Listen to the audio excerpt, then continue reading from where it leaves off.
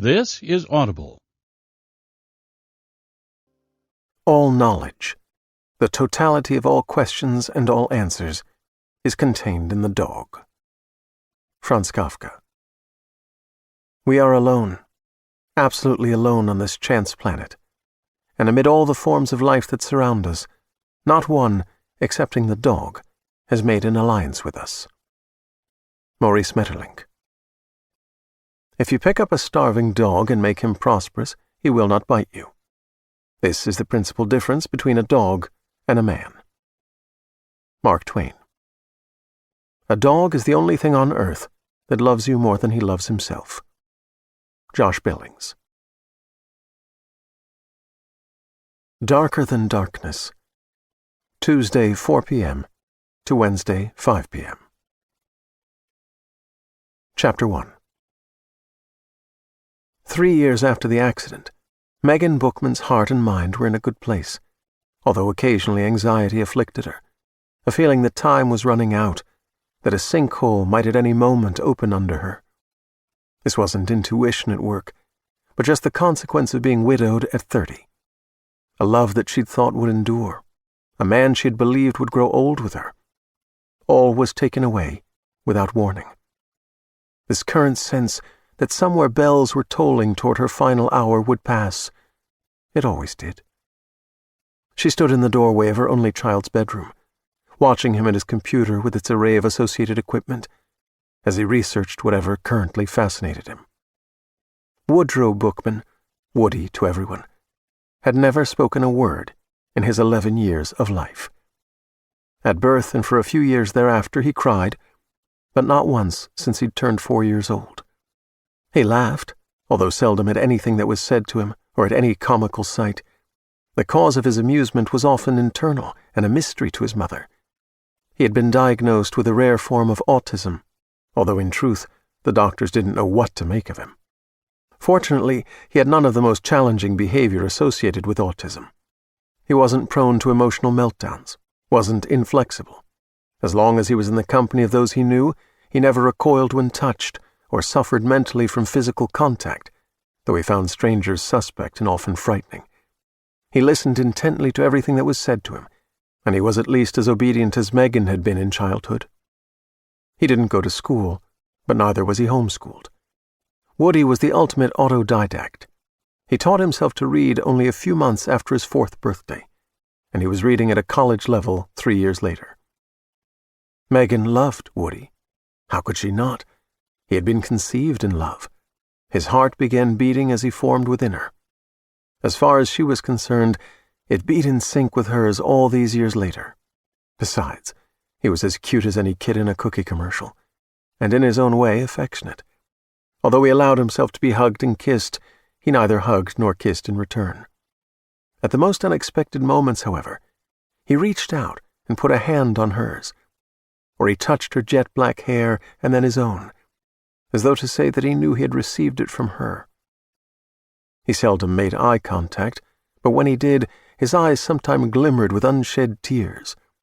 Lest she think that he might be sad on these occasions, he always favored her with a smile, almost a grin. When she asked if his tears were happy tears, he nodded yes. But he could not, or would not, explain what made him happy. The difficulties of communication meant they couldn't share their lives to the fullest extent that Megan desired, which was a persistent sadness. This kid had broken her heart 1,000 times, but with his sweetness, he had also healed it 1,000 times. She never wished that he were normal and not afflicted, for then he would have been a different boy. She loved him in spite of, in part because of, the challenging journey that they were taking together. Now, watching him from the doorway of his room, she said, "Is everything okay, Woody? Are you all right?" Although intently focused on his computer, his back to her, he raised his right arm full length, pointing at the ceiling with his index finger, a gesture that she had long ago learned was positive, and more or less meant, "I'm on the moon, Mom." "All right, then. It's 8 o'clock. Bed at 10. He made a whirling gesture with the raised index finger, and then his hand dropped back to the keyboard. Chapter 2. After saving the document that he'd titled The Son's Revenge, faithfully compiled evidence of monstrous evil, on which he'd been working for a long time. Woody Bookman, 11, switched off his computer and went into his ensuite bathroom and brushed his teeth with a battery-powered Sonicare toothbrush. He wasn't allowed to own a manually powered brush because he was an obsessive brusher who, left to his own devices, would scrub his teeth hard for 20 minutes. Over time, this habit would wear away his gums and require transplants.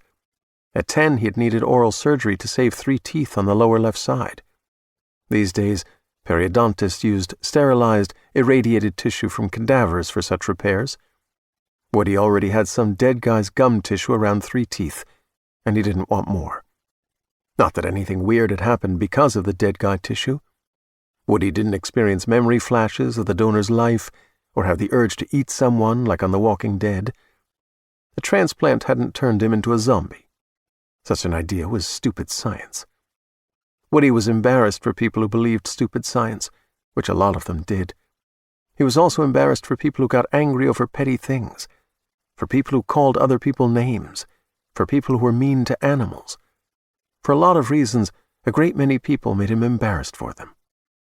He was embarrassed for himself, that he was a danger to his own teeth. The Sonicare had a 2-minute timer.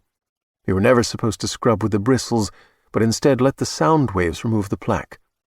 Without the timer, Woody's mouth would have been a graveyard's worth of gum tissue. He was also embarrassed because sometimes he thought about kissing a girl, an act that never crossed his mind until recently. Kissing seemed gross, yuck, swamping spit.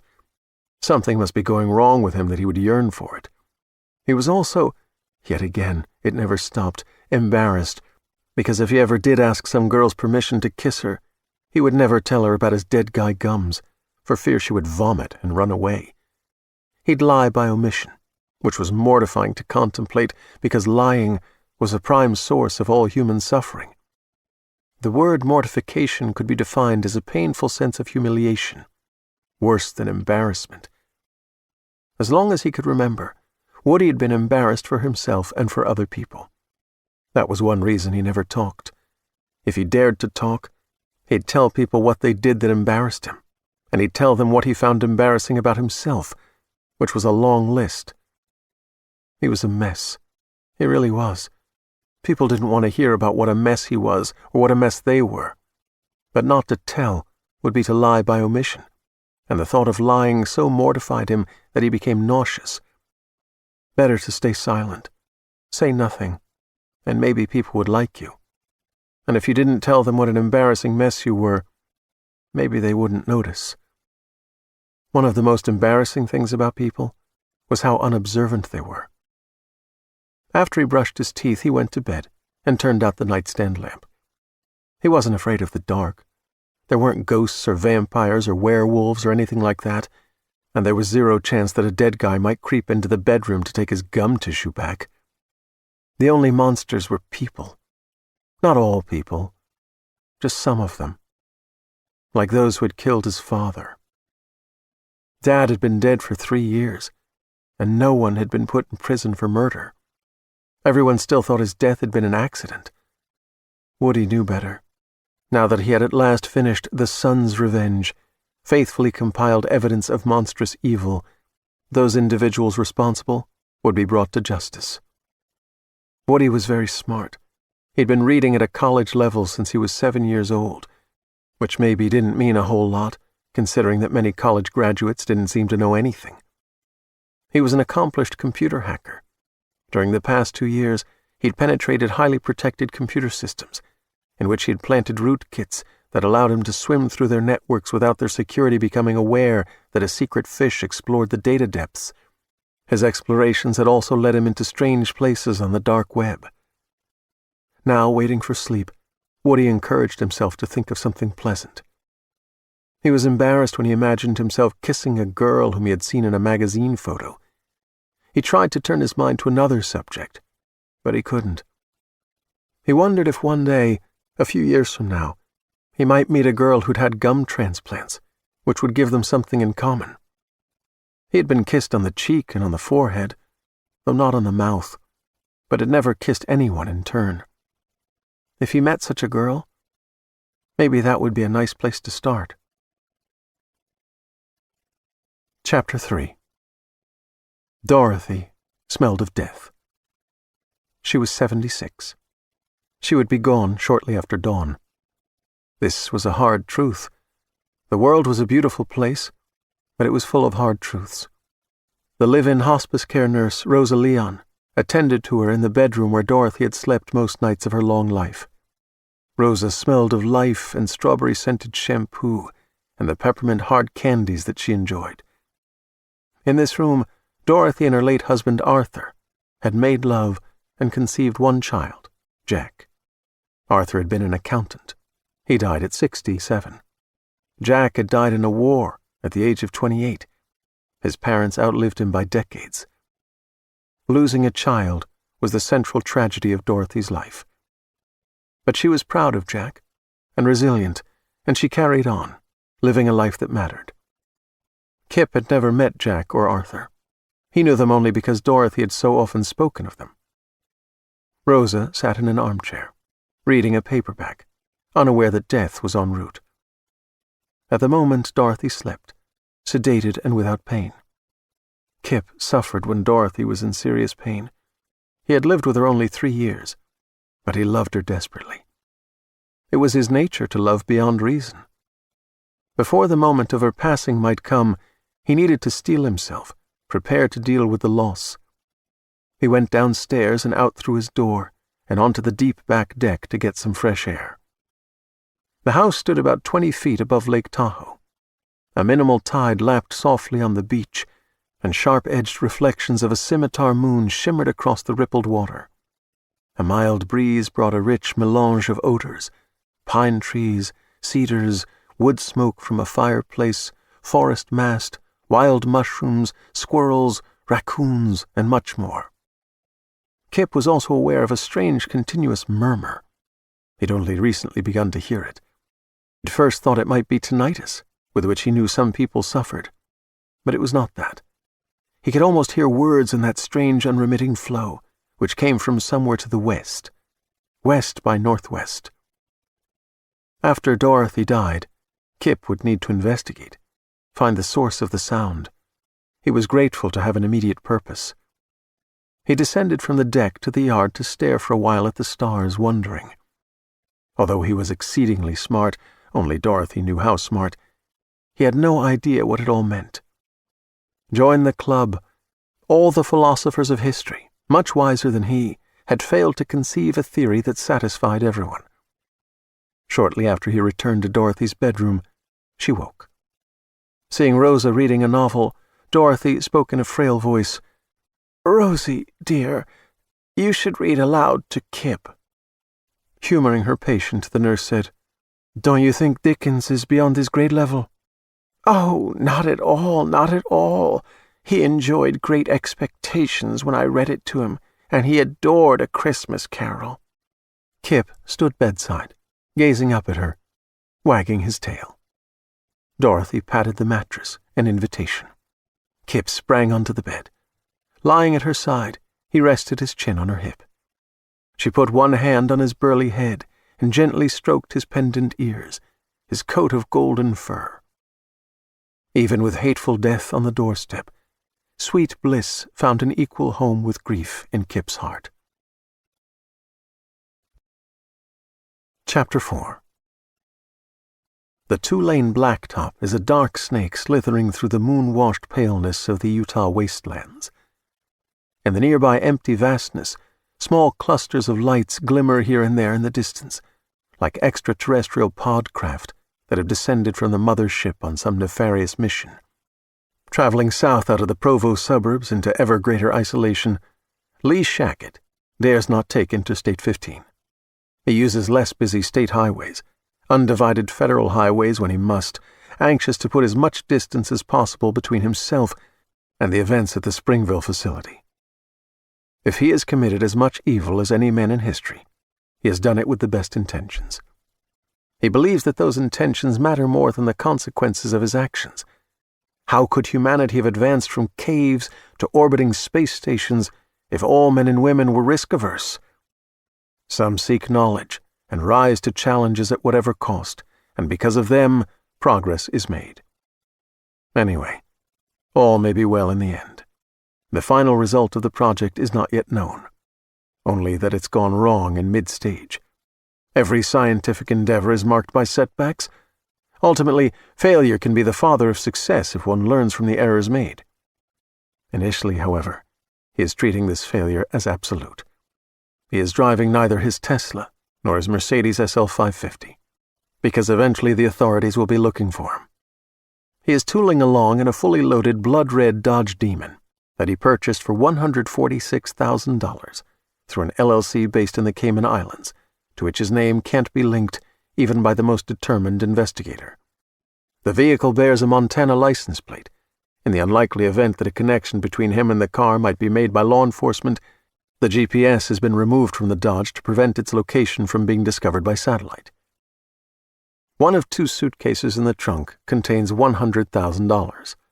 Another $300,000 in $100 bills can be accessed by disengaging 2 pressure latches on the back of the front passenger seat, revealing a secret compartment.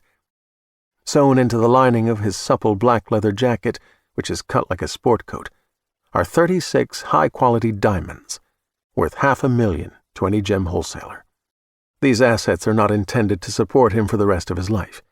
They are to be used to allow him to go to ground for a few months, until the furor over the Springville fiasco subsides, make his way out of the United States, and get safely to Costa Rica by an indirect route involving 5 countries and 3 identity changes.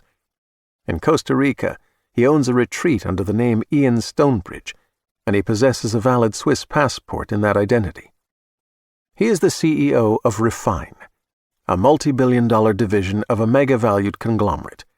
Few CEOs of multi-billion-dollar companies have the foresight to imagine a corporate crisis dire enough to require the preparation of a new identity, and the hiding away of sufficient capital overseas to sustain a high standard of living for decades to come. Shackett takes pride in the fact that he has been wise and discreet for a man so much younger than most other CEOs. He is 34, which isn't all that young for a guy in his position in an economic sector where companies have been founded by technology wizards who become billionaires in their 20s. He answers to Dorian Purcell, the chairman of the board of the parent company, who was a billionaire at 27 and is now 38, but Shackett himself is worth only $100 million. Dorian wanted the research at Springville to proceed at a breakneck pace. Shackett obliged, because were they to succeed in their primary project, stock options would make him a billionaire too, although probably not a multi-billionaire, while Dorian's $50 billion fortune would most likely double. The injustice of this unequal compensation causes Shackett to grind his teeth in his sleep. He often wakes with aching jaws. A mere billionaire is a nobody among the princes of high-tech. In spite of their pretensions to social equality, many of this crowd are among the most class-conscious elite bigots the world has ever known. Lee Shackett despises them almost as much as he wants to be one of them. If he has to go into hiding for the rest of his life, with only a measly $100 million to sustain himself, he will have a lot of free time in which to plot the ruination of Purcell, and little or no inclination to do anything else. From the start, Lee Shackett has understood that, should something go very wrong, he will have to take the fall. Dorian Purcell will forever remain untouchable, an icon of the high-tech revolution. Nevertheless, now that Shackett is having to pay that price, he feels deceived, tricked, bamboozled. Driving through the early night, he is racked by anger and by self-pity and anxiety, but also by what he believes to be grief, an emotion that is new to him. 92 Refine employees are in the locked-down high-security facility near Springville, prevented from communicating with the outside world in their final hours of life. He's as pissed off at them as at Dorian. One of those geniuses, or several, has done something careless that sealed their fate and put him in this untenable position. Yet some are his friends, to the extent that a CEO can allow himself friends among those he must supervise, and their suffering, as it should, distresses him. During the building of that complex, he'd taken pains to ensure that the module containing his office and those of his immediate support staff, 5 others, would go into airtight lockdown 90 seconds after all of the labs were hermetically sealed in a crisis. When the alarm sounded, he assured his staff that they were safe, that they should stay at their posts, and he quietly departed. He had no choice but to lie to them. The alarm didn't announce impending disaster, but an immediate one. They are as contaminated as the researchers in the labs. Shackett is likewise contaminated, but in mortal circumstances like these, he isn't capable of lying to himself as easily as he lied to them. Anyway, he's always been clever about eluding the consequences of his mistakes. Maybe his luck will hold through one last escape. He'll soon be hunted, the quarry of legitimate authorities, but also of Dorian's ruthless cleanup crew. He hopes, in what he believes is a spirit of mercy and sorrow, that all employees at Springville will perish before any can bear witness against him. Chapter 5. When Rosa Leon went downstairs to make a sandwich for herself, Kipp was alone with Dorothy. The lamplight was low, the shadows as smooth as still water, the stately pine beyond the window silvered with moonlight. She said, "I have arranged with Rosa that you will be with her when I've gone. She'll take good care of you." By way of acknowledgement, Kipp thumped his tail 3 times on the mattress. 3 meant, "Yes, all right." 1 thump meant, "No," or "That feels wrong." In truth, his destiny would take him elsewhere than with Rosa. No need, however, to distress Dorothy. "Short stuff, you have been a gift of no less value to me than my son Jack or dear sweet Arthur." Kipp raised his head from his mistress's hip to lick her pale hand, with which she so often smoothed his coat and fed him treats. "I wish together we might have found a way to solve the mystery of your origins." With a long sigh, Kipp expressed agreement. "But in the end, our origins are all the same, born in the heart that shaped all that is." Kipp yearned to say so much to her while time remained. Although his intelligence had somehow been enhanced to a human level, he lacked the vocal apparatus for speech. He could make many sounds, but none were words. She had devised a clever method of communication, but it was in a ground-floor room, and she lacked the strength to go downstairs. It didn't matter. Everything he wanted to say to her had been said before. "I love you. I will miss you terribly. I will never forget you." "Dear child," she said, "let me look into your eyes." He adjusted himself, laid his head upon her breast, and met her loving gaze. "Your eyes and heart are as golden as your breed, dear Kipp." Her eyes were blue and clear and deep. Chapter 6.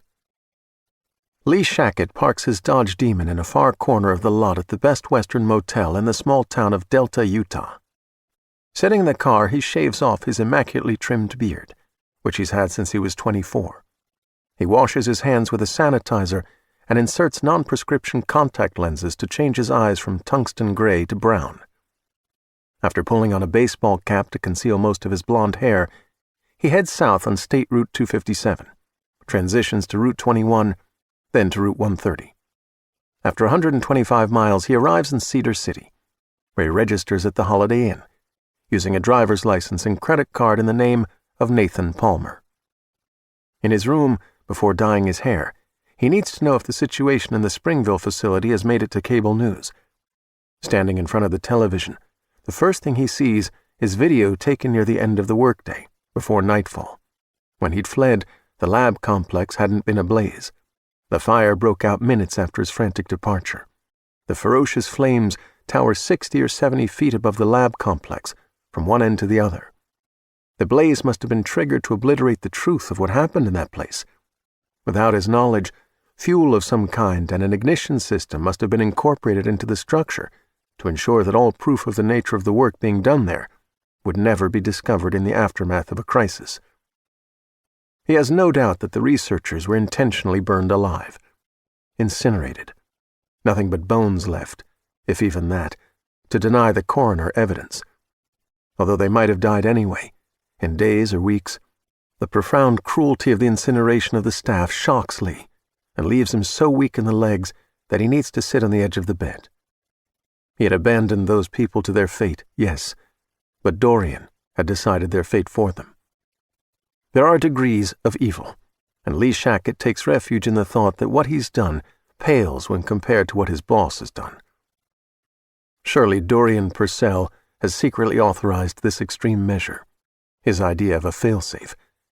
Dorian fancies himself a visionary, as does nearly everyone in the press who writes about him, and a true visionary knows that progress requires sacrifices, that what matters is not the short-term cost in lives and treasure, but the great benefit to humanity that will be achieved in the long term. To justify murdering tens of millions, Stalin is reputed to have said, "A single death is a tragedy. 1,000,000 deaths is a statistic." By comparison, 92 deaths might be, to Dorian, nothing more than a mere footnote to the great enterprise that has been undertaken at refined Springville Laboratories and will be relaunched elsewhere a year from now. On the TV, a news anchor solemnly reports that the research being conducted at the facility involved seeking a revolutionary cure for cancer. This is a ridiculous lie, but the newsreader no doubt believes it.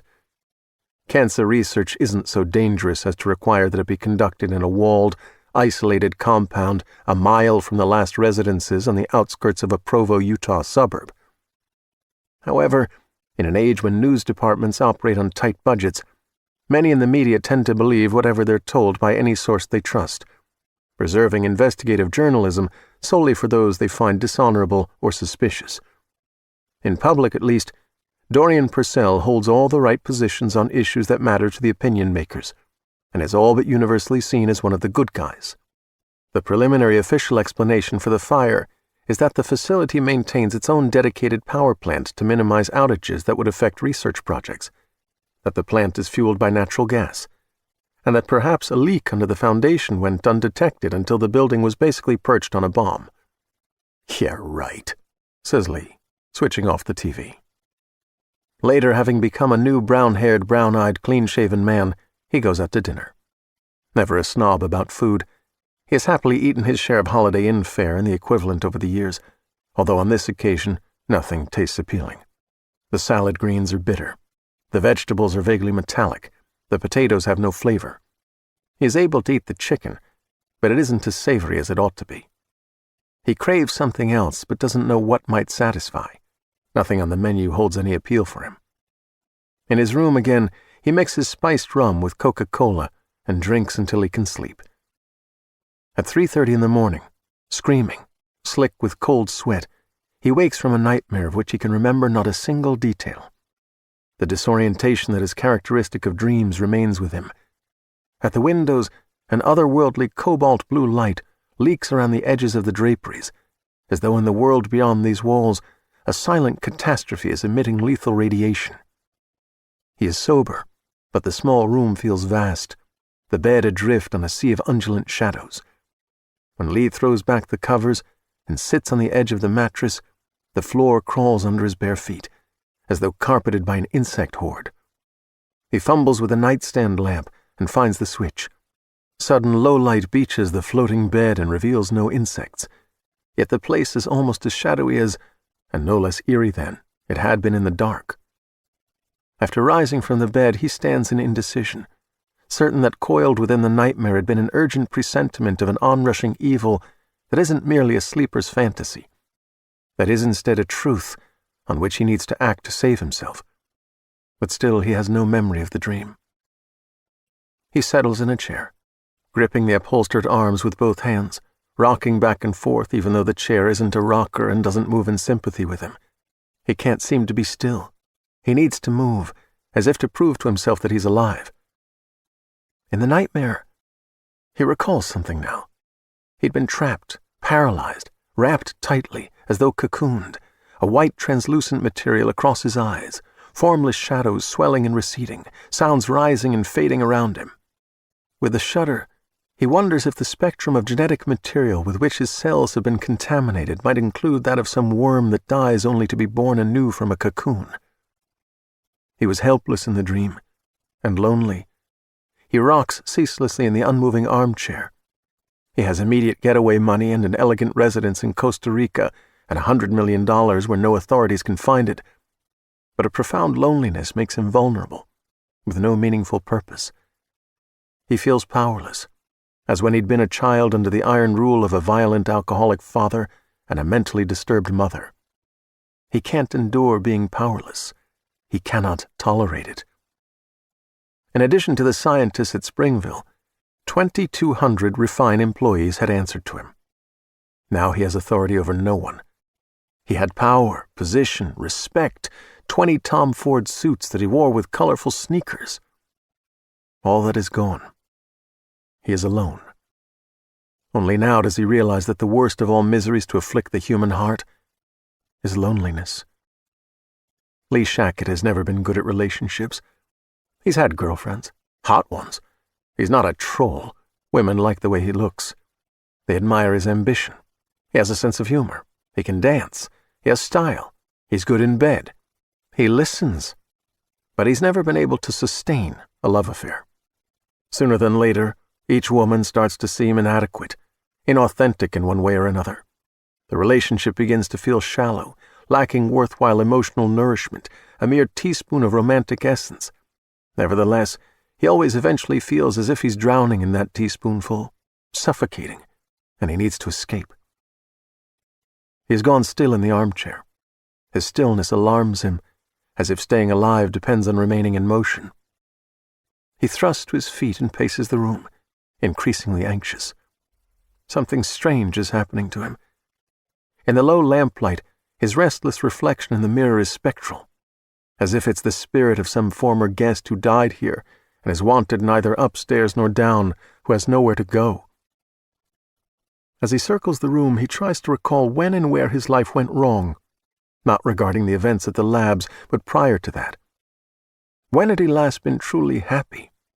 It seems important that he remember. When had his future been most promising? Although Lee has achieved great success with Dorian Purcell, each promotion comes with such a significant increase in stress that in spite of making a fortune, he can't honestly say he's been happier during these years than before. Even prior to Purcell, Lee hadn't always been in high spirits, but his prospects for happiness had been greater then. He'd had hope in those days. The options open to him had seemed infinite, whereas now he has few, perhaps only one. And he is alone. No one to listen. No one to understand. No one to care. No one who must answer to him. The turning point, the motive force that changed Lee's life, is Jason Bookman, a friend since college. Initially, Jason's career soared, while Lee's labored along. Then Jason brought him into Dorian Purcell's inner circle. As he paces, his reflection in the closet door mirror disturbs him. His face. Something strange is happening to his face. Something is wrong with it. He hurries into the bathroom, where the light is better. His eyes are brown, hair brown, beard gone. Maybe others won't recognize him, but he knows himself. His mud-brown glower is unimpressive when compared to the piercing tungsten-gray stare with which he had cowed so many junior executives. Otherwise, he looks all right. But he doesn't feel all right. His face is as stiff as a mask. He works his facial muscles, yawning, puckering, grimacing. With his fingertips, he massages his chin and cheeks and brow, pinches his nose, pulls on his lips, searching for some wrongness. Finally, he decides that the stiffness is merely a consequence of anxiety. His body, too, is tight with apprehension. Jason Bookman changed Lee's life, which led to his current disastrous circumstances. However, the worst thing Jason did wasn't bringing him into Purcell's orbit. Worse, Jason married Megan. Gazing at himself in the bathroom mirror, Lee has an epiphany. Jason was so far-seeing, so aware of the long-term risks of working for a power-mad narcissist like Dorian Purcell that he brought Lee into the company to serve as a fall guy, a role that otherwise might have gone to Jason. Why hasn't this been clear till now? Is he being unfair? Paranoid? No. What once seemed like an act of friendship is abruptly, belatedly revealed as a Machiavellian maneuver. It wasn't enough that Jason stole Megan from Lee. He also schemed to set up Lee to take the blame if things went wrong at Refine. Lee remembers the warmth of Megan's kiss, Megan Grassley, now Megan Bookman. Almost 14 years ago, they dated for 2 or 3 months. He'd never gotten more than a kiss from her. He was used to easy girls, and she insisted on commitment before sex. He decided to teach her a lesson by taking a break from her and going out with a hottie named Clarissa, so Megan would understand that servicing a man's needs was the best way to gain his commitment. But after a month, Jason began dating Megan. Eventually they married. At the time, Lee hadn't blamed Jason for poaching. He was magnanimous. He wished the couple well and counseled himself that his friend would regret hooking up with such a frigid bitch. Evidently, however, Megan had no problem giving it up for Jason.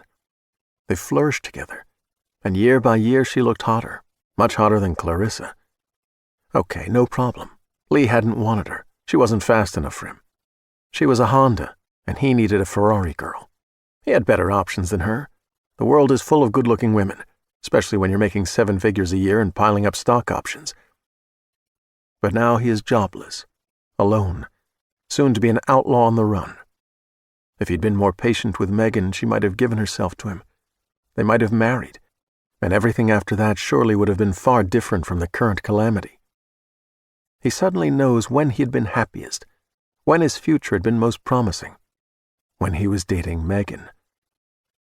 Meeting his eyes in the mirror, he realizes that nothing is wrong with his face. The problem, if it is a problem, exists behind his face. Something is happening to his mind. There's a fever in his brain. If he purchased a thermometer, his temperature would prove to be normal. He has no doubt that it would be 98.6 precisely. However, there's a fever of excitement in his brain. Agitation, fermentation, effervescence. This isn't necessarily a bad thing. He's exhilarated, electrified, galvanized. He knows what he must do. He can't travel back in time 14 years and marry Megan, but he can go to her in California, where she lives now. She's a widow. 3 years a widow. She'll be easier now than she was when they were younger, ready for a new life, for the right life, the one that they would have had together if Jason Bookman hadn't come along. Lee will take her with him to Costa Rica. The boy, too, if she really wants to bother with a mentally disabled mute. Hot Megan and steamy Costa Rica. This prospect stimulates Lee, inflames him. He can be happy again, with a fine future that holds great promise. In the bathroom mirror, the reflection speaks to him, though it's not his image any longer, but somehow that of Jason Bookman, the poaching Machiavellian betrayer of friends. "You're infected," Jason declares. "They're swarming inside you. Something's going wrong with your mind." "Liar," Lee replies. "You just don't want me to get in her pants." He snatches up the pint of spiced rum and throws it. The shattering bottle fractures the mirror, instantly beheading and dismembering Jason Bookman. Daggers and dirks and stilettos and scimitars of glass spilling out of the frame, slashing down upon the sink and the faux marble encircling it, ringing like the silvery bells of some demonic fairy church.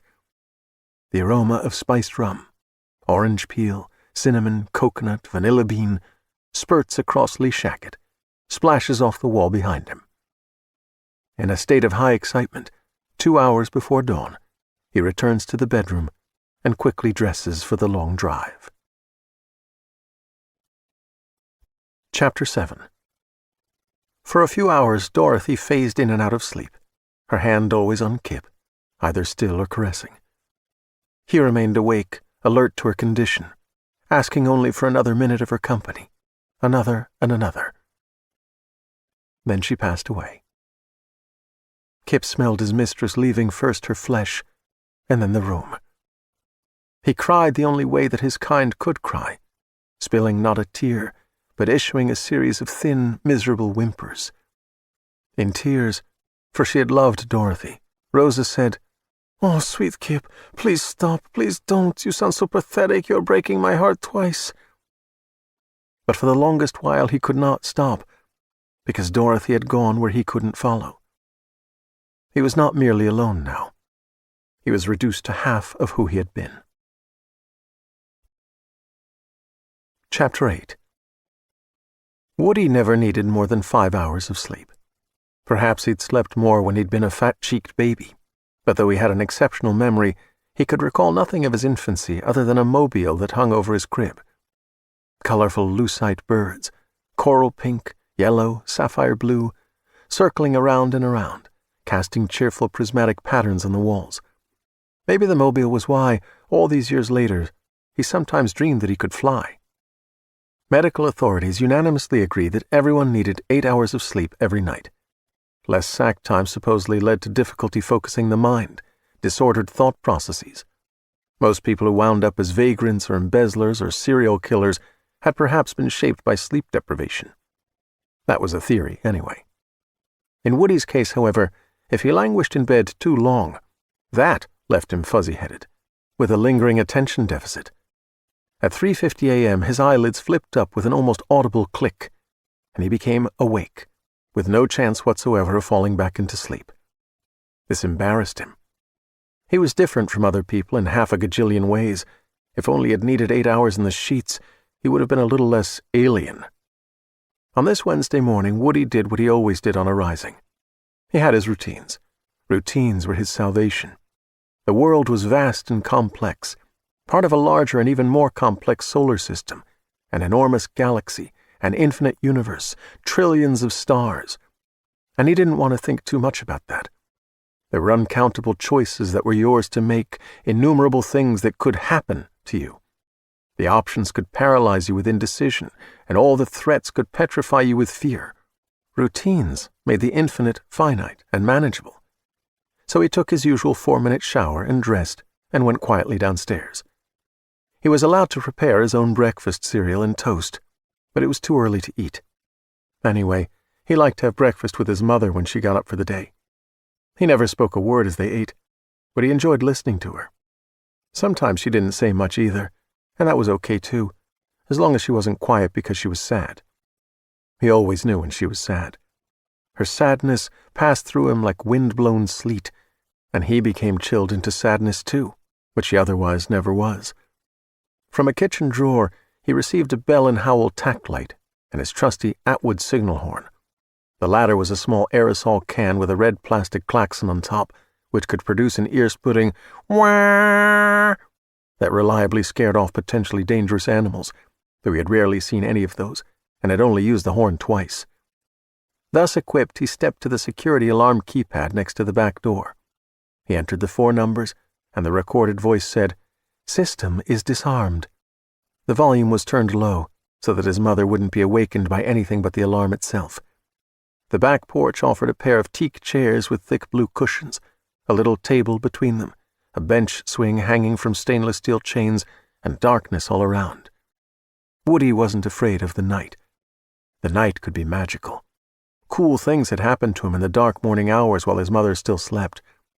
Once he'd seen a fat opossum waddling across the lawn, trailed by her babies, all their tiny lantern eyes shining with curiosity when they saw him. He had seen foxes and countless rabbits and families of deer. The only thing he'd needed to scare away with a long blast of the horn had been raccoons that approached him hissing and baring their teeth. His faithful obedience had earned him the right to sit on the porch at night as long as he was careful to leave the door unlocked to facilitate a quick retreat. He wasn't permitted to venture into the yard alone. It was a deep yard, almost 3 acres, and at the farther end waited the forest. Animals more dangerous than mean raccoons lived in the forest. Mother Nature wasn't really motherly. Mom said nature was more like a bipolar aunt who treated you kindly most of the time, but now and then could be a real witch, conjuring killer storms and vicious animals, like big toothy mountain lions that, if given a menu, would always order tender children. He sat on the porch steps. His mother expected that he would sit in one of the chairs or on the swing or stand at the railing. But the steps put him closer to the action, if there should be any action, and he was still living by the rules, the primary one of which was that he should not go into the yard. The tack light lay beside him, unused, and he kept the air horn in his right hand. The moon floated in the west, not yet behind those mountains, as radiant as some exotic jellyfish in the sea of space, and the sky twinkled with more stars than Woody could count in a lifetime. After his father's death, murder, they moved from a busy town in Silicon Valley, which his mother said was more of a concept than it was a real place. and they came here to the outskirts of the community of Pine Haven, in Pine Haven County, where no city light pollution dimmed the stars. Woody was on the steps not more than 10 minutes when the 3 deer materialized out of the darkness. A buck bearing a magnificent rack of antlers, a doe, and a fawn that was maybe 5 months old and still wore a spotted coat. He'd lose his spots in winter as he finished growing into an adult. Deer didn't always travel in families, often in small herds and equally often alone, but the previous year a family like this had visited almost nightly for 3 months, drawn by the sweet grass of the lawn. Woody had come to know them, quartered apples for them, and put the fruit on the porch steps and retreated to a chair.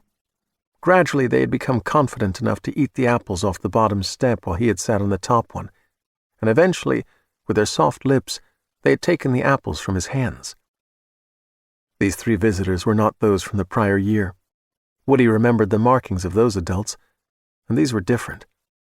The deer were aware of him, and they were cautious, remaining at a distance as they grazed, their shadowy forms vaguely patinaed with moonlight.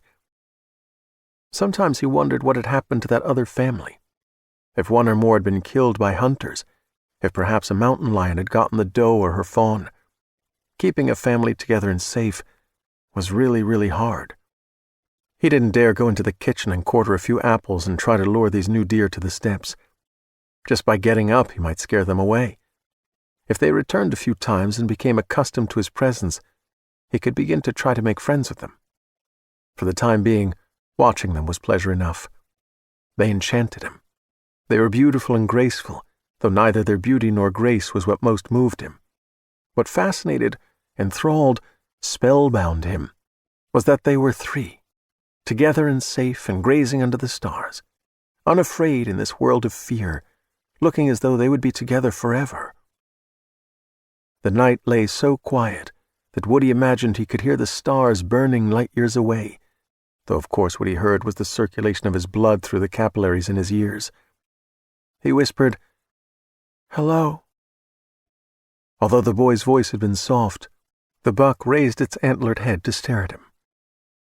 They regarded each other for a long moment, and then Woody whispered, "I love you," because the deer couldn't spoil the moment with the wrong words, and because the gulf between their species ensured that neither of them could embarrass himself or the other. Chapter 9. Megan Bookman was awakened by the voice of the security system when Woody entered the disarming code. The volume was low through most of the house, so that he would not worry about waking her, but louder here in the master suite to ensure that she would always know when he had gone to the back porch. She got out of bed and eased through the gloom to the Crestron unit embedded in the wall. The screen brightened when she touched it, and she selected the word Cameras from the menu. 14 two-camera modules were installed at points around the exterior of the house, one camera that could record either by daylight or outdoor lamps, and the other gathering infrared images, when as now there was neither sun nor landscape lighting. The system translated the red images into wavelengths that were nearest 555 nanometers, the green part of the spectrum to which the human eye was most sensitive. Nevertheless, the video offered little detail. Although she could see Woody sitting on the top step, gazing out at the backyard and the forest beyond, he was a pale green form among shadows of various shades of green, as if he might be a forest spirit, drawn by curiosity to this human habitat. He would have his Atwood signal horn and tack light. He never forgot those things. At the first suggestion of a threat, he would use the horn and bolt into the house. Megan had no concern that Woody might fail to recognize a threat. He feared strangers and anything with which his routine had not familiarized him. Pine Haven wasn't a hotbed of crime. Even the national drug epidemic had thus far not seriously sickened this quiet backwater. Their property was just beyond the limits of the town in which she had been born and raised, and she had come to feel safe here. Leaving Woody alone on the back porch wasn't ideal, but he was 11, and he cherished what independence his condition allowed him. She couldn't be at his side around the clock, and it wouldn't be good for either of them if she kept him close with a tether of fear as inhibiting as a leash. She returned to bed, where she would most likely need half an hour to go back to sleep. A small gun safe was attached to the bed rail. On retiring each night, she opened it for access to the weapon. On rising for the day, she'd lock it again. The pistol was a 9mm Heckler & Koch USP with a 10-round magazine. She had bought the gun a week after Jason died. She had taken shooting lessons from a former police officer who ran a self-defense school. 3 years later, she continued to practice regularly. Lying awake in the dark, she wondered if she really felt as safe as she claimed to be. Chapter 10. As far as Lee Shackett is concerned, Southwest Utah sucks. 60 miles of austere moonlit scenery on State Route 56 from Cedar City to the state line. As far from a Starbucks or a good sushi restaurant as anywhere on the planet. But he still believes it's necessary to travel by tertiary routes that are less policed than the interstates. Compared to southeast Nevada, however, Utah is a lush paradise. Toured via a series of 2-lane back roads, Lincoln and Nye counties proved to be a hellish wasteland over which a fierce sun now rises like an omen of an impending thermonuclear holocaust. From the sleepy whistle stop called Caliente to the nowhereburg of Rachel, he races through 87 miles of Nevada nothing. The next town lies beyond another 54 miles of desolate land and lonely blacktop, a stretch of harakiri pavement on which rattlesnakes, bored and despairing, slither and lie waiting for the wheels of fate that will release them from the tedium of desert life. Miles in the distance, to either side of the highway, fester settlements with names like Hico and Ash Springs, served by state and county roads, and others like Tempute and Adhaven that can be reached only on unpaved tracks. At 6:50 a.m., he stops to fill the fuel tank at a combination service station and convenience store that, with a house behind it, stands alone at a crossroads a few miles short of Warm Springs. The gasoline at the two pumps is an overpriced brand he's never heard of, and the building housing the store is fissured pale yellow stucco with a blue ceramic tile roof. With his old life in ruins behind him, and his new life with Megan still far away in California, Shackett has been in a foul mood since leaving Cedar City. Mile by mile, the arid Mojave leaches out of him what little human kindness has not been drained away by the endless injustices he has suffered. The gas pumps aren't as old as the fossil fuel they provide, but they aren't of a generation that reads credit cards.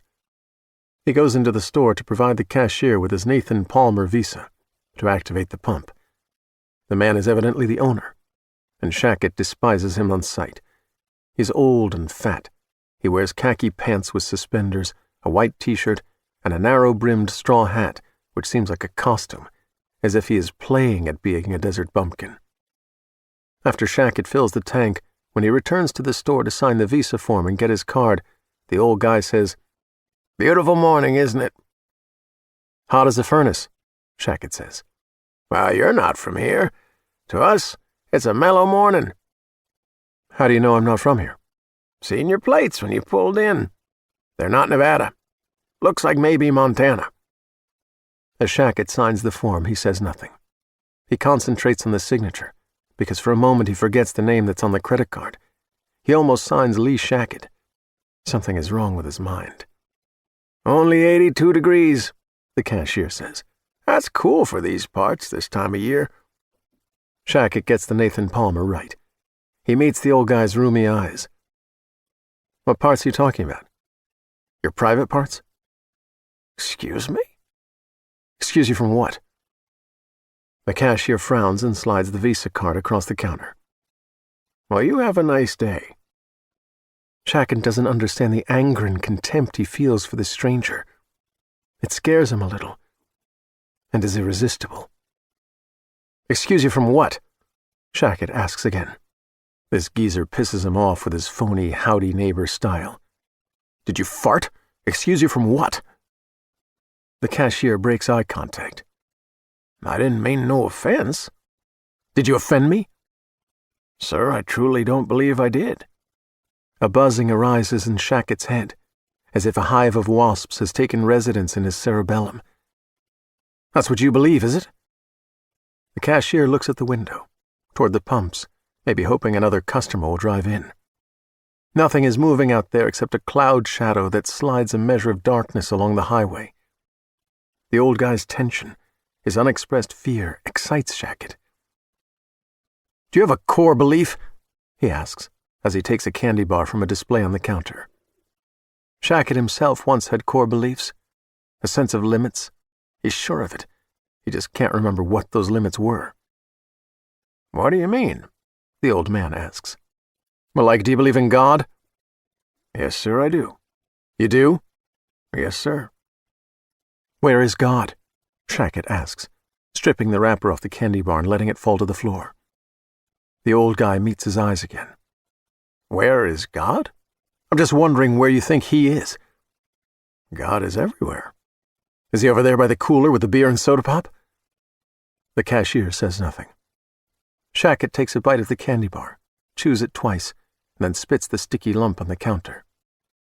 This thing tastes like shit. It's a decade past the expiration date. What's your God think of you selling shit like this? Doesn't he notice? Where is he? Is God maybe back there by the potato chips and Doritos? The cashier looks down at the credit card processor. I run your card. It's electronic. Over the phone is how it works. The number and name. They're out there at Visa already, the purchase. He's telling Shackett that if something mortal happens here, there's proof that Nathan Palmer stopped for gas around the time that it all went down. But of course, Shackett is not Nathan Palmer. The angry buzzing in his head grows angrier. He needs to do something to stop the buzzing. He knows what he needs to do. He takes another bite of the candy bar and chews once and spits it on the counter. Is God over there by the magazines? You have some dirty magazines over there, don't you? Some skin magazines? A tremor has arisen at one corner of the fat old guy's mouth, which further excites Shackett. Yet the trembling reminds him of his grandfather, a kind man who had a tremor. Something that might be pity for the cashier overcomes him. It passes quickly. You're not much of a conversationalist, are you? You say it's a beautiful morning. Then you have nowhere to go after that. Shackett throws the remainder of the candy bar at the old man, and it sticks to the white t-shirt. Shackett isn't Nathan Palmer, but he needs to use the Palmer driver's license and credit card for a while yet. If he'd paid cash, he could do what he needs to do to stop the buzzing. You're a lucky son of a bitch, aren't you? The old man does not reply.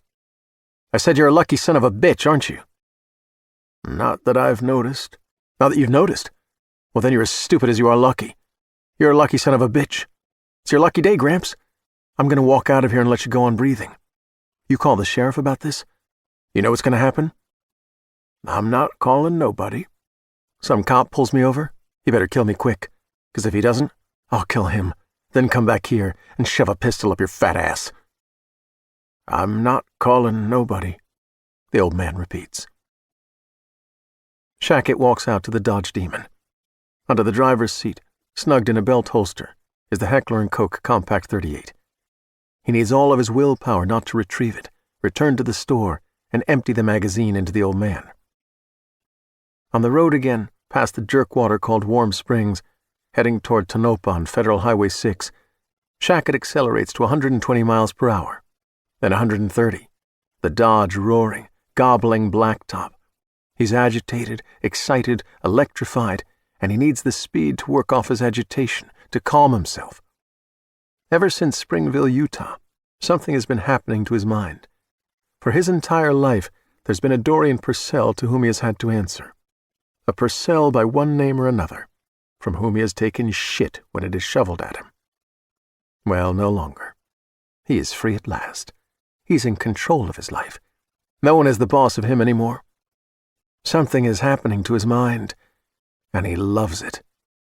35 miles from Warm Springs, about 10 miles short of Tonopah, the buzzing in his head stops, and he's able to slow down. The state line is maybe 90 miles away. He will soon be in California, on his way to lovely Megan. He's hungry. Nothing had tasted good at dinner the previous evening. He had skipped breakfast. The candy bar really had tasted like shit. He's exceedingly hungry. Ravenous. He'll stop to eat as soon as he's in California. He doesn't know what he wants to eat. Nothing he can think of makes his mouth water. He'll figure it out when he gets there.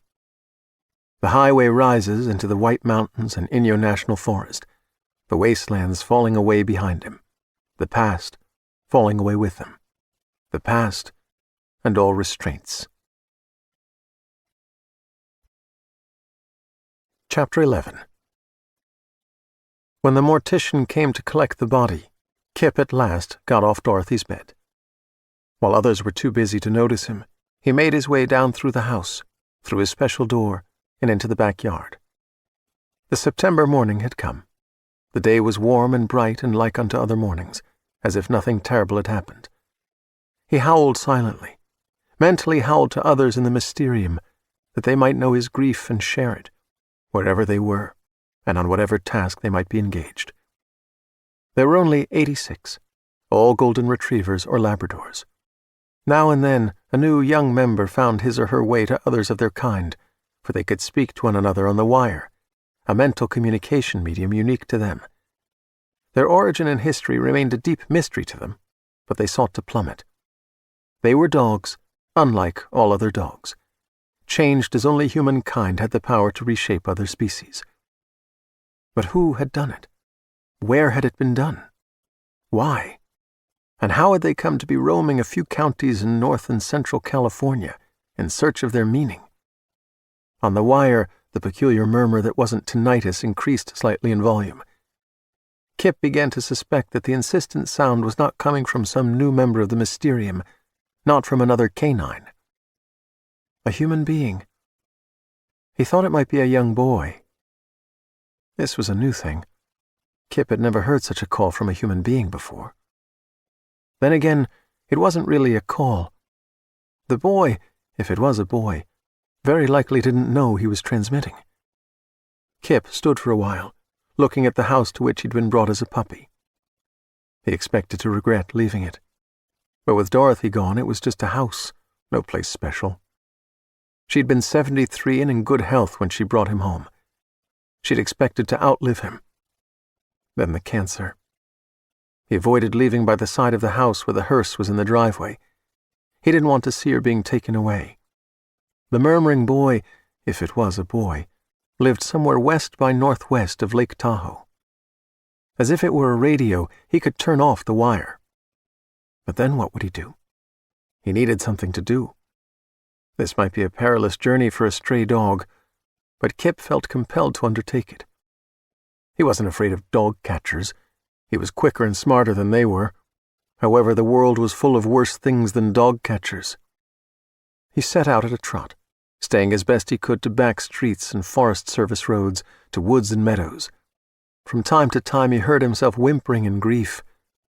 Love was the best thing when you had it, and the most terrible thing when it was taken away from you. Chapter 12. Wednesday afternoon, Megan Bookman was in her ground-floor studio, listening to a Beethoven sonata, Pathétique, while working on a painting. The big windows provided good northern light. The room smelled of turpentine and stand oil and paint, a fragrance as lovely to her as was that of roses. She'd been painting most of her life, and had been selling her work since the year she graduated college. The glorious decade with Jason and the special needs of Woody had slowed her production, but she never stopped refining her intentions and techniques. When she lost Jason and faced the prospect of raising Woody alone, painting became the slow but sure curative for grief, as well as the means by which she gained the confidence to face the future unafraid. After a year of widowhood and long, exhilarating hours in her studio, she had landed representation by a major gallery, with outlets in New York, Boston, Seattle, and Los Angeles. Her approach was a rejection of fashion art from Picasso to Kandinsky to Warhol, and an embrace of realism. Her subjects were from the world around her, rendered with meticulous fidelity, yet with a quirky sense of composition and a regard for the complexities of light that suggested something magical, even supernatural, about even the most mundane scenes.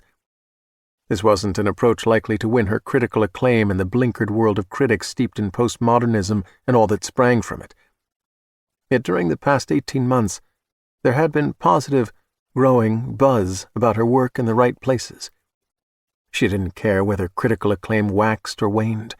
She painted to satisfy herself. Her first life had ended with the death of Jason, and she was profoundly grateful to have discovered that there was life after life. Her art and her child were graces enough for her. Whatever else the future might bring would be a lagniappe. Because she closely guarded her smartphone number, She also had a landline for the house. The studio extension stood on a table near her easel. When it rang, the caller's number meant nothing to her, but she put down her brush, swiveled on the stool, and answered it. "Hello? Megan? Megan Bookman?" "Speaking." "This is Lee Shackett." She didn't know quite what to say. Though her high spirits sank slightly. "Lee, how have you been?" "Terrific. I've been terrific." He sounded a little manic. "No complaints, none at all. How have you been?" She'd dated him briefly, before she met Jason, but there was no chemistry between them, no intimacy. He was cute, earnest, he was amusing at times, in the hyperbolic style of the late comedian Robin Williams. He was hard-working, with big dreams that were charmingly naive rather than pretentious.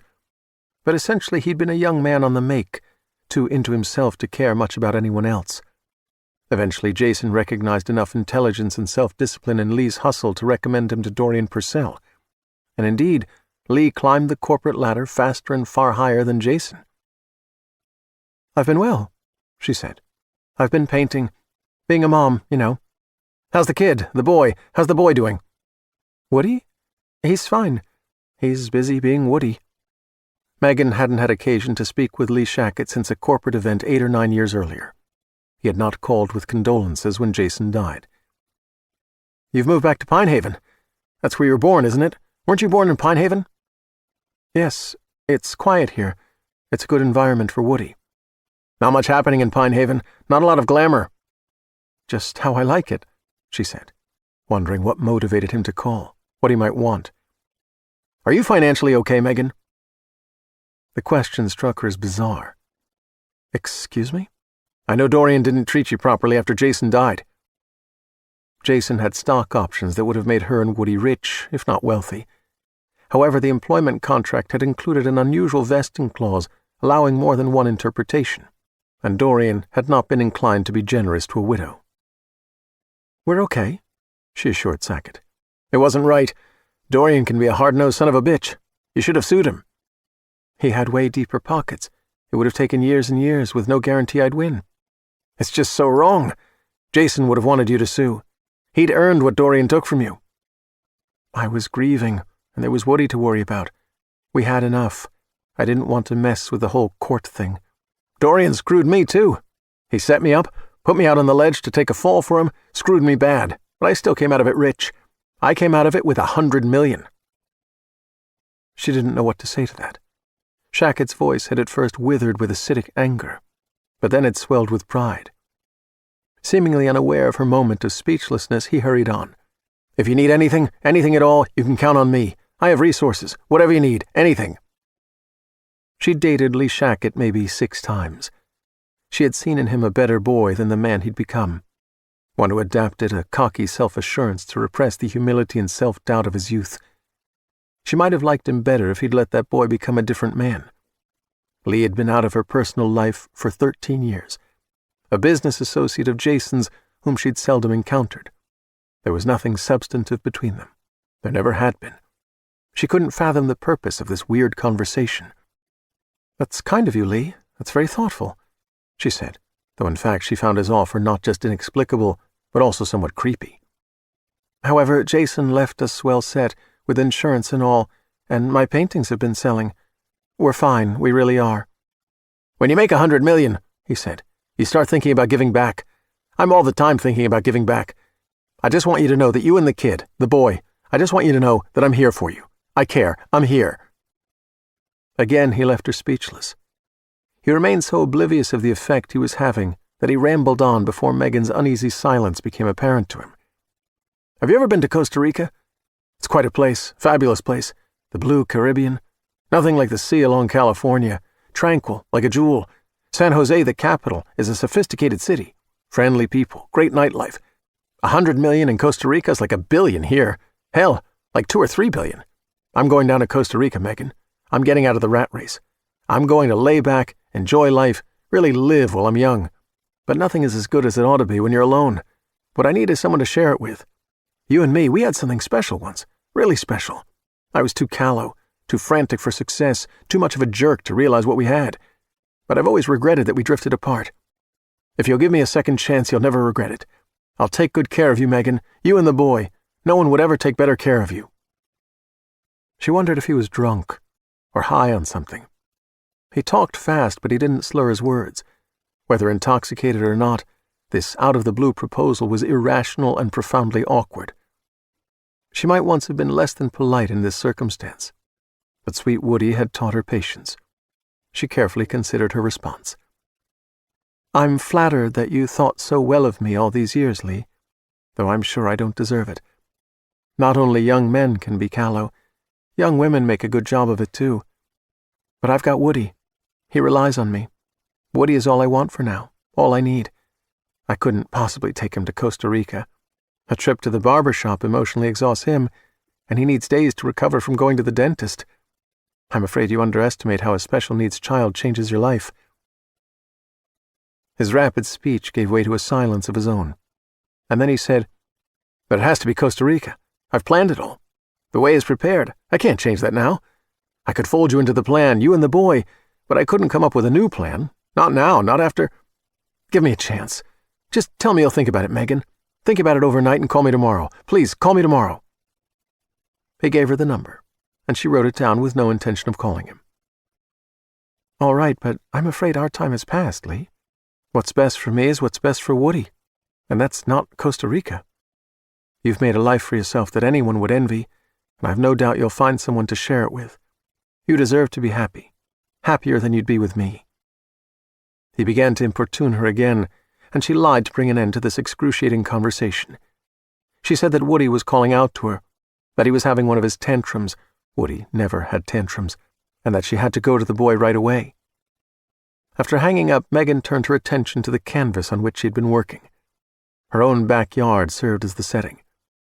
The hour of the scene, perhaps 4 o'clock in the morning. Only the moon to illuminate the moment. This eerie luminosity was a metaphor for the light at the heart of the world, the unseen light in all things.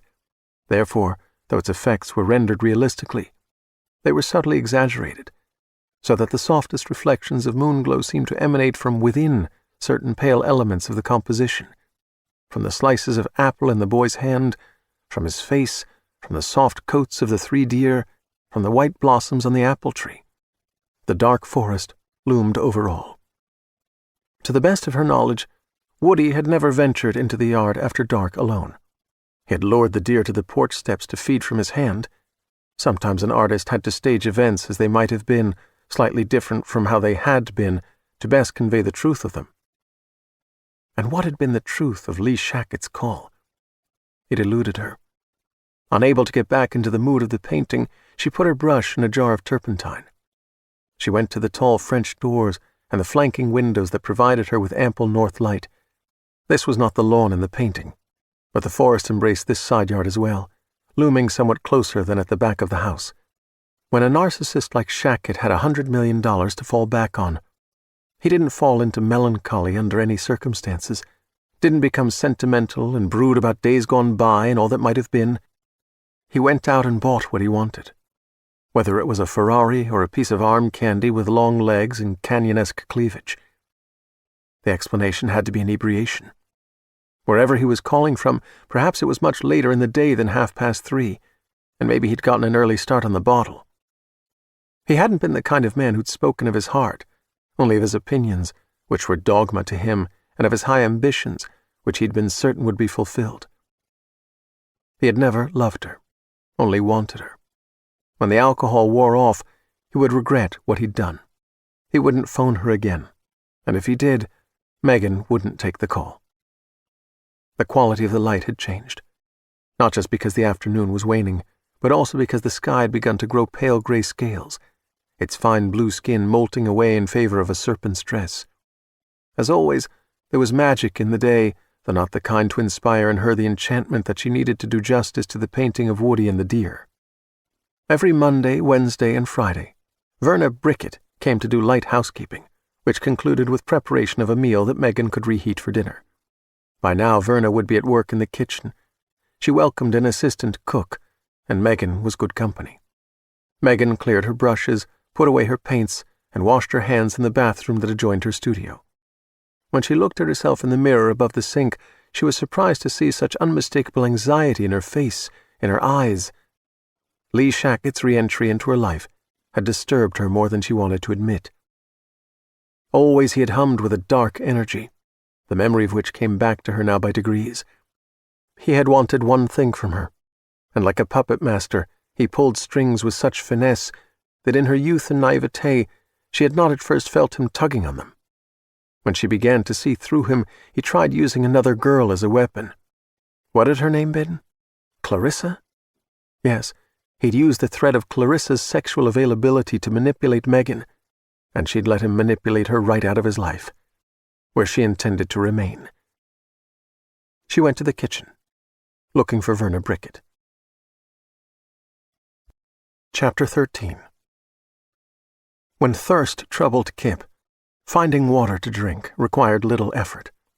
Lake Tahoe was among the deepest and purest lakes in the world, and drinking from the streams that fed it involved no serious risks. The water was cool and clean. He paused in his drinking to watch tonsorial fish, their fins wimpling as they swam through the sun-pierced pools in which the descending stream periodically gathered itself. Hunger proved a greater problem. As a canine, he was a hunter by nature, but he'd never actually hunted, except when Dorothy had played hide the ball and he'd been tasked with finding it. He'd found the ball 1,000 times, but he'd never eaten it. The meadows were full of rabbits nibbling grass in the sun. When they spotted Kipp, most of them either tensed and froze and pretended invisibility or raced away in terror. A few rabbits regarded him warily, then continued eating as though they perceived his weakness. Kipp was physically strong, 70 pounds of muscle and bone. He was mentally strong, too. But emotionally, compassion remained at odds with instinct. Nature's way was for the sharp of teeth to feed on those whose teeth were blunt, for the strong to rule the weak. But he was a dog with the high-order intelligence of a human being, neither canine nor human. Intelligence gave rise to culture, culture to ethics. Although he was in the form of a dog, he was in spirit both a dog and a human being. This had been done to him before his birth. He had been as a child to Dorothy. His culture and ethics were hers, were human. Some human beings could kill their own kind in anger, for gain, and even just for the thrill of it. Neither Dorothy nor Kipp were that decadent. Most human beings could kill in self-defense, and so could Kipp, child of Dorothy. But rabbits were no threat to him. Neither were squirrels or field mice. He passed through meadows and woodlets alive with lunch and dinner, and his hunger grew. It would seem that, starving, he could kill anything blunt of teeth to save himself. After all, rabbits and squirrels were neither canine nor human. They were not his kind. Nature meant for him to have them as he needed. They were prey. This was where, in his present circumstances, the blessing of human-level intelligence became almost a curse. He knew compassion, mercy, pity. Those are burdensome qualities. Compassion, mercy, pity. At moments like this, smell became a philosophical issue. The sense of smell was central to a dog's life, as much as 20,000 times greater than that of a human being. His nose had 44 muscles, as compared to 4 in the human nose. His sense of smell alone brought him more information than all 5 human senses combined. In this case, too much information. Among the lower animals, every creature found joy in the fact of living. Kipp could smell their abiding joy as pungently as he could detect the odor of their droppings, musk, breath, and warm blood. Compassion and mercy and pity versus the survival instinct. Human beings resolved the problem, sort of, by putting distance between themselves and the source of some of their life-sustaining fare by establishing slaughterhouses and the profession of butcher. Kipp had no credit card to pay a butcher. This moment in which he found himself was called a crisis of conscience. His hunger grew. Being entirely in the form of a dog, and half a dog in spirit, he didn't drive forward relentlessly toward the boy whom he'd set out to find, or toward the satisfaction of his appetite. He was distracted by a dog's need to frolic. A small swarm of butterflies captured his imagination.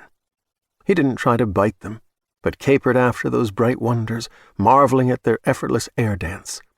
Perhaps a half-mile later, a foil balloon, partly deflated but still buoyant with helium, floated over a field he was crossing. The word "happy" was clearly printed on it in red. He gave chase.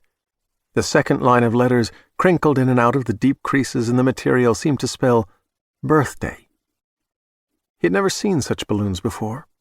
Nevertheless, this one struck him as irresistibly strange because of its dislocation. The bright mirrored mylar drifting across this isolated meadow enchanted him. It seemed to mean something. Kipp pursued it, leaping to bite at the long red ribbon that trailed from it. His teeth closed on empty air, and in frustration he leaped higher the next time, higher still. Just as he chastised himself for succumbing too completely to his inner puppy, the balloon proved to have meaning after all. He came upon a fluttering bird lying on bare ground. One wing was broken. In fright, the creature rolled its eyes and worked its beak without making a sound. Terror and pain robbed it of song. Nothing could be done for the bird. Its fate was to be taken by a hawk or a fox or something else and eaten alive. Kipp considered it for a minute. He thought, "I'm sorry, little one." With one forepaw he stepped on it, bore down with all his weight, and broke its neck. When humans went to a theater to see a tragedy, it was a play in which some great person fell from a height, destroyed by fate or a character flaw. Kipp had watched comedies and tragedies on TV with Dorothy. A bird could have no character flaw, and yet birds, like all the little animals, had their roles in tragedies every day. In this beautiful but hard world, fate spared no species. This bird was plump. There was a satisfaction of flesh under the feathers. Kipp turned away, leaving the bird untouched. He had no taste for tragedy. Less than a mile later, an aroma came to him that was familiar and delicious. Hamburgers on a grill. And not just hamburgers, also frankfurters. Drawn by the smells, he raced toward a wall of trees, through an evergreen woods, and out into a campground with a mix of tents and small motorhomes. People. Adults and children. He had 1,000 wiles and stratagems by which to charm them. He would be fed. In his hunger, he forgot for the moment that not all people were good. If even 100 of them were kind, there would be one whose every intention was wicked. Chapter 14. Shackett calls her from a motel parking lot on the outskirts of Truckee, California, north of Lake Tahoe, and he pours his heart out to her, confesses having made a mistake by not romancing her better back in the day, offers her the world in Costa Rica. And at first she seems pleased that he's called. Judging by her tone, he thinks she regrets not letting him bang her, because if he, instead of backstabbing Jason, had knocked her up, there would be no Woody, no mentally disabled mute dragging her down day in and day out. He and Megan would have had a beautiful son, a good-looking and smart-as-hell kid they would have been proud of. So yes, at first he thinks she wants him. She needs him. He's got her. But then a superior tone comes into her voice, a snottiness he doesn't like, doesn't deserve, just can't tolerate. "I'm afraid you underestimate how a special needs child changes your life." Does she think he's stupid? How can he not know how some idiot mute would screw up her life? "I'm afraid our time has passed, Lee." As if she has 20 guys worth $100 million beating on her door. As if she ever gave him the time, which she never did. Their time never passed, because she never gave him the time, never gave him the chance to pin her down and show her what she was missing. "What's best for me is what's best for Woody, and that's not Costa Rica." Can she really think he doesn't realize that she's shoveling shit at him? Hell, he can smell it over the phone. What she's really saying is that some pinhead kid who can't even talk is more interesting than Lee Shackett, that a dead-end life in a backwater like Pine Haven is preferable to white beaches and the blue Caribbean and the good life, if all of that comes with Lee Shackett. The angrier he gets with Megan, the hungrier he becomes. He's hungrier than he's ever been, inhumanly hungry. 5 hours earlier, he stopped to eat in Bishop at this dump that some shit-for-brains critic rated 3 stars, and they couldn't even make a hamburger the way he wanted. He sends it back twice, trying to make them understand what rare means. The third time it's still wrong, and the manager comes to the table, says, "Sir, what you seem to be asking for is steak tartare as a burger, but I'm sorry to say we aren't a restaurant that's prepared to pull that off. There are health considerations with ground beef." Shackett wants to take his knife and fork, slit open the bastard, show him exactly what rare means. But instead he orders 2 more burgers, not 1 degree more well done than the medium-rare patty they've already served him. He eats all 3 burgers, but only 1 bun, and none of the fries. He pays, but he doesn't tip. On the way out, the waitress smiles at him and tells him to have a nice day, and he's reminded of his unbalanced mother, who refused the drugs prescribed for her condition, who could slap him hard enough to split his lip and pull his hair until he cried, and then with apparent sincerity claimed to love him more than life. In this moment, the waitress is Mother, and Shackett has a score to settle with her. "Has anyone ever told you that you look like that actress Riley Keough?" he asks. This woman is 20-something, and shy enough to blush.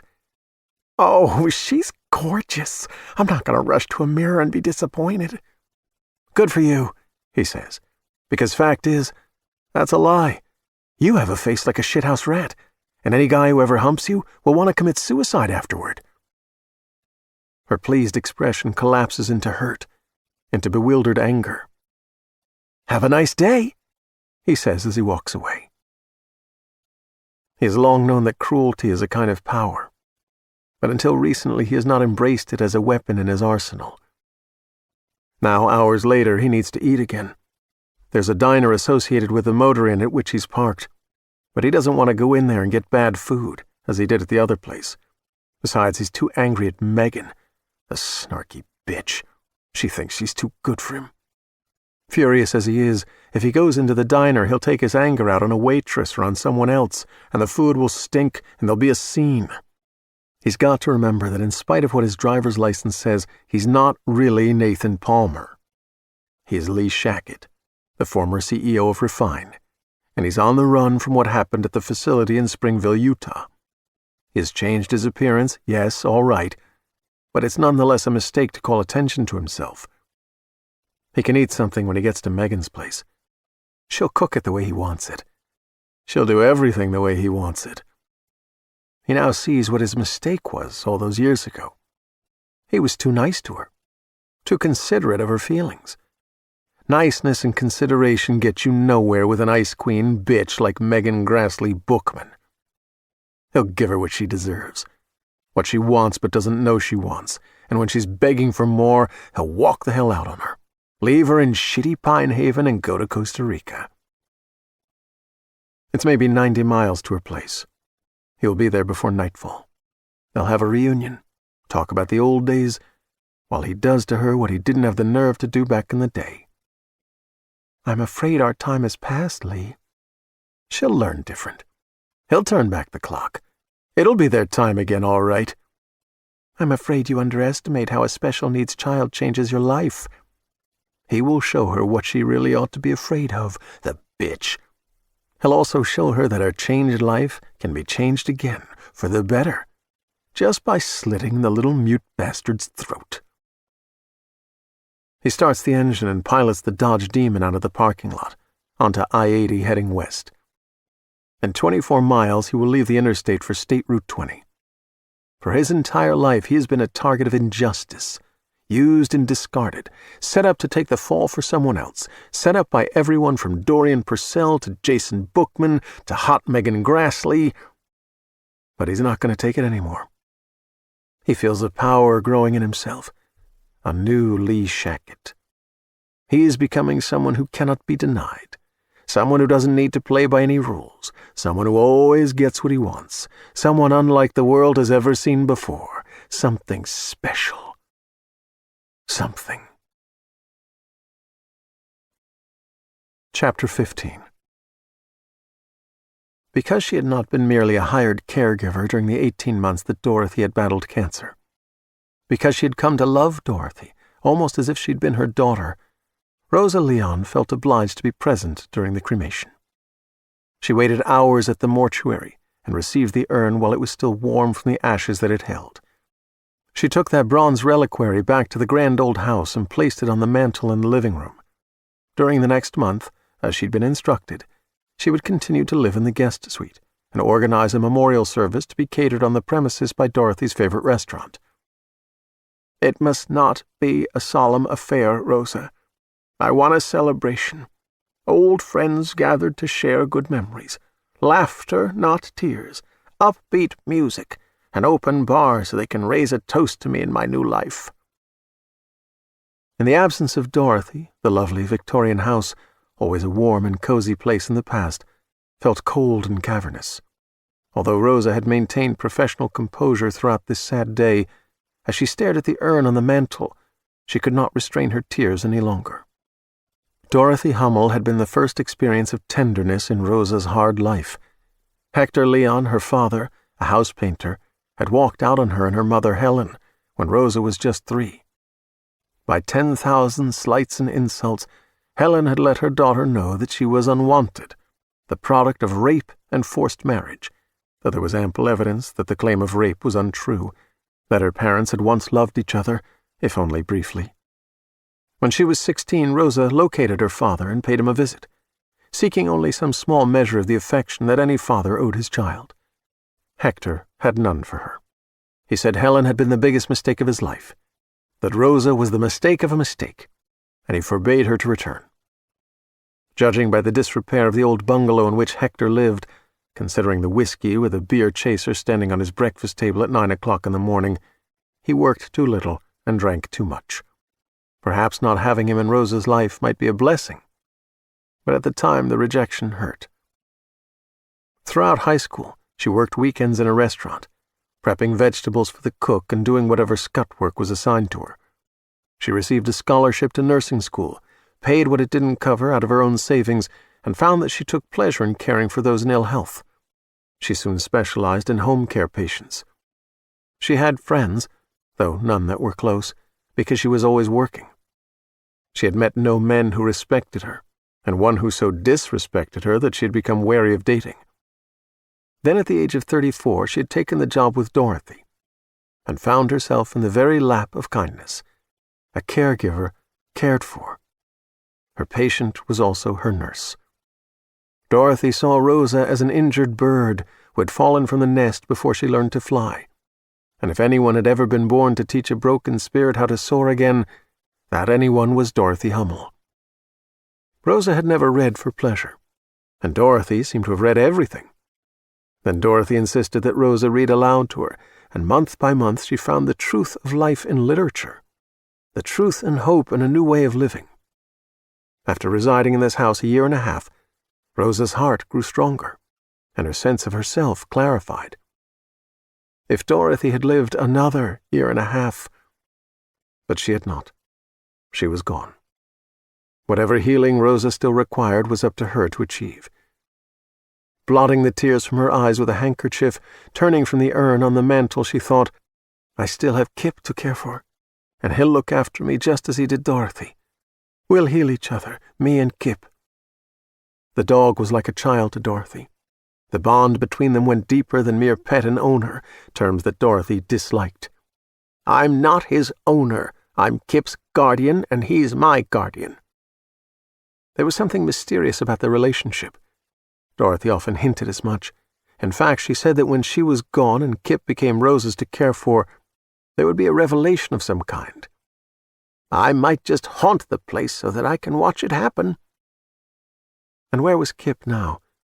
He could come and go by his special door, but he never left the property. He must be somewhere in the house. Ordinarily, he would have come running to greet her, a huge grin on that great golden face, his eyes shining with delight. He must have found a place to curl up and grieve. Moving from the living room to the hall to the dining room, she called for him, but when he didn't come at once, she stopped seeking him. She remembered how pitiable his whimpering sounded the previous night when Dorothy passed.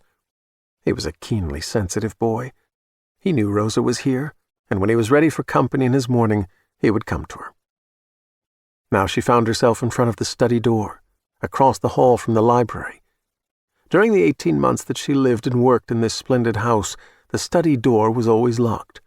Mrs. Champlain, who came in to clean house 3 days a week, never set foot in the study. Dorothy dusted and swept that room herself until the last 6 weeks of her life, when she no longer had the energy for the job. "Of course I trust Mrs. Champlain and you entirely, Rosa dear, but that room is my most private place, where I keep all my deepest, darkest secrets. You may think I'm a foolish old lady who's lived a pampered life, with no secrets darker than having shoplifted a tube of lipstick when I was 16. But I assure you that I once had a wild side. And if you don't believe that's true, at least give me the courtesy of assuming there's a 1% chance I might not always have been as boring as I am now. Treat the study as if we're in a Daphne du Maurier novel, as if this house is an alternative universe version of Manderley, and I'm keeping either the murdered and mummified corpse of Rebecca or Mrs. Danvers, or both, behind that locked door to spare myself from a long prison sentence." From a pocket of her slacks, Rosa now withdrew the key to the study door. Dorothy had given it to her the previous afternoon, 10 hours before the crisis came, and instructed that it be used within a day of her passing.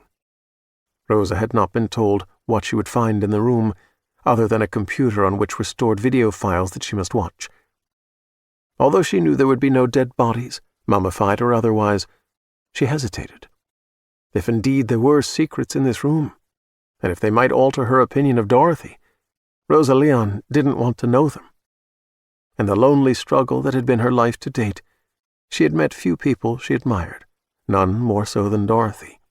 In the unlikely event there had been a dark side to Arthur Hummel's widow, some ugliness of spirit, that discovery would pierce Rosa hardly less than if an archer put an arrow through her breast. Yet she had promised to view the files on the computer and do what her heart told her was the right thing. A promise made must be a promise kept. Rosa unlocked the door and went into the study. The large room measured perhaps 26 feet by 30, with tall windows offering a view of the fabled lake through descending ranks of pines. To the right stood an antique Biedermeier desk that was large for furniture of that period.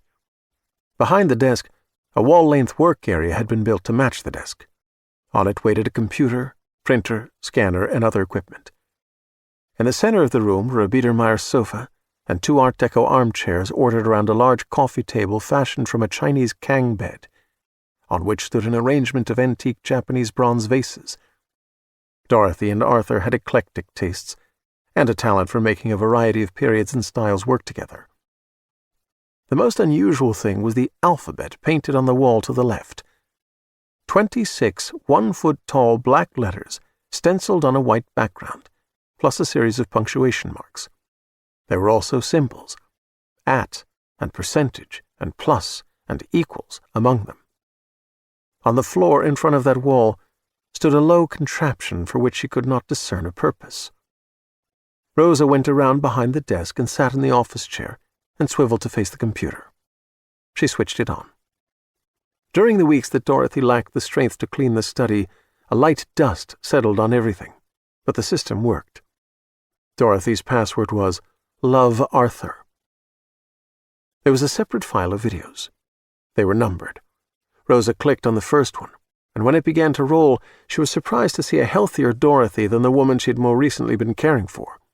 Dorothy appeared as she had been maybe 10 months or a year earlier, sitting behind her desk. Directly addressing the camera, she said, "Rosa Rachel Leon, you precious girl. I was fortunate to find you in my hour of need, and not merely because you've been giving me excellent care. I'm fortunate also because you're honest, ethical, and blessed with genuine sympathy, with humility in a world of pride and selfishness. Furthermore, you're far more intelligent than you believe." A blush warmed Rosa's face, as if she were receiving this praise in the company of the living woman, and tears formed again. She plucked a Kleenex from a box to blot away her blurred vision. "Within 48 hours of my death, Roger Austin will come to see you. As you know, he's my attorney. He will inform you that I have made you my sole heir." This was news to Rosa, and she found herself shaking her head as if this must be a dream. as if she must deny what Dorothy said in order to avoid bitter disappointment when she woke. The law forbids a caregiver in a hospice situation to inherit from a patient. That's why, after 5 months in my employ, when I had come to know your heart, we changed your title to Executive Companion, and did so with such ironclad legal process that my will can't be undone. Anyway, I've no relative to contest it. Rosa found herself so nervous that she wanted to move, work off a sudden frantic energy. But she was so weak-kneed when she got up from the chair that her legs failed her. At once she sat down again. After taxes, Dorothy continued, you'll receive this house and all its contents plus liquid assets in the amount of $12 million. I don't deserve this, Rosa declared, as if the woman on the screen could hear her and be persuaded. I was only with you for 18 months. Dorothy had paused the video, as if she'd known Rosa would at this point talk back to her benefactor. Her smile was impish. How I wish I could be there to see you now, girl. I know you will feel overwhelmed, maybe even afraid at first. Fear not. Roger Austin and my accountant Sheila Goldman are good people. They will give you reliable investment advice. And in time, if I know you, and I do know you, you'll grow wise enough to handle it all yourself. Never, Rosa said, with a tremor in her voice. Yes, you will, Dorothy insisted with another smile. And now to an even bigger surprise. Much bigger. Excuse a bit of crudity, child, but this one will knock you on your ass. Are you ready? No. Her arms on the desk, leaning forward, closer to the camera, Dorothy lowered her voice and spoke with a profound seriousness that mesmerized Rosa. You know Kipp is a smart dog, but he's enormously smarter than you realize. He's a mystery, a wonder, and out there in the world are others like him. They call themselves the Mysterium. I can only assume he's the product of genetic engineering. Somewhere in his lineage must be laboratory dogs that were products of radical experiments and perhaps escaped. Dear Rosa, he is as intelligent as we are, and he is a treasure who must be protected. You must be his guardian now. After you see the videos that follow, after you watch dear Kipp communicating with me using the alphabet on the study wall, you'll not only believe me, but you will, I'm sure, feel that you've found your life's calling. Rosa swiveled in the chair to look at the foot-high black letters on the farther wall. Behind her, Dorothy said, Since I was just a little girl, which was a very long time ago, I've had this strange feeling down in the deepest and most secret place in my heart. I think you've had the same strange feeling, and just like me, you felt you'd be a fool to speak of it. A pleasant chill creped the nape of Rosa's neck. She looked through the big windows at the descending forest, the lake beyond, the mystical scene in the waning light, the water like a mysterious loch in another land, where something lived that spawned a legend. All my life, Rosa, I felt that there's hidden magic in the world, that life is more than what our 5 senses can reveal to us. I've believed miracles really happen, and that one day a miracle would happen to me. Even a girl raised in poverty and without love could entertain such a feeling. Perhaps it was especially true of a girl raised in poverty and without love, who had no hope other than what she spun from her imagination. Life crushes that secret feeling out of us if we let it, Dorothy continued. But I never allowed it to crush that feeling in me, Rosa, and one day the miracle came to me on 4 paws. Chapter 16. He was a lucky dog. Children ran and jumped and capered throughout the campground. Little kids and older kids both enjoyed sneaking food to dogs. As further proof of his luck, he seemed to be the only dog here for the children to feed. Kids tossed balls and skimmed frisbees through the air, but nothing on 4 feet joined in the play. Not everyone had begun cooking yet, a little early for dinner, but at least 2 men stood ready at their portable barbecues. The scent of hot charcoal greased the air. One of the cooks was marinating steaks in a deep pan. He had just begun to light his charcoal. He was lean and deeply tanned, with his hair slicked back. On his T-shirt blazed the words, "Fork off," under an image of a fork with 3 tines. 2 tines were bent down. Only the middle one was straight. This guy did not appear friendly. He smelled of envy and anger. The second man had thick hamburger patties sizzling on a gas griddle, and frankfurters swelling, sweating, charring on the grill. Kipp took up a position where the action was, next to the grill master with the lesser meats. He sat, sweeping the ground with his tail, pendant ears pricked as much as their nature allowed, head cocked, being cute. Kipp had few peers at this, even if he did say so himself. Dogs were incapable of bragging, but they were also incapable of false modesty. Things are what they are, and that's that. The grill master was a person who talked to animals. He was no Dr. Dolittle, he couldn't hold a dialogue, but he seemed nice. He smelled of kindness, and he wasn't wearing a rude T-shirt. He called Kipp Buddy. He said, "I had one like you when I was a kid." Instead of swishing his tail, Kipp thumped it on the ground. "Are you lost, Buddy?" Kipp stopped thumping his tail. Being lost made him more sympathetic, more likely to be fed. In fact, however, he wasn't lost. He knew where he was going. The murmuring boy on the wire drew him. If he whined and did movie dog shtick to suggest he was lost, that would be lying. Those in the Mysterium did not lie to human beings who smelled of kindness. This wasn't exactly a commandment, but it was a serious protocol. Deceiving people who smelled of anger or envy, or worse, was justified because they were dangerous. Deceiving them could be a matter of survival. "Are you hungry, fella?" Kipp thumped his tail against the ground, harder than before. Without being deceived by a whine, the man who smelled of kindness evidently decided that before him sat a lost and hungry dog. "I've got something for you." With tongs, he put a big, mostly cooked hamburger patty on a paper plate. He put a fat frankfurter beside it. "When these cool a bit, you can have them." Kipp could whine now, because this was a whine of gratitude. The man stooped and examined Kipp's collar and said, "No name, no phone number. Maybe you've been injected with a chip." Kipp didn't have a chip, but the clasp of his collar contained a GPS and a small lithium battery to power it. Dorothy hadn't feared that he would run away, but she worried he might be dog-napped. After flipping a few hamburger patties, the man cut into pieces the burger and frankfurter that he set aside for Kipp to help the meat cool faster. A woman herded 4 children to a nearby picnic table. The 2 boys and 2 girls resembled her and the kind man. Their puppies. On the table were potato salad and potato chips and pasta salad and other things that smelled wonderful. The woman carried a platter of cooked patties and frankfurters to the table. The kids cheered and started building sandwiches. This was a happy place. The kind man put the paper plate on the ground, and the meat was cool enough, and Kipp ate it with pleasure.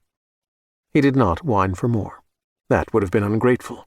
Besides, the children at the table were digging into the feast. All he had to do was hang around. More food would be forthcoming. Indeed, he had to be careful not to accept too much and make himself sick. All of it was delicious. The moment was lovely, with the food and all, with everyone in this family smelling right, smelling safe, no anger or envy or other more bitter scents arising from them. Then the hater arrived behind Kipp, who smelled him too late. The hater clipped a leash to Kipp's collar and pulled it tight and said to the kind man, "Is this your dog?" "I suspect he's lost. We thought we'd take him home with us." "This is a dog-free campground," the hater declared. "He's not allowed. I'm taking him with me." He was wearing khaki pants and a khaki shirt, like a uniform. "When we leave day after tomorrow," the kind man said, "we'd be happy to take him with us." "He won't be here then," the hater said. He jerked hard on the leash to make Kipp understand that he was in control, and he headed across the campground toward the office at the entrance. Kipp went without a struggle. This was not a kind man. He might react to resistance with violence when they were out of sight. The stink of hatred was more intense and more frightening than any other smell, except for certain scents that identified different kinds of insane people. Sometimes a person smelled of hatred and insanity. This man reeked only of the former. Depending on what all he hated and how intensely he hated it, this might be a different man from whom to escape. Haters lived to hate, to exercise power over those they hated. They were obsessive about it, focused, relentless. The campground office was in a small log cabin at the end of the entry lane from the highway. Kipp did not want to go in there.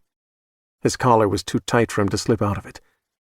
He would not bite except in the most extreme circumstances. That was a protocol of the Mysterium, and it was only right. Maybe there would be someone else in the office, someone who was not as wicked as this man. They climbed the steps and went inside. No one else was there. Only Kipp and the hater. Chapter 17. The day synchronizes with Lee Shackett's mood, the sun fading behind gray shrouds as smooth as casket satin, the overcast slowly descending like a heavy lid. The late afternoon darkens into a long and sullen twilight. He leaves for I-80 with a 2-lane state route that rises and falls over nature's wooded contours, cleaves flowering meadows, and for mile after mile offers isolated human habitats only here and there.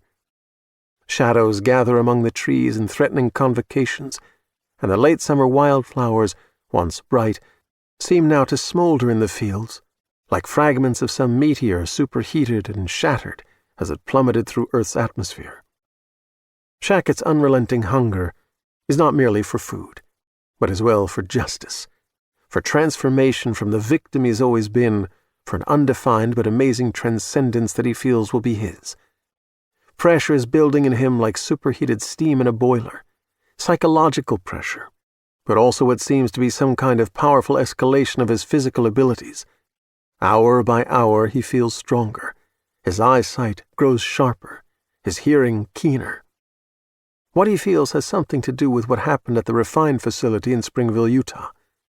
Engaged in longevity research, seeking to greatly extend the human lifespan, the richly financed experiments were, at the insistence of Dorian Purcell, focused intensely on archaea, the third domain of animal life. The first domain is eukaryotes, which includes human beings and all other higher organisms. The second domain is bacteria. Microscopic archaea, which lack a nucleus, were long thought to be a kind of bacteria. But they have unique properties, not least of which is the ability to effectuate horizontal gene transfer. Parents pass their genes vertically to their offspring. Archaea pass genetic material horizontally, from one species to another. Their mysterious role in the development of life on Earth is only beginning to be understood, and perhaps it is madness to seek to harness them for the purpose of improving the human genome and extending the human lifespan. On the other hand, although Shackett had first thought of the events at the Springville facility as catastrophic, he is beginning to wonder if the opposite is true. Although he has perhaps breathed in hundreds of billions, even trillions, of programmed archaea that are carrying longevity-fostering genes from many species, perhaps it is a mistake to regard the breach of the organism isolation labs as an existential crisis. One of the scientists in a position of high authority, or Dorian himself, evidently thought it was exactly that, and triggered the security program to lock down the complex and eventually burn it to the ground. Shackett alone escaped, violating protocols by not staying with the ship. To hell with the protocols. He's done the right thing for himself. Having fled Utah in a panic, he has had time to recover his composure, to reconsider what the consequences of the Springville meltdown might be. He feels free for the first time in his life. Free. He senses some awesome power growing in him, and a thrilling new confidence. In fact, leaving Utah, crossing Nevada, and now motoring west by northwest through the mountains of California, he feels as if he is leaving mere humanity behind. What if horizontal gene transfer via archaea is in the process of editing mortality out of his genome? What if the catastrophe at Springville was not a catastrophe at all, but a great if accidental success, with him as the only beneficiary? He feels a most satisfying contempt for everyone whom he once wanted to please.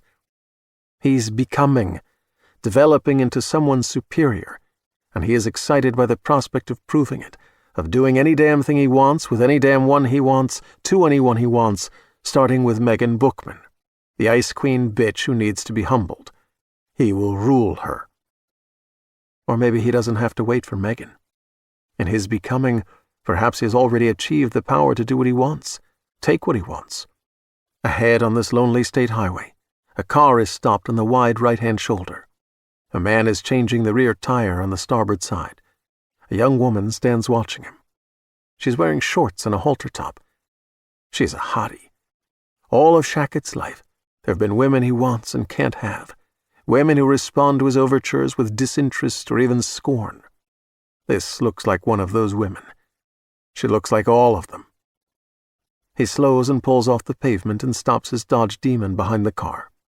It's a black Shelby Super Snake, the quintessential high-performance car, possibly $125,000 off the showroom floor. He gets out, smiling, being the Good Samaritan. "You need some help with that?" "Just a flat," says the man who's squatting by the rear tire well, using a lug wrench. "I've almost got it changed." "Is this beauty a Shelby?" "Super Snake. Last year's model," the asshole proudly confirms. No traffic is in sight in either direction. "That's true power, sir. That's an epic vehicle. But you can't open her up proper on this back road." "Not if you don't want to end up in the trees," the Super Snake guy agrees. "But it's fun the way it handles the curves." "You like handling the curves, do you?" Shackett asks. The asshole hears the sneer in Shackett's voice, and at once gets to his feet, the lug wrench in hand. Indicating the woman, Shackett says, "That bitch of yours sure isn't last year's model." "Something wrong with you?" the Super Snake guy asks. He's tall, as solid as a linebacker, with the arms of a powerlifter. He's never backed down from anyone. He's the kind who's used to intimidating the hell out of other men with just a frown. "No, sir. Nothing's wrong with me," Shackett says. Under the low sky, the day is still. No sound of oncoming traffic. He would hear engine noise perhaps half a minute or more before any vehicle came into sight. He smiles. Nothing wrong with me that a fine piece of ass like her wouldn't cure. "Get in the car, Justine," the guy tells the bitch. He starts toward Shackett, his face as hard as a sledgehammer, confident in his size, holding the lug wrench as though he'll crack a skull with it. The woman doesn't move, as if paralyzed by fear. Or maybe she's excited, thinks nothing bad can happen here, gets off watching her man beat the crap out of people. Like an omen of perilous events, 3 ravens pass high above, issuing no flight calls, their wings slicing the airs with sharp silence. Everything means something important now. From under his sport coat, Shackett draws the Heckler & Koch Compact 38, which is loaded with hollow point rounds, and he strides towards the linebacker, putting 4 bullets in him. Justine breaks her paralysis and screams. She's the Jamie Lee Curtis of her time, scream queen of the Sierra Nevada. She turns and runs, scissoring her long, smooth legs. Her strong man collapses, as dead as anyone ever gets, and he rolls down the embankment, limp as rags, all the muscle gone out of him, into the tall grass below. This is what it's all about. Being in command, being empowered, without fear, untouchable. Shackett is a changed man, a changing man, fast becoming someone new, something else. The woman is running down the middle of the highway, heading west, evidently hoping a car or truck will appear. Instead of sneakers or anything practical, the bitch is wearing sandals with a medium heel. She stumbles once, and then again. One sandal flies loose. She hobbles forward. Laughing at her frantic, feckless escape attempt, Shackett goes after her. A black feather floats in front of Shackett, a raven's shedding from on high. He snatches it out of the air, pockets it, a symbol of death bestowed on him as a sign of his new power, to assure him that he may decide who will live and who will die, and with what degree of suffering the condemned will perish. Everything seems like an omen now, means something important. He holsters the pistol, races after the woman, seizes her by her long hair. He yanks her off her feet. Justine tumbles to the pavement. Shackett punches her once. leaving her dazed and limp. He feels as strong as her dead boyfriend had looked. He scoops her off the blacktop as if she's weightless and carries her to the shoulder of the highway and drops her, kicks her, sends her rolling to the bottom of the slope. In a fever of desire and triumph, he descends to the woman where she struggles to get up from the tall grass. He falls upon her, pins her beneath him. Recovering from the punch, she struggles under him. But this contest is settled before it's begun, for she is the gazelle and he the lion, she the fly and he the spider. The sound of a truck engine arises, approaching on the highway above. No one can see them here in the grass, at least 20 feet below the roadbed. Although it's unlikely that anyone in the truck could hear Justine if she screamed, Shackett slams the heel of one hand under her chin and shoves hard, pushing her mouth shut, forcing her head back, her elegant neck arching, trapping her cry in her throat. Maybe the two cars, one behind the other on the shoulder of this lonely road, will seem curious to the driver of the truck. But with no one in either car, no one flagging passing traffic for help, there isn't any reason to stop and investigate. In fact, in this often lawless and dangerous age, a wise man would keep moving and avoid the risk of involvement. Judging by the sound of its engine, the truck seems to slow, and Justine apparently has a moment of renewed hope. She bucks and twists under Shackett, tries to force a scream through clenched teeth as he jams the heel of his right hand harder against the underside of her chin.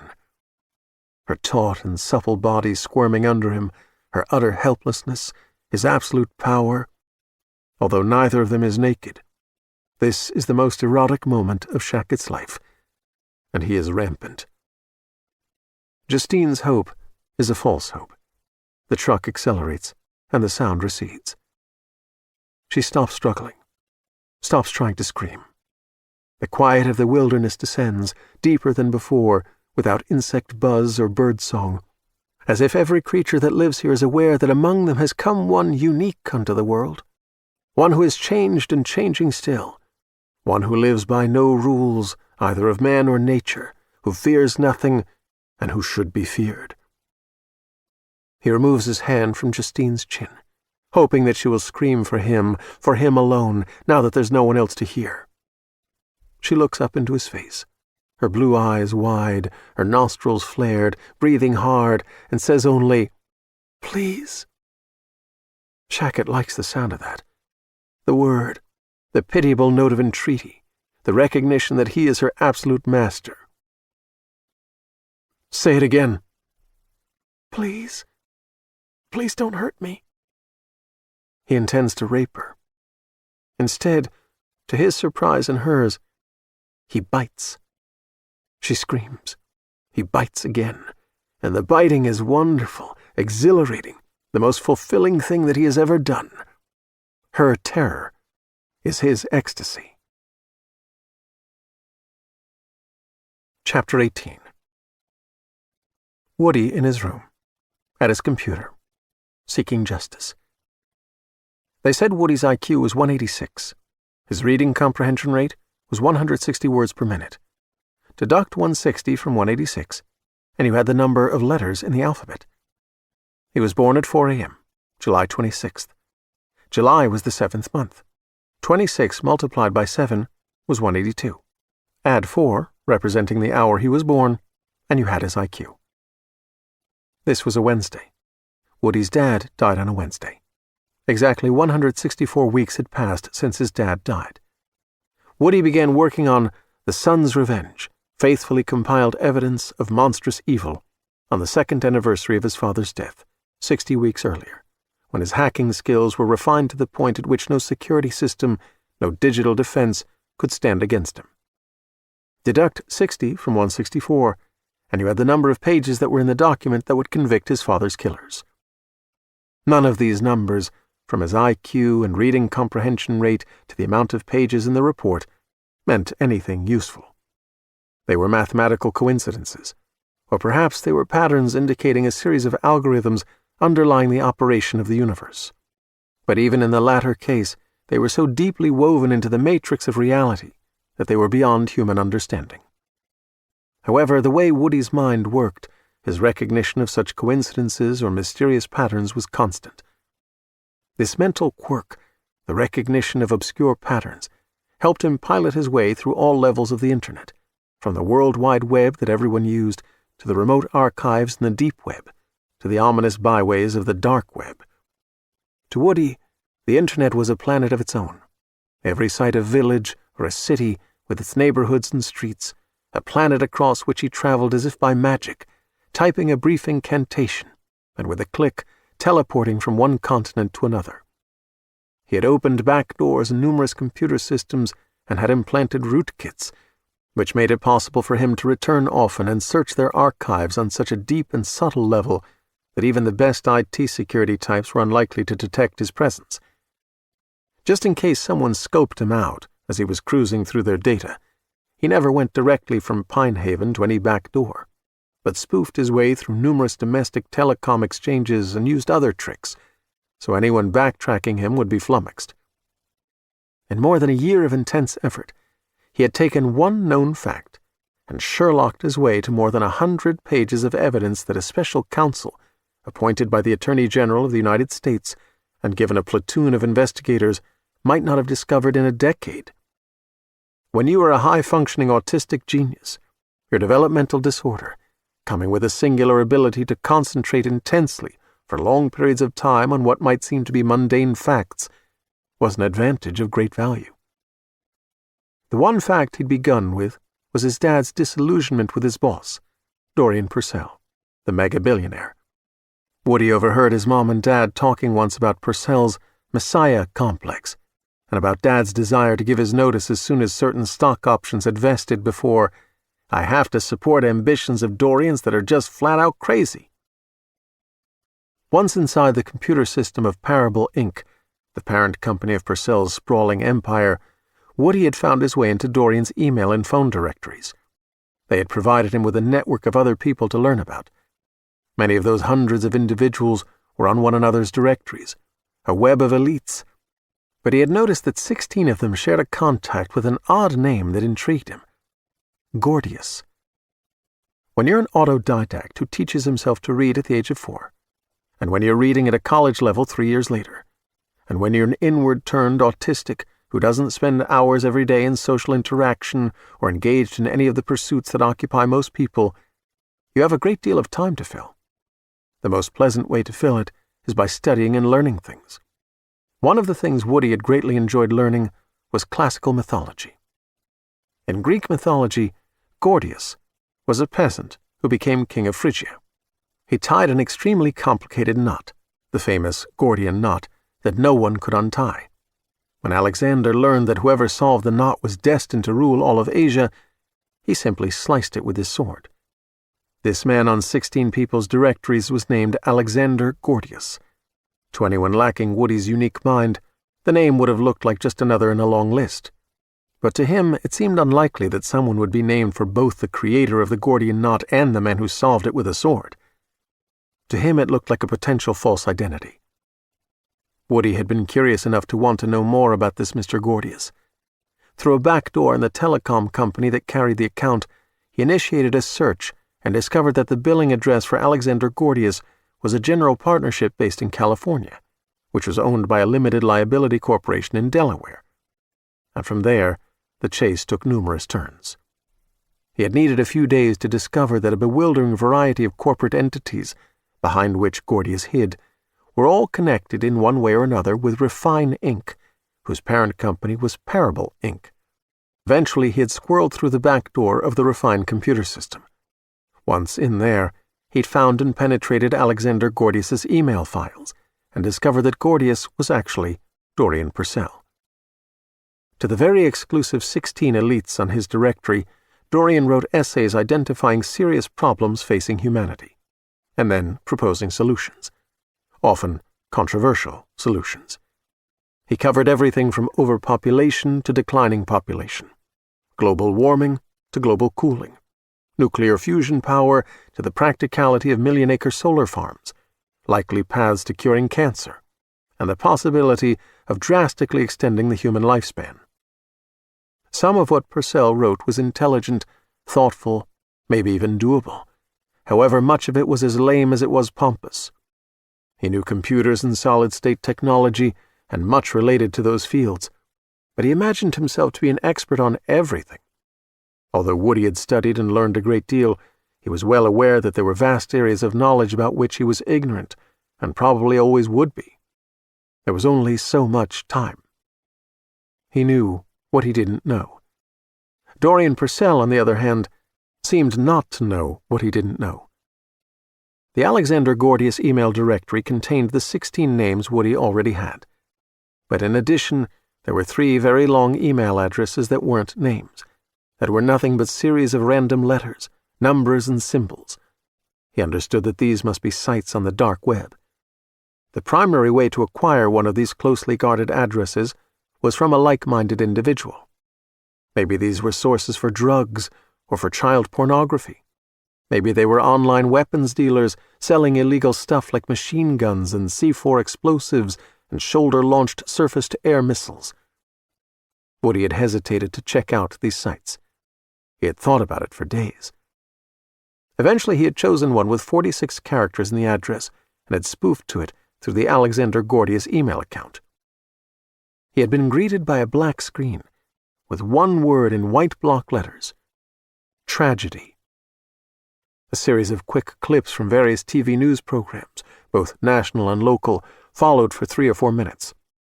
There were photographs of people who had died, video of crashed planes strewn across fields, and wrecked cars and burning buildings and racing emergency vehicles with flashing light bars on their roofs, of hospitals and somber police officials in front of microphones, and somber doctors in white coats at other microphones. With the images came snippets of audio, the voices of newsreaders and of the grim-faced officials in the clips. Died in the flash fire following a violent gas leak explosion. Committed suicide by hanging himself from a barn rafter. Perished in a freak accident. Was killed by a hit-and-run driver. A senseless drive-by shooting thought to have been committed by a member of one of the gangs that plagued the city. A murder-suicide that rocked this upscale community. Of a sudden massive stroke at the young age of 38. One of 3 dead in what police believe is a terrorist event, though no one has yet taken credit. When a photo of Jason Bookman flashed onto the screen, Woody had been so startled that he heard only the last few words of the audio. In the crash of a helicopter owned by the company. Then his dad's face was gone, and more tragedies were cited until the sight greeting came to an end. The screen went black, and then 3 words appeared in white block letters. Enter your password. Of course, Woody hadn't been a user of whatever services were being offered, therefore he didn't have a password. He had exited the site. He sat staring at his blank computer screen for a long time, maybe an hour, maybe 2, thinking. Eventually, with pen in hand and tablet ready, he had spoofed through the Alexander Gordius account and again entered the 46-character email address. Tragedy. The montages of images and audio began to play once more. As the newsreaders and others spoke of the deaths, Woody jotted down the names of the victims. He was prepared for the photo of his dad. As before, the still shot was followed by video of the smoldering helicopter. Jason Bookman, right-hand to Parable founder Dorian Purcell and his pilot, died today in the crash of a helicopter owned by the company. At the end of this introduction, the screen again instructed, "Enter your password." Woody had exited the dark website, backed out of the computer system that included the Alexander Gordius email archives, raveled backwards through his spoof chain to quiet Pinehaven, this house, this room, and switched off his computer. That had been months earlier. Since then, he diligently researched the circumstances of the 41 deaths that had been referenced in the video introduction to the website. If any of the accidents seemed suspicious to the authorities, none had been reassessed as anything else. The suicides were confirmed as suicides by medical examiners in the various cities where they had occurred. None of the gang shootings and terrorist acts had resulted in the arrest of perpetrators. Certain subtle patterns in these events were apparent perhaps only to an obsessed, high-functioning autistic boy with an IQ of 186, who had thousands of hours to devote to such an investigation. Of the 41 deaths reported, only 2 others seemed to have ties to Dorian Purcell, which meant nothing more than that Purcell wasn't the exclusive user of this dark web service. The site was not a statement about the fragility of life. It wasn't a memorial, an internet wailing wall against which to lament the role of tragedy in the human experience. Week by week, month by month, Woody had gathered compelling circumstantial evidence that tragedy was a murder-for-hire operation. He had been careful not to return to tragedy, for fear that they might have a way to detect repeated visits that did not result in the input of a password. He prowled through Dorian Purcell's email archives, both under the billionaire's name and the Gordius identity, but he had not been able to ferret out any password related to the dark web site. Now it was a fateful Wednesday. Exactly 164 weeks after Jason Bookman died. 60 weeks to the day since Woodrow Bookman began his investigation. 164 minus 60 equal the number of pages in The Sun's Revenge, faithfully compiled evidence of monstrous evil, though he hadn't crafted it to achieve that length. Mere coincidence. Or a consequence of mysterious algorithms by which the universe functioned. Woody planned to present the document to his mother in the morning. First, however, he intended to return to the dark web to confirm that the wicked site was still in operation and that its introductory video remained as it had been months earlier.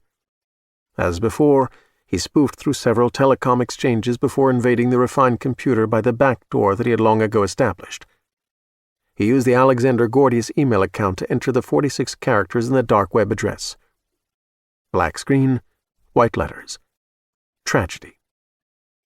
His vision blurred with tears when he saw his father's face. For the most part, he hid his grief from his mother. On those occasions when she caught him in his anguish, Woody smiled or even laughed. She asked if they were happy tears, and he nodded yes. When he saw her crying, her tears embarrassed him, because he knew they weren't happy tears, also because he felt he should do something to comfort her. But he was who he was, Woody the Mess, and there wasn't anything he could do, so his embarrassment grew into mortification. He didn't want his tears to mortify his mother. The video ended, and the screen presented him with the command, "Enter your password." He stared at the 3 words, wondering how much you had to pay to have someone killed so that it looked like an accident or suicide or a terrorist attack. He didn't have any money. His mom bought him what he needed. He couldn't ask her to pay to have Dorian Purcell killed by a runaway truck or by a fall down a long flight of stairs. She might be sent to prison. She wouldn't like it there. Woody would be okay with going to prison himself. He didn't mind being alone in a small room with nothing to do but read and think. But of course, they didn't send 11-year-old kids to the stir. Anyway, the murderers behind tragedy probably wouldn't kill Purcell even for $1 gajillion. As far as Woody could tell, this murder-for-hire website catered exclusively to evil people who really, really, really wanted good people to die. If it had been the other way around, if their business model had been to wait for good people to pay for evil people to be killed, they probably wouldn't have a lot of customers for their service. Good people didn't solve their problems that way, which was one reason why bad people got away with being bad for so long. He might have continued staring at "Enter your password" and brooding about good and evil, but a strange and disturbing thing happened.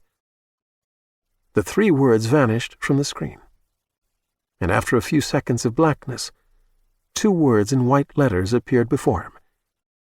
You again. Chapter 19. In the study of the house above the lake, through a series of videos, the late Dorothy Hummel chronicled her wonder-filled time with Kipp. Rosa Leon, still in a pleasant state of shock occasioned by the news that she had inherited her employer's estate, watched one after the other with fascination. Speaking to the camera, Dorothy said that she had bought Kipp from a breeder when he was 16 weeks old, a fast-growing ball of fur, full of spirit and curiosity. She'd had dogs before, all golden retrievers, and she knew how puppies usually were, so in just a few days she realized that Kipp was different from others of his kind. She fed him 2 meals a day, one at 7 o'clock in the morning and one at 3:30 in the afternoon. By the 3rd day in her company, Kipp fell into the habit of coming to Dorothy 5 minutes before each feeding. He'd sit before her and gently, politely tap her foot with a forepaw. Dorothy said she'd previously had dogs with an intuitive sense of time, but little Kipp took it one step further a week into their relationship. Dorothy was curled up in an armchair, engrossed in a novel, and Kipp had no foot to tap. He wasn't a barker, so when she failed to notice his impatient pacing, he went into the kitchen, leaped onto a chair, retrieved her wristwatch, which she'd taken off and left on the table, brought it to her in his mouth, and dropped it on her lap. When Dorothy realized it was feeding time, Kipp's act stunned her. She got up from the armchair and stood looking at him, and he returned her stare as if to say, "What do you think about that?" She had always talked to dogs as if they understood her, and she didn't feel the least bit foolish when she asked him if he knew the purpose of a watch. In answer, he went to the archway between the living room and the downstairs hall, and she followed him as he led her to the grandfather clock in the entrance foyer. Wristwatch and clock. He turned and padded along the hallway to the kitchen, with Dorothy close behind. She found him standing past the pantry door, gazing up at the wall clock. Snatching her iPhone from the table, she had made a video that she later imported to her computer, and that now replayed for Rosa. Dorothy asked Kipp to identify the refrigerator, and he went to it. She asked him to go to the sink, and he did. She asked him to go to the cooktop, to the back door, to the trash compactor, to the hall door, to the laundry room door, which he did, tail wagging the whole time. The next day, Dorothy had bought a video camera. As if he had second thoughts about revealing his extraordinary nature, Kipp refused to repeat his performance. He reacted to her entreaties with yawns and puzzled expressions, wandered away, found his nearest bed, and took a nap. Over the next couple of weeks, however, Kipp discovered he was a dog who loved stories. He was unable to play dumb dog any longer. Chapter 20. You again. As Woody considered those ominous words, his mouth flooded with saliva, as if maybe he was going to throw up. His heart pounded, and he felt as if the O in you was an eye that stared at him without blinking. They couldn't be looking at him. For one thing, he had a piece of painter's tape over the camera in his computer. Besides, he had spoofed to them through multiple exchanges, and there was no way that they could track him to source in the short amount of time that he had been on their site today. The two words blinked off the screen, and letters appeared from left to right, as if someone was texting him. YOUARENOT.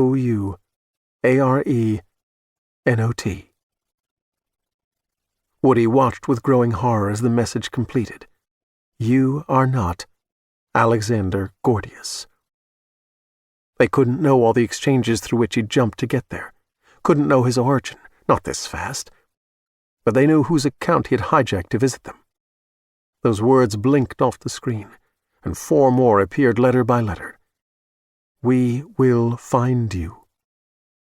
He bailed out of the site, dropped off the internet, switched off his computer. He wheeled his chair backward, crawled into the knee space of his workstation, and pulled the computer plugs, though that precaution seemed both unnecessary and pointless. The security program at Tragedy evidently monitored the origin of each visitor to the site, and if someone visited but had no password to enter, the program apparently issued an alert to the effect that they might be the target of a fishing expedition by someone not on their client list. He had gone to the site twice before. Although months had passed between those contacts and his third visit today, their security system had been lying in wait for him. Okay. All right. Stay cool. No reason to sweat it. No problemo. Zip, zero, nada.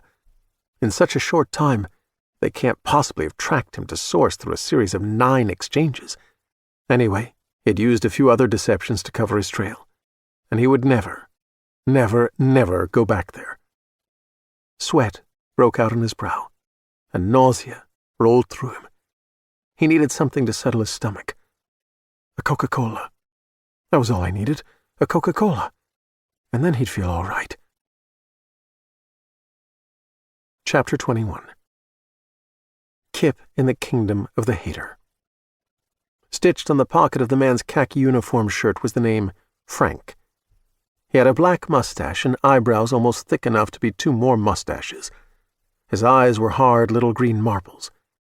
Frank smelled not only of hatred, but also of garlic, verbena aftershave, coconut-scented hand sanitizer, antiperspirant, and chapstick, among other things. His work shoes exuded the odor of fresh human urine, suggesting that when he had most recently peed, he had not at first aimed well. In addition to a metal desk and 2 visitor chairs and an office chair and file cabinets, the front room of the cabin contained a grizzly bear.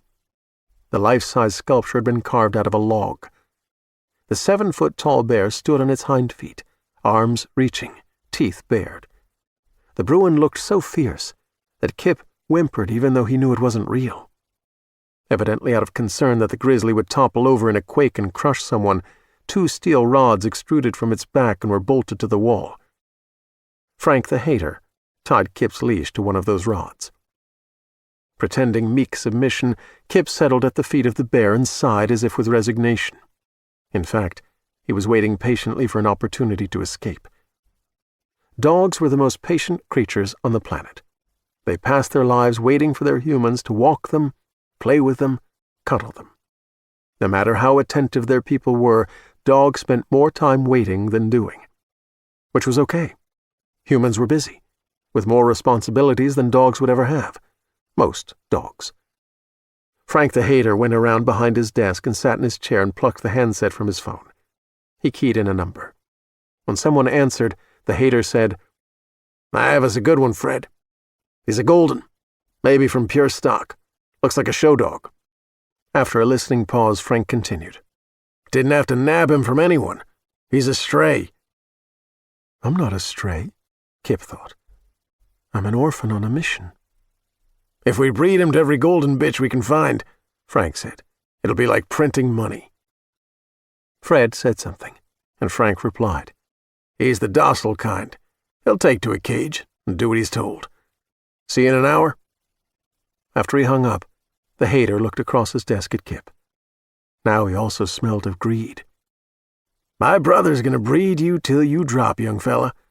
There's worse ways to spend a life." They were puppy mill operators. The breeder dogs in those operations lived their entire lives in small cages, poorly fed, rarely if ever exercised, no medical care, never bathed, their coats matted, bodies riddled with ticks. Puppy mill dogs lived in despair. They never knew affection or play, only cruelty.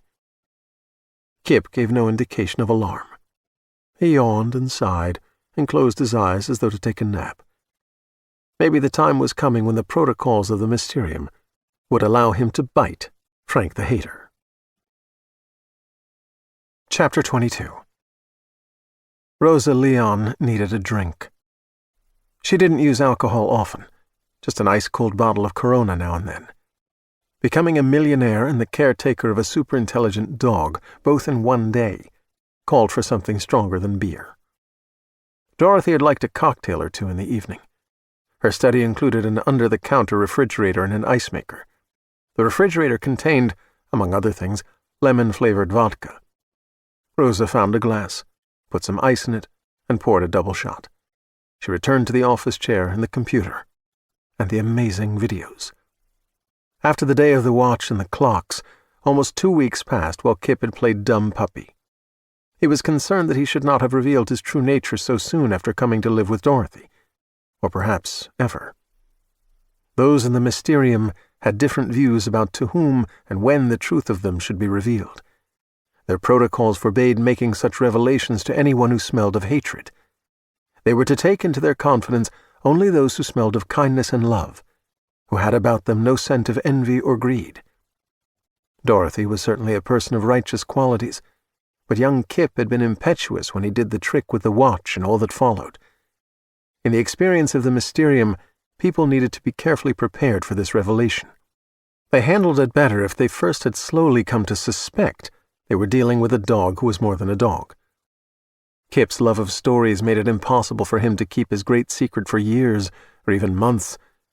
Dorothy had been a lifelong heavy reader, as had been her husband Arthur. Books were a key decor item in their house, rooms shaped around shelves. When she cooked or worked one of the large jigsaw puzzles she enjoyed, she didn't listen to music, but instead to audiobooks. The dog could not conceal that the narrator's voice enthralled him. Whether he sat or stretched out in one position or another, his eyes remained on the MP3 player. He never napped when a book was playing. Dorothy watched him surreptitiously and saw how reliably startled he was by unexpected twists in the story, and how certain emotional scenes caused him to pant or whimper or chuff in ways quite appropriate to the circumstances of the characters. As Dorothy had spent a December morning and afternoon in the kitchen, baking for the coming holiday, the audiobook they listened to was A Christmas Carol by Charles Dickens.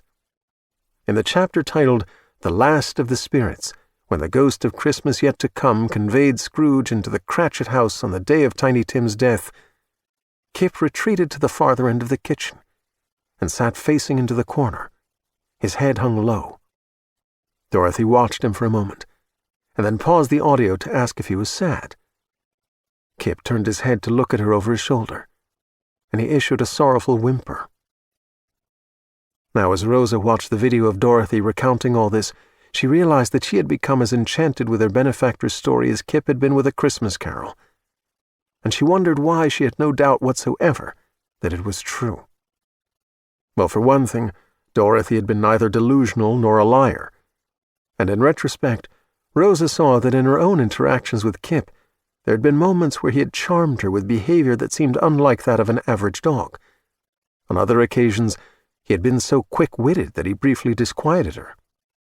Intuitively, she had known something about Kipp was wonderfully strange, but the hard life that she had led conditioned her to reject any consideration that there might be magic in the world, and instead to resort always to cold reason.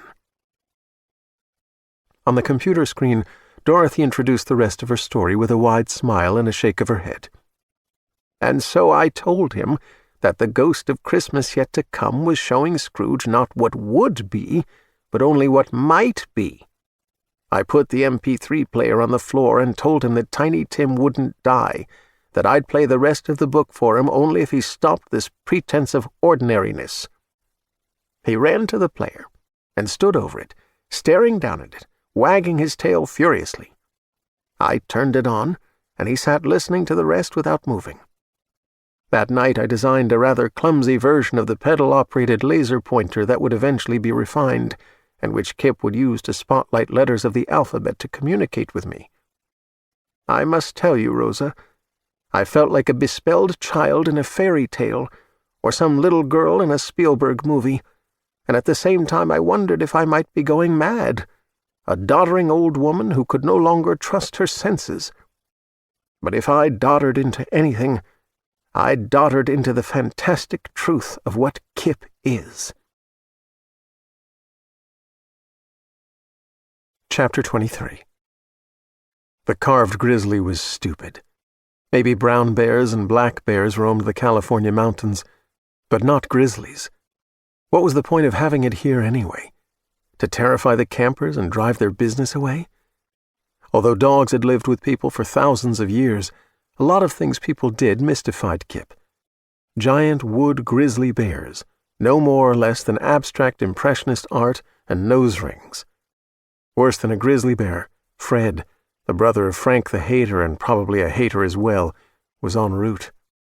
Even a dog of greatly enhanced intelligence might find it difficult to escape from a puppy mill cage and chained servitude. The leash tethering Kipp to the carving of a bear was 8 or 10 feet long. He managed to turn and get a mouthful of it. Although the fabric proved to be tough, his teeth were up to the task. He chewed and tugged vigorously. From his office chair, Frank the Hater said, "What the hell are you doing?" Even if Kipp had been able to talk, he wouldn't have stopped chewing to explain his intention to escape. If the question wasn't rhetorical, Frank was even dumber than he looked. "I know your kind, dog. I know how to deal with you." Green eyes flashing under his mustache-sized eyebrows, the Hater came around the desk. Kipp growled, but continued chewing on the leash.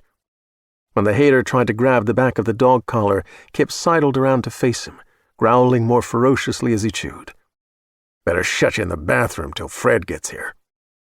Frank the Hater reached up to untie his captive from one of the steel rods between the bear and the wall. Kipp dropped the leash and snapped at his captor. He didn't intend to bite. just to scare the men off. Suddenly reeking of anger as much as he did of hatred, Frank backed away a few steps.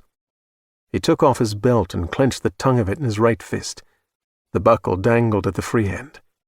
"Teach you a lesson," said Frank, the angry hater. When he lashed with the belt, the buckle missed Kipp and cracked against the wooden bear. "Down!" the man ordered. Kipp did not lie down.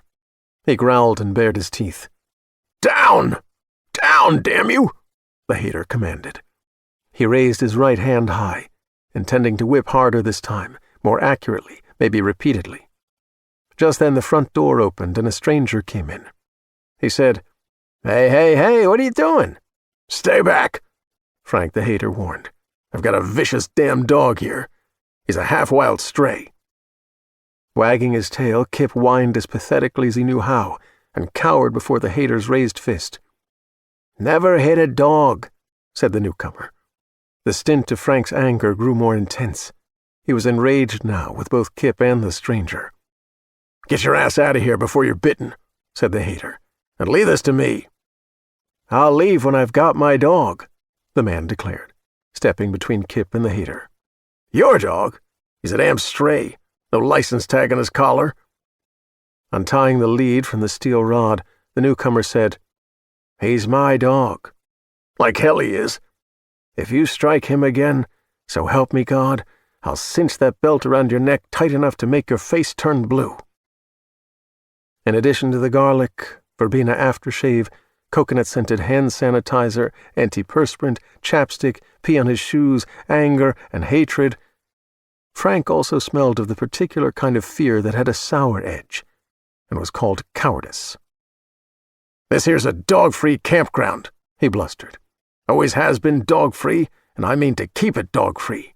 You can't have a dog on my watch." Reading the name on the khaki shirt, the stranger said, "I won't be checking in, Frank. Cancel the reservations for Hawkins." "If you haven't checked in yet, he can't be your dog." Ignoring the hater, the newcomer smiled down at Kipp. "Come on, boy. Let's blow this dump." As Kipp's rescuer opened the front door, Frank the hater made one last attempt to assert his authority. "He can't be your dog." "Put your belt on before your pants fall down, Frank. I haven't had dinner yet, so don't ruin my appetite." Chapter 24. Rosa sat for a few minutes in the grip of the strangest web of emotions that she had ever known. Spending this time with Dorothy's recordings had sharpened her grief. Yet the videos of Dorothy and Kipp communicating with the aid of the alphabet wall and the laser pointer had been captivating, exhilarating. Sadness contested with elation in a way that she had never before experienced. Amazement, which was of the intellect, and astonishment, which was of the heart, matured into awe that weighed so heavily on her that she could not get up from the chair. And then she did. She went to the alphabet wall and stood staring at it for a minute or two before kneeling at the motorized laser pointer. The device, based on Dorothy's design, had been built for her by a local mechanic named John Cobb. Mr. Cobb had wondered for what reason she required such a thing. She had told him that it had applications in a classroom, and that she would say no more because, after a period of testing, she intended to obtain a patent on it. This lie satisfied Cobb as perhaps he would not have been satisfied if she had told him that she needed it to better communicate with her dog. A flip switch on the center column turned on the laser pointer and the motor that operated it. Mounted on a gimbal, the pointer swiveled at once to fix its red dot on the letter A. 4 canted pedals controlled the device. From left to right, the first pedal moved the red dot up, the second moved it down, the third to the left, the fourth to the right. They were meant to be pressed by a paw, but Rosa's hand served just as well. Remembering as best she could what she had seen in one of the videos to get a sense of how laborious had been this method of communication, Rosa worked the answer to a question that Dorothy had asked Kipp. "You say you can communicate with others of your kind at any distance. But how?" One by one, with the use of the pedals, the pointer now picked up the letters as Kipp had done, which Dorothy had written down as she watched from her desk, and which Rosa had copied. "Telepathy. Birds have a form of it. which is why every member of a flock can change direction in flight at the same instant. Elephants have it, the way they come from a distance to the side of one who is dying. But the Mysterium's telepathy is much stronger. We call it the wire. Either the first of their kind learned English in some genetics lab where they'd been engineered, or after escaping maybe they picked it up by listening to the people who cared for them. The how of this was lost in the mists of their creation. Currently, however, the young dogs receive the English language and packets of other knowledge from their elders over the wire, in mere minutes, in what amounted to the installation of a program.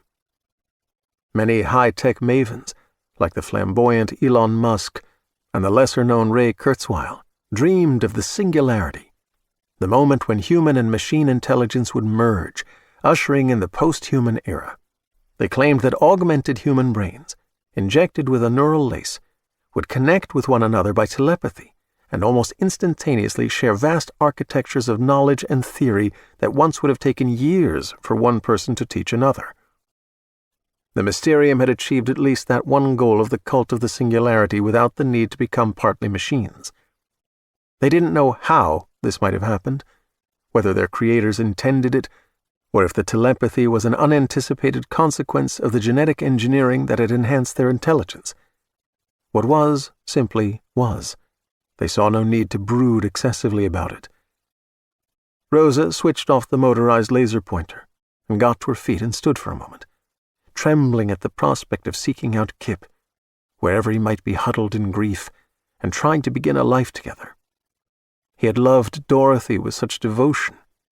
No one had ever loved Rosa with such fervor. She doubted that anyone could. She was not as special as Dorothy, and could only be a disappointment to Kipp. She went to the windows that provided a view of the forest in which the overcast had laid down an early twilight. A mist rose off the lake, creeping uphill through the trees, its millions of tiny droplets reflecting what little light the day offered, fluorescing as if it were not a cloud, but the ghost light of spirit legions haunting the day's end. Perhaps because Rosa Leon had been abandoned by a father who called her the mistake of a mistake, and because her mother had not loved her, and because she had grown up without the experience of affection that would have taught her how to make friends more easily, she acutely felt not merely the wonder of sweet Kipp and the Mysterium, but also the essential loneliness with which they surely contended even though telepathy was a powerful bond. After all, they numbered only 86, such a small community that existential angst must on some level trouble them. For lack of numbers, their kind could go extinct. New members of the Mysterium appeared on the wire so seldom, the assumption had to be that the gene sequence that made them unique among all other dogs was not easily passed down from generation to generation. As far as Dorothy and Kipp had been able to determine, he alone of his litter was a Mysterian.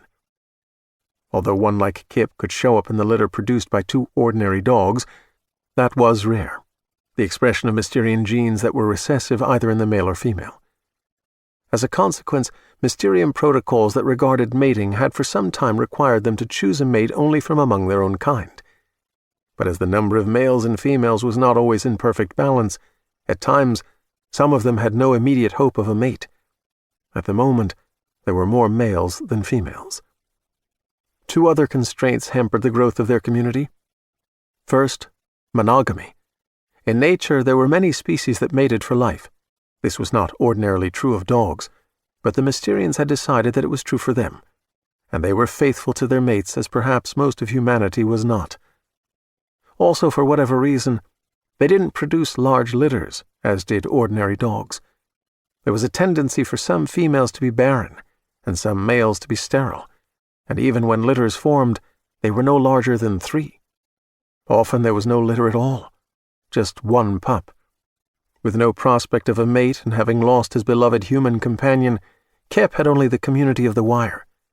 Although that was precious, it was not enough for a creature as sociable as he'd always been. In Rosa's estimation, he deserved better than her. She sighed and said, "But I'm what you have, dear Kipp." As the ascending mist pressed through the pines and reached the yard beyond the flagstone terrace, Rosa turned from the window and went in search of the grieving dog who was more than a dog, who was in fact hers to cherish and protect, like the child she never had. She started in the kitchen, because that and the library were Kipp's favorite rooms. Earlier, before she'd gone to the mortuary to make arrangements and attend the cremation, she had put out a bowl of food for Kipp and another of fresh water. Both were untouched. In his grief, he might have had no appetite, though Goldens were chowhounds. Nevertheless, he would have needed water. Disquieted, but not yet alarmed, Rosa went room to room through the ground floor, calling his name. Her voice echoed off the walls with an eerie hollowness, as if all the furniture had been removed, and the windows boarded up, and the house abandoned to the merciless progress of time and decay.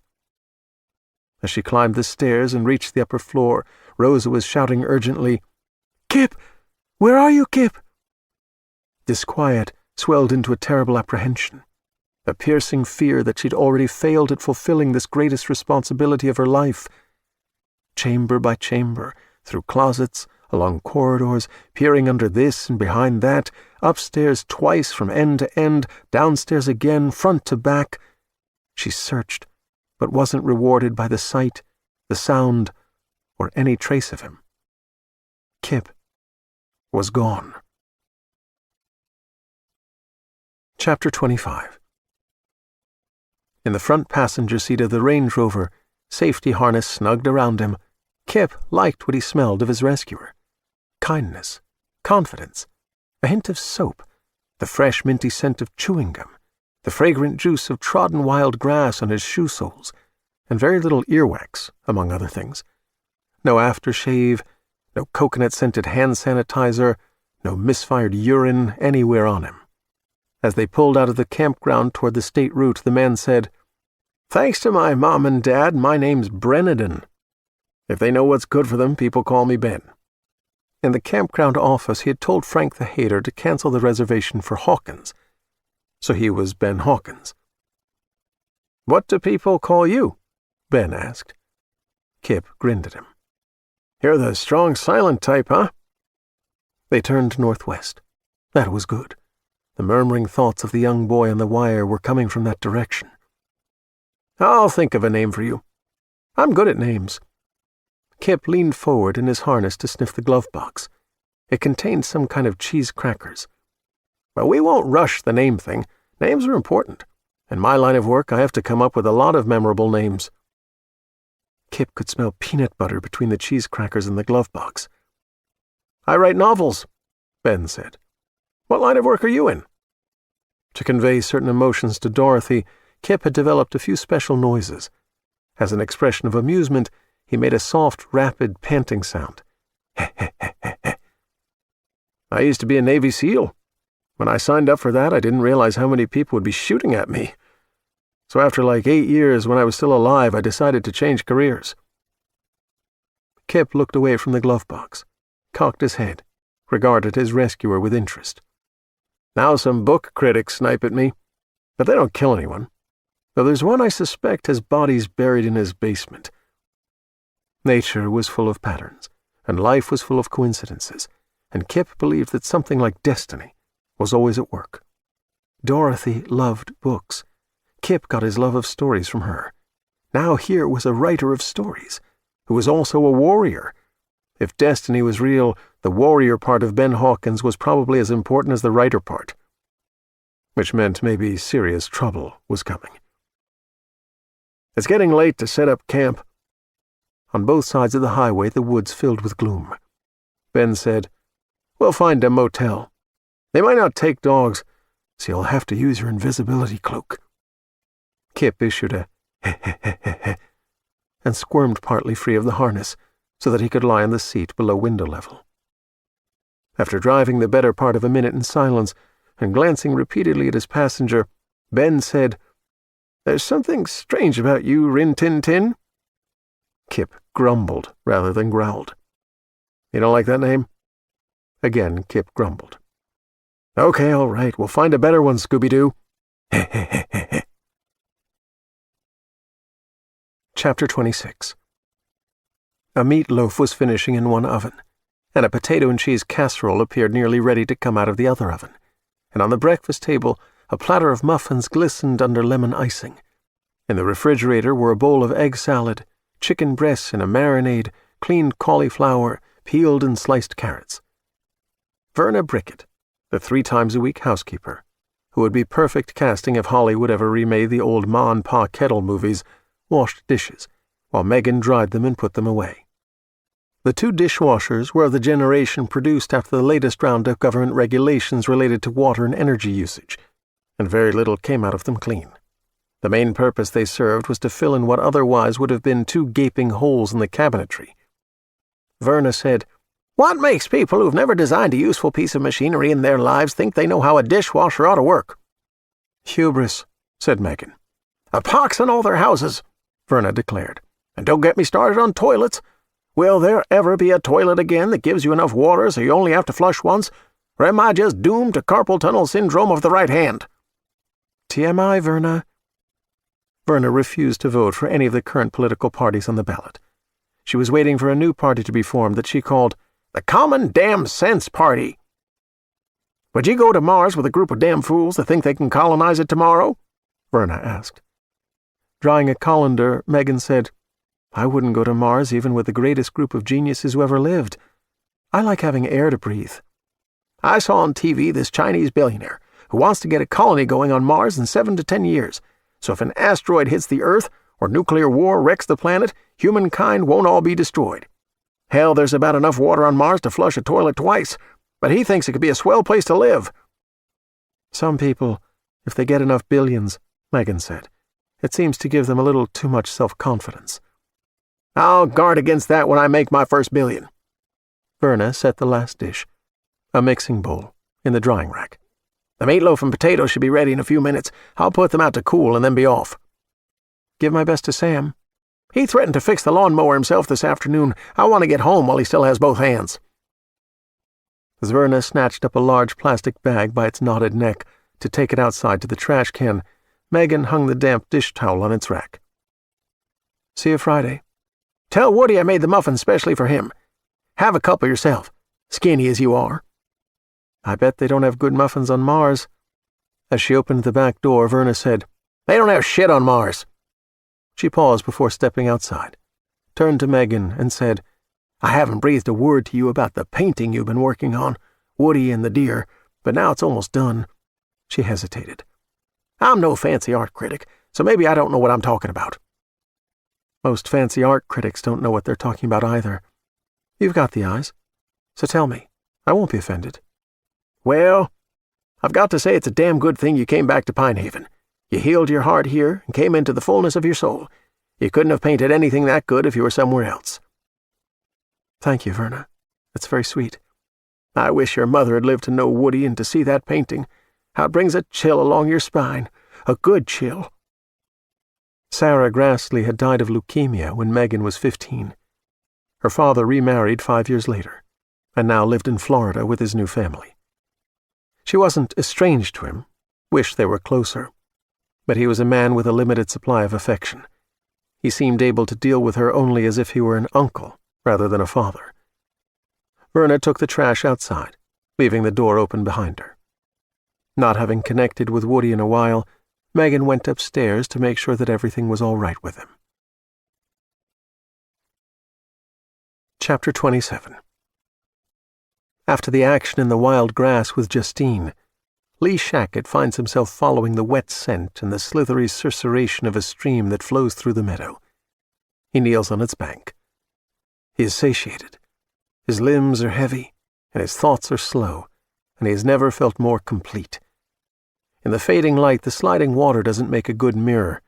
His reflection is faint and distorted, and his eye sockets appear to be empty. With one hand he smooths the water, as though he can still its rippled surface and see himself more clearly. But this doesn't work. He washes the blood out of his hair, from his face.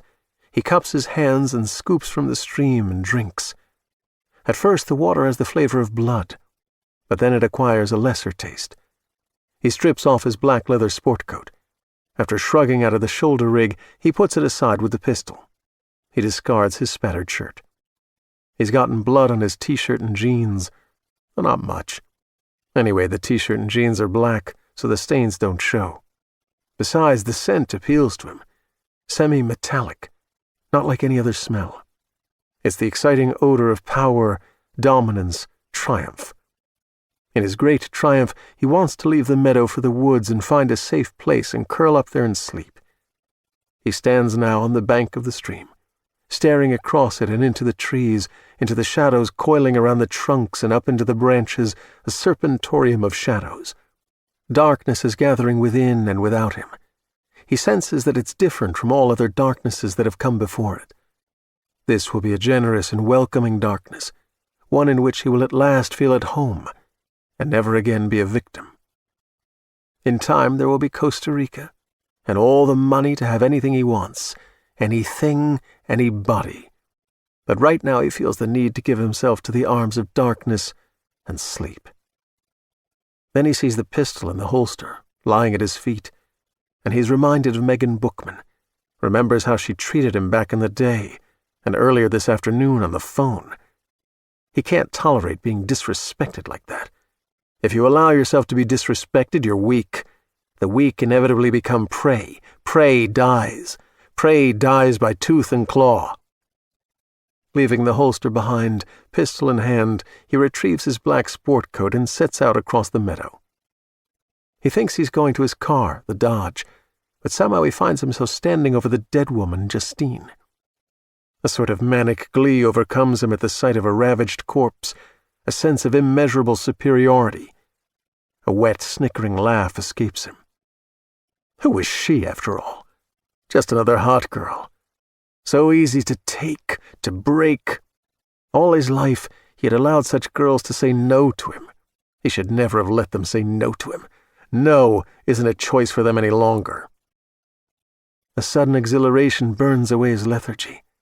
His heavy-lidded eyes open wide to the wonder of what he's becoming. He spits on her remains, and spits again. Without quite realizing what he's about to do, Shackett finds himself urinating on the corpse. His stream is strong and fragrant. This kill belongs to him. No one else can want it, claim it. He makes his way through the tall grass to the corpse of the man whose muscles availed him nothing. Shackett urinates again. He is renewed. He zippers himself away. Like something that might live under bridges in expectation of passing children, he scampers up the long slope to the roadway where the two vehicles wait. In his Dodge Demon, powering forward, he leaves one state highway for another, heading north toward the great attractant, toward the woman who should always have been his. Not much farther. He knows her address. He's seen her home from the air on Google Earth, also on Google Street View. Ever since Jason died, Shackett has been keeping track of Megan, the Ice Queen bitch. He knows what she needs better than she does, and he will wake her to the need to please him. In half an hour he reaches Pine Haven, passes through town, and continues on the state route until her house appears on the left. He almost swings into the driveway, but realizes that too bold an entry will be a mistake. He continues past the house. In less than a quarter of a mile he arrives at a lay-by. He pulls off the pavement and parks in the deep shade of ancient pines. When he gets out of the car, he stands by it, inhaling the pleasantly cool air, the fragrance of pines, the forest mast. He can also detect the scents of small animals cowering in the underbrush. He can't differentiate one from the other by species, although maybe one day he will. With the highway to one side of him and the wilderness to the other side, he is a creature of two worlds. Perhaps some men, during a profound becoming such as this, would worry that they might soon belong in neither world. Shackett doesn't doubt that he will belong in both, will dominate both. The billions of programmed archaea that he inhaled in the Utah facility have swarmed through his blood, through his flesh and bone and brain, where they remain at work, inserting new genetic material into every cell in his body. What that material might be, he cannot say. But the particular group of researchers at refined Springville laboratories had been identifying those useful genes in everything from fungi to insects to lower animals that they believed would enhance the human immune system and increase longevity. They had the best of intentions. And intentions mattered. They're all dead now, gone to ashes because some damn fool panicked and pressed the doomsday button, convinced that a release of programmed archaea into the environment would precipitate some genetic plague. But archaea are not bacteria. They can't replicate the particular genetic material they brought with them into Shacket. Whatever it might be, that material was a one-time cargo with which the scientists loaded them. If Shacket is infected with biological catastrophe, he can't pass it on to others, nor can these redesigned archaea, which have been engineered to be short-lived and incapable of reproduction. Anyway, there is no biological catastrophe. He is stronger than he's ever been. His hearing and sense of smell are growing more sensitive by the hour. His sight, in particular, is improving. When he turns to stare into the forest, the details of that woodscape resolve out of the steadily deepening shadows as they might for a cat. Felines have a degree of night vision thanks to the many-layered mirrors behind their retina. And what secrets of the night can be seen by the multifaceted, metallic-sheen eyes of certain moths that thrive in darkness? Instead of a biological catastrophe, Shacket is a triumph of science, a man becoming more than a man, the only one like him in the world, ascendant. Leaving the coat in the car, holding the pistol at his side, he crosses 2 lanes of blacktop and enters another arm of the forest. Guided by inerrant senses he didn't previously possess, he makes his way through the trees and onto a lawn at the side of the Bookman residence. The house stands perhaps 100 feet away. He surveys the windows, some curtained and some not. No faces at any of them, no movement beyond, a stillness upon the house. Shacket crosses the yard and moves along the side of the house. He comes to the back porch just as a woman, not Megan, apparently the housekeeper, comes through the back door carrying what appears to be a bag of trash. She doesn't look toward him, descends the steps, and bustles around the farther side of the residence. She's older and of little interest to him, except he will have to kill her if she sees him. He doesn't want to kill her if it can't be done quietly, and it probably can't. He wants Megan to become aware of him only when he slips naked into her bed and wakes her in the night. The moment the housekeeper is out of sight, he swings over the railing onto the porch. He crosses to the door that she left open and steps into the kitchen. The room is bright and clean and warm. The air is redolent of cooking odors. He hears the lid of a trash can clatter into place outside. The older woman will be returning. A swinging door leads into the hallway. He eases it shut behind him, stands listening.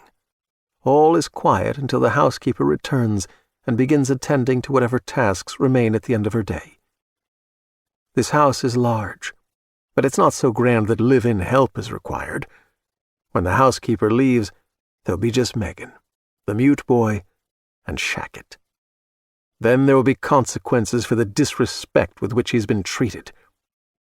Before he reaches the front of the house and the main stairs, there's a side hall to the left.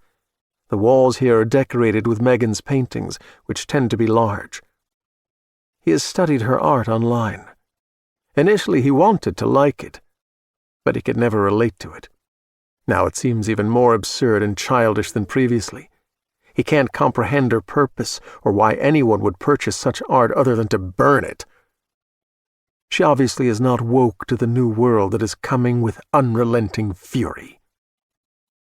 As technology races onward, and with it enlightened thinking, as hidebound societies reshaped and outdated mores are consigned to the dustbin of history, as thrilling new social norms replace the old, as previous virtues come to be seen as mere weaknesses, and raw power is rightly understood to be the sole remaining virtue, much will need to be burned.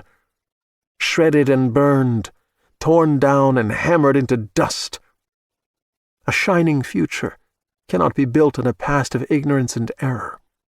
To build a brighter tomorrow, it's necessary to descend into a place darker than darkness, to clean the corrupt world with blood and destruction. By the time he reaches the end of the hall, he is convinced that Megan's paintings prove she is not woke to the better world that can be, will be. Shacket will wake her to it. Bella on the wire. Bella was 6 years old. She was a yellow Labrador retriever. She was always happy. Even on those occasions when she was a little bit sad, she was at the same time happy on top of the sad. The sadness was secondary. As far as she could recall, there had been only one period of unadulterated happiness in her life, and that had been related to an encounter with a skunk. There was more intelligence of different degrees and kinds in nature's creatures than human beings knew, but not in skunks. Skunks were a stupid and dangerous species specifically because they didn't need to be smart to survive. Whenever she looked at herself in a mirror, Bella was always surprised at how big she was. 70 pounds, and not fat. She'd always thought of herself as small. In a world of humans who stood high on 2 legs, it proved difficult to maintain a proper sense of her own dimensions. She lived in Santa Rosa, a small city approximately 55 air miles north of San Francisco. Although she'd never flown in an airplane or otherwise, Bella knew air miles, and a lot more. She resided with Andrea and Bill Montel. Bill was an attorney. Andrea owned a bookstore where Bella was welcome. She never annoyed the bookstore customers, and never let on that some of them had literary tastes she found unfortunate. Andrea and Bill had 4 children, between the ages of 7 and 14. In ascending order, Millie, Dennis, Sam, and Lorinda. All were homeschooled. They were a tightly knit, loving family. They all adored Bella, and she adored them, so it was a typical dog-human family situation. Kids, bookstore, law office. Bella's days were busy, filled with play and affection, walks with Andrea, runs with Bill, games with the kids, public relations work at the bookstore. Bella was never bored. In addition, she had a secret life. The Montels were aware that their dog was quite smart, but they didn't have a clue as to the extent of her intelligence. They knew nothing of the mysterium. They didn't know she retrieved books from their library and read them at night. When she was much younger, Bella decided that revealing her true nature would be unfair to the children. To develop a healthy psychology and the right measure of self-esteem, every growing child needed to stand center stage, in the spotlight, from time to time. Once Bella had revealed the truth of herself, the center stage would always be hers, no matter how she insisted on relinquishing it to each child. Anyway, what was to be gained by openly being an intelligent dog in a world that had not yet found any use for such a thing? She loved the Montel children. She wanted them to have normal lives, each with opportunities to be the center of attention. Some other members of the Mysterium had shaped their lives as Bella had shaped hers. Sometimes there was sadness in not openly being all that you should be, the person that you really were. But again, there was happiness on top of the sadness. Maintaining her secret had certain advantages, not least of all that she knew more about each child than Andrea and Bill knew, more than she would know if the kids realized how smart she really was. When they were at risk of going astray, she had the canine wiles with which to subtly steer them back on course. When that didn't work, she'd become clever at bringing the problem to the attention of Andrea and Bill without them always realizing who was the agent of revelation. In addition to being one of 5 Montel siblings and their clandestine nanny as well, Bella was the editor of The Wire. The Wire could be turned on and off like a radio. Not all members of the Mysterium were listening at all times. However, it was possible to send an insistent message that would open even closed neural pathways and ensure that everyone received it. Bella's job was to gather important news and share it in a timely manner.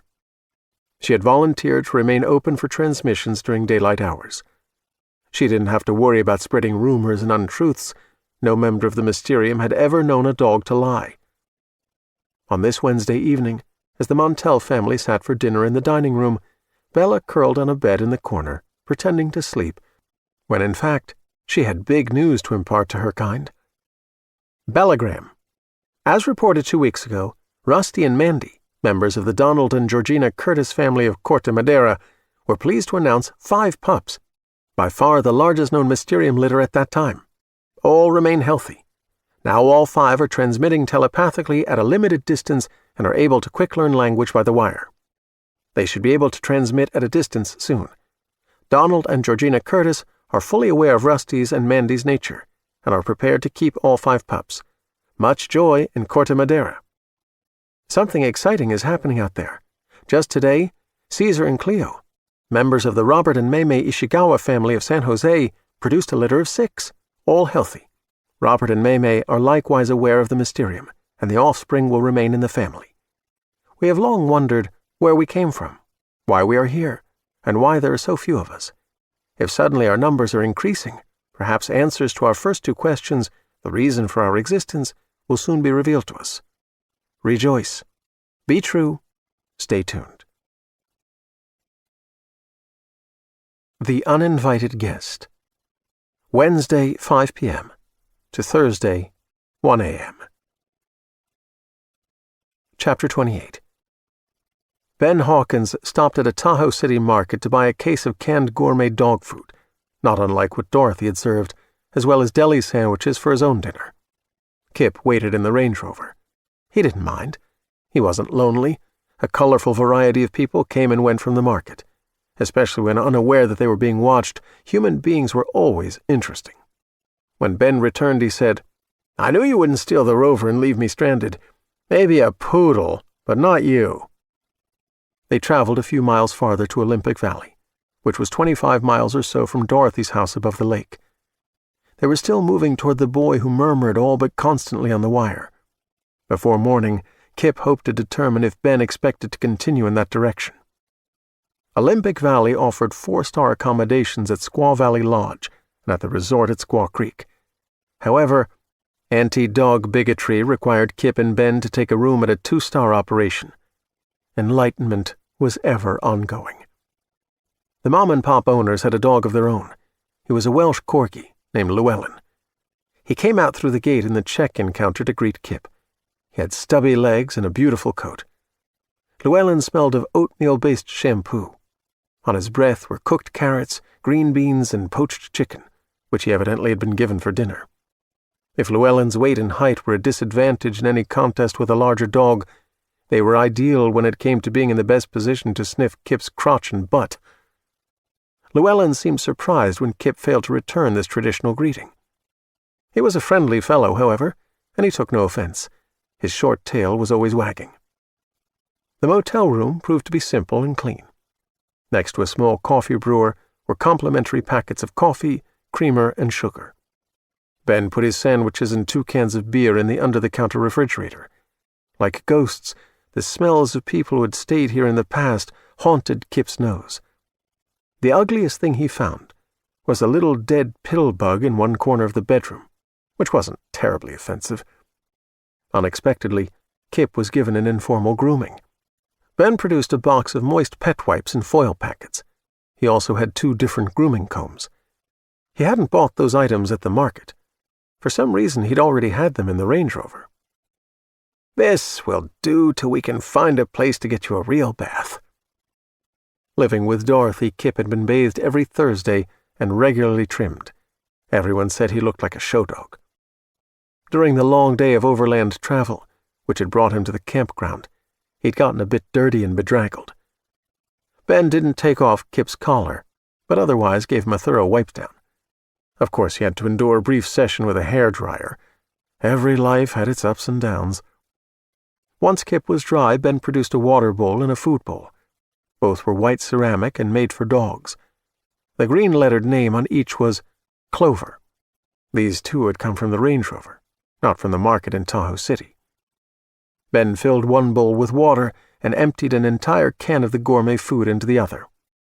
Although he'd had the burger and frankfurter earlier, Kipp ate this offering with pleasure, though not with canine haste. One of the first things that Dorothy had found peculiar about him, as a puppy, was that he savored his food rather than gobbling it in typical doggy fashion.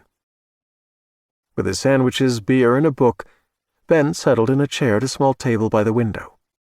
After he had licked the bowl clean, Kipp considered the mystery of it. He was exhausted after a busy day without naps, but curiosity wouldn't let him sleep. With one paw, he tipped the empty bowl on its side. With his nose, he rolled it across the carpet to Ben Hawkins.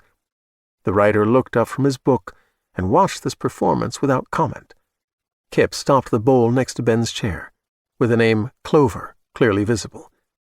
He sat and cocked his head and regarded the man. "You want more food?" Kipp thumped his tail once, which meant no. But that was code he developed with Dorothy. This man couldn't know what it meant. Kipp shook his head from side to side. Ben inserted a bookmark in the novel and set it aside. His expression was unreadable. As a former Navy SEAL, he was a man of reason who was cautious about making assumptions. After a silence, Ben said, "Did you just shake your head no?" Without hesitation, Kipp moved his head up and down. They stared at each other. Kipp had learned that a direct stare could convey considerable information, depending on the intensity and duration of it.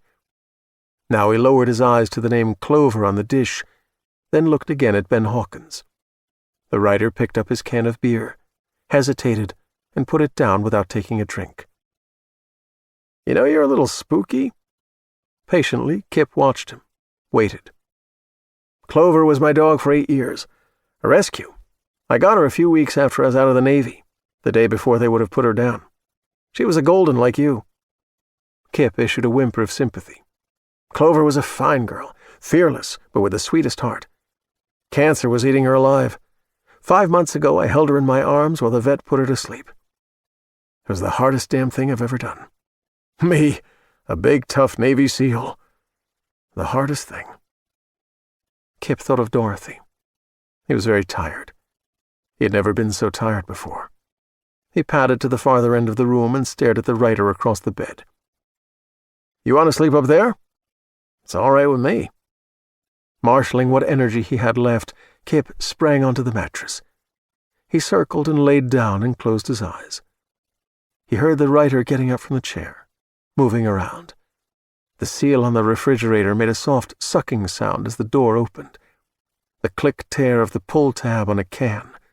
The smell of fresh cold beer. A moment later, the chair creaked as the writer settled in it once more. "Spooky," Ben said again. Dorothy smiled at Kipp in the dream, and put a hand on his head and smoothed his fur and said, "My special boy." Chapter 29. Megan found Woody lying on his bed, atop the spread, fully clothed, in the fetal position, eyes open, which meant that he was distressed about something. He remained as silent as the versions of himself that appeared in some of her paintings, including the one of him in the moonlight with deer, which was currently on her easel. When she spoke to him, and he wouldn't even look at her, she could do nothing for him other than climb on the bed, spoon against his back, and put her arms around him. He had no objection to being held, though he never returned a hug. She didn't pressure him about what was wrong, because nothing could be gained either by insistence or gentle probing.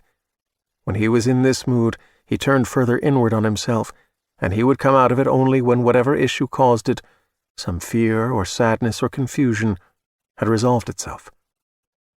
At times like these, she didn't know if holding him made any difference in his emotional state. She had never seen evidence that it did. Holding him, however, made a difference for her, made her feel that she was doing something essential.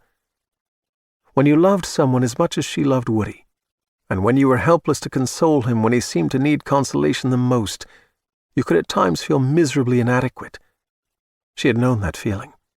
Now she counseled herself to remember that Woody always came out of these funks sooner than later. He didn't lie stricken like this for days, or even for longer than an hour or two. Whatever might cause these withdrawals, he was resilient enough to overcome it. And when he did return from emotional isolation to mere detachment, he would find her, and in that shy way of his, touch her and smile, to let her know that whatever had devastated him had now relented. As she held him and smoothed his thick black hair with one hand, she sang to him, softly, softly. One of those songs that he would sometimes play over and over for hours on his iPod while he read or used his computer.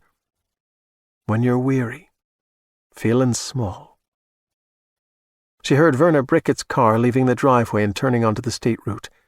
The housekeeper had a key. She would have locked the back door. She was reliable. When tears are in your eyes, I will dry them all.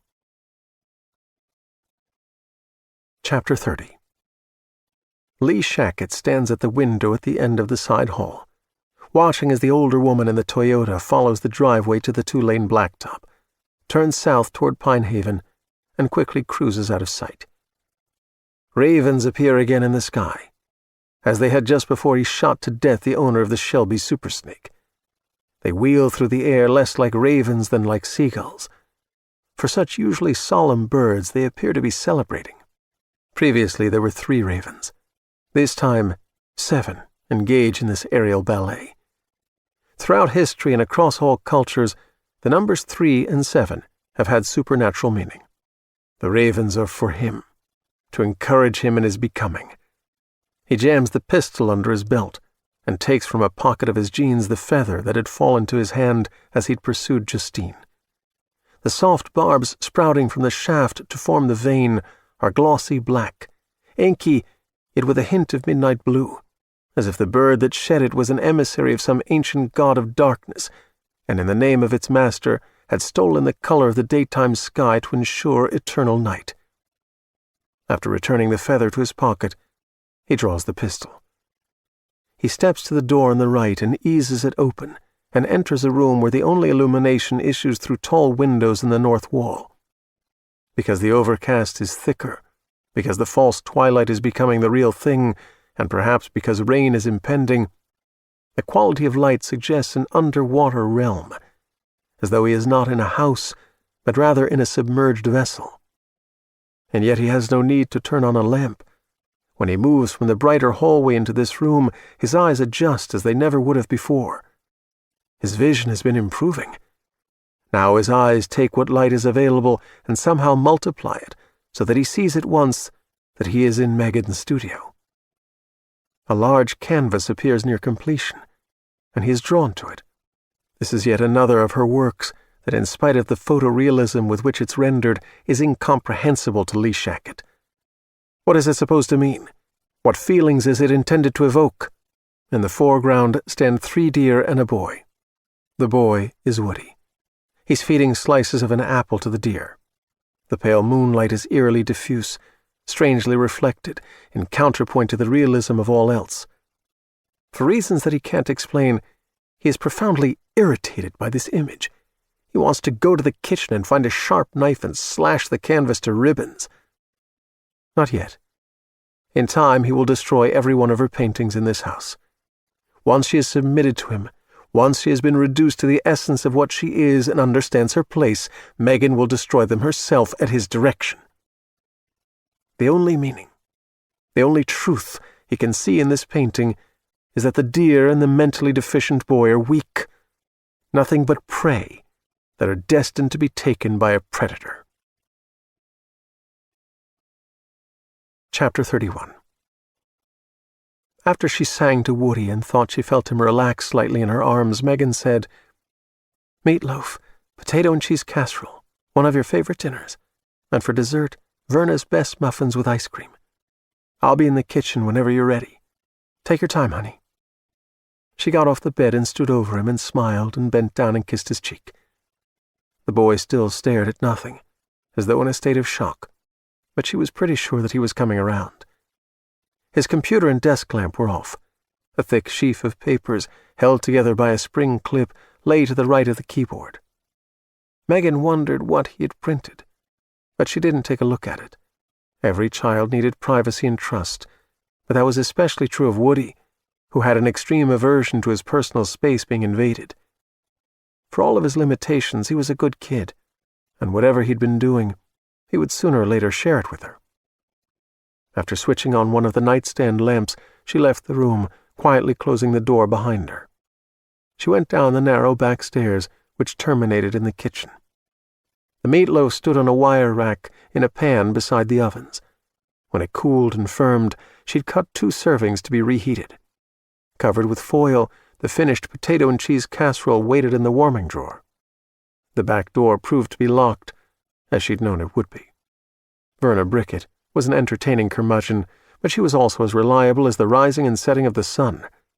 Megan put plastic placemats and paper napkins and flatware on the breakfast table. For whatever reason, Woody ate with less haste and was more content at dinner if the meal was served by candlelight.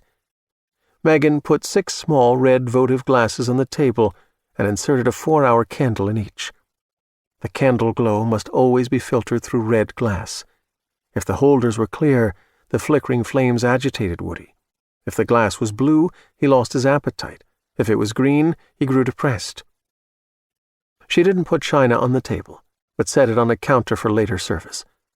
She required 1 plate, but Woody needed a plate for his meatloaf and 3 shallow dishes, 1 each for servings of the potato cheese casserole and the 2 accompanying vegetables. If one food touched another, he could not eat it. She didn't know why, and perhaps neither did he.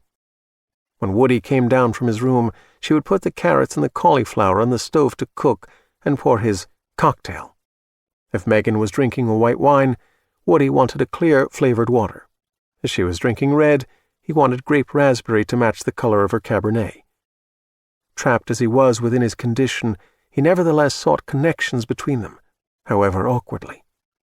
She allowed herself 1 or 2 glasses of wine in the evening.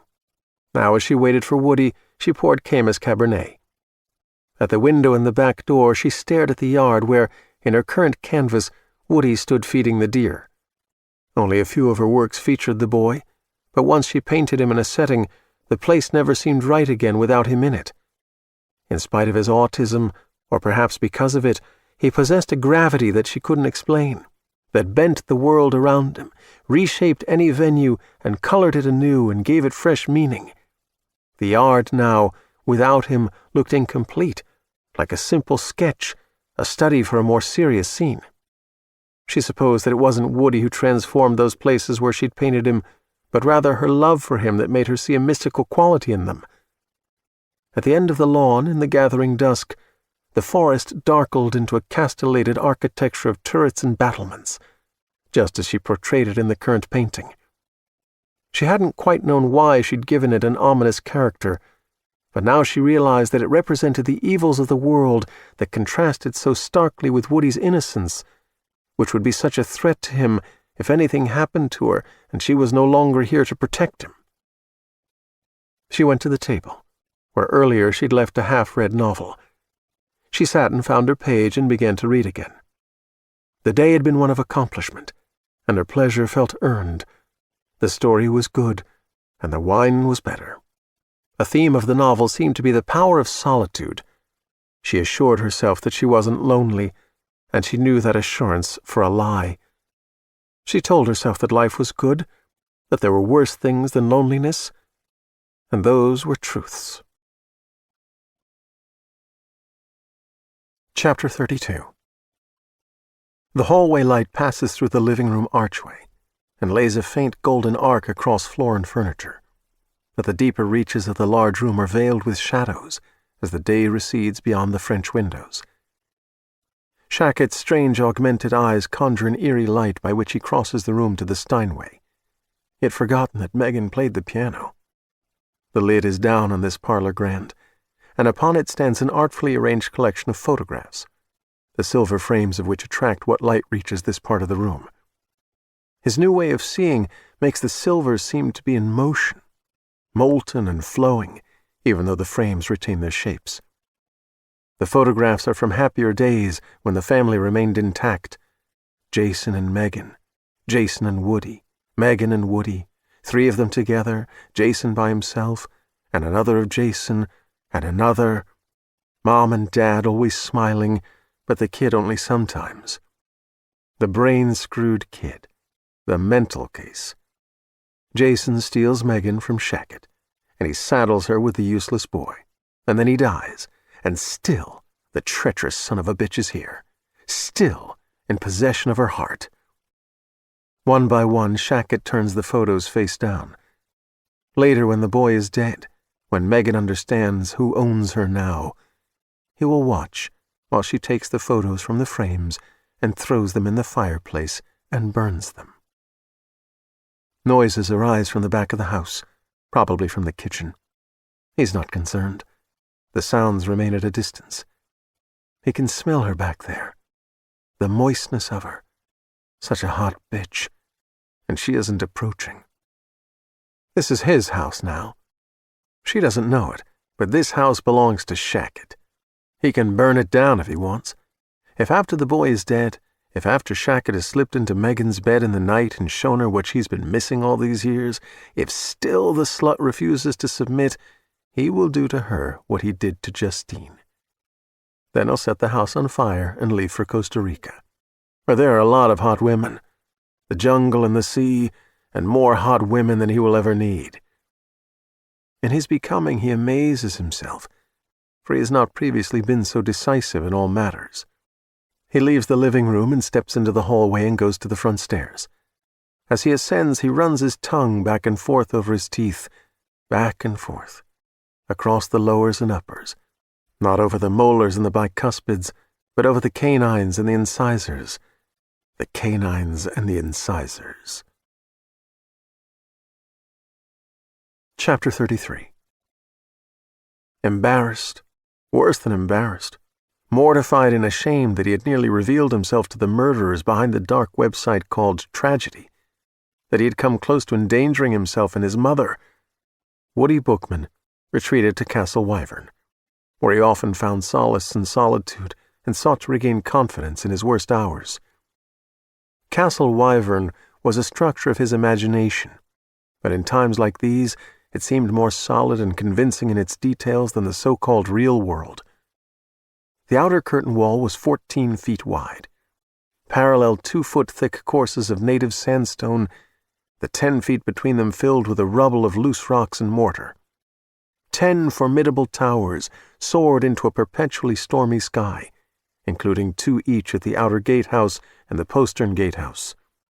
The outer ward was separated from the inner ward by a second and more massive curtain wall with an even more impregnable gatehouse and 6 larger towers. The wall walks featured merlins with narrow arrow loops and embrasures from which boiling oil and buckets of stones could be poured down on enemies attacking from below. Each gatehouse had to be approached on a 25-foot-high ramp guarded by archers. Each ramp ended at a drawbridge spanning a moat. Every gatehouse featured a heavy timber portcullis plated with iron, which could be lowered to deny entrance, and beyond each portcullis stood a pair of iron-bound wooden doors that could be closed in an emergency and reinforced by double drawbars. The name of the castle had been chosen with care. A wyvern was a particularly ferocious 2-legged dragon with a wicked barbed tail. Bad people were likely to be reluctant to try to force their way into a place named Castle Wyvern, Castle Dragon. In times of deepest mortification and shame, Woody took refuge in his high redoubt, a round chamber at the top of the southwest tower of the inner curtain wall, a timbered ceiling, narrow windows looking to the 4 points of the compass, stone walls, stone floor. He had only a pile of reeds to lie on, because there should be no comforts to reward a boy who had brought shame on himself by his foolishness and stupidity. When he had paid a sufficient price for his errors, he would receive a sign permitting him to leave the castle and return to Pinehaven in the so-called real world, which was how things worked in stories about castles and high redoubts and lands where dragons roamed. Although the windows of the buildings of the inner ward had glass in their frames, there was none up here in this tower. In bad weather, cold wind blew in, and rain slanted through the empty panes to shatter on the stone, depending on what punishment his actions required. And when his sentence had been served, he received a sign in the form of a bluebird or a soft-furred white rat that came in through a glassless window. The former sang his reprieve, or the latter danced amusingly to indicate that he was free. Now as he curled upon his bed of reeds, he heard the door of the high redoubt open behind him. If the door opened before he had seen the bluebird or the white rat, the visitor would be his mother who had come to the castle to check on him. He couldn't leave until he'd done his time, not even if he would please his mother if he rose from the bed and went to her. If he left before he received a sign, the shame that he'd earned would still cling to him, and his mother would see the truth of her son, and she would then share his humiliation that she had given birth to such a child. She had been here earlier too, had held him and sung to him. He was surprised that she would return so soon. She always allowed him privacy. Mother didn't know about Castle Wyvern, but the door to Woody's high redoubt and the door to his real-world bedroom were, for her, magically connected. She saw the physical Woody on his bed, while the spirit of Woody lay abashed in the castle tower. That was how things worked in the fantasy land to which he could escape from the hard world in which he had been born, and in which he so often screwed up. Behind him, his mother stood in the open door for the longest time. Because it could be no one but her, he thought she intended to come to him again and smooth his hair, and sing to him in her pretty voice. When he was withdrawn into the castle's high redoubt, she had never before visited him more than once. She knew that he could only return according to his own schedule, and that by appealing to him she was only ensuring that he would remain in retreat longer. Finally, she closed the door and went away. Woody curled tighter on his bed of reeds, drawing his knees toward his chest. Chapter 34. The useless boy lies with his back to the door, motionless on his bed, with no deer in attendance, bathed not in moonlight, but in the glow of a nightstand lamp, as the day dies beyond the windows. The child is easy prey, but the time isn't right. Shackett trembles with the desire to bite, but the time isn't right. He wants Megan first, wants to slide deep into her, and by taking her, at last pay back Jason Bookman, who had stolen her from him, stolen her, and then set Shackett up to take the fall for Dorian Purcell. Megan must be his, as she was always meant to be, and with her he can then father a superior child, which Jason's damaged seed could not produce. If she submits and recognizes his extraordinary power, realizes what he's becoming, and understands that without him there is no future for her, then they will ravage the boy together. But if she resists, he'll paralyze her, and as she lies in helpless witness, he'll bite the life out of the little freak and then set the house afire. His newfound decisiveness thrills him. He no longer must ask for anyone's advice, or waste time in consultation, or seek approval. No one is the boss of him. Neither the law nor any code of morality constrains him, because he knows them to be fantasies of order. In truth, the only rule by which anyone can live successfully, either in the wilds or in civilization, is the sole mandate of cruel nature. Prey shall submit, and predators shall reign supreme. Farther along in the hallway he finds the master bedroom. Ashen light at the windows, glowing green numbers on the bedside clock radio. This meager illumination is barely adequate even for his dark-adapted, and still adapting, eyes, but he makes his way to the king-size bed without turning on a lamp. He can see just well enough to realize that the spread has been removed and folded on the padded bench at the foot of the bed. The bedclothes have been turned back for the night, most likely by the housekeeper who departed in the Toyota. Shackett drops to his knees to smell the fitted sheet and the top sheet between which Megan's lithesome body has lain. The linens have not been changed today, sparing him the disappointment of nothing more than a residue of laundry detergent and fabric softener. By smell, he can distinguish between the shampooed freshness of her raven hair and the slightly salty creaminess of her lustrous skin, and the moistness of the cleft between her legs, where later he will make their future. He puts his pistol on the nightstand and sits on the edge of the big bed. He unties his shoes and slips out of them, but does not undress before lying where she spent the previous night, first on his back, with the top sheet and thin blanket drawn to his chin. The high thread-count cotton that has clung to her long legs and snucked her mons veneris and draped her breasts now wraps him, and he feels cocooned in the essence of her.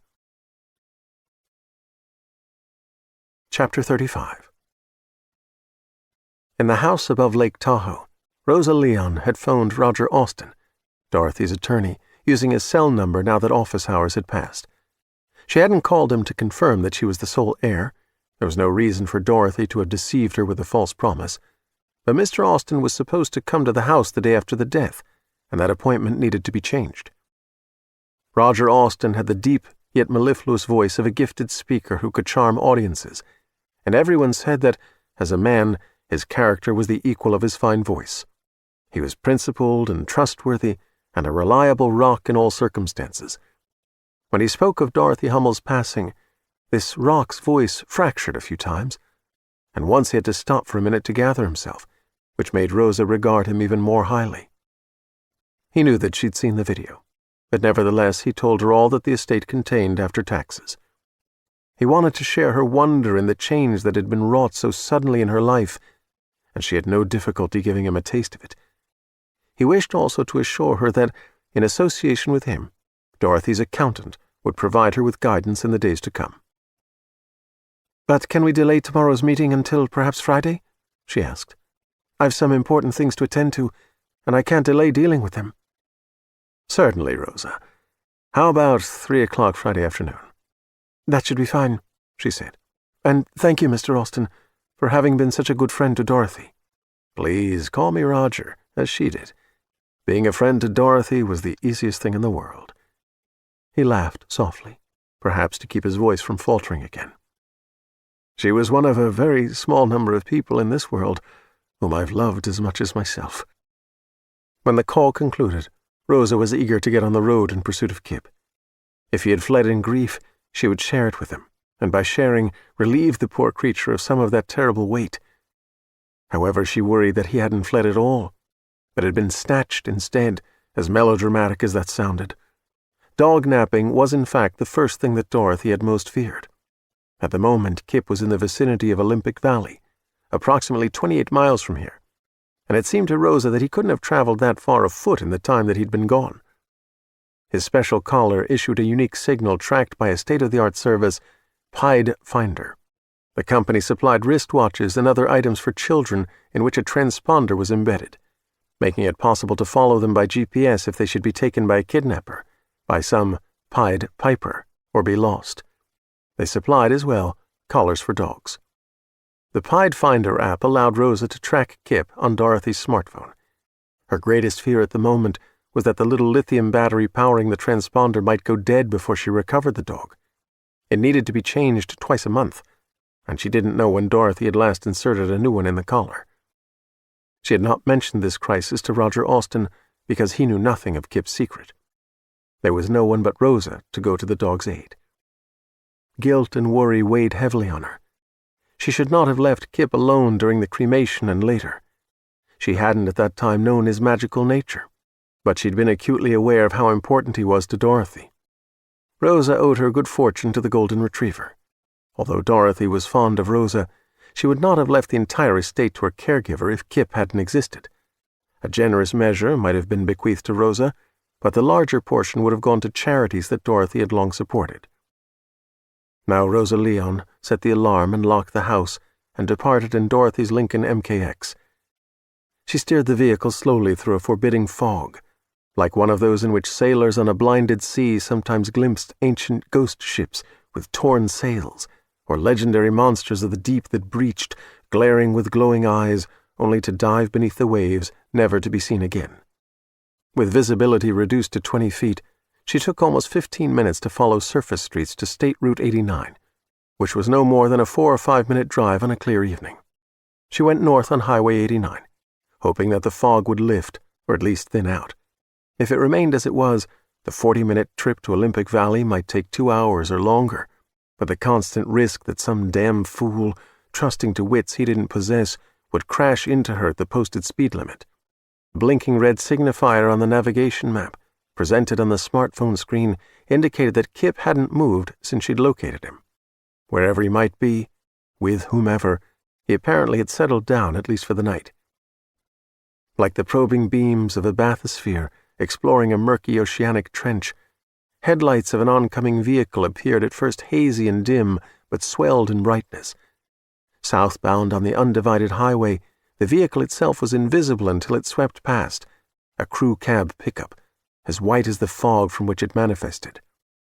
The driver carved through the night at perhaps half the speed limit, but that was still too fast in these conditions.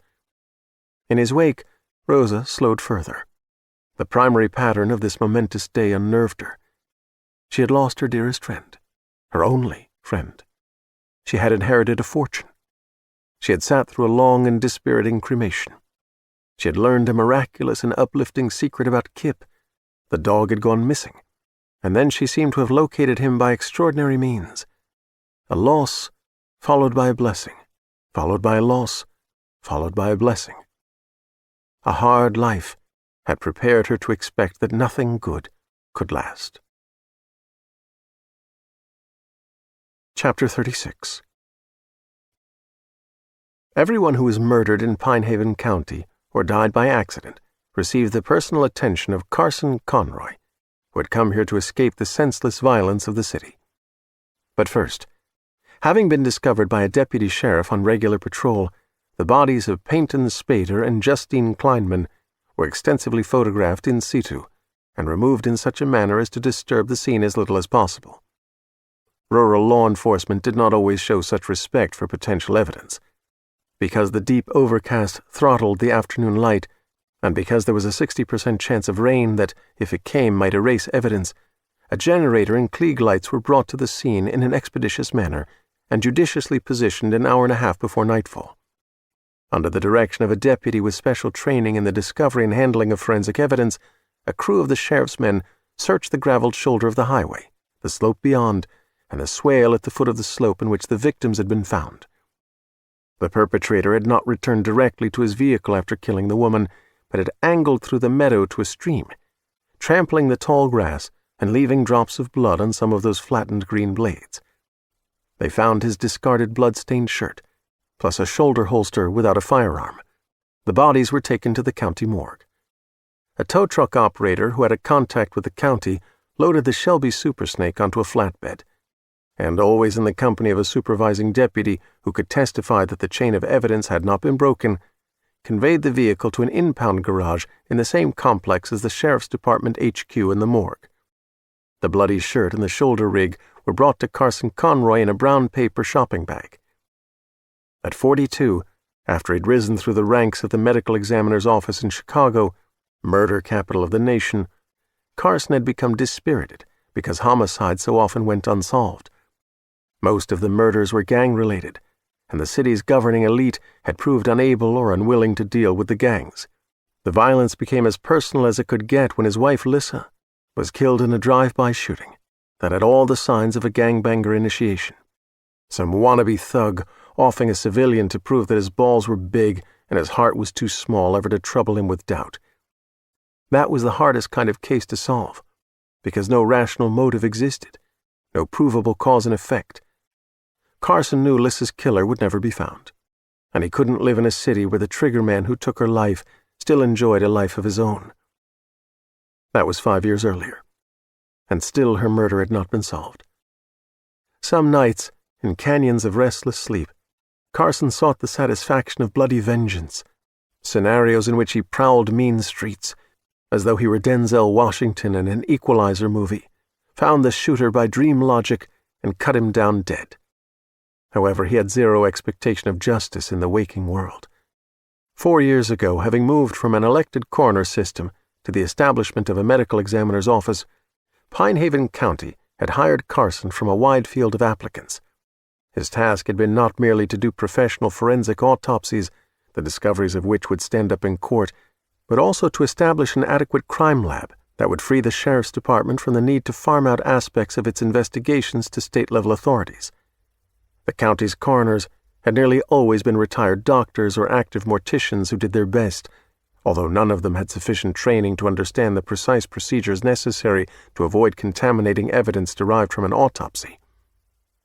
During his first year on the job, Carson worked 80-hour weeks and thrived on the schedule, which allowed him the forgetting that he sought. Year by year he remained busy, but he settled into his position with confidence and pleasure. Born and raised a city boy, and black, he had expected that adjustment to this rustic environment would be taxing, to say the least, but it was smooth beyond all expectation.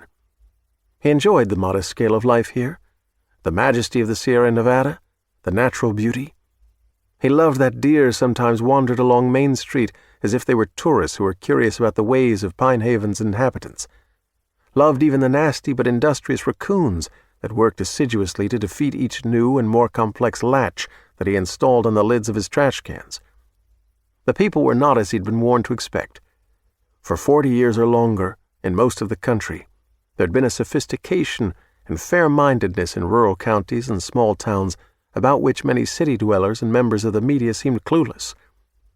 Carson was happy here, charmed by the quiet flow of events, grateful to be free from the metropolitan bustle that made life a competitive marathon race without end. In the past year or so, a disquieting change had come slowly to Pinehaven County. occasional outriders from MS-13 and other Central American gangs scouting for opportunities like remote and easily concealed locations for meth labs, checking out the strength and determination of local law enforcement. There had been incidents between them and a few deputies, nothing too alarming. But a pretty teenager, Jenna McCall, had vanished without a trace. She'd been a good student, a devoted daughter, not the kind of girl who opted to be a runaway.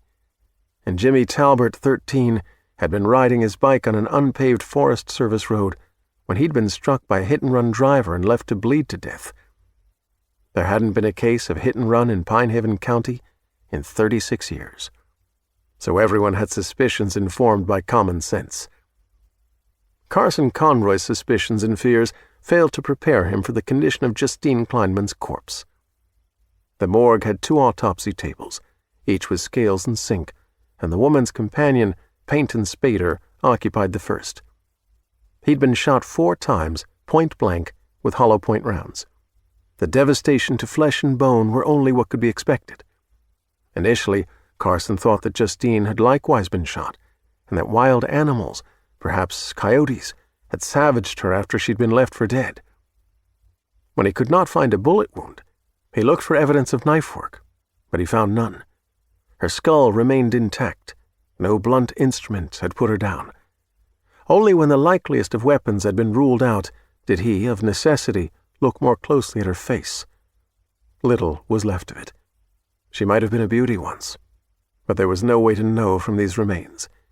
Most of her face had been eaten, as had one of her breasts and part of the other. Carson had seen many gruesome things in his profession, and the horrors to which victims were vulnerable had long ago ceased to chill him. However, a chill climbed his spine now, and fluttered through him like some insect horde. The bite marks along the perimeter of the remaining tissue were not those of an animal. They had the curvature and tooth pattern of the human mouth. Chapter 37. By the time Megan read 3 chapters of the novel and finished the glass of Cabernet, Woody had still not appeared in the kitchen. When he seemed to have difficulty returning from one of his deeper retreats, she could sometimes encourage him with music. He liked to listen to her play the Steinway, and always watched her as if amazed that she could conjure music from its keys. Sometimes she left a handwritten note for him. A recent one had asked, "Would you like me to teach you to play the piano?" He never answered that one, or any of the others, but she hoped one day he might. Exchanging notes would not be the same as two-way speech, but it would be a more satisfying form of communication than she'd yet enjoyed with him. She went along the main hallway to the living room and turned on the lights. At the piano, Megan halted, at the sight of all the silver-framed photographs, lying face down on the lid. Verna Brick had polished the silver and glass once a week, but she'd never before left the photographs like this. Nor would she. Verna was meticulous almost to the point of obsession. Woody must have done this. But why? The obvious answer seemed to be that the sight of his father in all those photos had suddenly pierced him. After 3 years, she'd thought he had accommodated himself to the loss, but evidently not as much as she'd believed. He was a genius, and people tended to think that geniuses were less emotional than other people, but she knew this was not true of him. He felt things profoundly. Sometimes she wondered if he remained silent because he feared that, if he dared to speak, his long-repressed emotions would erupt with volcanic power, that he would be unable to control them and would say things that would shock by the very rawness of the passion with which he said them. She left the framed photos as they were and didn't raise the piano lid. She would ask him about the pictures later. She sat on the bench and put up the fallboard, uncovering the keys, flexed her fingers. The dozen or so songs Woody liked the most, each of which he could listen to over and over for hours, were a varied catalogue. While the words had meaning for him, Megan suspected that the melodies were what spoke the most directly to his soul. After considering choices, she played Moon River, and that beautiful melody, drenched in yearning and gentle melancholy, flowed through the living room and into the hall and up the stairs, perhaps to call the boy out of the shell in which he had closed himself. Chapter 38. In the vividly imagined high redoubt of Castle Wyvern, lying on a bed of reeds, Woody stared at the glassless panes of the southern window, which was where the sign always appeared, the bluebird or the soft-furred white rat, to certify that he'd suffered enough for his errors. Iron-dark clouds scudded fast across the sky. Waves of lightning throbbed through those curdled masses without thunder, the forces of these heavens as silent as the boy who conceived them. If he'd done even worse than he thought, if he'd drawn the murderers out of the dark web and all the way here to Pinehaven, if they were even now in transit, no amount of penance could earn forgiveness or safety, and he would be condemned to this tower room forever. Then a sound came that he'd never heard before, a curious whine, followed by a sigh and a series of heart-wrenching whimpers. When he lowered his gaze from the southern window to the floor, he saw a golden retriever curled in a ball and sleeping, whimpering because it was caught in a bad or perhaps sorrowful dream. Nothing like this had ever happened before, and Woody didn't know what to make of it. Might the dog be a sign, like the bluebird and the white rat, a sign that he had atoned for the mess he'd made and could now leave the castle to rejoin his mother in their cozy house? While that question remained unanswered, an unseen presence spoke to him, the disconnected words whispering along the stone walls of the tower. "Smile for Dorothy, dear sweet Kipp, my special boy, my mystery, mysterium." Woody sat up on the thick bed of reeds and surveyed the chamber, where shadows hung that, with each pulse of lightning, billowed as draperies would when disturbed by a draught. The speaker, a woman, remained invisible. A harder, scary male voice was almost a snarl. "I know. Your kind. Teach you. A lesson." 3 oil-burning sconces flamed and smoked where none had been, because he willed it so, and in the dancing light no other presence but the dog revealed itself. A third voice, another man. "Never hit a dog. Clover, cancer, eating her alive, the hardest thing." And now all 3 voices issued forth. "Teach you a lesson. Cancer, Clover, Dorothy, my Kipp, my special boy, my special boy." The oil-fired sconces ceased to exist, and shadows stirred by the stormlight shivered into the room. Woody rose to his feet as the sleeping dog became as transparent as golden glass and then vanished. Somewhere a piano played Moon River. As surely as Castle Wyvern was of Woody's creation, so were the bluebird and the white rat that came as signs to free him from his self-imposed isolation. He knew this. The bird and the rat were expressions of his conscience when he felt that he had done enough penance for his offenses.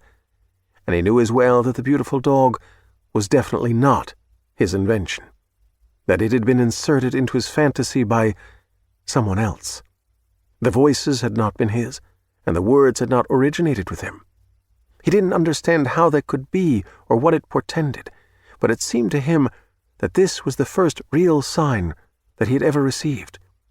A gladness overcame him, and he was greatly relieved of his fear that denizens of the dark web would find him and his mother.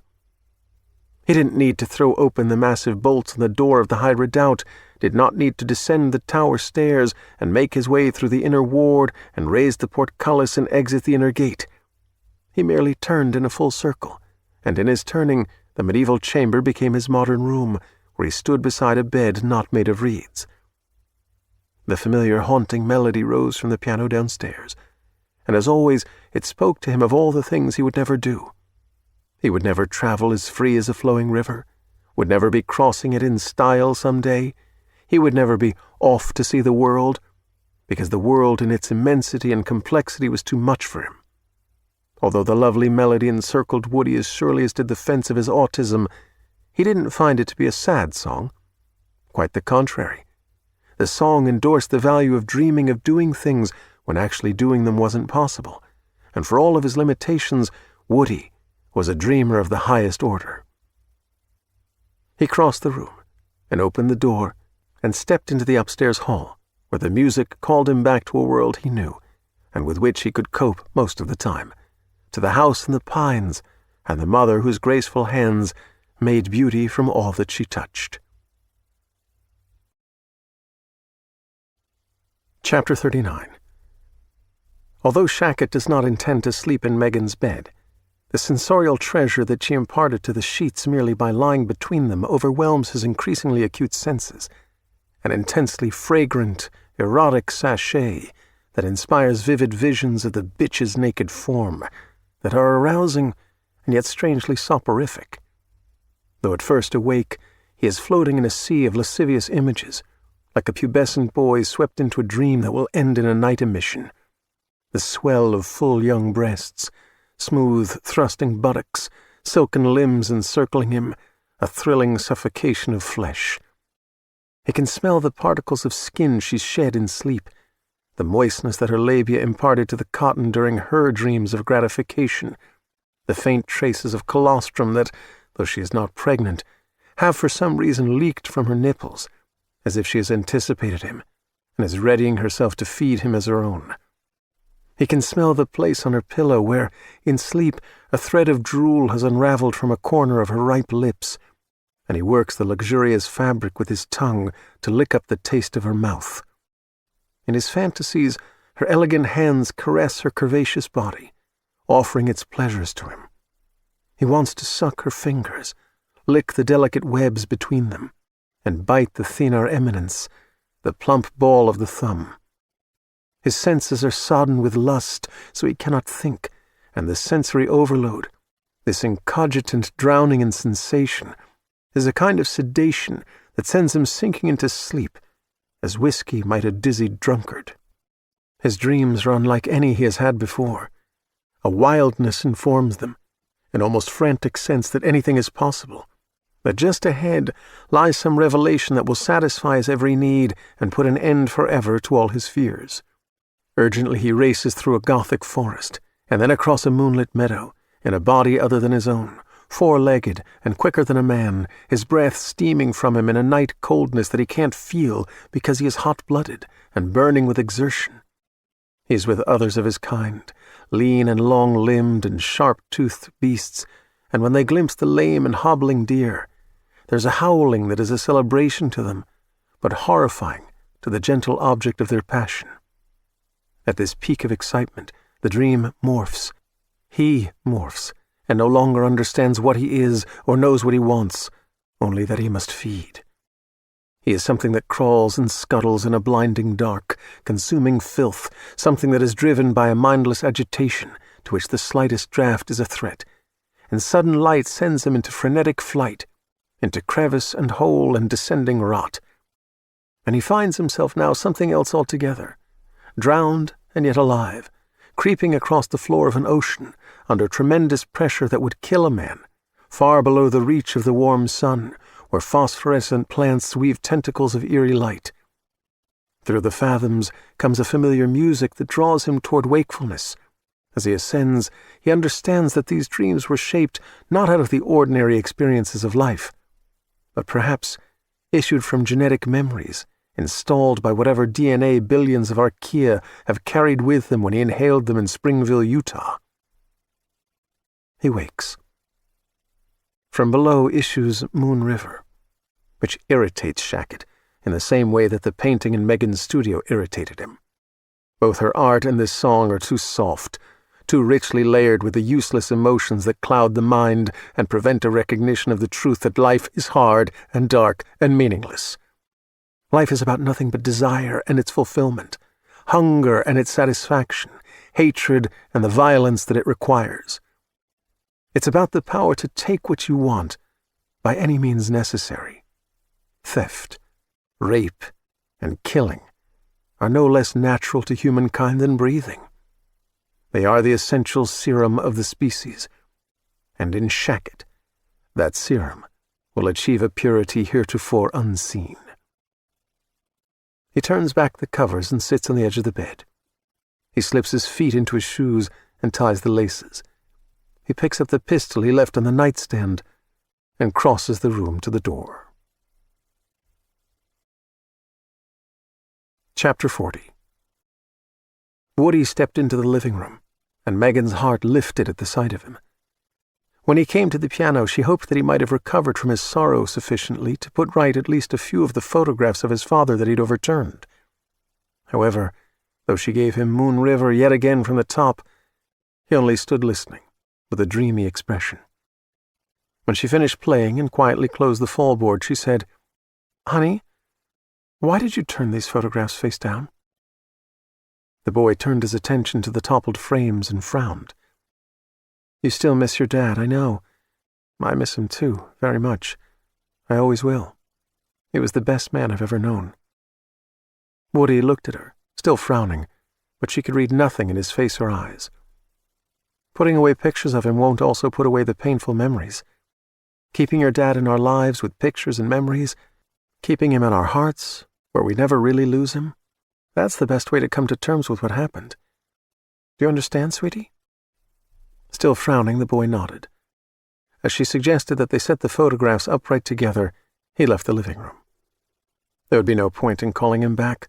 He was neither thoughtless nor disobedient, merely a prisoner of his condition, impelled to act according to an interpretation of the moment and the circumstances that was logical to him, but beyond her understanding. Very likely after they ate dinner, as Megan cleared the table, Woody would return to the living room on his own, and would set all the silver frames upright, the meaning of her request having been received by him as if her words were in a foreign language and required laborious translation. Such delayed compliance to a request was not unusual. She followed him along the main hallway to the kitchen. He went to the table and settled in the chair where she'd been sitting, and picked up the novel she'd been reading. Careful not to displace her bookmark, he began reading from page 1. The book had nothing in it that she would wish to censor from him, so she said only, "It'll be a late dinner now, but a good one." Before she retrieved the sliced carrots and cauliflower from the refrigerator, potted them, and spiced them for cooking, she decanted a second glass of Cabernet. For Woody, she poured grape-raspberry-flavored sparkling ice. She served it to him in a wineglass, just like hers. Chapter 41. Shackett stands at the head of the stairs, his back against the hallway wall, so that he is gazing down into the foyer as the boy and then his delectable mother exit the living room. Having heard their one-sided conversation, he wonders if the woman suffers her son's mental disability in a milder form.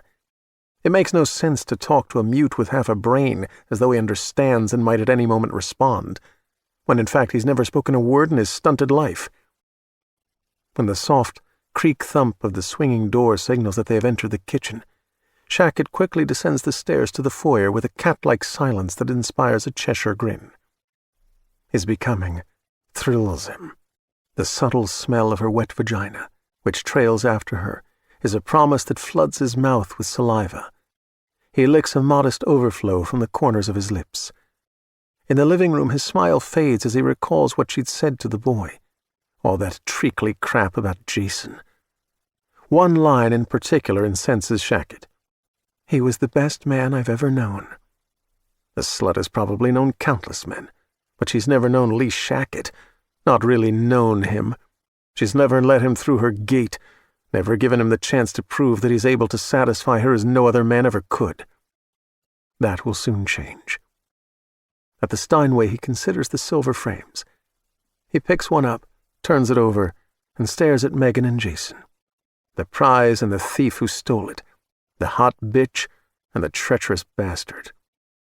His first impulse is to throw the photograph to the floor, stamp hard on it, smash the glass that protects it, shatter all of her treasured memories just as she and her treacherous husband shattered Shackett's hopes.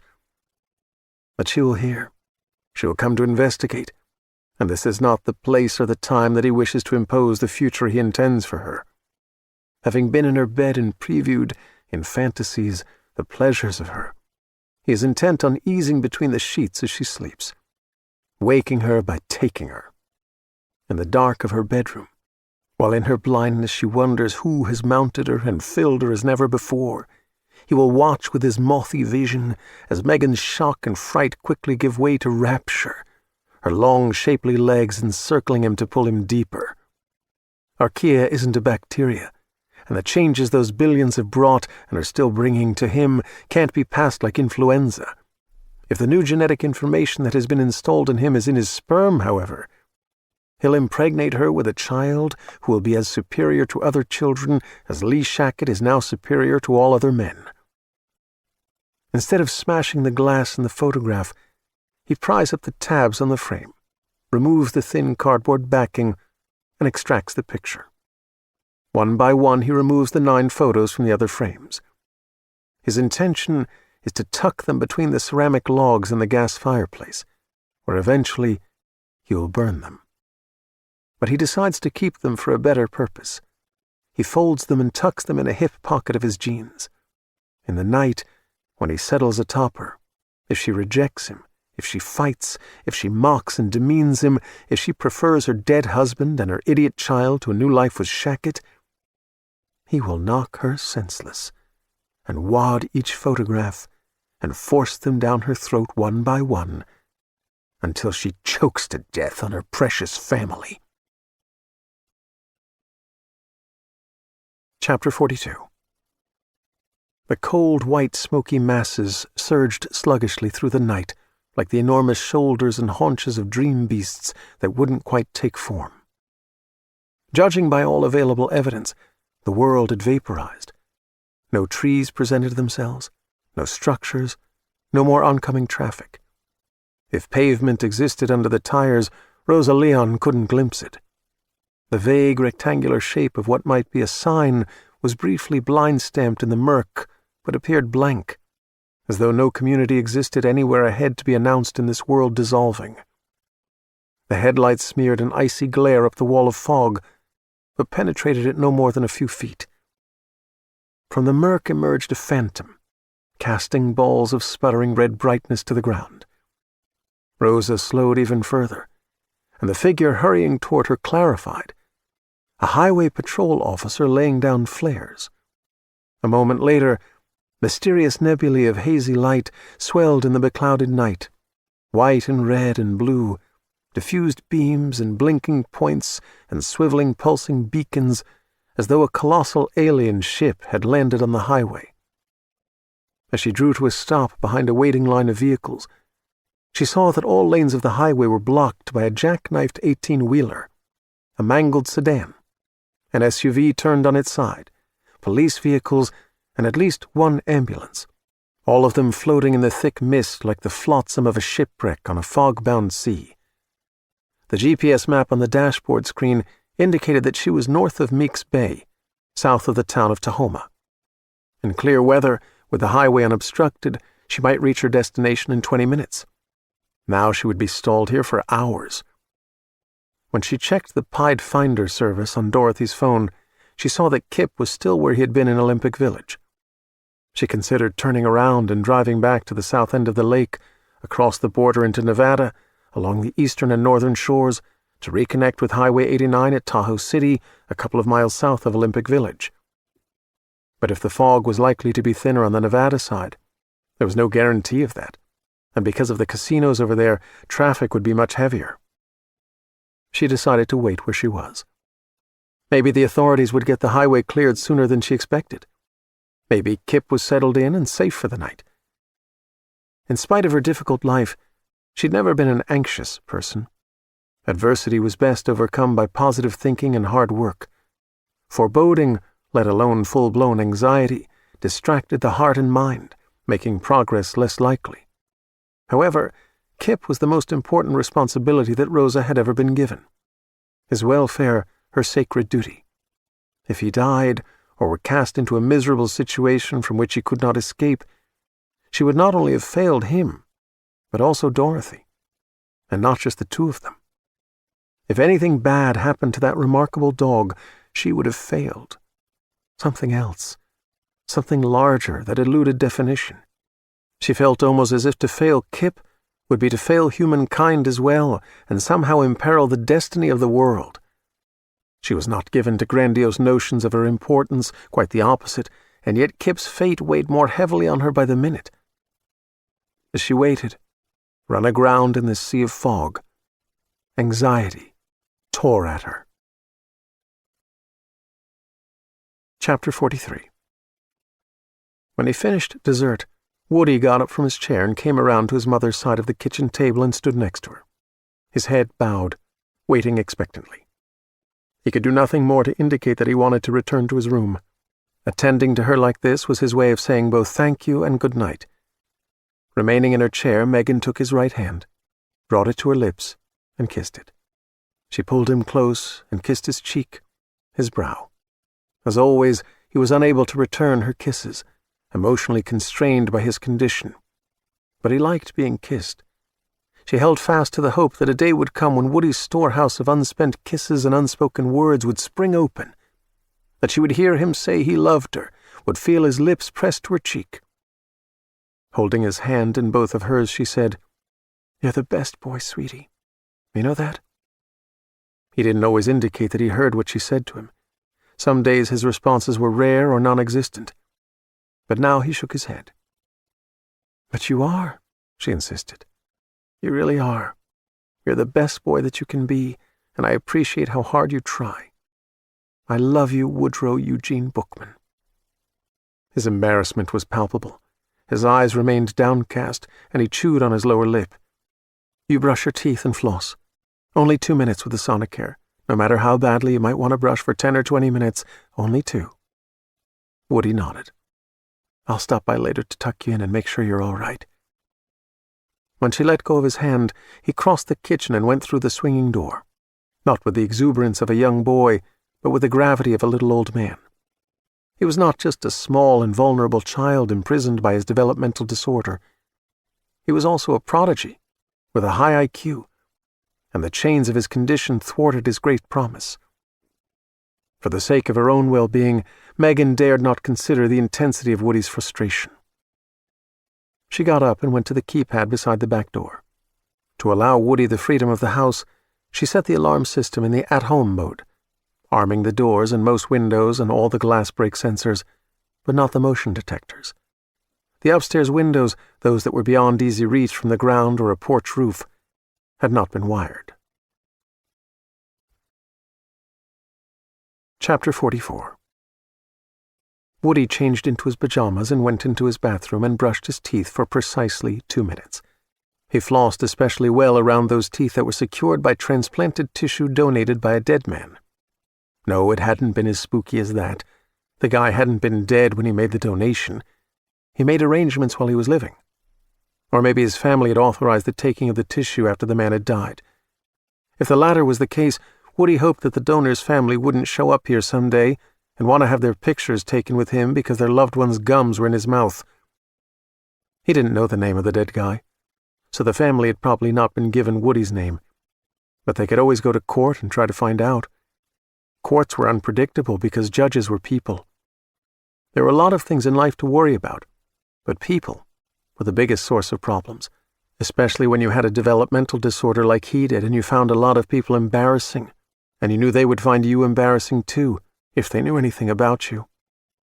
Not everyone was simply embarrassing. Some were also scary. The scary ones had a subtle smell. He couldn't describe it, but he could detect it. He'd done some reading on the subject, and he learned that many dogs could smell extreme cases of schizophrenia and homicidal psychopathology. So maybe he had a bit of dog in him. When he was around too many people who wanted to interact with him, whether they were scary or just embarrassing, he wanted to scream and scream until they went away with their hands over their ears. But he couldn't scream any more than he could tell them to leave him alone. So instead he got a killer headache, and he grew so nervous that he couldn't think. Sometimes he was nauseated. His stomach and intestines and everything in his abdomen felt as if it came loose and sloshed around. And he became terrified that he was going to start farting like a machine gun. Nothing was more embarrassing than farting, not even having your dead gum donor's family show up to take pictures with you. After he finished in the bathroom, Woody turned out the light and went into his bedroom and stood staring at his computer. After some deliberation, he got on his hands and knees and crawled into the knee space of his desk and plugged everything in again. The bad men at the tragedy website could not have tracked him, and he was never going back there again. His report, The Sun's Revenge, faithfully compiled evidence of monstrous evil, lay on his desk. He'd meant to give it to his mom, but then he'd had an episode and needed to go away to Castle Wyvern. He would put it on the breakfast table first thing in the morning. He thought now of the words that had appeared on his screen when he'd been deep in the dark web. You again. And then, you are not Alexander Gordius. And finally, we will find you. That last one had been a bluff. They couldn't have tracked his signal to source. not after all the precautions he'd taken. Nevertheless, he felt pretty sure that he wouldn't fall asleep right away. He lumped his pillows into a pile and sat up in bed with a novel by Patrick O'Brian, a seafaring adventure set in the 18th century. It was a rousing tale about courage and honor and steadfast loyalty, qualities that Woody admired and believed were important, but that he doubted he would ever possess to any significant degree, considering what a mess he was. One way you learned things, however, was by example, which was the reason he read books like this, in addition to the fact that he loved a rattling good story. For the same reason, that you might become what you read, he avoided novels about vampires, werewolves, and zombies. Chapter 45. After Megan washed and dried the dishes, she indulged in a half-glass of wine to follow her first two. She sat at the kitchen table to savor the Cabernet while reading 2 more chapters of her novel. In these latter hours of the evening, a wind had risen out of the northwest, filling the night with whispers and moans. From time to time, a series of soft thumps on the back porch were not evidence of a prowler, merely one of the rocking chairs as a gust of wind bumped it against the house. And the hanging basket of trailing fuchsia swung back and forth, the friction of chain link on hook raising a creak croak that might have been a hacksaw determinately chewing through something as hard as bone. Noises within the house sometimes suggested the presence of an intruder, phantom footsteps, the creak of a door, but they were only the usual settling noises, on this occasion exaggerated by the structure's resistance to the wind's insistence. In the weeks immediately following Jason's death, when Megan and Woody moved to these acres on the outskirts of Pine Haven, the nights had not seemed romantic as she remembered them from when she'd been growing up here. At best, the falling darkness brought with it an air of strangeness, of an alien realm, as if nature knew of her years in the city, thought her a traitor to the land, and no longer welcomed her. At worst, the nights sometimes seemed full of menace, for the world had deteriorated since her childhood, even here in Pine Haven County.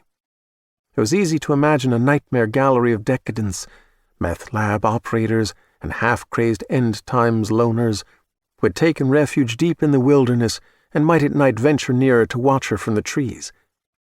For the first few months after they moved in, she closed all the draperies and blinds with the setting of the sun. But the locals welcomed them at once, and in time the land seemed as benign as it had been in her youth. These days Megan no longer suspected the forest of harboring a nasty work of degenerates, and nightfall brought with it only stars and the moon either in full or fragment. For some, the loneliness of widowhood would have been magnified by the solitude of this property, by sharing it only with a boy who never spoke. For Megan, solitude allowed contemplation and introspection, which led to acceptance of her loss, and peace came upon her sooner here than it might have elsewhere. She finished a chapter in her book and the wine in her glass, closed the former and rinsed out the latter at the sink. She went through the downstairs, double-checking door locks and turning out the lights in her wake. In the foyer, at the living room archway, as she reached for the wall switch, she saw that Woody had been here before going to his room. The silver-framed photographs were no longer face down on the Steinway. They were all facing the piano bench, so she could see them when she played.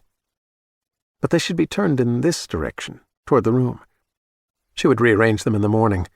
Right now it was enough to know that he had heard her earlier, understood what she'd told him about keeping his father in their memory, and agreed. She doused the living room lights. At the front door, the deadbolt was engaged. On the security system keypad, a red light glowed under the word home, just as it did on the control unit by the back door. A third keypad was in the master bedroom. With her book in hand, intending to read herself to sleep, Megan climbed the stairs. The wind was a testing wind that rattled sheet tin somewhere above, perhaps the flange on a chimney spark arrestor, whistled along empty rain gutters, pillowed its fists against window glass, pressed creaks and muffled groans from attic rafters, collar beams, and joists much as a rolling sea made the timbers of a ship's hull speak. After rapping softly on Woody's door, she opened it. In the light of a nightstand lamp, he was sound asleep, half sitting up against a rampart of pillows, an open hardcover book splayed on his lap. She plucked a Kleenex from the box on his nightstand, used it to mark his place in the story, and set the book aside. She took 2 pillows from the stack against which the boy leaned, eased him into a better sleeping posture, and pulled up the blanket. Although Woody seldom slept more than 5 or 6 hours, he was a deep sleeper. Megan's ministrations failed to wake him. She kissed his smooth, cool brow and adjusted the 3-way lamp to its lowest setting.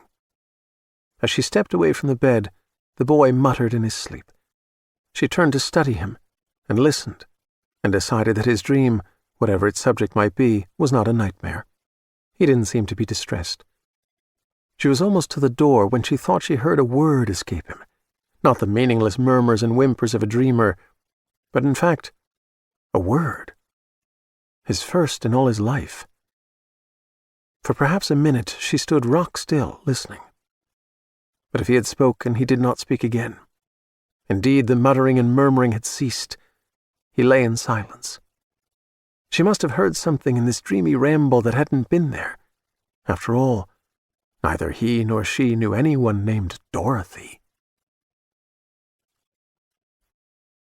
Chapter 46. The guest bedroom at the end of the upstairs hallway lies in darkness, the door ajar. Shaq had watches the bitch through the gap as she raps lightly on the door to the boys' room and then goes in there. When she appears maybe 2 minutes later, she comes toward him, unaware that she is observed and desired.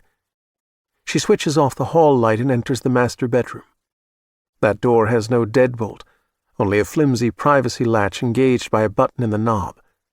Most likely, she won't even use that.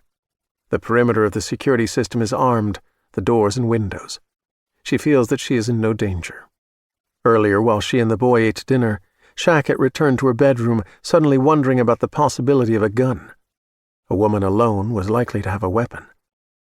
He found the gun safe attached to the bed rail, which he had previously overlooked. To open it, he required a 4-digit number. He knew several important things about Megan, and one of them was likely to provide what he needed. When programming such devices, people tended to resort to a sequence of numbers they weren't likely to forget. He knew her birthday, Jason's birthday, Woody's birthday, and the date of her wedding, at which he had been a guest, but not, of course, the best man. He had tried the numbers in that order. The wedding date did the trick. The 10 bullets are now in the toilet bowl in the spare bedroom bath, waiting to be flushed. He leaves the guest room and makes his way along the hall to the master suite. He puts one ear to the door, listens, and hears running water.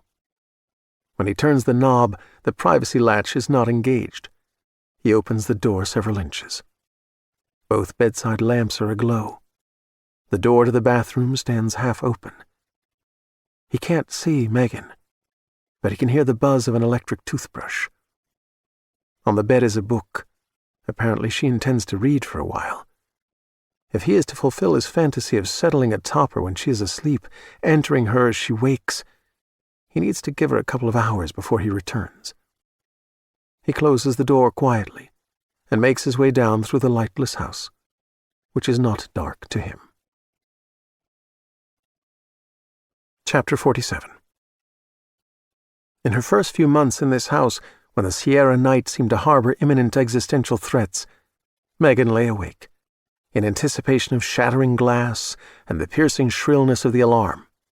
Because she slept in a t-shirt and panties, before retiring each evening, she laid out a pair of jeans and a crewneck sweater on the other half of the king-size bed, where she could quickly snatch them up and slip into them. 3 years later, though now she found her initial paranoia amusing, she remained in the habit of having clothes near at hand. After placing the jeans and sweater like the form of an imaginary bedmate, she went around to her side of the bed, turned back the top sheet with the blanket, and discovered a 3-inch-long smear of some kind on the bottom sheet. This was Wednesday, and Verna Brickett routinely changed the linens mid-week, so they ought to be spotless. Megan wiped a finger across the substance and brought it to her nose. It smelled like earth, dirt. A few small flecks of chaff were in it, bits of golden grass or weeds. She couldn't imagine how this had gotten here, or why Verna hadn't noticed it. Nearly all of it brushed off with the sweep of her hand. She returned to the bathroom to get a fresh washcloth, dampened a corner, and used that to remove the last traces of dirt without leaving a significant wet spot. After washing her hands, as she settled in bed to read, her back against the padded headboard, she smelled something alien to herself into the room, a thin, acrid odor. She turned her head left, right, leaned forward to smell the blanket, but the strange scent had been faint and transient. She could no longer detect it. She picked up her book and opened it. Chapter 48. As restless as the wind that chases its many tails through the night, Lee Shackett wanders the dark rooms of the ground floor of the house. He is frustrated, not merely by the need to wait for Megan to fall asleep, but also by the slow pace of his becoming.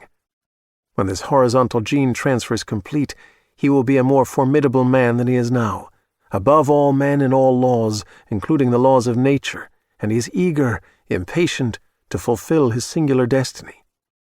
He intuits that the programmed archaea will effect further changes, rendering him powerful beyond all human dreams of power. But he lacks the imagination to foresee what his new strengths and capabilities will be. He wants them now.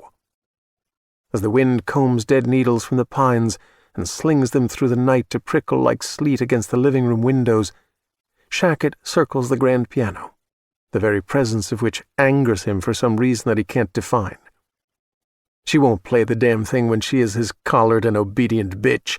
She will not be allowed music or painting. She will be allowed only to submit, to service him in all the ways he likes, and she will enjoy it. The 10 empty silver frames stand testament to a past that he will erase, to a husband and son who will be purged from her memory, so that her life will begin tonight, under him. He feels the folded photos in the pocket of his jeans and realizes that his previous intention to wad them and shove them down her throat to punish her for resistance is not necessary. There will be no significant resistance. By the hour, he grows stronger. He is aware of an increasing density of his muscles and a previously unknown tensile strength. He will easily be able to pin her beneath him. At the least provocation, he will bite off one of her ears and chew it and spit it in her face, terrifying her into submission without materially damaging her beauty, which she must retain to be worthy of him. She must as well remain worthy of being the mother of the new race, for she will bear many offspring, children who will be formed in Shackett's image, blessed with his superior genes. They won't be merely children, but demigods, incorporating the diverse attributes of many species. He no longer has any doubt that he will pass along what the billions, trillions of archaea have installed within him. His testicles feel swollen with the seed of a new world. From his pocket he extracts the photographs. They slip from his fingers. He tramples them underfoot as he leaves the room. His metamorphizing vision amplifies the most meager sources of light, so that he navigates the rooms and hallways with increasing agitation, but without knocking against anything, as silent as a silver fish that has slithered out of a crack in the baseboard to explore in the darkness that it prefers. In spite of the wondrous nature of his becoming, or because of it, he cannot sit and wait. He fidgets even as he moves from one place to another, wringing his hands and running them through his hair, plucking at the spots on his t-shirt that are crusted with Justine's blood, sucking at his teeth for a remaining taste of her. He finds himself in Megan's art studio, standing at a window, with no memory of having come here. Tall, slender yard trees are bent severely toward the southeast, as though the very rotation of Earth is so violently accelerated that all things rooted in its crust will be torn loose and sent tumbling. The wind's ferocity excites Shackett, calls for him to break things as it shatters fragile limbs, to tear things as it shreds leaves and sends them swarming through the night like colonies of deformed bats. Then he's on the move again, through a bizarre architecture, as if the house is transforming in sympathy with him. Hallways are now tunnels, although not carved out of earth or rock, but rather shaped by legions from some secreted organic material resembling coarse paper. The windowless rooms, roughly rounded like chambers in an enclosed nest. As strange as it is, he nonetheless feels he belongs here, and he is drawn toward some communion with a horde of his own kind. But that proves to be a hallucination, or a memory born not of experience but of instinct, because then he finds himself in the kitchen, hungrier than he has ever been. He puts his pistol on the table, and searches through the contents of the freezer drawer in the bottom of the refrigerator. He finds 4 steaks, filet mignon, in sealed packets bearing the name of a high-end mail-order purveyor of meats. He tears open one package and chews on the raw product, but it is frozen and doesn't satisfy. Not bothering with a dish, he places the steak in the microwave and presses the control labeled defrost, and stands looking through the oven window while the carousel turns in the bath of radiation. As the fillet begins to weep a watery serum tinted with blood, Shackett hears himself making a thin keening sound, similar to one of the many voices of the wind. Taken from the microwave, the meat is cool but no longer icy, malleable in his eager hands, wet and tender between his teeth. The taste does not offend, the texture is not repulsive, but it also is not what he hoped it would be, what he needs. The limp mass of beef doesn't struggle in his hands, nor does it cry out as it is torn, nor does it satisfy as did Justine in the meadow grass. He wanders the house again, window to window, coveting the wind and the dark, wanting to be out there in the tumult which speaks to him, excites him. His heart races, his pulse pounds in his temples. He finds himself in the kitchen again, staring at the steaks that are defrosting on the floor. He finds himself at the front door, staring at the word under the tiny red indicator light. Home. He turns away from the keypad, from the door. He ascends the stairs. In the upstairs hall, following the Persian runner, he arrives at the master suite. A blade of light slices through the 1/4 inch between the door and mahogany floor. The bitch is still awake, reading. He wants to take her while she sleeps. He stands there for a while, staring down at the light that shines like a razor's edge, his thoughts urgent and lustful and chaotic. With one hand he rubs the crotch of his jeans. His other hand pulls at his face as though it's a mask he feels compelled to strip off, clamps over his trembling mouth to repress a cry that he yearns to let out. The wind that harrows the night encourages him to join it in a rampage, and multiple hungers besiege him. He turns from her suite and retreats toward the front stairs. He halts at the door to the boy's room, where only a strip of pale light purls on the polished mahogany floor. If any sound rises from within, it is too faint to be heard above the wind. Change of plans. The boy first. Shackett opens the door. He steps inside. He quietly closes the door behind him. Chapter 49. The 4-square diner stood directly across the town square park from the Pinehaven County Courthouse, Sheriff's Department HQ, and morgue. At peak business hours, the melange of aromas could make anyone on a strict diet weep, but at this late hour, the air was redolent of only bacon and coffee.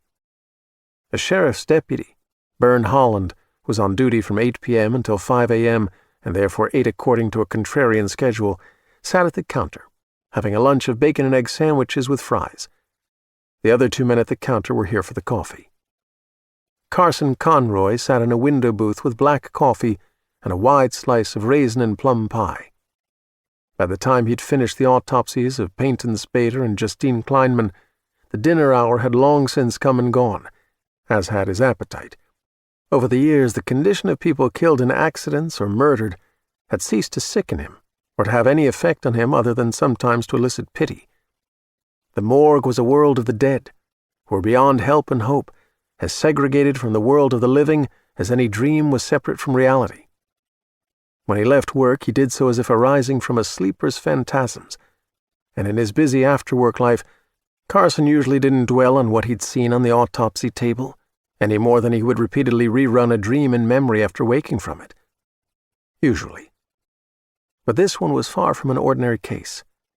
He had no appetite for his long-delayed dinner, certainly not for meat of any kind, or for anything savory, only for coffee and the sweetness of fruit pie.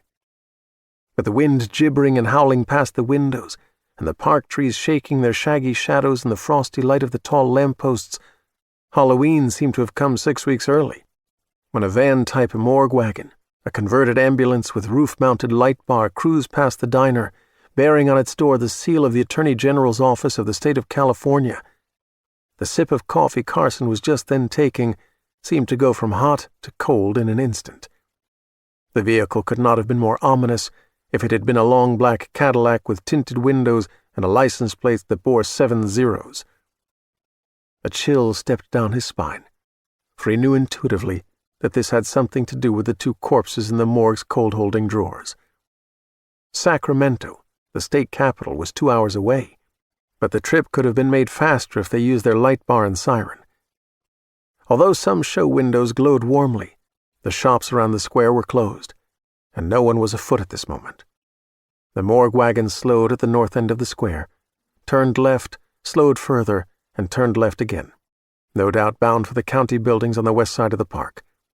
That narrow greensward, about 80 feet wide, featured a 3-tiered central bowl fountain and a few benches.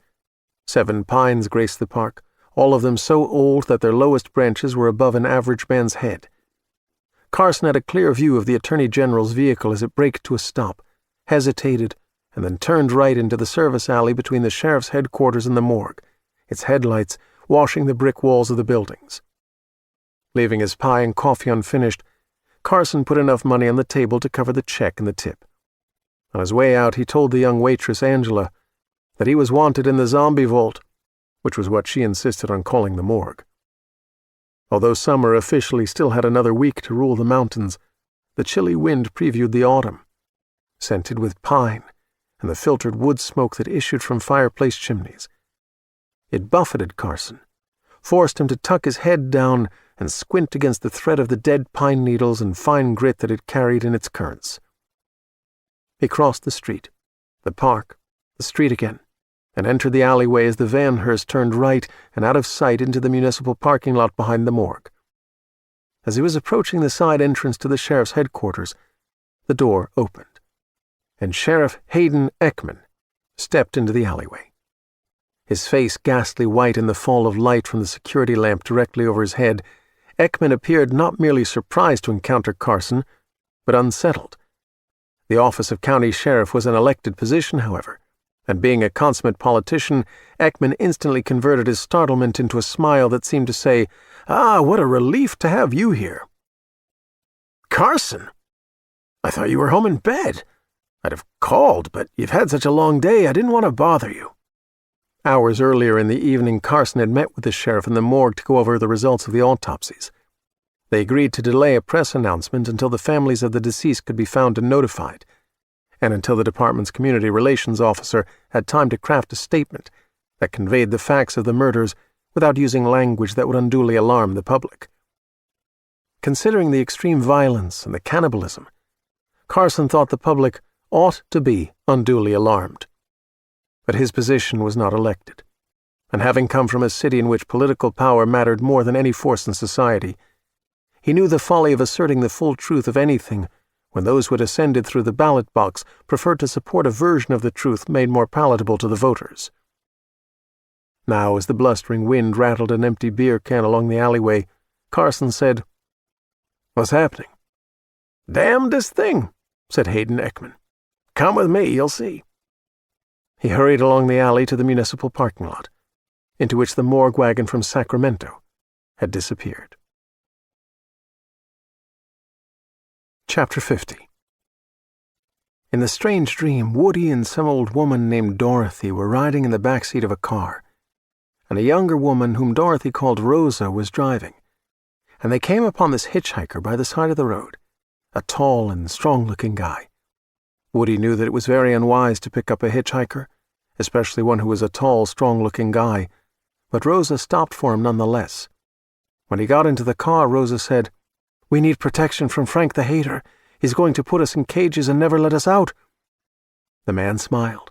He had a very appealing smile and said, "I've dealt with Frank the Hater before. Don't you worry about him." From outside the car came the sound of wind, although there hadn't been wind before, and Woody felt it in his face, though all the windows remained closed. Then the tall, strong man looked into the back seat and winked at Woody and said, "How are you doing, Scooby-Doo?" Rosa pulled the car onto the highway again, and the wind in Woody's face increased, blowing on his eyelids and lashes, and Dorothy said to the man, "My sweet boy is just fine now that you're here," and she put an arm around Woody. Although he didn't mind being touched by nice people, Woody was surprised when he licked Dorothy's hand. The wind made him blink, blink, blink, and when he opened his eyes, he found himself lying in bed on his left side. A man was kneeling next to the bed, clearly visible in the low light of the lamp, leaning close and blowing on Woody's face. For a moment, Woody felt disoriented, wondering what happened to the car and everyone in it. And then he realized he'd been dreaming. For another moment, he thought he might still be dreaming as the kneeling man stopped blowing and smiled at him. And then he caught the scent of the intruder, the subtle odor that he couldn't describe, that he'd experienced a few times before, the scent that maybe smelled stronger to dogs, like they said in those articles he'd read. This man smelled scary. Worse than scary. What was worse? Evil? Fears paralyzed Woody, so he couldn't even lift his head from the pillow. The stranger spoke softly. "Hey, little dude. What'd he say?" Woody said nothing. "Cat got your tongue?" Their faces were maybe 6 or 8 inches apart. The man's left eye was gray, his right eye brown, as if he wore colored contacts and one of them had fallen out. Something was odd about the left eye, a soft glow deep in it. "You hear me, Woodrow?" the stranger whispered. "Are you mute and deaf, you little freak?" Chapter 51. The ice-white fluorescent radiance in the cold-holding room fell on bone-white ceramic tile walls and floor, on the stainless steel fronts of 2 banks of cadaver drawers, 4 above and 4 below, on Carson Conroy and Sheriff Hayden Ekman, and on the 2 men from Sacramento. The hard light made no one look young or handsome or kind. Of the men from the state capital, the one named Frawley was supposed to be an assistant medical examiner. Even at this hour of the night, he wore a well-tailored suit, white shirt, and silk tie. His wing-tips looked English, maybe by Crockett and Jones, which meant they probably cost $600 or $700, and he sported a gold Rolex watch. The other guy, Zellman, was a blocky individual with a face like one you might find frowning eternally in a deep jungle temple, carved from stone by worshippers and meant to represent a god of the wrathful variety. Thick neck, long arms, enormous hands.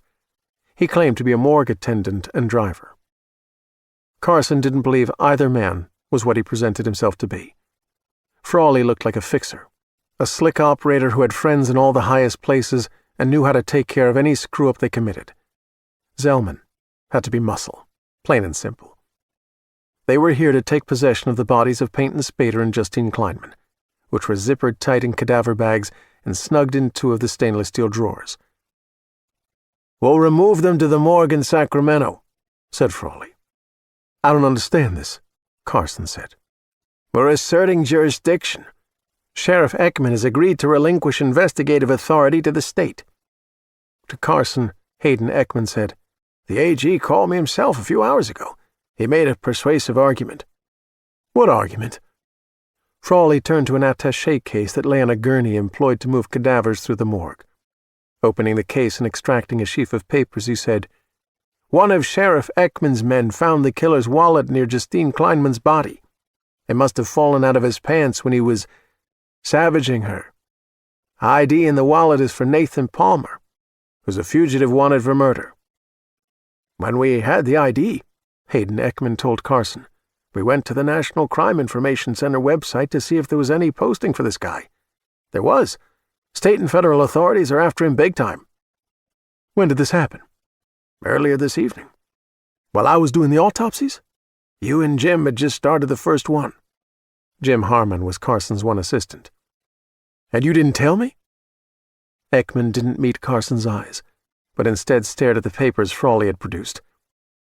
"The want on this Nathan Palmer creep is intense. It's not something to dick around with. I've been on the phone working things out with the Attorney General and the FBI for hours. We have a good lab here, but nothing like the state and feds can provide in Sacramento." He stepped to the gurney and began to sign the documents where they were marked with brightly colored stick-on plastic arrows. For the past 9 months, Carson had been trying with some difficulty to get a fix on Hayden Ekman. It wasn't the sheriff who'd brought him to Pine Haven County 4 years earlier. Ekman was a competent lawman and department manager, but more political than his predecessor, perhaps with one eye on a higher elected office. He urinated on the bodies, on their clothes, Carson said. Frawley looked at him as if to say, "And your point is?" "I have the clothes, other evidence.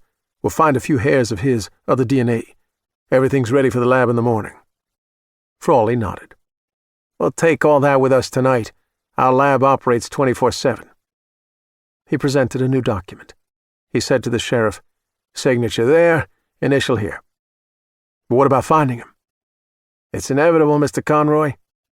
You seem very laid back about this. Palmer bit the woman to death. He ate her face, her breasts, for Christ's sake."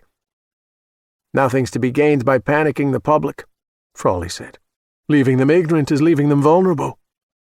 We release sensational details like that, we'll get hundreds of call-in tips, people citing Palmer everywhere he isn't. We'll have to investigate them when we should be tracking him down." Carson said, "Sheriff, if this lunatic son of a bitch is loose in Pinehaven County—" "His pattern," Frawley said with a note of condescension, "is to keep moving, especially after a kill like this. There's virtually zero chance he's anywhere within 100 miles of here." "Virtually is good enough for you? And since when do bug-shit crazy and patterns of behavior go together?" Finished signing, Sheriff Ekman finally looked at Carson. "Just in case Palmer is still in these parts, the state AG is lending us manpower for the search. We're a small department and cover a lot of ground, Carson. For a case like this, we need that help." Producing a second set of documents, Frawley said, "Mr. Conroy, I need you to sign cadaver and evidence releases plus an NDA." "A non-disclosure agreement for a medical examiner? I've never heard of such a thing. If I have to testify in court—" "You won't. You're out of this when you sign. It's not a murder case, Conroy. It's a matter of national security.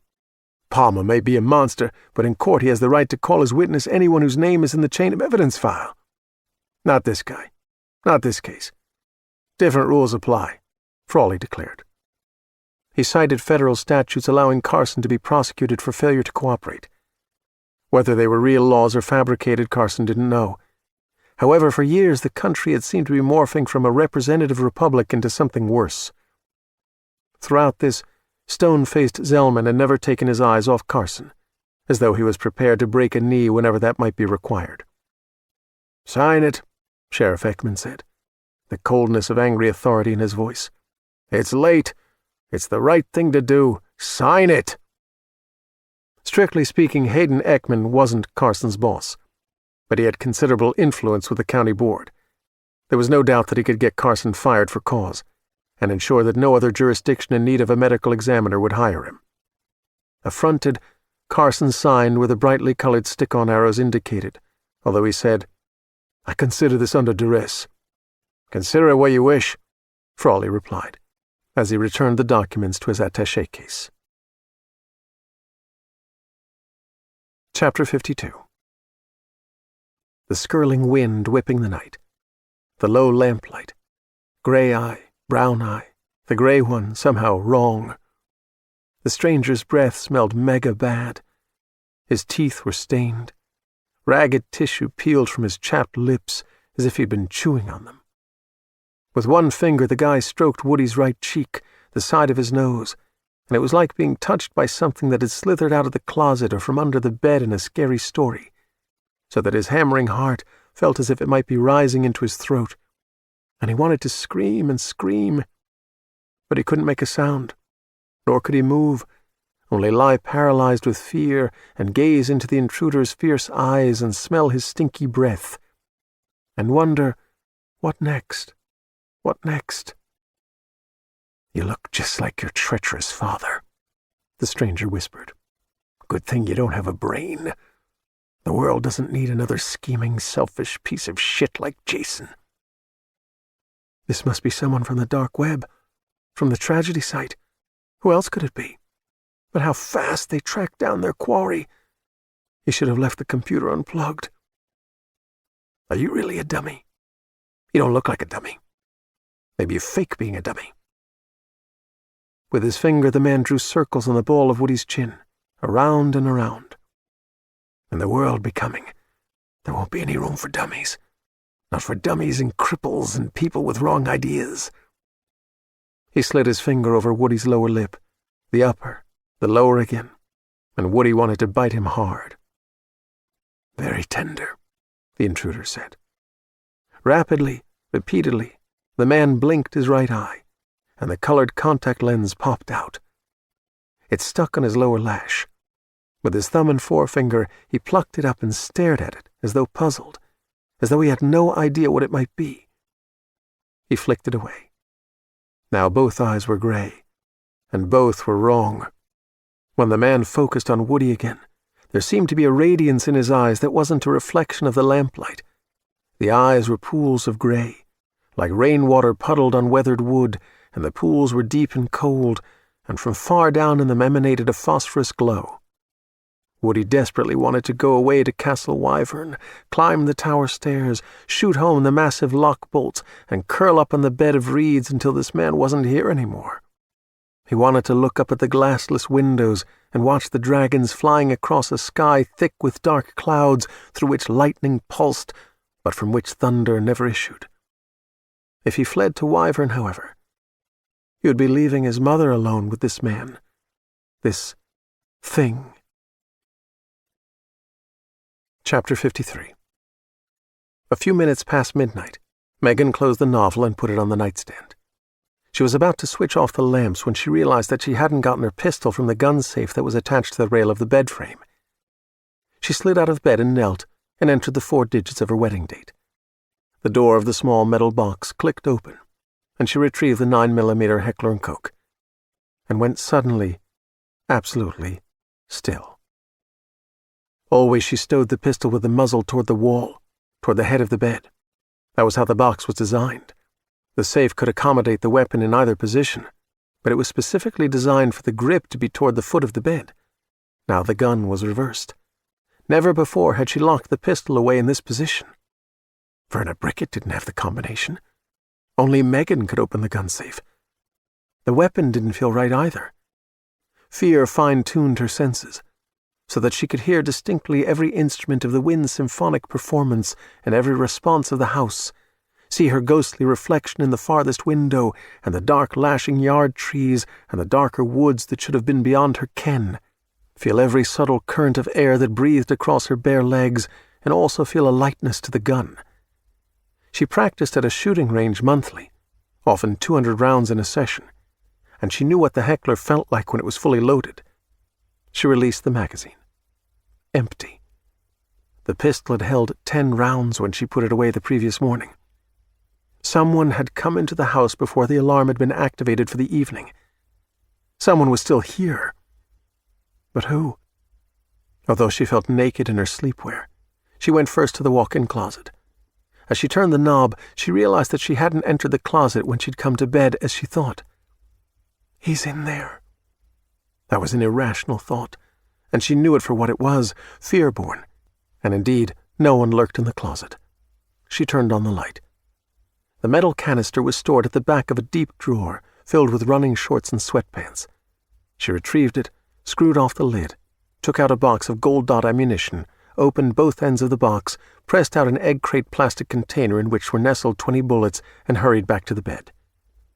Hands trembling, she fumbled bullets out of the container and dropped 3 on the carpet. She told herself to get a grip. Shape up. She thought, Woody. Nothing can happen to Woody, please God. Her hands steadied, though inserting the rounds in the magazine wasn't as easy under these circumstances as on a shooting range. Come on, Megan, load the damn thing. All 10 rounds. Might need every one. When it was done, she glanced at the phone on the nightstand. The numbers for fire and police and ambulance were printed on a community-supplied card adhered to the cradle, between the handset and the keypad. No, Woody first. Sheriff's deputy would take 5 minutes, maybe 10, to get here. No time to pull on the jeans she'd laid out either. Straight to Woody, bring him back here, lock the door, brace it with a chair, call the police, then slip into the jeans and the crew neck. She went to the hallway door, grabbed the knob with her left hand, holding the pistol with her right. She couldn't do this and keep a preferred 2-hand grip on the gun. Doors were the worst, no way to know what waited beyond one. If an intruder stood ready on the other side, if he rushed her as she pulled open the door, he could unbalance her, strike her, tear the gun out of her hand. Except he thought the gun was unloaded, not a threat. So even if he knocked her off her feet, she still had her own advantage of surprise. Maybe it shouldn't have taken her this long to understand, but she only now realized that he hadn't come in her room and somehow opened the gun safe and unloaded the heckler if his intention was to burglarize the house without risk to himself. He had disarmed her and bided his time, hiding somewhere in the residence, waiting for her to go to sleep so that he could easily overwhelm her and rape her. Her heart knocked violently against its caging ribs as she opened the door to the hall. Chapter 54. Kipp erupted from a dream about riding in a car with Dorothy and Rosa. The boy was screaming on the wire. He was a boy, no doubt about that now. Not another dog, but a special boy who could use the wire, whether he knew it or not, a boy like no other. And he was in peril. Springing to his feet on the bed, Kipp barked twice. Startled, Ben Hawkins switched on a nightstand lamp and sat up, blinking away a residue of sleep. "Hey, what?" Kipp jumped down from the bed and padded to the motel room door and reared up on his hind legs and pawed at the deadbolt. But that wasn't good enough. He seemed to be saying that he needed to potty. He didn't need to potty. He dashed to the nightstand, where Ben had left his wallet and the electronic key for the Range Rover. He stood on his hind legs again, bit the keychain, and hurried back to the door with the key dangling from his mouth. Getting out of bed, Ben said, "What's gotten into you?" Not having an alphabet wall and a laser pointer made life a lot more difficult. Kipp dropped the key at the door. He hurried to the small table by the window, stood again, and got his mouth on the hardcover book Ben had been reading. He took the book to the door. He dropped it beside the key. He turned to look at his new companion. "You don't like the motel? You want one with more amenities? Listen, Scooby-Doo, I've only gotten like an hour of sleep." On the wire, the boy was screaming in abject terror. Ben had brought a shaving kit in from the Range Rover. It was in the bathroom. He would have to pack that himself. He had also brought in a suitcase, but he had not yet opened it. The suitcase stood near the mirrored closet door. Panting with frustration, Kipp went to the bag and knocked it over. He looked at his companion. Ben had hung his jeans in the closet. As he took them out and pulled them on, he said, "All right, what are you trying to tell me? That you need to pee?" He'd been a Navy SEAL. He couldn't be stupid. Maybe he just woke up slowly. Kipp took the handle of the overturned suitcase in his mouth and, backing up, dragged the Samsonite across the room to the door. Sitting on the edge of the bed, pulling on the socks he'd left balled up in his sneakers, Ben said, "You're a very strange dog." The motel key was lying on the table where the book had been. Kipp got it, brought it to the door, and dropped it on the suitcase. Weird things happen in a war zone. There are times you ought to die, you don't, and it's impossible to explain why you don't. After putting on his shoes without further comment, Ben came to the door and stood looking at the suitcase, the book, the keys. Like you turn a corner. There's a bad guy with an automatic carbine 10 feet away. He pulls the trigger, the rifle jams, and you shoot him dead instead of he you. Kipp wagged his tail. About the third time something like that happens, you start to think the world is a stranger place than you always thought. Kipp nodded. Or maybe I'm losing my mind. Kipp shook his head. No. Well, I guess there's no going back to bed. Maybe you don't need to pee, but I do. Then we're out of here. Chapter 55. Megan pulled the door open, let it arc under its own momentum, shielding behind it as it moved, and no one burst into the bedroom. She had both hands on the pistol as the door swung past her to reveal the hallway. As she cleared the threshold, the spill of light issuing from her suite proved barely sufficient for her to see that the hall was deserted. Woody's quarters lay to her left, toward the front of the house. To her right were 2 guest rooms, a bath and a hall closet. The intruder could be in any of them, door ajar, watching through the gap. Opposite Woody's suite was a sewing room that she used for storage, and maybe the door stood ajar, maybe not. She didn't dare turn her back on the guest wing, and she needed to keep an eye on that sewing room. So she put her back to the wall, just to the left of the door that she'd come through. Before she began to move, she listened, trying to hear through the lamentations of the wind that, in their volume and quality of distress, might have been a threnody for the death of the world itself. But the rainless storm was a mask of sound behind which footsteps or any other telltale noises could not be heard. Her heart knocking to the frantic tempo of the wind, she eased sideways, turning her head left and right, the one eye of the pistol tracking where her two eyes looked. She came to Woody's room without incident. As she stepped inside, she urgently whispered his name. Before she could close the door behind her, she saw her son on the bed, lying on his left side, his back to her, a man kneeling in soft lamplight at bedside, face to face with her boy. "Here comes Mommy," the intruder said. "You know how hot your Mommy is. Way too hot to waste her life with a dummy like you." Chapter 56. The wind was a mad spirit, howling along the alleyway as though through the halls of Bedlam, flailing against the brick walls of the buildings. The guy named Zellman, surely experienced in the handling of the dead, whether as an assistant medical examiner or otherwise, drove the morgue wagon with 2 cadavers aboard. Frawley the fixer followed in the Shelby Super Snake that had belonged to the late Peyton Spader, which had been transferred to the custody of the state attorney general along with the bodies and other evidence. Both vehicles turned right into the town square and out of sight, taking their light with them. In the wind-shaken gloom, Carson Conroy said, "This is so not right." Sheriff Ekman shrugged. "It is what it is." He went to the side entrance out of which he'd come earlier and disappeared into his elected domain. Carson heard that expression more often these days. It is what it is, and it nettled him every time someone spoke it. He wanted to say to Ekman, "You are what you are, and now I know what that is." He held his tongue, because in the next election the voters might wise up and cast their ballots for a new sheriff. In the meantime, Carson didn't want to be forced out of his job. In spite of the late hour, he left the wind to its raging and returned to his office. At his computer, he accessed the National Crime Information Center website and went to the list of people for whom arrest warrants were outstanding. He sought the name Nathan Palmer and began to make a list of curious facts. Chapter 57. For an instant, Megan didn't recognize the intruder, but then she identified him by his voice, which she had heard earlier in the day on the phone. Lee Shackett. His hair was no longer blonde but brown.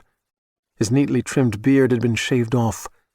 Other changes in his appearance were too subtle to pinpoint, but he had about him a disturbing otherness. Woody lay motionless, and when she spoke his name louder than before, he didn't respond with any movement. Her thundering heart pounded faster, and she thought, "What have you done to him, you son of a bitch?" Shackett's right hand was on Woody's head, on Woody's face. Megan had the heckler in a 2-hand grip, just like she'd been taught, the front sight fixed on Shackett's face, the only thing she could see of him as he knelt at the other side of the bed, the boy between them. But her knocking heart shook her arms, something that never happened on a shooting range. At 20-some feet, even when you were ready steady, a head shot was a tricky deal, a chest shot always better. "Mommy wants to shoot the $100 million man," Shackett said. "Your mommy doesn't know what's good for her, but she'll learn soon enough." She gave voice to her fear. "What have you done to him?" His smile was wolfish. "Just touched him. Being touched seems to traumatize the little dummy. He's stiff as a board, petrified. He doesn't like being touched, at least not by me." As Shackett stroked Woody's face with one hand, Megan said, "Get away. Get away from him." "He doesn't like being touched by me," Shackett repeated, continuing to touch the boy.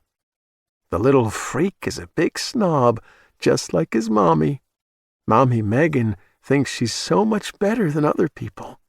Even a $100 million man isn't good enough to touch her." She dared to take a step closer to him, another step, but she couldn't yet keep the front sight where it needed to be, her heart beating so loud in her ears that she could no longer hear the windstorm if it still raged. Even in her paranoid days, when she'd first moved here and imagined 100 scenarios in which nothing but a gun would save her and Woody, she hadn't foreseen a situation like this. With the boy intervening between her and a threat, the only possible shot too dangerous to take. "I called the police," she lied. "That would be too bad if you did. That would be a big mistake. We all make mistakes, though, don't we, Megan? I made one when I left my pistol in your kitchen earlier after I ate that hot bitch's tits." He snickered and shook his head. "No, that's not right. It was a steak. In your kitchen. It was a steak. And it wasn't as good as Justine's breasts." Maybe drugs fueled Shackett, but he was also inarguably insane. He began to lose control of his face, features failing to cooperate in a coherent expression. Twitches and ticks and squints and crooked grins and ill-formed frowns contested ceaselessly. His increasing instability and his claim of cannibalism were force magnifiers for Megan's fear. Her chest became tight, and she drew breath in ragged inhalations. He said, "There would be no future for any of us if you really did call the police. But you're a terrible liar, Megan. I smell the deception as surely as I smell your twat. Now let me tell you what's going to happen. I'm going to have my fantasy after all. You and me. Just like it always should have been. You know where my right hand is? Get away from him." "Do you know where my right hand is?" he shouted, the lamplight lending an eerie glow to his eyes. "Your hand's on his face," she said. "But you can't see precisely how it's placed. The dummy's eyes are closed, Megan. My thumb is on his right lid, my forefinger on his left.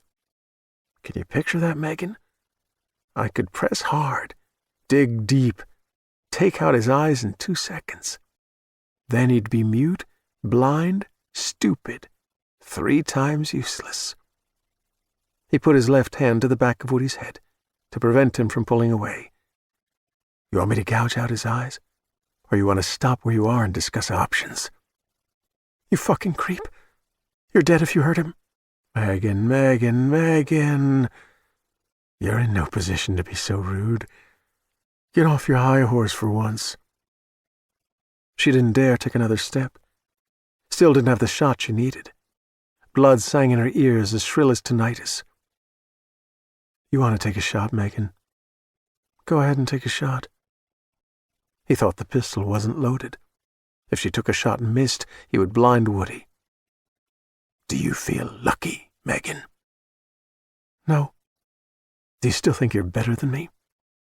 "I never said I was better than you." "But you thought it. Don't lie to me. I smell your lies. Be truthful with me, or the dummy pays." "All right, yes. I thought I was better than you." "But now I've been in your cozy house all afternoon, all evening, doing what I please, and you were clueless. Do you still think you're better than me? Smarter than me?" "No." "Say it." "I don't think I'm better than you, or smarter."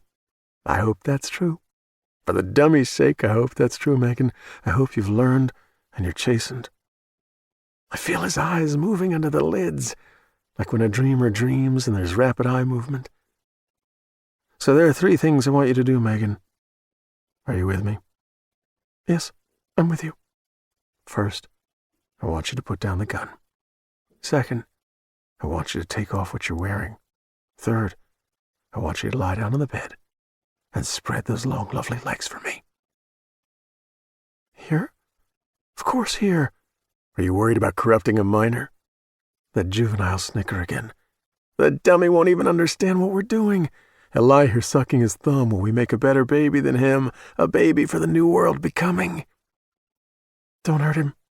"Don't make me hurt him, Jason's little freak. You understand how much I would like to hurt him, Megan?" "I think so, yes. For you, just for you. I'm not hurting the little dummy. We're making a bargain here. You're not as smart as you think you are. You don't know what you think you know." By that he probably meant that she didn't know he had taken the ammunition out of her pistol. He was taunting her, He wanted her to pull the trigger, experience the shock of its failure to fire. "Where do you want me to put down the gun?" "On the bed. Be very, very careful, Megan. If you try anything, you'll be surprised how badly it works out for you and him. You try anything, and it doesn't work out, I'll take his eyes. And that will be on you. His blindness on you forever." The moment had come. The boy was his shield, even though he didn't believe he needed a shield. He had an animal cunning. She wasn't going to get a clearer shot than the one the next minute might offer. As she approached him, she didn't lower the pistol, hoping he would tempt her by rising up just a little, putting slightly more space between his head and Woody. Fear of what might happen abruptly became an abhorrence of allowing it to happen, and in an instant her tremors stopped. Her aim steadied, the front sight fixed on his face, and as she reached the bed, she squeezed off a shot. Maybe he smelled her deception. He juked as she was about to fire, and the bullet tore his left ear. He howled like an animal, didn't blind the boy, but instead, as fast as a skink, inhumanly fast, he swept Woody off the bed, into his arms, using him as a shield. She didn't dare another shot.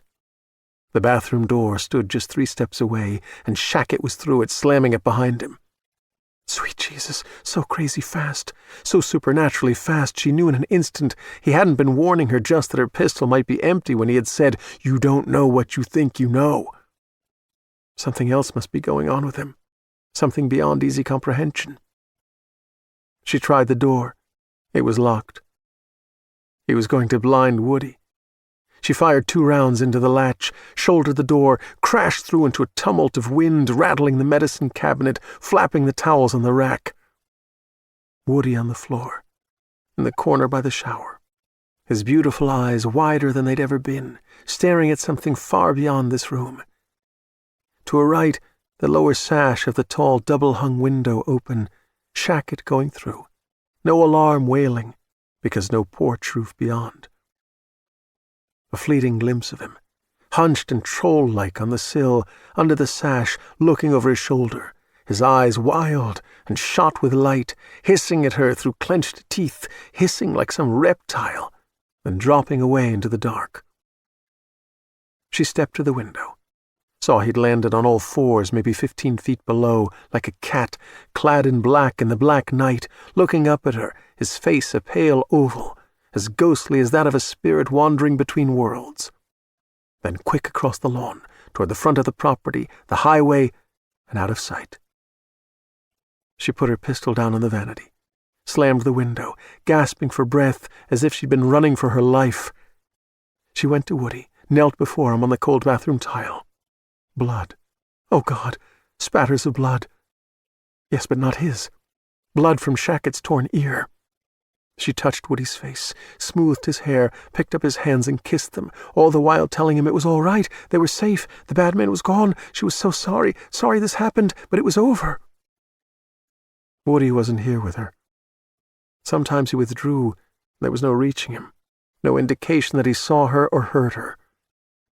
He went away somewhere when he was badly stressed, although she seldom knew what stressed him. Couldn't get in his mind to learn the source of his upset, though, of course, she knew this time. She sat on the floor and put her arms around Woody, pulling him into her lap as best she could, rocking him. "It's all right, baby. Everything's okay now."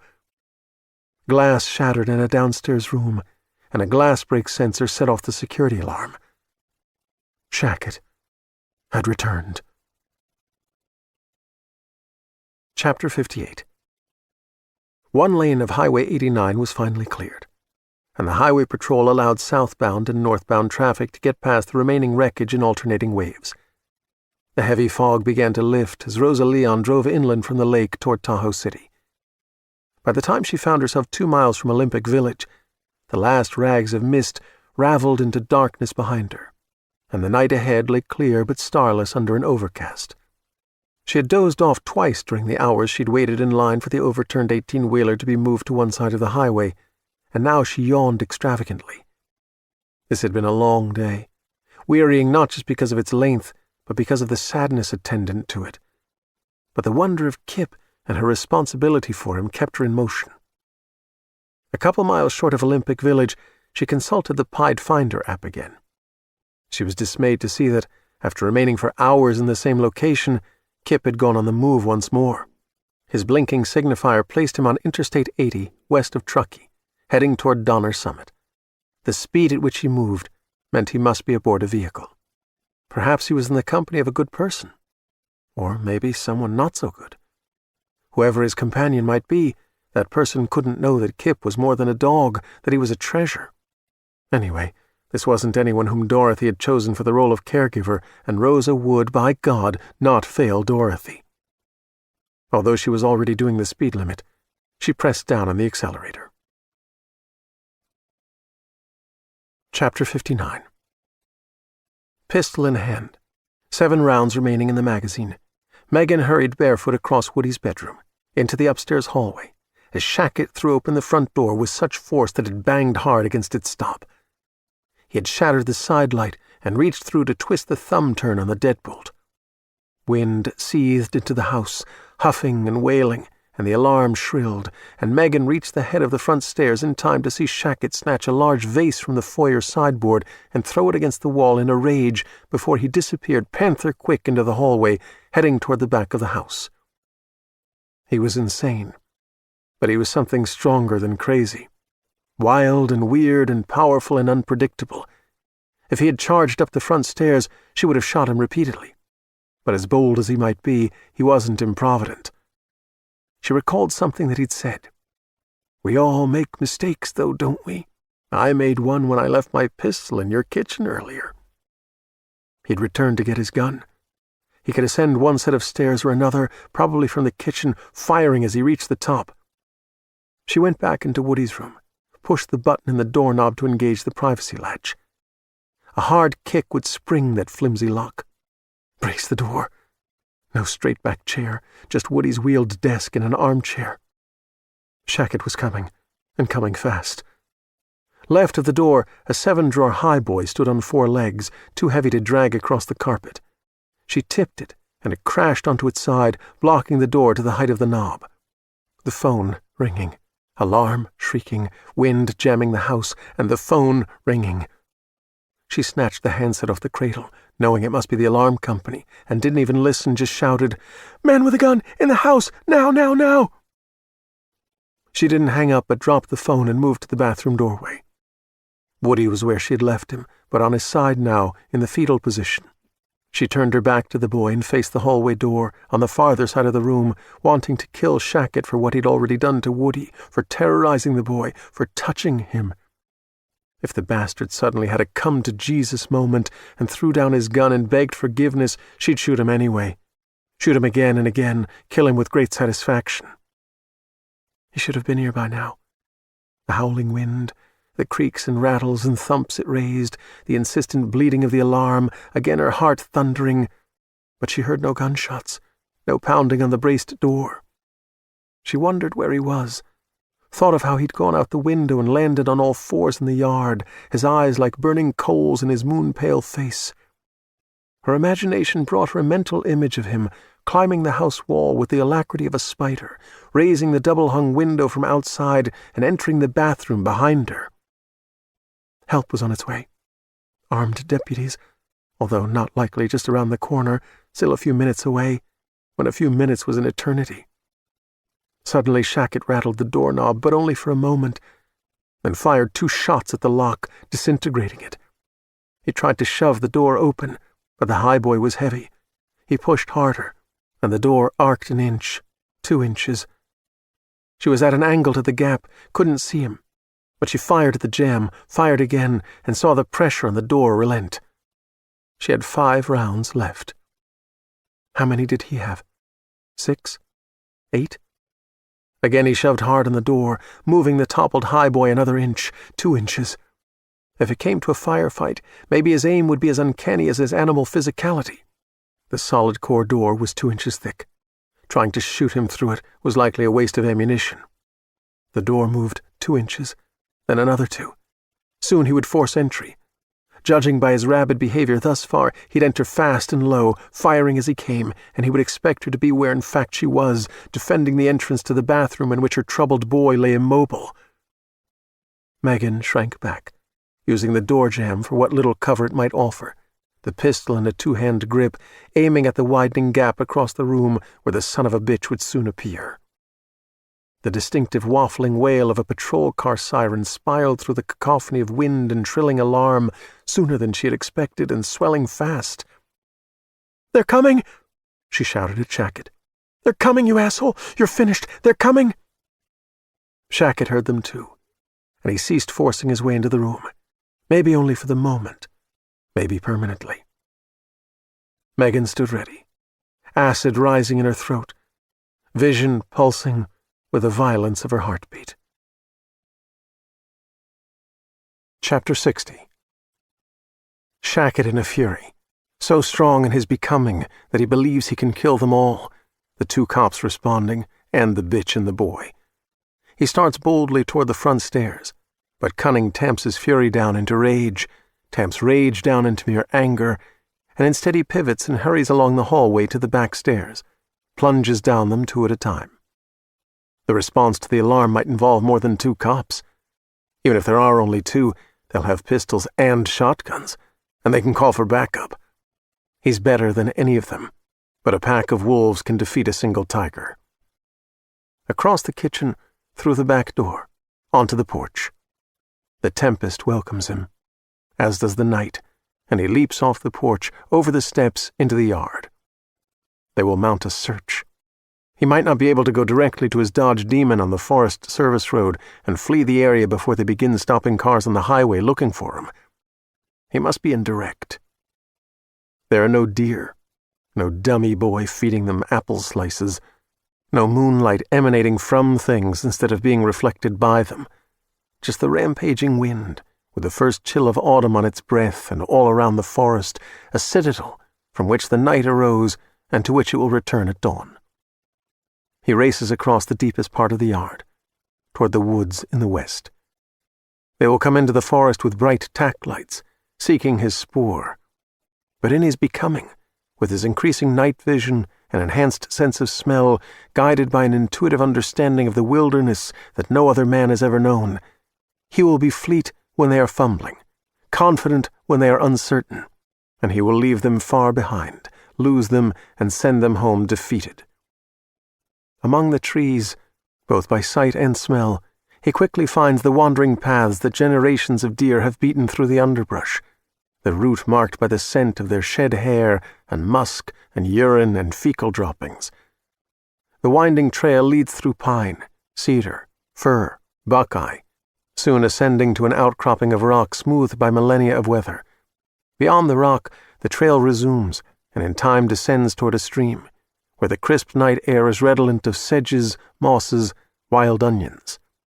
What once would have been an arduous trek does not for a moment test his resources. His muscles stretch and flex with ease. As he moves through the wilderness, he is lithe and limber, as he's been before only in the dreams of his youth. He fears nothing, neither bear nor mountain lion, and he senses that his passage spreads fear through the hearts of all the creatures that live here, paralyzes the small animals that might be his prey if he chose to take them. Wind rages less here on the floor of the forest than in its higher boughs, shaking down dead needles and pine cones and birds' nests, the primeval equivalent of confetti to celebrate his passage. His sense of dominion, of sovereign authority over all that he surveys, might be expected to slake the anger that has burned in him through the previous day and now into another. Instead, the farther he gets from his humiliation at the Bookman house, the deeper into the Gothic spires of cedars and pines, the more the post-midnight darkness infuses itself into his blood. Anger escalates once more into rage, rage into fury. Escape accomplished, or the need for it forgotten, he stalks the night in hope of repeating the experience that had been more exciting and more satisfying than anything else in his life, sniffing the air for the wealth of information it carries, licking the darkness as he remembers that singular taste, gnashing his teeth and wishing they were sharper. Bella on the wire. Dogs of the Mysterium needed less sleep than ordinary dogs. They even required less sleep than the average human being. Bella rose hours before anyone else in the Montel family. She considered herself something of a guard dog. From time to time she practiced baring her teeth before a mirror. She scared herself a little. She preferred to sleep in one of her beds on the ground floor to more quickly become aware of any smelly intruder forcing entry. No intruder had ever breached the sanctity of the Montel home. That didn't mean it couldn't happen. Although Bella was an optimist like all of her kind, she also knew that the world was awash in evil. She could remain an optimist because she understood that the world was made exclusively for the innocent. Rooms to house the wicked weren't included in the original architecture. Eventually the world would be remodeled to restore it to its original purpose. Now, in the early hours of Thursday, she rose from her bed in the kitchen and went into the family room and stood on her hind feet and used the wall switch to turn on the lights. She had been caught at this a few times. The family thought it was cute. Lorinda, the oldest of the children, had said, "She's afraid of the dark. I don't blame her. Just look at the news." Sam, the next to the oldest, said, "Boys aren't ever afraid of the dark," though he always slept with a nightlight aglow. Dennis, younger than Sam, said, "Maybe we have mice, and Bella needs light to catch them." "We don't have mice," Lorinda declared. "And Bella's not a cat. Anyway, she's never produced a mouse." "Maybe she eats them," Dennis said. "Bella is every inch a lady," Lorinda objected, horrified by her brother's suggestion. "Ladies don't eat mice, for God's sake." Millie, the youngest, said, "You're all full of pish-posh." Bella wasn't afraid of the dark. She just couldn't read in it. The wire wasn't merely a communication system, it was also an educational tool. Other members of the Mysterium could share their knowledge of language with a young dog in mere minutes. Solomon and Brandy, two of the more philosophical members of the Mysterium, called this ability brain-to-brain data downloading. In the family room were shelves and shelves of books. Although she was a big girl, Bella was pretty much limited in her reading to the volumes on the lower 4 shelves. There was a wheeled ottoman she could push across the room and stand on to reach the 5th shelf, but she rarely used it because of balance issues. She could paw a book off a shelf and return it with her teeth. If she heard footsteps and needed to ditch a book quickly, she shoved it under a skirted chair or put it on an end table to shelve it later. Sometimes Bella forgot, in which case the children were blamed for leaving books off the shelves. All but one child rightly denied it. On a few occasions, after favoring Bella with a long stare, Millie had taken the blame. Millie suspected. One day the girl might seek the truth. Bella hadn't decided what she would do then. Probably play it by heart when the time came. Now, in the wee hours of Thursday morning, she was lying in the family room reading The Magician's Elephant by Kate DiCamillo. The story was funny and sad, magical and strange, but true. True in the sense that, strange as it was, it described the matrix underlying life, a matrix of unsuspected connections among people, places, and moments widely separated in time. Bella turned the pages either by snorting out a blast of air or by the careful brush of a paw so as not to crinkle a page. Stories were as delicious as food, as important as food. Bella could not live without stories. Stories were the greatest blessing of intelligence. They were food for the soul. They were medicine. You could live 1,000 lives through stories and learn to shape your own life into a story of the best kind. She had just finished Chapter 5 and sighed with contentment when the most amazing thing happened. A new voice came on the wire. He called himself Vulcan. He claimed to be a 3-year-old German Shepherd. Thus far, the Mysterium had been limited only to retrievers, Golden and Labrador. Vulcan was, of course, telling the truth. He was a dog. But there were other details even more astonishing. He was transmitting from a great distance. He had been seeking contact for a year, straining ever outward. Bella didn't know how widely the transmission had been received throughout the Mysterium. She returned the Magician's Elephant to the shelves and composed an announcement for immediate urgent distribution. Bellagram. Something exciting is happening out there. Until moments ago, no transmission on the wire has ever been received from beyond a 120-mile radius of Sacramento. Vulcan, a German shepherd living in La Jolla, just north of San Diego, has broken through to us with the news that there is a community of our kind in San Diego, Orange, and Riverside counties. Mostly German shepherds and Bernese mountain dogs. There are 72 of them, residing in various conditions. What we call the wire, they call the radio. They have no name for themselves, but we can hope they adopt the mysterium for themselves. Where have we come from? Why are we here? Our story is at last unfolding. Our time seems to have come. Rejoice, be true, stay tuned. A Dog and His Boy. Thursday, 1 a.m. to 4 a.m. Chapter 61. In his first year of service, Sheriff Hayden Ekman had never before been in his office past midnight. In fact, seldom after 6 o'clock in the evening. He was there now, and worried. Still young and attractive, he could speak eloquently about the rule of law and public service, winning over any audience. But his current position was not his life's work, only one step on the staircase of a career that would take him far. He had been a deputy, rising through the ranks for 5 years, and before that he'd been a lawyer, with a less than grand practice. He still thought of himself as an attorney rather than a lawman. During the next 3 years, he intended to work tirelessly and take advantage of all the legal and quasi-legal ways a sheriff could enrich himself, and then run for the district attorney of Pine Haven County. With the ultimate goal of becoming Attorney General of the state of California, he had already begun using the resources of his office to obtain information damaging to a list of public servants who he anticipated would be his competition in future elections.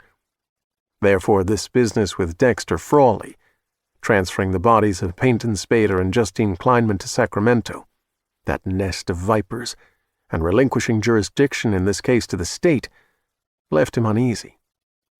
On the one hand, the Attorney General, Tio Barbazon, now owed him a favor. On the other hand, if this situation couldn't be contained, and if it blew up on them, Hayden might suffer some damage to his image for having acceded so quickly to Barbazon's request.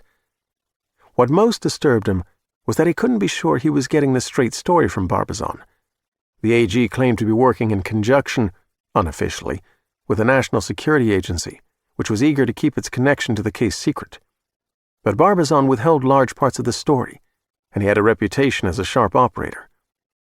There was reason to think the claim of NSA involvement was legit. When the wallet containing the Nathan Palmer driver's license was found near the woman's corpse, Hayden had gone to the NCIC website to check if there might be a criminal history or an outstanding warrant on the guy.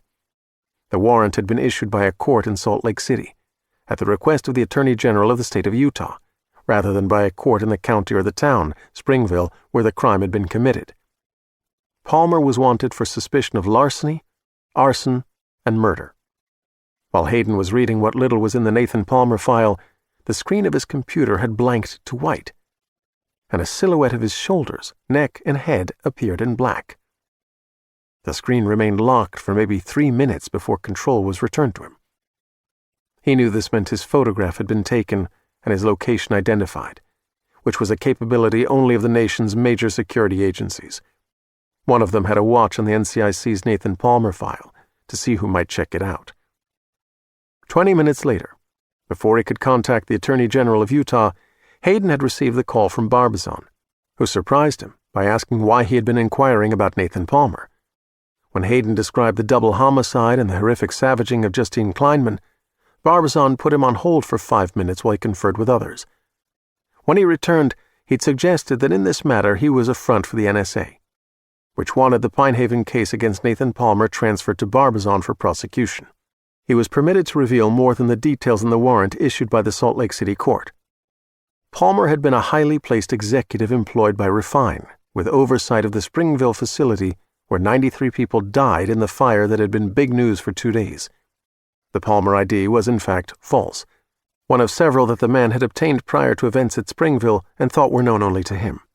Barbazon wasn't permitted to reveal the fugitive's real name.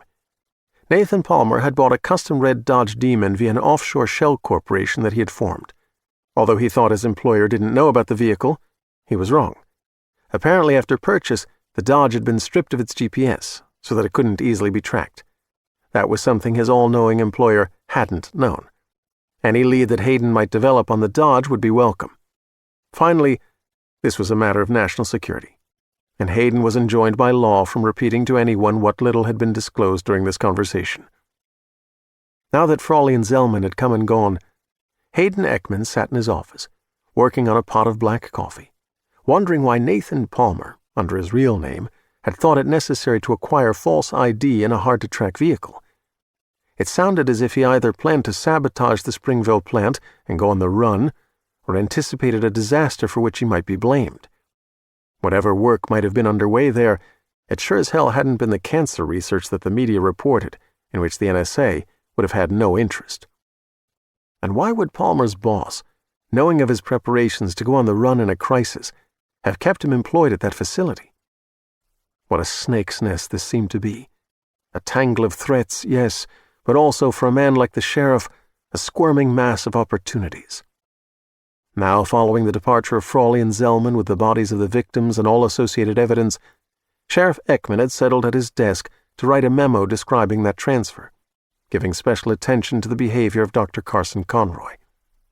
The medical examiner had questioned the propriety of the transfer, had raised issues of protocol and ethics, infuriating the sheriff. If this ever ended up in a court, Hayden wanted a version of events composed immediately afterward and time-dated that would diminish Conroy's credibility. According to Hayden's reimagining of events, the medical examiner hadn't shown up uninvited, but had been called to assist in the transfer and had arrived inebriated. Conroy hadn't questioned anything about the procedure, but in fact had been both confused and abusive toward the men from Sacramento. Hayden enjoyed writing dialogue for the drunken medical examiner and inventing convincing details of his erratic behavior, careful not to make him unbelievably clownish. If he ever needed to present this memo in court, he would first share it with Frawley and Zellman so that they could corroborate it in their testimony.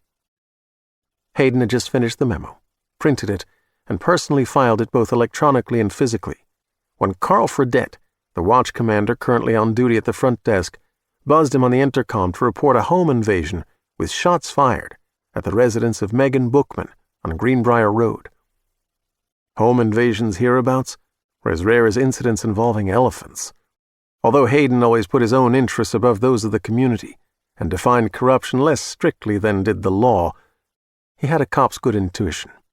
He suspected at once that Nathan Palmer, whoever he might really be, had not moved on from Pine Haven County. Chapter 62. Like all members of the Mysterium, Kipp could turn the wire on and off as if it were a radio, though emergency transmissions always came through. He didn't turn it off now, because the boy's cry of emotional pain and desperation was a signal to home onto. Giving directions to Ben Hawkins could be accomplished without words, because the man was smart enough to believe in the impossible when evidence showed him it was possible after all. Sad to say, not all human beings were that open-minded. Some believed the most ridiculous things without a shred of evidence, but wouldn't believe a truth even when it stuck its fingers in their eyes, so to speak. Anyway, when they came to an intersection, Ben pointed and asked, "That way?" If he pointed the right way, Kipp barked once enthusiastically. If he pointed the wrong way, Kipp whined with disapproval. As always, there was much he would have liked to say if he'd had the physical apparatus necessary for speech. He would have said, "You're a really good driver." He would have said, "Faster, faster," though Ben already exceeded the speed limit, aware that this was urgent business, whatever else it might be. Given speech, Kipp would have asked 1,000 questions about Ben Hawkins's life. What kind of books he wrote, whether he'd read Dickens, whether he believed those physicists were right who said that there were parallel universes perhaps infinite in number. Dorothy had been fascinated by quantum mechanics and string theory and all that. She had a way of making you interested in what fascinated her. This was a theory of Kipp's. There are parallel universes, and when we die, we go on living in other realities. Dorothy was lost here, but not lost everywhere. He took comfort in that. He wouldn't go so far as to say that heaven was a parallel universe where everyone lived forever. He wasn't a theologian. From Olympic Village, they went north on State Route 89, and then west on Interstate 80. They left I-80 for State Route 20, still heading west. If he were just an ordinary dog, he would as often as possible ride with his head out of the passenger door window. But he understood the danger of flying debris causing serious eye damage. Sometimes, being a super smart dog was less fun than being an ordinary dog. Maybe not just sometimes. Maybe a lot of the time. Dorothy would let him ride with his head out of the window, but then she would drive on very slowly. Not so much fun. Thus far he had assumed that others on the wire heard the boy, but suddenly he wondered at their lack of comment. He sent, "Do you hear the boy on the wire? He screams and he cries." The answers came quickly from all points of the night. No one else heard the boy. They were excited to think that a human being might ever be on the wire. He wondered why they didn't hear the boy. Life was full of things to wonder about. When Kipp growled to warn of an upcoming change of direction, his companion said, "Go right?" Kipp barked, "Yes." Just then the bellagram about Vulcan and La Jolla flared in his mind, the news bright with Bella's joy. Bella was right. Something was happening out there, something monumental. And somehow, the boy must be as much a part of it as was Vulcan and Bella and Kipp and all the smart dogs who had thus far believed themselves to be strangers in a world that had spawned them for no certain purpose and set them loose to live outside of nature in perpetual longing for answers that never came. Chapter 63. After carrying Woody from the bathroom to his bed, Megan had pulled on her jeans and crewneck just as the police arrived. She was reluctant to leave Woody, who appeared to be entirely detached from reality, traumatized and withdrawn into a world of his own. This was not the first time he had traveled afar like this, of course, but she sensed a new quality to his withdrawal this time. She prayed it wasn't despair. She had gone to the head of the stairs to call down to the arriving officers, but refused to descend to the ground floor, instead insisting the deputies come to her. As she told the first officers her story, she rolled Woody's desk chair beside the bed and sat in it and held one of his hands, gently opening his clenched fingers and ceaselessly stroking them with the hope of relaxing him. She strove to remain calm, to recount events without letting the anxiety that possessed her be evident in her recitation, for fear the boy would understand that her sense of safety had been forever stolen from her by Lee Shackett. Woody needed her to be a rock on which he could stand, not a sea of dread in which he might drown. As the men listened to her, they examined the door lock that had been damaged by gunfire and explored the room without touching anything. With their solemn expressions and deadpan stares, they seemed to regard her with suspicion, which perhaps their experience and training required of them. Nevertheless, she found it difficult to conceal her exasperation that they were not urgently seeking Lee Shackett wherever he had fled into the night, assuming he had fled and wasn't nearby, waiting for them to investigate and leave. She supposed that her quiet recounting of this mad and violent encounter might have made them wonder about her veracity. Where was the residue of terror that should still leave her agitated? Where was her anger at the violation of her home? Of course, they were coiled deep inside her, as tight as the internal windings of a golf ball, so that they wouldn't be conveyed to her son.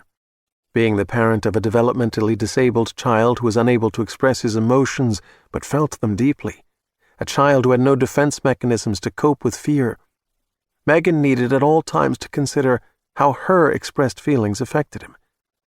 He had been so traumatized by Shackett that he'd retreated into a stillness that she found disturbing, if not itself frightening, and she dared say nothing in a tone that might wind tighter the clock spring of Woody's terror. A second pair of deputies arrived within a few minutes of the first, and for whatever reason, perhaps seniority, they seemed to take charge, though they hadn't been the first responding officers. One of these was a 30-something woman, Deputy Carrington, according to the black letters on the white name bar clipped to the breast pocket of her uniform shirt. Carrington was a cross-trainer with solid forearms, attractive, with Scandinavian features, blonde hair cropped short, and Wedgwood blue eyes. She seemed efficient, producing a notebook and pen to memorialize Megan's statement, which the first two deputies had not done. Megan was relieved to have a woman in the room, someone who could better relate to what she'd been through. Soon, though, she began to realize that, however capable Carrington might be, she seemed to have a visceral dislike of Megan, and therefore distrusted her without reason. After Megan gave them a shorthand version of what had happened, Deputy Carrington said, "What's wrong with the kid?" "He's a high-functioning autistic." "What's that mean, high-functioning?" "He's a natural autodidact, reads at a college level, doesn't act out, not ever, but he can't bear to be touched by anyone other than me or Verna Brickett, the housekeeper. And he doesn't speak." Carrington stood too close, violating Megan's personal space, staring down at her and Woody. "The way the kid's just lying there, as though he doesn't even know I'm here. Is he always that way?" "No. Shackett traumatized him, like I said." "Did he molest the boy?" "He threatened him, tormented him. When I found Shackett here, he had control. He was touching Woody's face. That's the worst for him, having his face touched by a stranger." "I'm asking, is he traumatized because he was raped?" "No. Shackett meant to rape me, and torment me by terrifying Woody." "We'll have to get the boy examined by a physician within the next few hours." "He wasn't raped," Megan said. "We don't need to put him through an exam." "We'll see what he says. I'll need a statement from him." "As I told you, he doesn't speak." "Not ever?" "It's not uncommon in autism." Carrington's partner, Deputy Argento, alternated between watching the interrogation and returning to the hallway to confer with other deputies. A third car had arrived. The flashing red and blue beacons of the light bars washed the wind-shaken night beyond the windows. Perhaps 6 deputies were in the house. The night crackled with traffic on police band radios and on the various deputies' belt-clipped walkie-talkies. Megan wondered into what rooms they were venturing, what they were examining. She was glad they were here, that they had arrived in time to frighten Shackett away, but she felt violated all over again. "You dated this Lee Shackett?" Carrington said. "A few times, yes, many years ago." "You had a relationship with him?" "Not sexual, no. A few dates, nothing more. A long time ago." "You said he called you earlier today." "Yesterday, now. He wanted me to go to Costa Rica with him. It was crazy. I turned him down." They'd been through this before. Megan understood that Carrington was using a circular technique, repeatedly returning to ground already covered to see if Megan's story changed, but it was nonetheless annoying. "If Shackett didn't have a key, how did he get in the house?" "I think he came in while Verna was here. She leaves the back door unlocked sometimes because she has to go in and out." "And Shackett just hid somewhere until you went to bed?" "That's what I assume." "Hid out for hours? That sounds awfully patient for a guy who's as crazy as you say." She made a note. "You were sleeping, but he didn't come straight for you. He came here to the boys' room." "Like I said, I wasn't sleeping. I was reading, and then I got sleepy, decided to turn in. That's when I realized my pistol had been put back in the gun safe in the wrong position, and the magazine had been emptied." "Was the gun safe locked?" "Yes. I don't know how he got the combination." "How long have you owned the weapon?" 3 years. "You purchased it legally in California?" "Yes." "I'd like to see the registration." "I'll get it when you're done with your questions." "You took a safety course in firearms?" "Like I said, I practice with it once a month, and yes, I took a safety course." "Did you get the weapon because of Lee Shackett?" "No. Why would I? By the time I bought the gun, it had been years since I'd seen him, and he wasn't batshit crazy back then." "So you said you wounded him?" "Not severely. Maybe tore off part of his left ear." "The kid was present then?" "Lying right here as he is now." "You shot toward the kid?" "I had to. Shackett threatened to gouge out his eyes." "Is he blind?" "What? No, he's not blind." "The way he's just lying there, that fixed stare." "He's not blind. High-functioning autistic. So have you had him evaluated to see if this is the best environment for him? He shouldn't be in some special care facility?" Megan needed to change the dynamics of this. She let go of Woody's hand and stood up, eye to eye with Carrington. "This isn't about whether Woody is in the best environment. Is anyone looking for Lee Shackett? He's crazy and something worse than crazy. Is a search party being organized?" "That's not my job," Carrington said. "My job is to get your statement, which I'll need if we're going to convict this guy." "All right, but let's stay focused on what happened here tonight, what Lee Shackett did and tried to do." Carrington met Megan's stare in silence for perhaps 10 seconds, her Wedgwood blue eyes as brittle as a china plate, and then said, "You've got a nice big house filled with all the best stuff, but with a problem kid like him to look after, and unstable boyfriends from the past liable to show up, the best stuff doesn't mean much. Inexplicable animosity, emanating from a total stranger who presumed to know you, was not a frequent occurrence when you were face to face with someone. Social media was a hotbed of it, which was why Megan didn't go online every day. However, in a situation like this, in the physical presence of the apparent hater, she could not just click off and shut down her computer. I'm not going to go over this endlessly. I'm not a suspect in this. I'm the victim. I'll give you 5 more minutes, that's all. 2 minutes later, Sheriff Hayden Ekman arrived. Chapter 64. In the high redoubt of the southwest tower of Castle Wyvern, Woody was lying in abject self-disgust. This time he knew that he would never be able to pay penance for his weakness, that he would never be going home again. No bluebird would appear to sing a song of forgiveness, and the furry white rat would never dance in delight as a sign that he had paid a proper price for what he'd done, or, as was more often the case, hadn't done. The bad man had called him a dummy, but Woody was no dummy. No one could make him believe that he was stupid just because he never talked. But the bad man also called him useless. Although it was a bad man who made the accusation, that didn't mean the judgment had no merit. It was true, all right. The man had insulted Woody's mom, had worse than insulted her, had told her to take her clothes off, had been going to force her to have sex.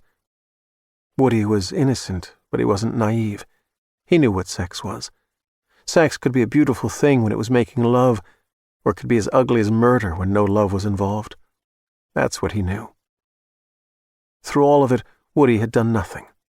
Nothing. The crazy man's light touch, stroking his cheek, his nose, drawing circles on his chin, tracing his lips with one fingertip, had so shocked Woody, embarrassed him because of his helplessness, that his arms and legs became leaden, and he couldn't lift his head. Though he hadn't at once gone away to Wyvern, he had remained as paralyzed in his own bedroom as he was now here in his crude bed of reeds. He had finally traveled to Wyvern after the shooting was done, when he couldn't rise from the bathroom floor where he'd curled in a corner. His mother had to lift him and carry him and put him on the bed, and his helplessness had never been more mortifying. Now he lay gazing up at the high windows, at the swollen black bellies of the clouds behind which lightning pulsed without shaping itself into bolts, like waves of acid eating through the impending storm. Dragons were in flight in numbers he'd never seen before, flocks of them with long spiked tails and scalloped wings, fearsome harbingers of some apocalypse. No thunder followed the lightning, and no shrieks escaped the dragons, for all was ever silent in this realm, as silent as Woody, until the bluebird sang or the white rat danced, allowing him to go home. But neither of them would appear this time. When there was so much he wanted to say, but the words wouldn't form. When you had never spoken to anyone but a few deer in the backyard, you learned to live with your voice locked inside you. What he said to the deer, "You're beautiful, I love you," was what he wanted to say to his dad, before his dad was gone forever. And it was what he wanted to say to his mother, who might one day be gone forever too. But he was such a mess that he could only say it to the deer, so he learned to live with that too. When your mother's arms around you were the best feeling in the world, then you knew that if you could just put your arms around her in return, it would be even better yet. But you learned to live with not being able to hug anyone. He had told himself that she knew how he felt even without the hugs, and most of the time he really believed she did know. But sometimes, like now, he thought maybe she didn't know, that she only hoped he loved her, and he'd even learned to live with that doubt. He wasn't able to live with this, that his mother was almost raped, almost shot, and he did nothing. Nothing. Not only was he incapable of helping her, in his paralysis he had been a burden to her, had almost gotten her killed because he couldn't bring himself to touch, to strike out at, the bad man. He couldn't even run for help. And all this that had happened was maybe because he had visited tragedy on the dark web and had written The Sun's Revenge, faithfully compiled evidence of monstrous evil. Something else the bad man said was true. "You know how hot your mommy is? Way too hot to waste her life with a dummy like you." If he never went home, she'd be free of him, If he stayed here in Castle Wyvern, his mom could have a better life with someone who could tell her that he loved her. She could travel places she liked to go and not worry anymore about what might happen to her dummy child. He was smart, but he was nevertheless a dummy. Dumb, mute, speechless, full of learning and full of so many feelings that mattered not at all, because he couldn't share any of what he knew and felt with anyone. In the throbbing of the silent storm light, under the soundless flights of dragons, in the unearthly quiet of the high tower room, where he could no longer hear the crackle of the reeds under him, or his own heartbeat, or his breath drawn and expelled, he suddenly heard a voice. "I'm coming, boy. I'm almost there." He lowered his stare from the windows with glass panes and saw the dog again, not curled on the floor this time, but sitting up, a harness around it, as if it was riding in a car. "Don't cry, boy. Don't be afraid. I'm almost there." Chapter 65. Upon being told of the extraordinary home invasion and violence at the Bookman residence, the sheriff had assumed that this incident and the Spader-Kleinman murders might involve the same perpetrator. He had once ordered blockades on Greenbrier Road. They were looking for a red Dodge Demon fleeing the scene, a high-end aftermarket job with the power to outrun any vehicle in law enforcement's fleet.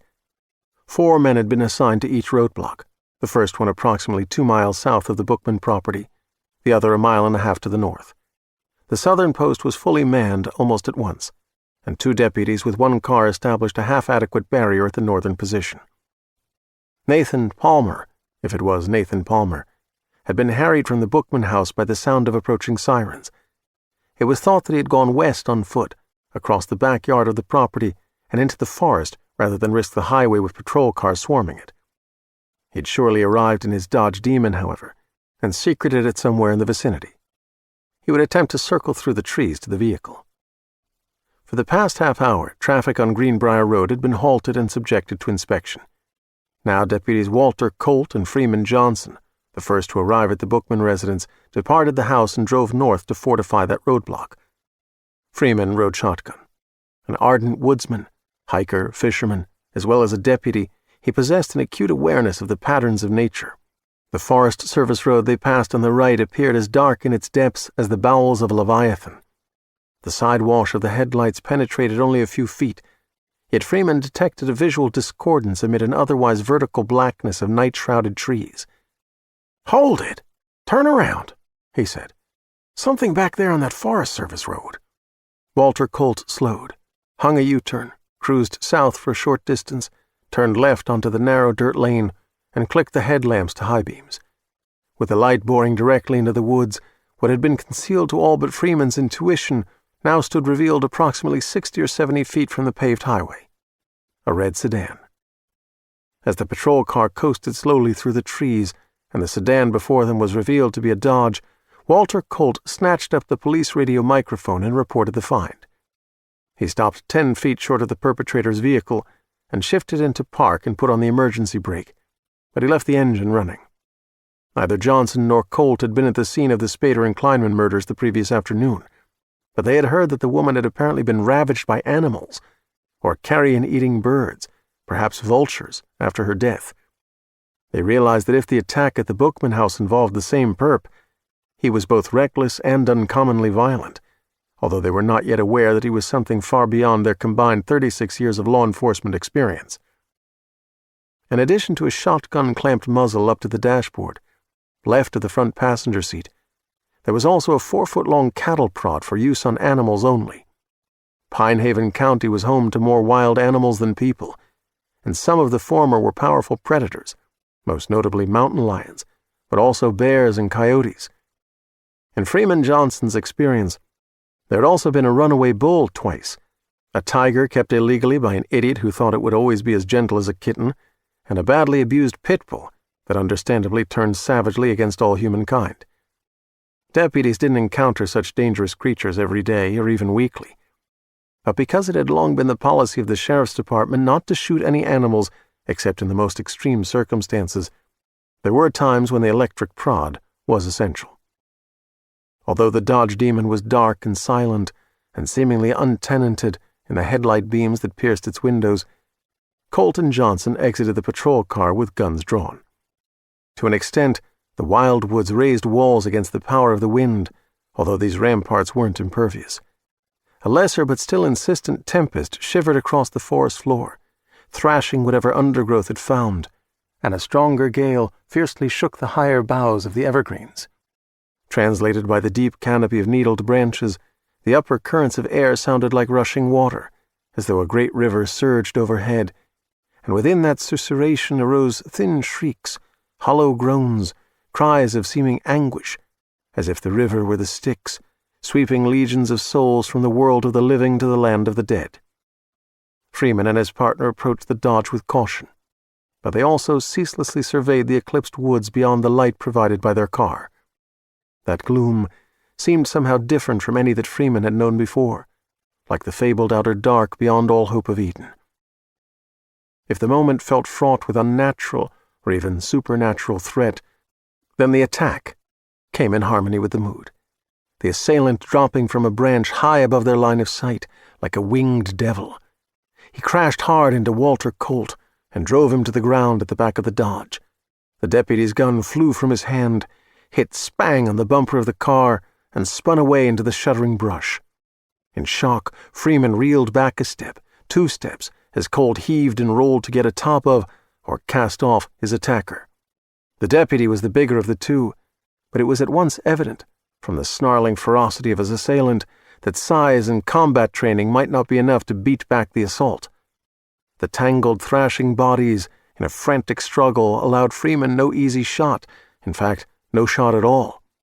He stepped forward to join the fray, intending to club Nathan Palmer on the head with the barrel of his pistol.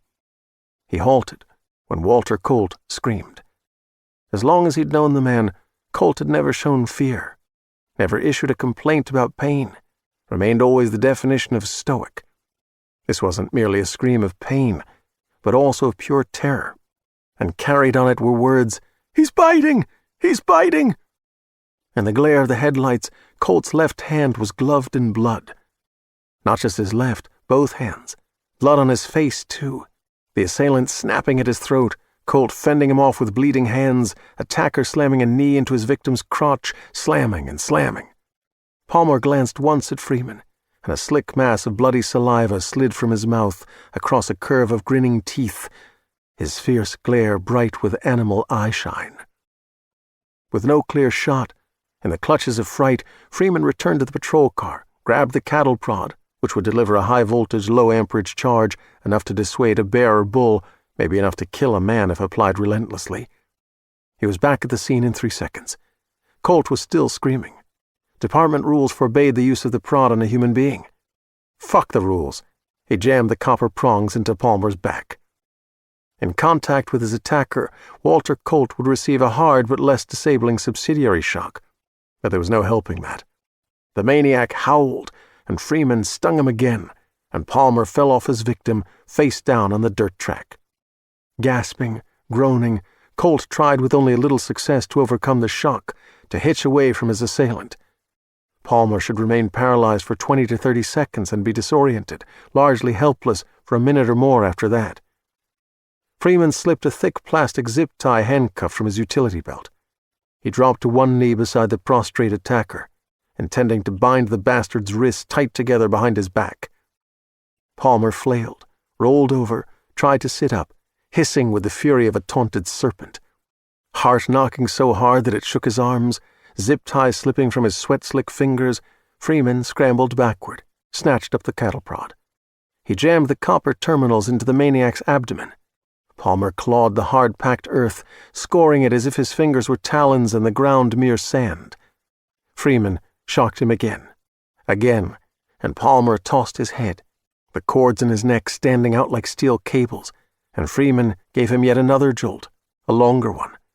At last Palmer collapsed, unconscious or dead. Freeman didn't care which. He knelt and rolled Palmer face down and zip-tied the man's hands behind his back. He drew the plastic straps tighter than regulations allowed, then used a second zip-tie, even though he'd never heard tell of anyone breaking free of one. He tightened a zip-tie around each of the man's ankles and connected them with a third. At last, he felt for a pulse in Palmer's neck and regretted that he detected one. During all of that, Walter Colt had managed to crawl to the patrol car and sit with his back against the front fender on the starboard side. He was bleeding from both hands, and the little finger on his left had been bitten off. The forefinger hung loose, but was still attached by a shred of flesh. The ball of his chin had been bitten so severely that it wobbled as though it would fall off the bone. He was crying like a child, maybe in physiological shock. Freeman Johnson hurried around to the driver's door and got behind the wheel and grabbed the mic. He called for an ambulance. "Officer down, critical wounds," gave his position, and asked for backup. "As much damn backup as you can get me," because the batteries in the prod must be nearly depleted. The plastic cuffs would hold, they always held, but someone was going to have to get a bite block in Palmer's mouth before they transported him, and Freeman wasn't going to do that without plenty of assistance. He got out of the car, retrieved the emergency medical kit from the trunk, went around to Walter, and knelt at his side. The hands were bleeding, but not so bad that a tourniquet was required before the EMTs got here. He gave Walter 2 spools of gauze to squeeze lightly in his fists, to apply pressure to the wounds in his palms. Nothing could be done about the chin. "Ambulance en route, buddy. They'll be here in 5 minutes. Not long, sooner than 5. "Jesus God," Walter said, his voice breaking. Already Palmer was stirring. He cursed and tried to turn over. He strained his bound wrists and kicked his shackled legs. He arched his back impossibly, as if he might be able to lock his vertebrae in sequence like a snake and curl his upper body erect, but he could not, and so he cursed more furiously. "For God's sake, what is he?" Walter asked. "Shoot the freak! Kill him while you can!" His partner's uncharacteristic fear further chilled Freeman. He rose to his feet and retrieved the cattle prod, and stood ready as sirens rose in the distance. Back up. No moon or stars above the narrow service road, the cool wind roaring overhead like the caissons of Armageddon, the forest deep and black and crawling with mystery, as it had never previously been for Freeman Johnson. Chapter 66.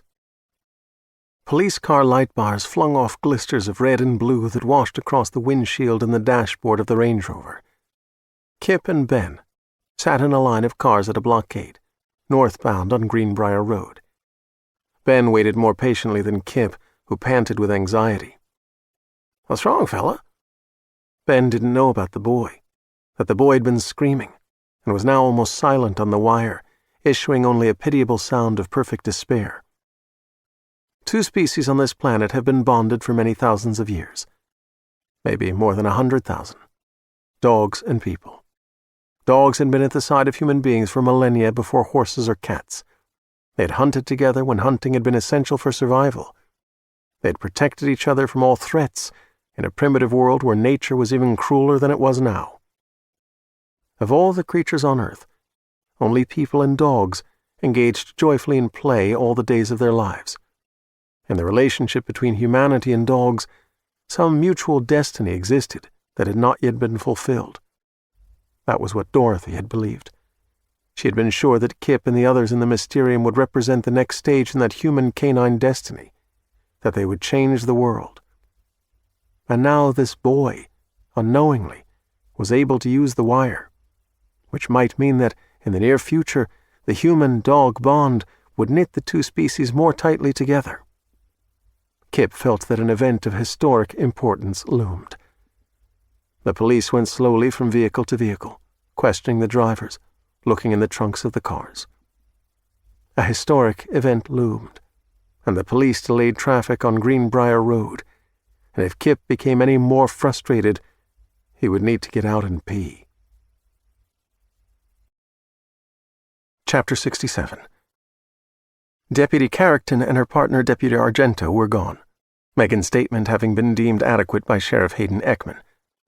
With the assistance of Argento, the sheriff had set right the overturned highboy and settled on the edge of the armchair to speak with Megan while she remained at Woody's bedside. Having entered the room with a sense of the antagonism between Megan and Carrickton, he apologized for his deputy's aggressive style of questioning, but also excused it by asserting that the woman was one of the best in his department. Megan had once met the previous sheriff, Lyle Sheldrake, a low-key, folksy man with a leathery face and white hair that glowed as if irradiated. She hadn't known him, but those who had long experience of him said that he was a dedicated and honest man, whom Ekman had run against and defeated in a campaign of low character. Now, even as the new sheriff sought to smooth away what irritation Carrickton had caused, he struck Megan as oleaginous, not trustworthy. These days, Americans seemed attracted to such politicians if they were exceptionally gifted at virtue signaling while they slandered their opponents.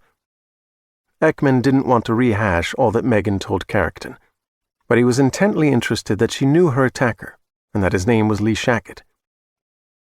To the best of your knowledge, Miss Bookman, has he ever used the name Nathan Palmer? No, not to my knowledge, but I wouldn't know, really.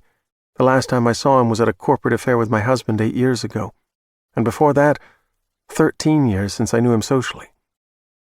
You said he was the CEO of Refine Inc., part of Dorian Purcell's empire? That's right. Are you aware of the catastrophic fire at Refine's operation outside Springville, Utah? No. I avoid the news, Sheriff. There's nothing I can do about the people who make it, and I'm determined to keep my art positive in a world that increasingly isn't. Well, he may be on the run from responsibility for the deaths of 92 people at that facility. She grimaced, but there was nothing she could say about such a tragedy that would mean anything to anyone.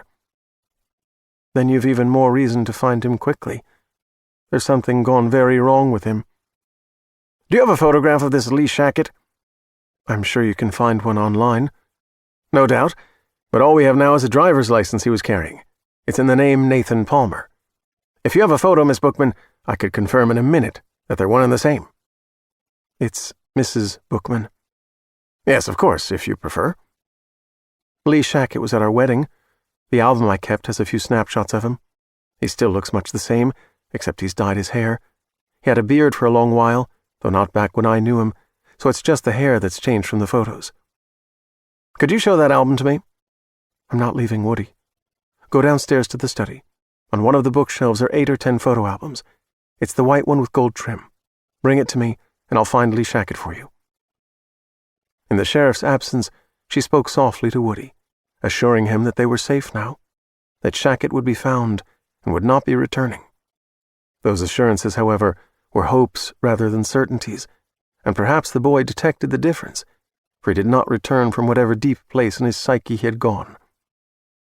The wind howled down in the house, not a nature sound empty of meaning, but a shriek of blackest madness, conjuring in Megan's mind a painting by the 18th century Spanish master Francisco Goya, Saturn devouring his children, a nihilistic image of such insane violence that it was capable of inspiring genuine fear in the viewer and weeks of nightmares. Shackett had shattered one of the sidelights flanking the front door. Sam Brickett could fill the frame with plywood till a glazier came to replace the glass. The alarm would continue to function in the meantime. She would arrange to have double deadbolts installed on every door, key locks on the operable sash windows rather than thumb-turn latches. She had a spare magazine for the pistol. From now on, she'd keep it loaded and always with the weapon. She would draw shut the draperies at all the windows, day and night, so that activities in the house could not be observed by anyone outside. And all of that would be for nothing. She wouldn't feel safe, wouldn't be safe, not for a minute, until Shackett was apprehended. In truth, she wouldn't feel safe until he was dead. We all make mistakes, though, don't we, Megan? I made one when I left my pistol in your kitchen earlier, after I ate that hot bitch's tits. No, that's not right. It was a steak. In your kitchen, it was a steak, and it wasn't as good as Justine's breasts. The temptation was to take everything he'd said as the ravings of a madman. But he'd indeed left his gun in the kitchen, and Deputy Carrickton had asked about the raw steaks on the kitchen floor. The sheriff returned with a white and gold photo album. Megan paged through it and found a good snapshot of Shackett in suit and tie at the reception following the wedding, proposing a toast to the newlyweds. Nathan Palmer, Ekman said. Everything but the blonde hair. Rising from the chair, Megan said, "Come with me." She put the album on the bed and led Ekman into the upstairs hall. Easing the door most of the way shut between them and Woody, she spoke hardly louder than a whisper. "Is Lee Shackett wanted for something more than the fire at the refined facility?" His eyes were abacus beads of calculation. He followed her example and spoke softly. "What do you mean?" "Just what I said." "I'm sorry, Miss Bookman, but I'm not at liberty—" "A woman named Justine," she interrupted. "Did he murder a woman named Justine?" After a silence, Ekman said, "There's been no media yet." "He made a reference to something sick. I wasn't sure if it was true or not. Did he kill her here or in Utah?" Ekman relented. "It'll hit the news tomorrow. This couple had a flat tire on Highway 20. Wouldn't have been much traffic at the time. Palmer, Shackett, evidently came along. He shot the man 4 times, killed them both." The sheriff was clearly still tabulating the pros and cons of sharing more than he'd already revealed. Pressing the issue, Megan said, "How did he kill Justine?" Ekman hesitated as the wind played Saturn, crying pro-genocide down the ever-darker night, and then he said, "He bit her." "To death?" "Yes, but I must ask you, Miss Bookman, to please— Did he eat part of her?" Ekman frowned. "Apparently cannibalism was involved." Megan looked away from him. The horror was of such an intimate nature that she could not meet his eyes to discuss it. "Was it her breasts?" "So he told you." "Indirectly." "One of her breasts, part of the other, and most of her face." Oh my God. Her once white-hot fear, which lately had been simmering, suddenly flashed bright. She remembered how Shackett had touched Woody's face, how close his face, his mouth, had been to the boy. "We can't stay here. We're getting out tonight. Now." "I can assign you protection." She met his eyes once more. "You don't have enough men. There aren't enough police in the world to keep me here." "It would be helpful if you didn't mention this to anyone. We don't want to panic the public. We need to manage the release of the information, probably by noon tomorrow, maybe as late as early afternoon. We need time to craft answers to assure—" A deputy, thundering up the front stairs, shouted, "Sheriff! You up there?" As the man appeared at the head of the staircase, Ekman said, "What is it?" "They got him! Johnson and Colt got the bastard! Colt's hurt bad, ambulance on the way, Johnson's all right, and the perp is under restraint." Ekman smiled broadly at Megan, as though the abomination so recently revealed were no longer of any consequence. "You're safe, Miss Bookman. Perfectly safe. My men have done their job. You can stay the night without concern. Now, if you'll excuse me." His shoulders back and a bounce in his step, as though the terror visited on Pinehaven County was an opportunity seized, a political crisis become a career enhancement, he walked away. To his back, she said quietly, "It's Mrs. Bookman." Chapter 68. The ambulance was capable of carrying 2 injured persons, but Walter Colt refused to be taken to the hospital in the same vehicle as Nathan Palmer, even though the EMTs intended to tranquilize the killer with chlorpromazine. Freeman Johnson totally understood. He persuaded the first responders to put in a call for a second unit for Palmer, and Walter Colt was whisked away, the ambulance's light bar flashing and its siren wailing, as if it were some woodland banshee chasing through the trees. Backup had arrived before the ambulance, so that Freeman didn't have to wait alone with the prisoner. He had his cattle prod ready, and Deputy Argento had one as well. Carrington armed herself with a shotgun, and she looked as though she would enjoy using it. Face down on the ground, the perp struggled tirelessly to free himself from the zip ties that bound his wrists behind his back. He was so persistent that he had rubbed the skin away and was bleeding slightly. The pain seemed not to matter to him. Chapter 69. Hours passed his usual bedtime, fueled by black coffee and 2 glazed donuts, beginning to consider using the next cup of brew to wash down a caffeine tablet. Still at his computer in the morgue, Carson Conroy had gathered more information than he had hoped to acquire. When he'd gone to the National Crime Information Center website to look for any warrant issued for Nathan Palmer, his screen had gone white, except for a perfect silhouette of his shoulders, neck, and head.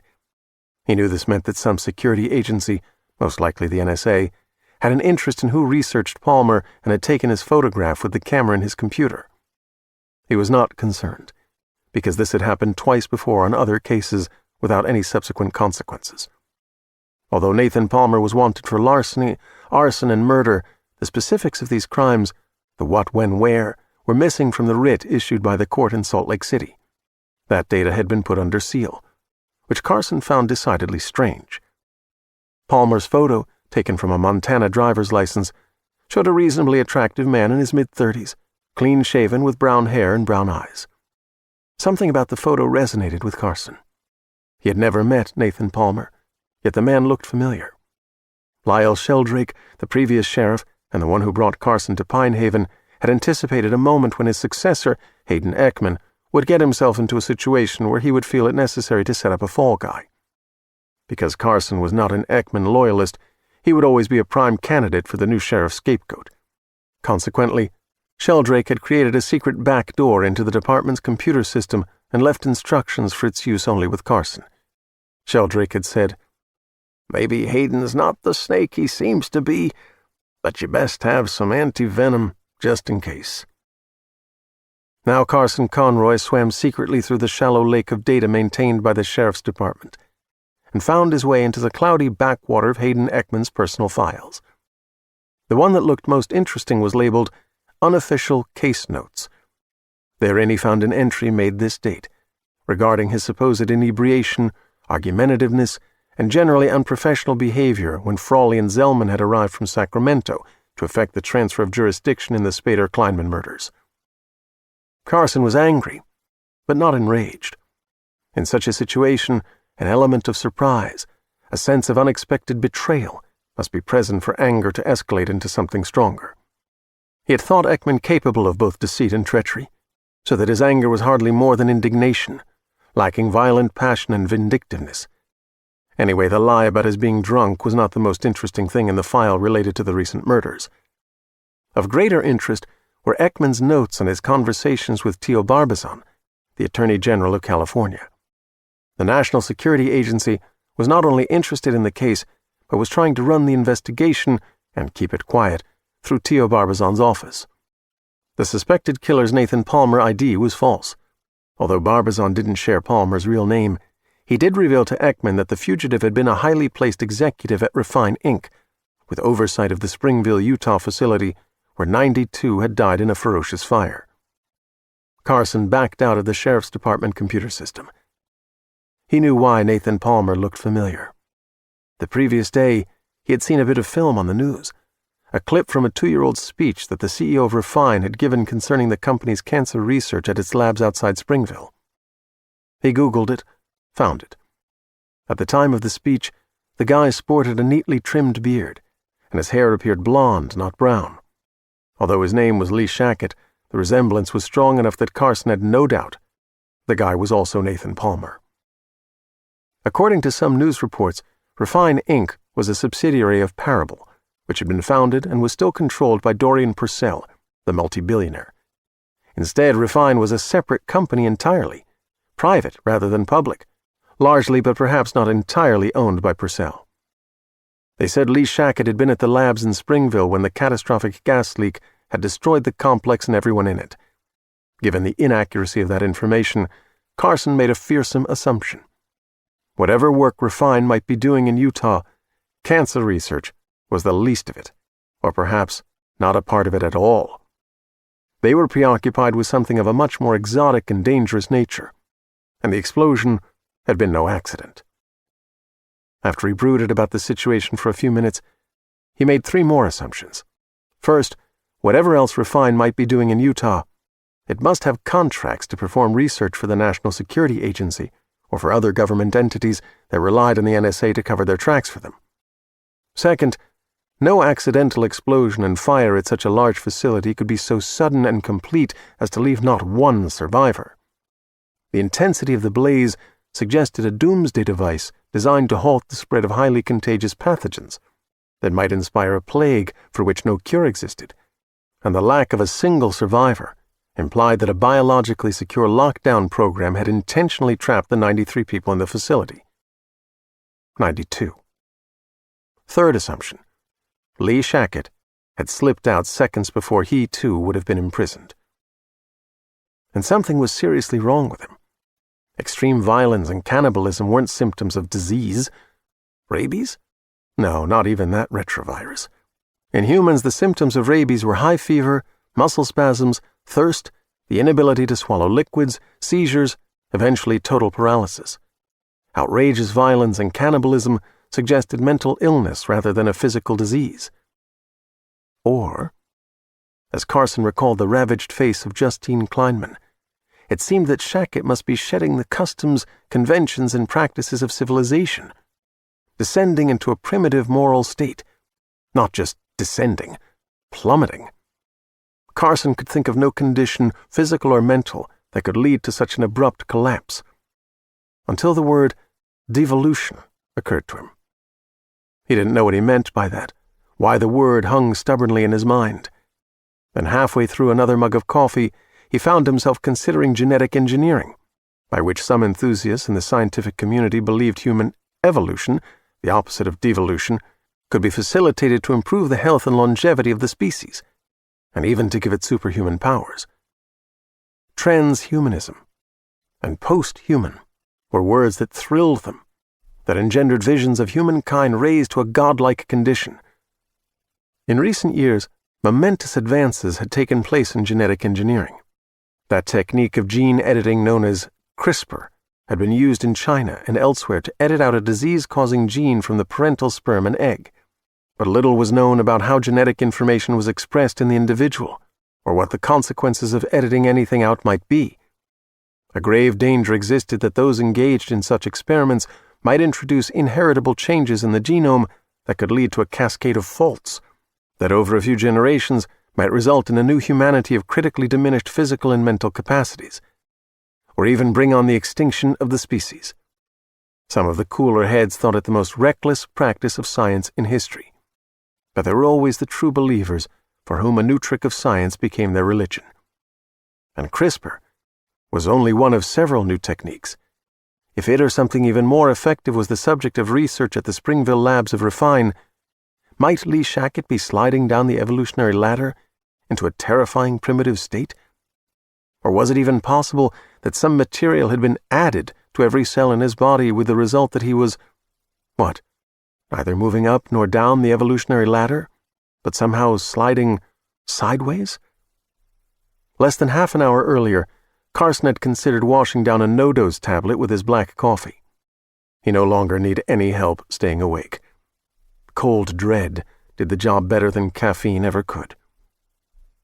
He switched off the computer and got up from his chair and stood listening to the silence of the morgue. A line from T.S. Eliot came to mind. "I will show you fear in a handful of dust." Room by room he turned off the lights. He set the alarm and stepped outside and locked the door.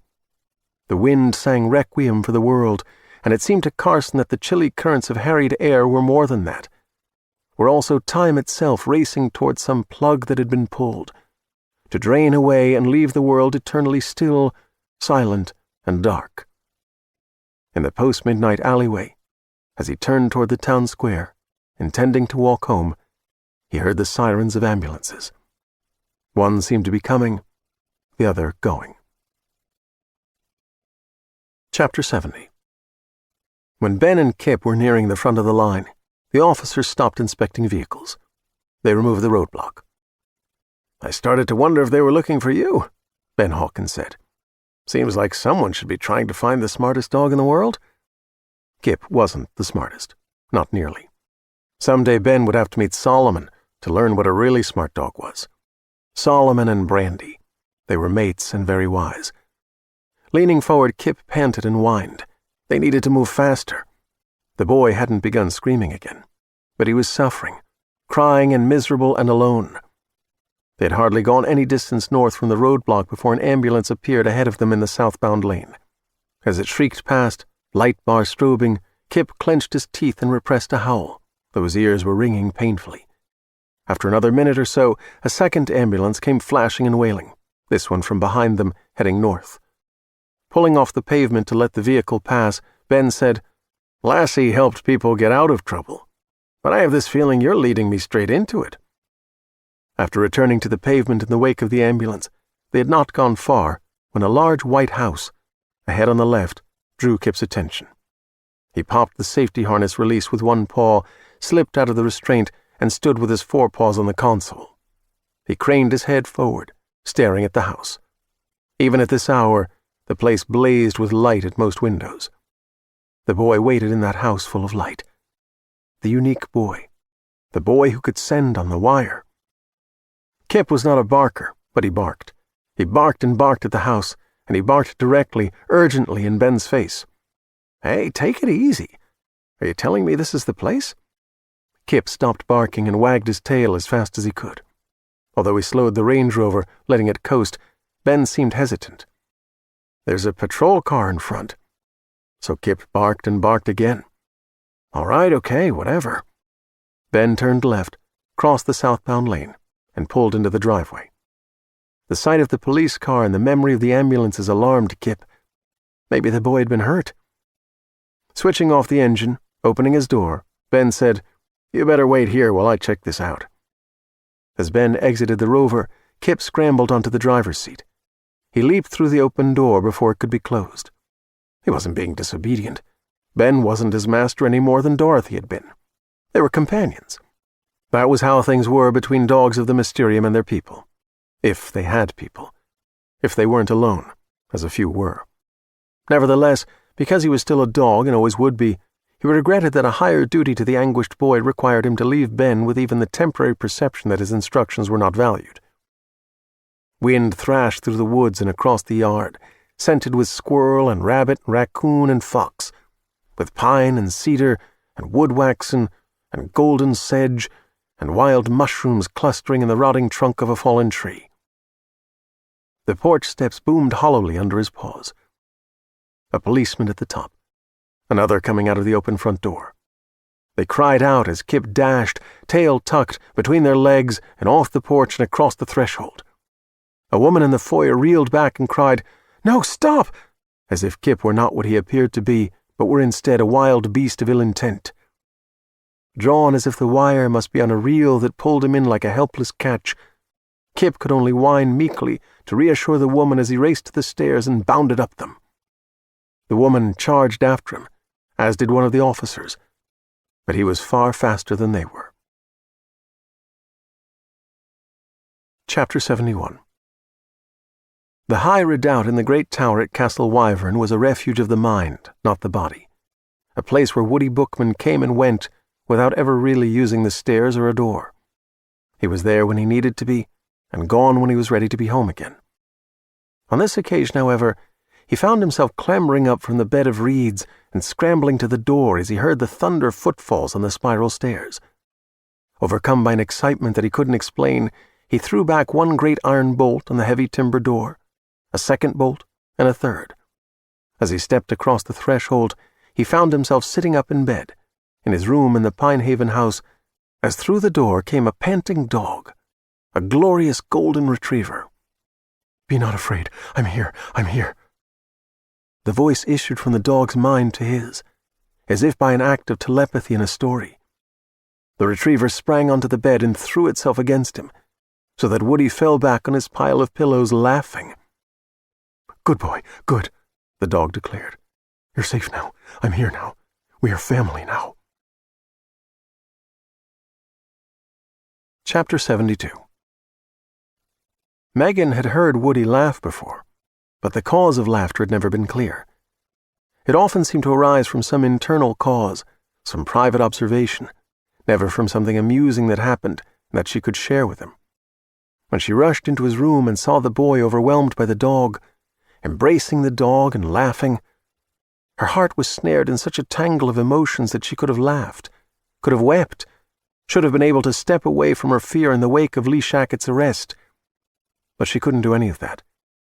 Woody was happy, and the dog seemed harmless, but the dog had teeth, and she thought of what Shackett had done to that poor woman, to her face, and fear would not relent. The deputy who entered the room immediately after Megan didn't know what to do either. He asked if this was her dog, and she said it wasn't, and he asked if it was a neighbor's dog, and she said she didn't know. They stood there, uncertain of what needed to be done. and the boy's giggles and the dog's apparent delight seemed to argue that nothing needed to be done, that all was well. The stranger who followed the deputy into the room possessed a presence that none of the deputies, nor even the sheriff, could claim, a calm demeanor and an easy way of moving that suggested that little surprised him and nothing rattled him. "Ma'am," he said, "I apologize for my dog. He's a good boy and he means well, but sometimes his enthusiasm gets the best of him." Before Megan could reply, the man spoke to the retriever. "Hey, Scooby." The dog looked at him. "Is everything okay?" Megan thought she must have imagined it, but knew that she didn't. The dog nodded. "Everything's all right," the newcomer said to the deputy. Without being asked, he extracted a wallet from his hip pocket and produced a driver's license. "My name's Brennan Septimus Hawkins. Friends either call me Ben or Hawk. My mom and dad are great people, but they've got a tin ear about names. My brother's Willie Willard Hawkins. My sister's Eulalia Ermintrude Hawkins. Fortunately, she's smart, pretty, and damn tough, so everyone knows better than to call her anything but Trudy." Chapter 73. Perhaps the booming wind has fallen into an unlikely rhythm, but the red-blue strobing of the ambulance beacon seems to beat like a fatalistic drum. The nearer trees flare in carnival colors, though the deep darkness of the farther forest swallows the light, refusing to reveal its secrets. All of it is exciting. The wind and the dark and the pulsing light, the frightened men calling out instructions and warnings to one another, so that Shackett feels exhilarated rather than defeated. In spite of his shackled ankles and his wrists cuffed tightly behind his back, 2 EMTs from the 2nd ambulance and 2 deputies are required to restrain him enough to inject chlorpromazine, and then a few cubic centimeters more when the first dose has less effect than they expect. Even when they think he is at last unconscious, he is not. He's helpless for the moment, unable to struggle anymore, but he can hear everything they're saying. He knows where they intend to take him, how they expect to manage him in custody. The powerful drug has left him physically incapacitated, but he is still rapidly becoming, and his mind is not affected, though his captors are certain that he is subdued beyond all awareness. He keeps his eyes closed, so that they will not suspect his true condition. He listens, and he schemes. Chapter 74. The county jail didn't have a cell suitable for a suspect in an extreme psychotic state, nor did the staff have sufficient medical expertise to protect such an individual from himself and others. Therefore, Shackett was transported to the county hospital, on the southeastern edge of the town of Pinehaven. Sheriff Ekman waited with Deputy Rita Carrickton under the portico roof of the emergency entrance. Because she was meticulous in all things and unfailingly loyal, he trusted her more than anyone else to use her iPhone and his to obtain an adequate video record of the calm authority with which he would oversee the arrival of Lee Shackett. They would secure this serious threat to public safety in one of the 4 hospital rooms that doubled as regular patient care spaces, and in a crisis as units of a psychiatric ward. He and Rita were lovers, in violation of departmental rules against intimate relations between uniformed personnel. They risked raising suspicions each time he chose her for a task that any deputy could do, especially since he'd appointed her undersheriff. They were pledged to each other, however, not just romantically, in fact, not primarily for romantic reasons, but because they understood each other's single-minded aspiration. Those possessed by truly ruthless ambition were rare, and rarer still were those who understood that a tightly bonded couple were more powerful than 100 loners. They would rise in status together, protecting each other at all costs, until they could marry and then openly destroy their competition, whom they'd previously worked secretly, each on behalf of the other, to eliminate via character assassination and other means. Speaking above the wind, Rita said, "She's not an innocent victim. I'd bet on it." "Who isn't?" he asked. "The Bookman bitch. She drew him to her." "Who? You mean this Shackett?" "She drew him to her somehow. Just look at her." "Who knows how he thinks? He's a psychopath," the sheriff said. "Tell me you wouldn't like a piece of her." "I've got you. More than enough for me." Rita spat, and the wind carried the spittle onto Ekman's pant leg. "Heard that from other guys. Then one like her comes along." "She's not my type. She's got it all and she sells it hard." Sells what? You make me suspicious when you play dumb. That face, that body, she's all, look at me, I'm the perfect piece of ass. She doesn't wear makeup, she dresses in jeans, and she seems all about that screwed-up kid, not much about herself. Don't you ever touch her. I have no interest in her. I've been through shit like this before with sluts like her. You've never been through it with me. We're in this together. All that matters is getting ours, and we can best do that together. A keening siren needled through the wind's chorus. Here they come with him, Ekman said. Be sure to video me directing the unloading of Shackett on his gurney. Just then, to the left of the portico, a rat came out of the shrubbery, half-blind and bloody-eyed, confused. It hitched across the pavement on 3 feet, left back leg dragging behind it. The hospital tucked poisoned feeding stations in the shrubbery to decimate the rat population before any might find their way inside. This specimen had obviously dined heartily on warfarin. Thirst was driving it in search of water. If healthy, the rodent would have shunned the light and scurried away at the sight of Ekman and Carrickton. But it ignored them, making its way in a pitiable crawl. Without comment, they watched it cross the portico and disappear into more shrubbery. The ambulance appeared on the approach lane in cascades of flaring light, its siren dying from shriek to moan. "Showtime," Ekman said, and Rita readied her phone to video. Chapter 75. The exuberant greetings had been concluded. On the bed, Woody was lying on his side, facing the golden retriever. The retriever was lying on his side, facing Woody. They stared into each other's eyes, seldom blinking. This was an age-old posture for a boy and his dog, and yet it was different from merely that, somehow singular. Megan stood at the foot of the bed with Ben Hawkins, wondering. This was Woody in a state of detachment, transported, whatever you wanted to call it. He was here physically, but perhaps not mentally or emotionally. She had seen him in this condition many times. What seemed strange, if not extraordinary, was that the dog appeared to be in the same condition, lying as still as the boy, neither seeking the touch of an affectionate hand, nor restless, nor reacting to any rattle or clang or whistle raised by the wind. Boy and dog were breathing in perfect synchronization. "There's something different about him," said Ben Hawkins. "He's high-performing autistic with a genius IQ. I meant Scooby. He's not autistic, but I think maybe he and the boy have the smarts thing in common." "You really call him Scooby?" The dog did not react to his name, as he had earlier. "I had to call him something, and he didn't like Rin Tin Tin. He hasn't found a way to tell me his real name yet, but I expect he'll figure out how to do it." Megan looked at Ben and liked him, and warned herself to be cautious. "But how long have you had him?" "I found him yesterday afternoon. I began to realize there was something special about him when he wanted to know why the name Clover was on the water bowl I gave him." Her smile was tentative. "What do you mean he wanted to know?" "It's quite a story. But you evidently have one too. The lock on that door has been shot out. There's a bullet hole in the wall by the window over there. Scooby and I had to wait at a roadblock, and there were deputies here when we arrived." "It's been a weird night," she acknowledged. "You've got a broken-out window by the front door. This wind is going to blow everything from leaves to raccoons into your front hall if we don't get a temporary fix in that window. If you have a heavy plastic painter's tarp, anything like that, and some small nails, we can amaze each other with our stories while we get the job done." The deputies were gone. She looked at Woody, loath to leave him alone, even though Lee Shackett was in custody. Ben Hawkins said, "Don't worry, he'll be all right. Scooby's going to look after him." "It's just that he's everything to me." "Ma'am, that dog woke me after only an hour's sleep, harassed me into driving. Heck, I don't know, maybe 80 miles, giving me directions all the way, just so he could get to your boy. Damn if I can understand it. But your son seems to be everything to him, too.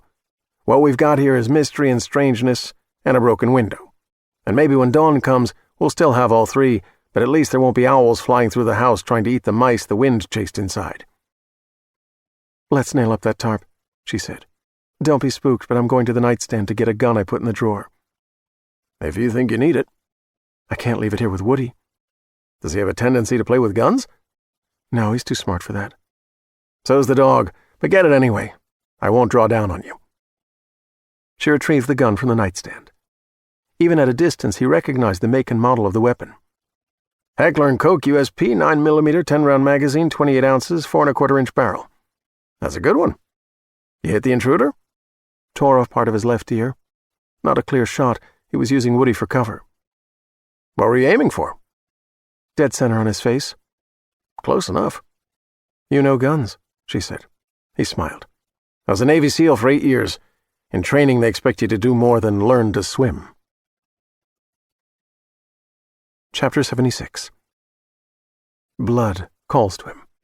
His own blood sings through his arteries, whispers home to the heart through his veins, and both its voices are cries for freedom. The blood of others speaks to him only as a scent, which he smells strongest when they're here with him, though he also smells them in the corridor beyond the closed door. He's fully awake now, with only a small light above the head of his bed, the room draped with gathered shadows, which do not in the least obscure anything from him.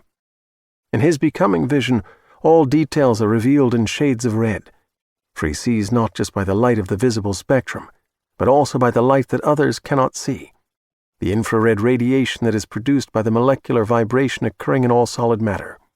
The floors, the wall, the ceiling, the furniture, his own body, and by the molecular rotation of the gases in the air.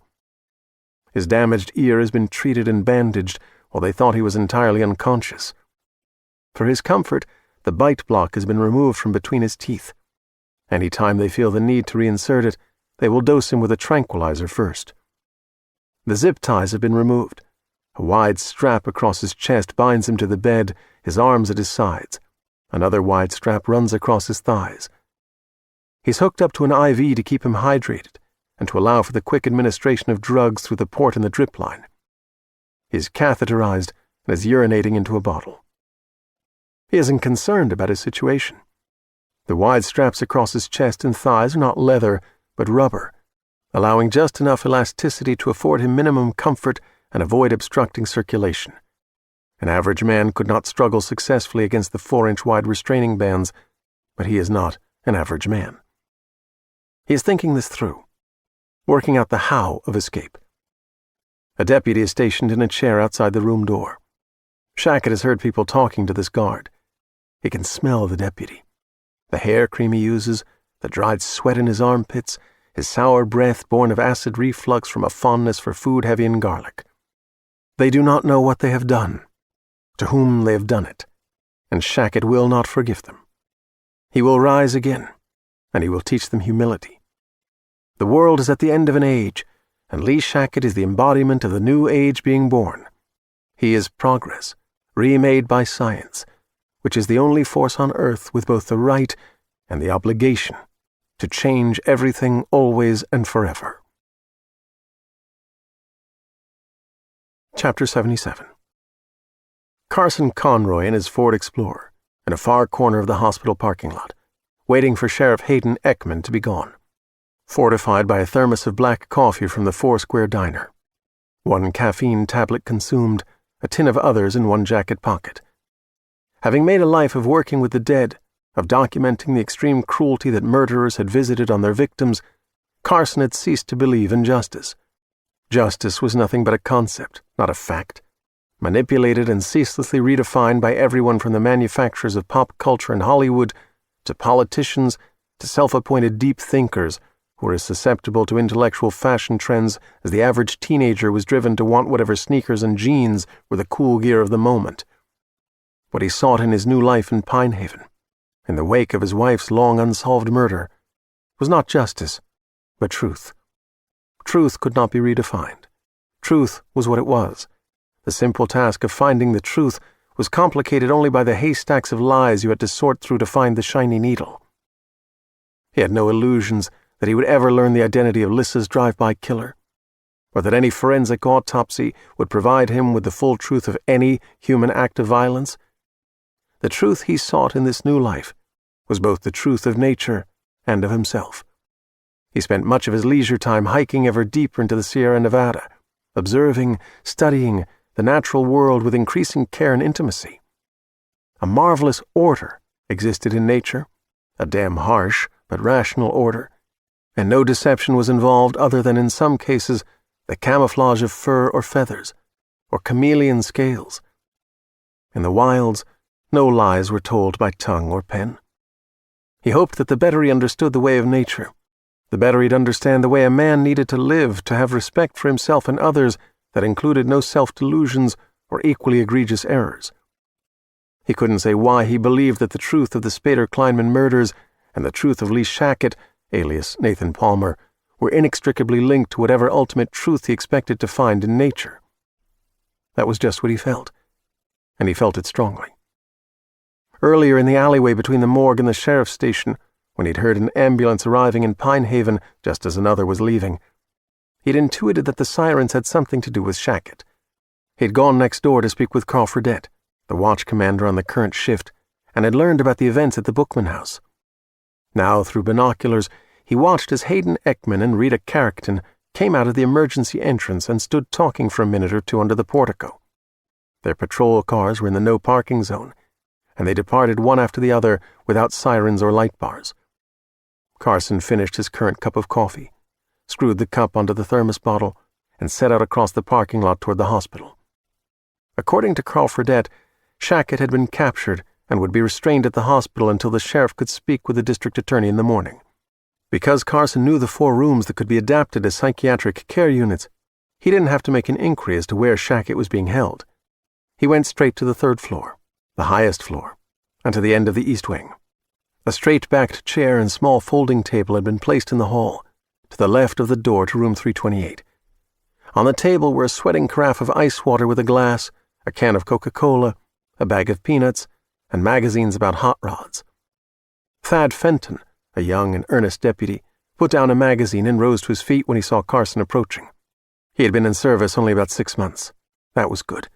He would be uncertain about this unprecedented situation and respectful of Carson's authority. "Dr. Conroy?" he said, too loud, caught himself, and spoke softly in respect of the patients in that wing. "What are you doing up and about at this hour?" "I finished the Spader and Kleinman autopsies and I can't sleep. Hell, I might not sleep for a week." "I heard about the Kleinman woman. It's straight out of The Walking Dead." "I sure don't know how you do what you do." "Somebody's got to do it. Listen, I need to see this crazy son of a bitch." "Shackett?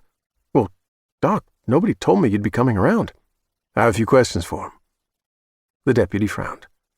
"Should he have an attorney present?" "He hasn't been charged with anything. He's on a psychiatric hold. When he's charged, he'll need an attorney." Fenton remained dubious, although evidently not because of any doubt about Carson's right to be there. "He's dangerous, Doc. He was on enough drugs to knock him out for hours. Instead, he came around while they were still restraining him, and they had to shoot him up again. They wanted to zap him a 3rd time, but they were worried about him overdosing." "He is fully restrained?" "Oh, yeah." Fenton took a key from his pocket. "Just be careful, because he bit off Walter Colt's finger, and when you go in there, I'll have to lock the door after you. That's the rule." "I understand. I'll be watching through this little window here, but I still have to lock the door after you." The window in the door was about 18 inches wide and a foot tall, multiple panes with layers of wire between them. Deputy Fenton looked into the room as he inserted the key in the lock. He glanced at Carson again. "What they do here is they go in 2 at a time, never one alone. Usually it's a nurse and some big guy who's an orderly or something." "I'll be fine," Carson assured him.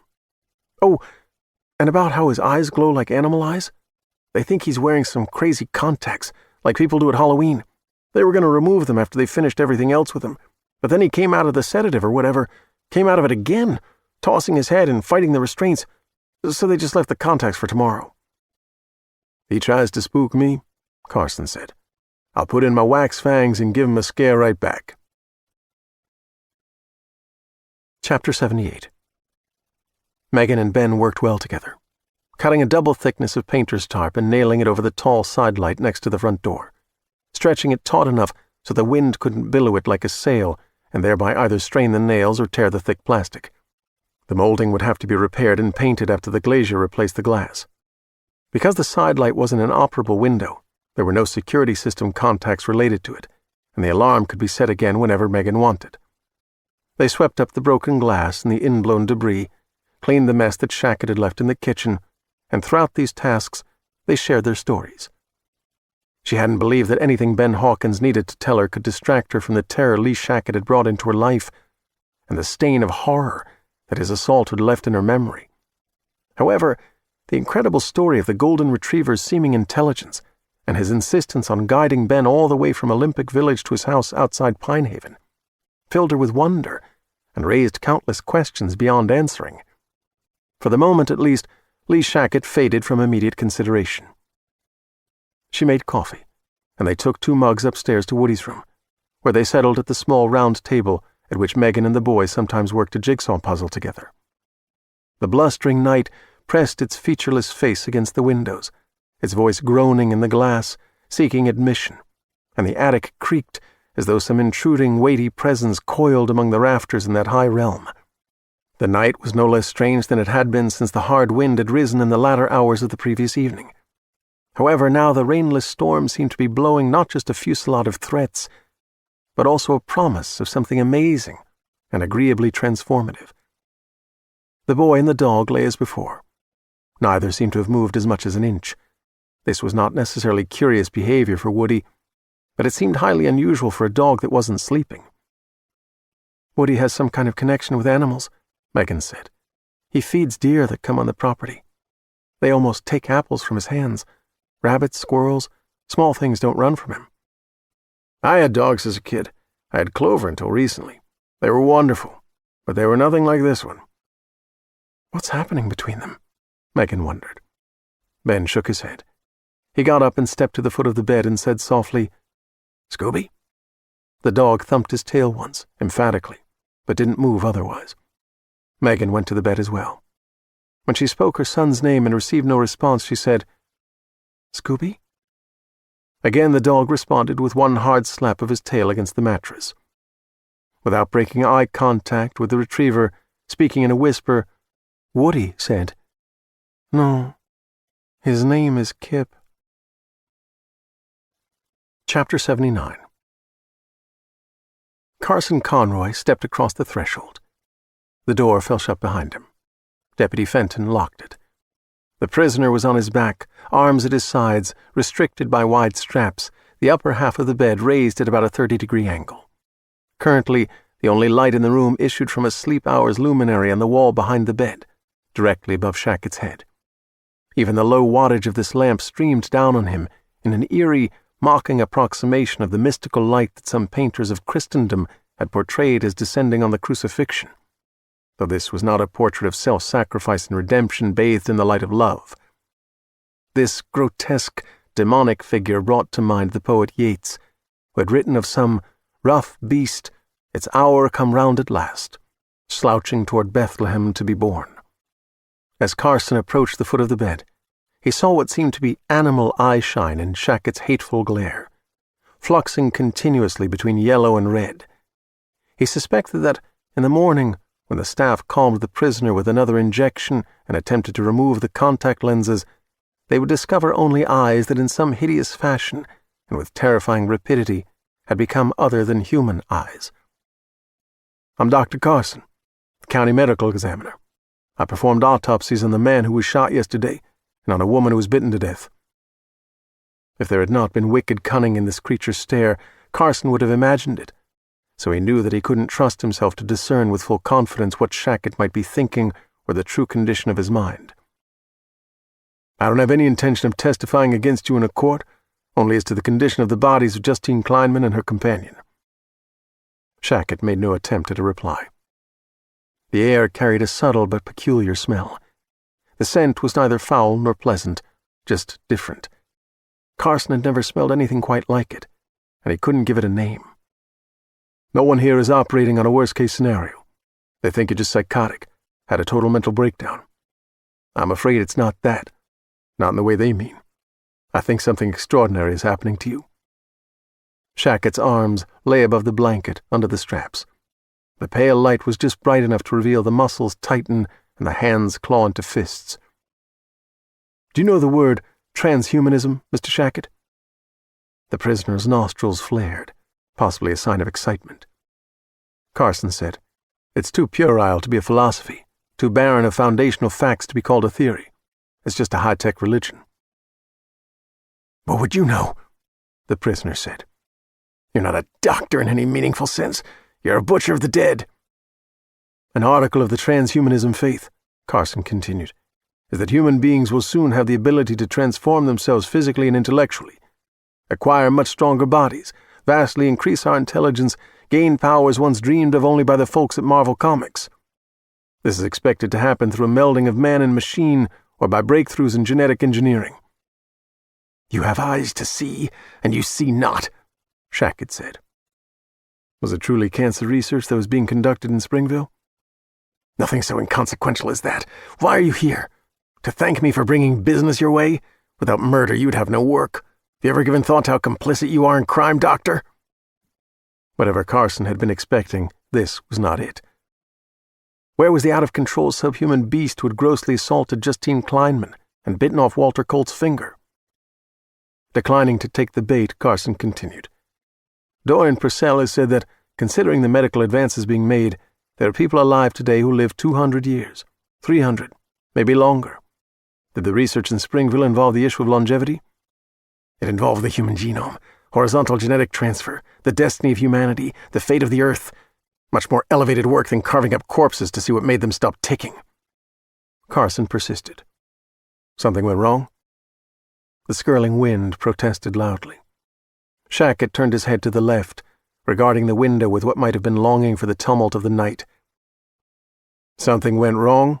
Carson repeated. Smug satisfaction pulled Shackett's features into a sardonic grin. "Something went wrong, and something went right."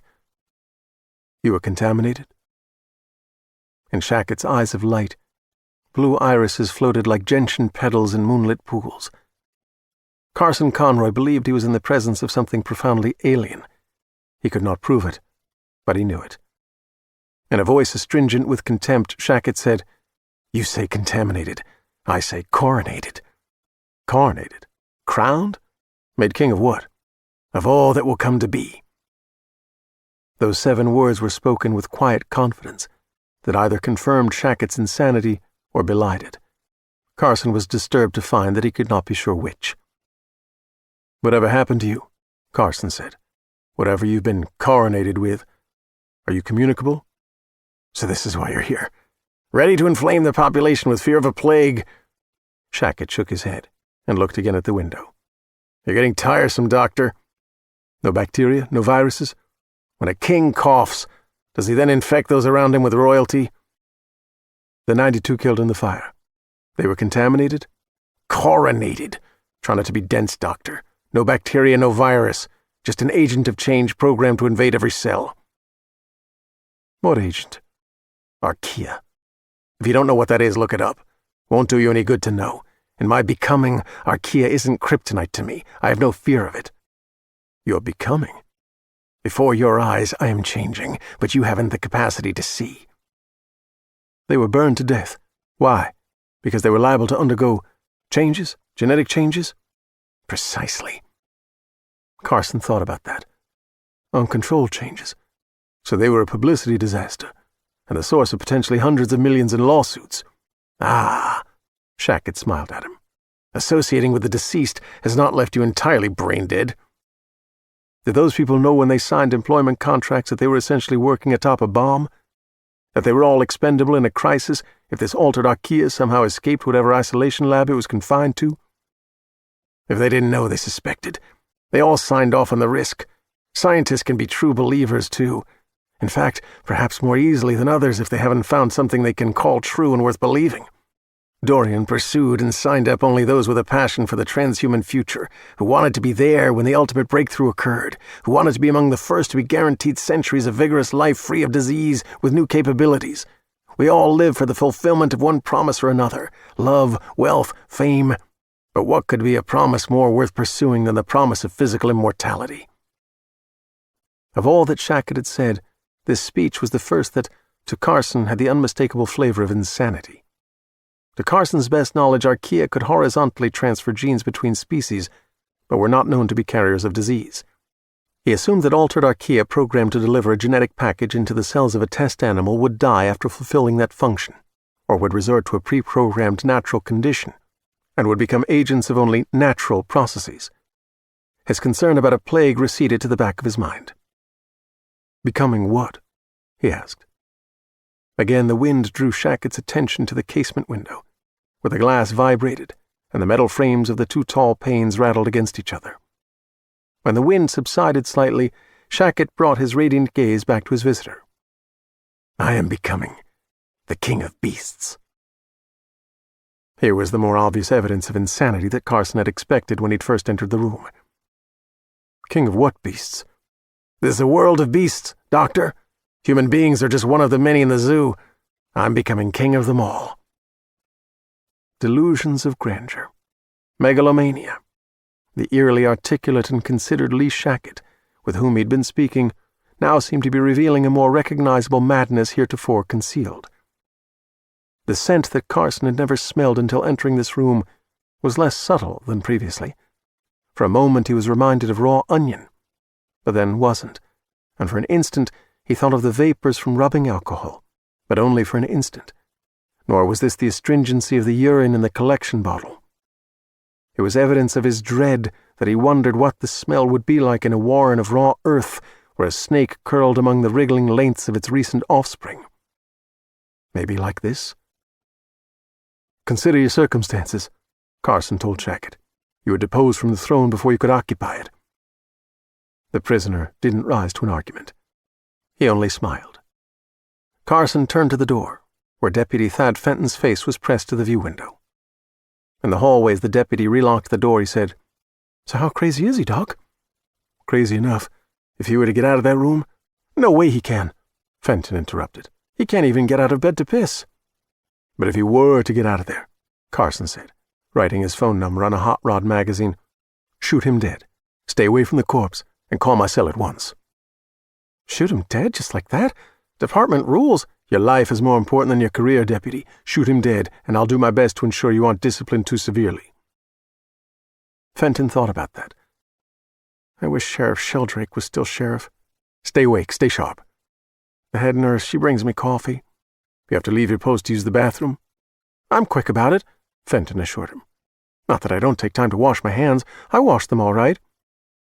"When you go to the bathroom, don't first look through the viewfinder in the door here. You might figure it's a check before you step away."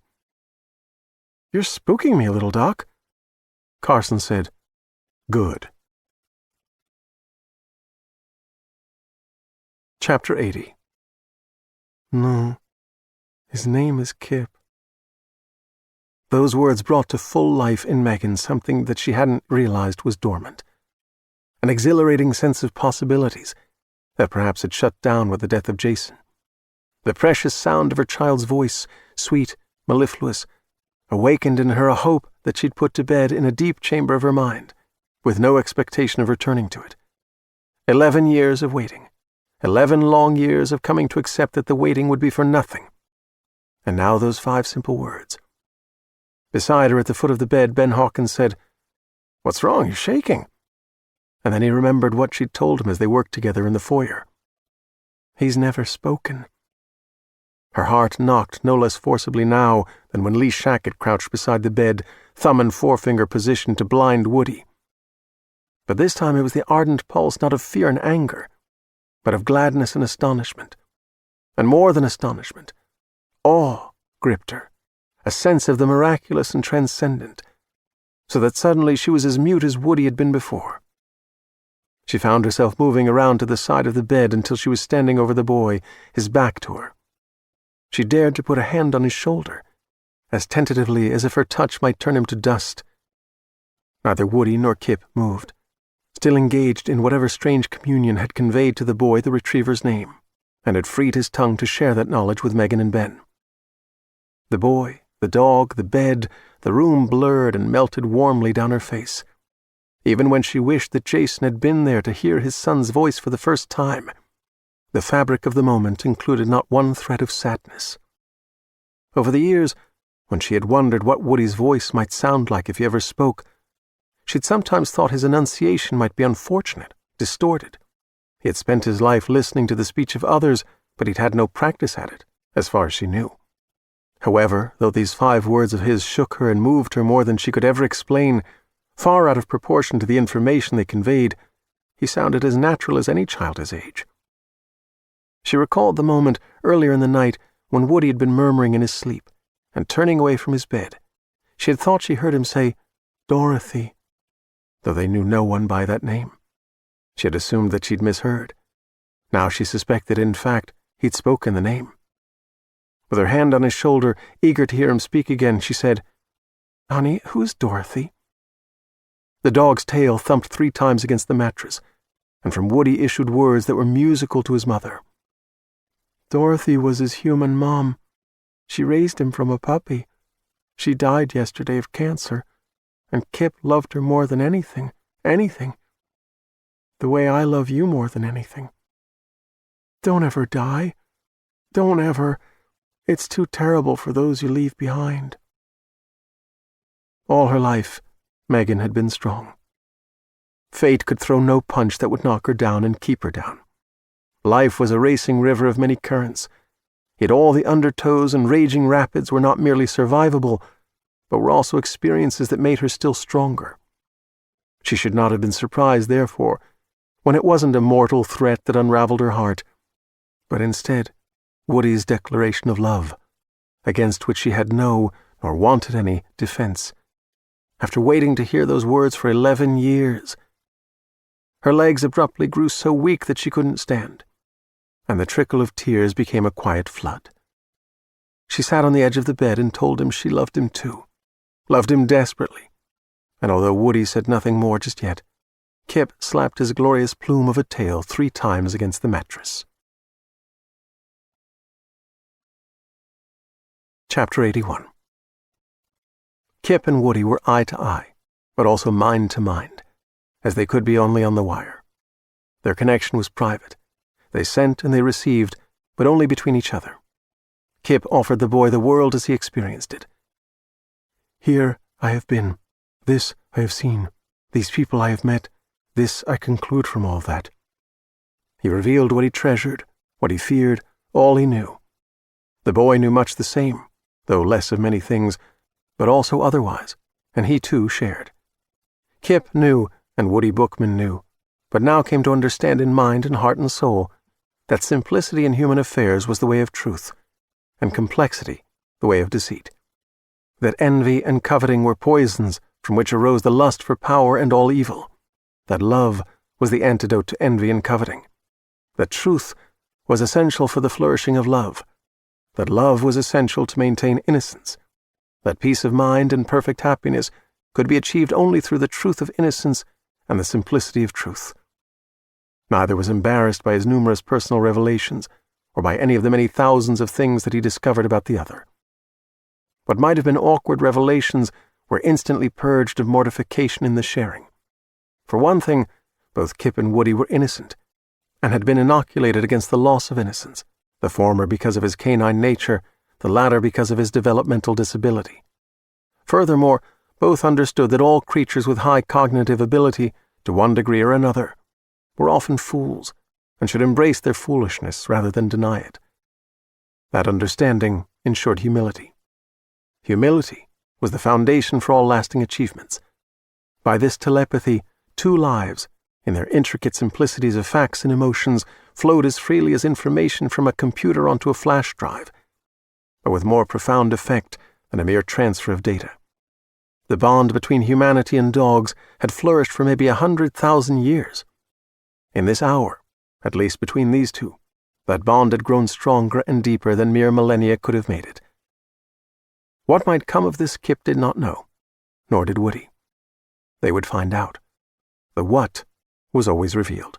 The why of things, however, was more often shrouded in eternal mystery.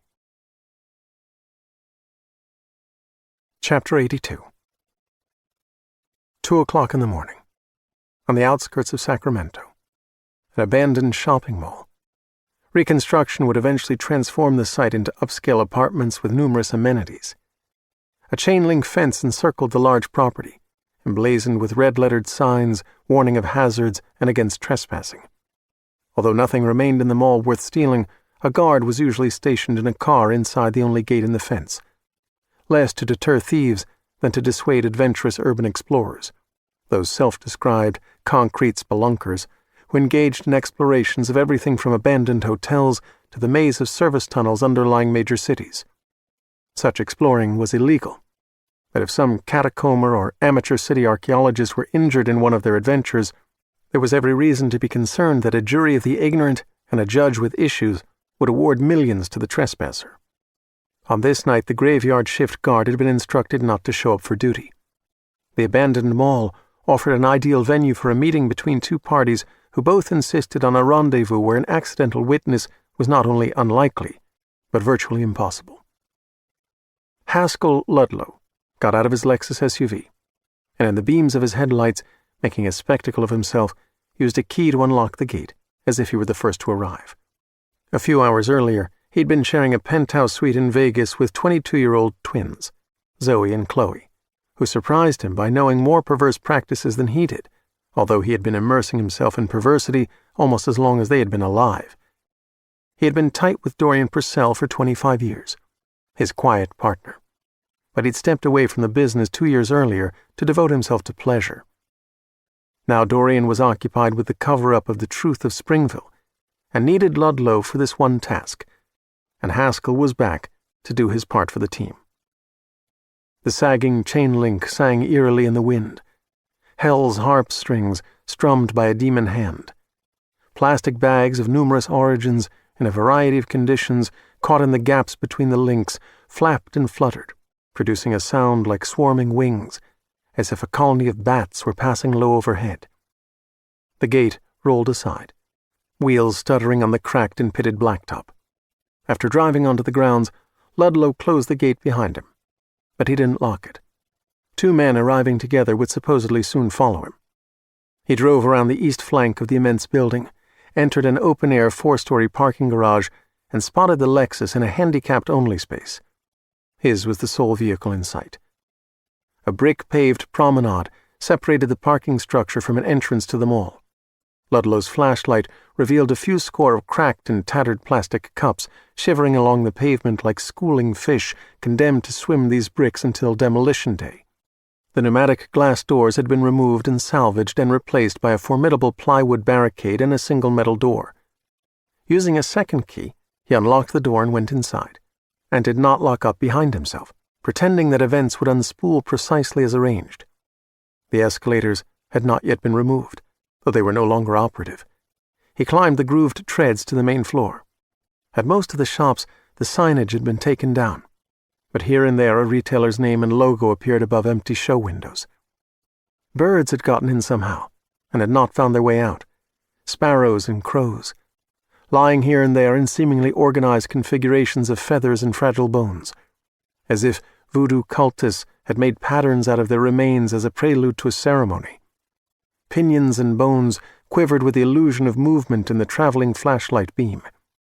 Midway along the main promenade of the structure was a large round pool in which lily pads had floated and colorful koi had once swum. The pond was waterless and fishless now, half filled with a random origami of paper debris. He sat on the wide coping that capped the 2-foot-high wall of the pool, shielding the lens of the flashlight with 2 fingers of his right hand and directing the beam at the floor between his feet, as it had been stipulated that he would. Haskell Ludlow and Dorian Purcell had been friends since junior high school, when they'd both been kick-ass hackers and beardless code writers, planting rootkits in the poorly defended computer systems of major corporations, gleaning all manner of compromising information from the emails of reckless executives who didn't yet understand the eternal nature of electronic correspondence. There were unlimited potential income streams, if you were too young and too clever to be daunted by the word extortion. Balzac had written, "Behind every great fortune, there is a crime," which was both a cliché and a lie. However, Haskell and Dorian had taken steps to ensure that if ever an origin story of Parable were written, no author would be able to follow a single thread back to the clichéd truth in their case. Haskell Ludlow, though always keeping a low profile, owned the second largest block of voting stock in Parable, and he would take nearly any risk, as he was doing now in this crumbling mall, to protect his fortune and his good name. Dressed in black, wearing night vision gear that penetrated the darkness, as silent as souls that had shed their bodies and had no weight to strike footsteps from the floor, the 2 men from tragedy materialized before Ludlow at 2:15 a.m. According to the agreed-upon plans for the meeting, They were to follow him into the mall at 2:30. In fact, they had been here since midnight. He did not look up from their shoes, but held out the driver's license in his left hand. It was an excellent forgery in the name of Alexander Gordius, an identity used by him and Dorian Purcell, one buried under more shell corporations and sedimentary layers of false data than the geological strata that overlaid Jurassic-era fossils. It was the phantom Gordius who paid the dark web masters of tragedy to perform 5 carefully crafted exterminations over the years.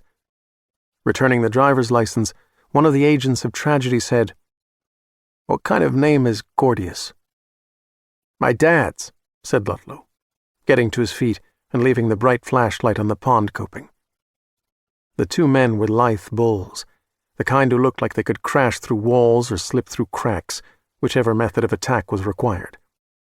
They wore black hoodies, and their faces were smeared with a non-reflective black grease. Their night vision goggles now dangled from their necks. Their tragedian names were Keith Richards and Roger Daltrey, but their real names, which they thought undiscoverable, were Frank Gatz and Boris Sergetov. The entire tragedy staff consisted of only 6 people, for it was wise to limit a murder-for-hire operation to as few potential rats as possible, and these 2 were the founders of the organization. Having informed their client of the breach of security that made them vulnerable to exposure, they were prepared to kill, for no fee, the hacker who had jacked the Gordius ID and had evidently been trying to put together evidence regarding Tragedy's activities, in particular seeking details related to one of the 5 hits for which Gordius had contracted. The real Alexander Gordius, alias Haskell Ludlow and Dorian Purcell, had insisted on this meeting to learn the identity of the hacker and to devise a mutually agreeable plan for the extermination of same. Tragedy operated out of a warehouse in Stockton, and this shuttered shopping mall, little more than 50 miles from their headquarters, served as a convenient rendezvous point. They surely researched the ownership before coming here, but they couldn't have found any tie to Dorian or Parable among the American divisions of a trio of foreign conglomerates that each had a piece of the property. Working off nervous energy, Ludlow paced as he talked. "So who is the bastard?" With a Russian accent as rich as beluga caviar, Sergetov said, "Gospodin, the deceiving bastard person is indeed a bitch." "Say what? You serious? Some geek twat was almost able to get a knife to our throat?" "No offense, man," said Frank Gatz, "but that kind of thinking is pre-diluvian." "It's what?" "Pre-diluvian. Out of date. Ancient. Before Noah and the flood. White male thinking at its worst." "I'm not white. All I'm saying is that women can do anything a man can do." "Piss standing up?" Gatz sighed. "If that's the way you want to be." As if making a philosophical point to all present, Sergetov said, "Woman is possible to be both brilliant and still svolosh." "Whatever. I'm not the one who screwed up here," Ludlow said, pacing ceaselessly. "Tragedy screwed up here. You screwed this up. Where is this bitch?" "She exists not 2 hours from here, Gospodin," Boris said. "But you might never to have heard the village called Pine Haven." Indeed, Ludlow had never heard of the place. "Her name," said Gatz, "is Megan Bookman. You may recall her husband Jason was a problem we solved with a helicopter crash." Suddenly the mall had a gothic quality. If it had seemed like the ideal venue for a highly private meeting beyond the eyes of any chance witnesses, it now struck Ludlow as more sinister, a nexus where past deeds and consequences met at last. Could it be that Megan Bookman, looker, painter, pianist, was a quadruple threat? Also a white-hat hacker? A data pirate who was buccaneering through the dark web in search of justice?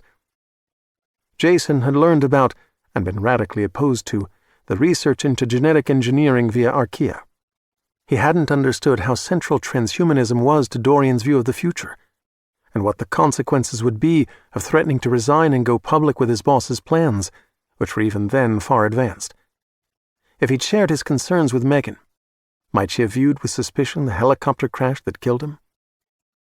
Ludlow, who had never been interested in Refine's research, who wasn't a transhumanist, had not criticized Dorian.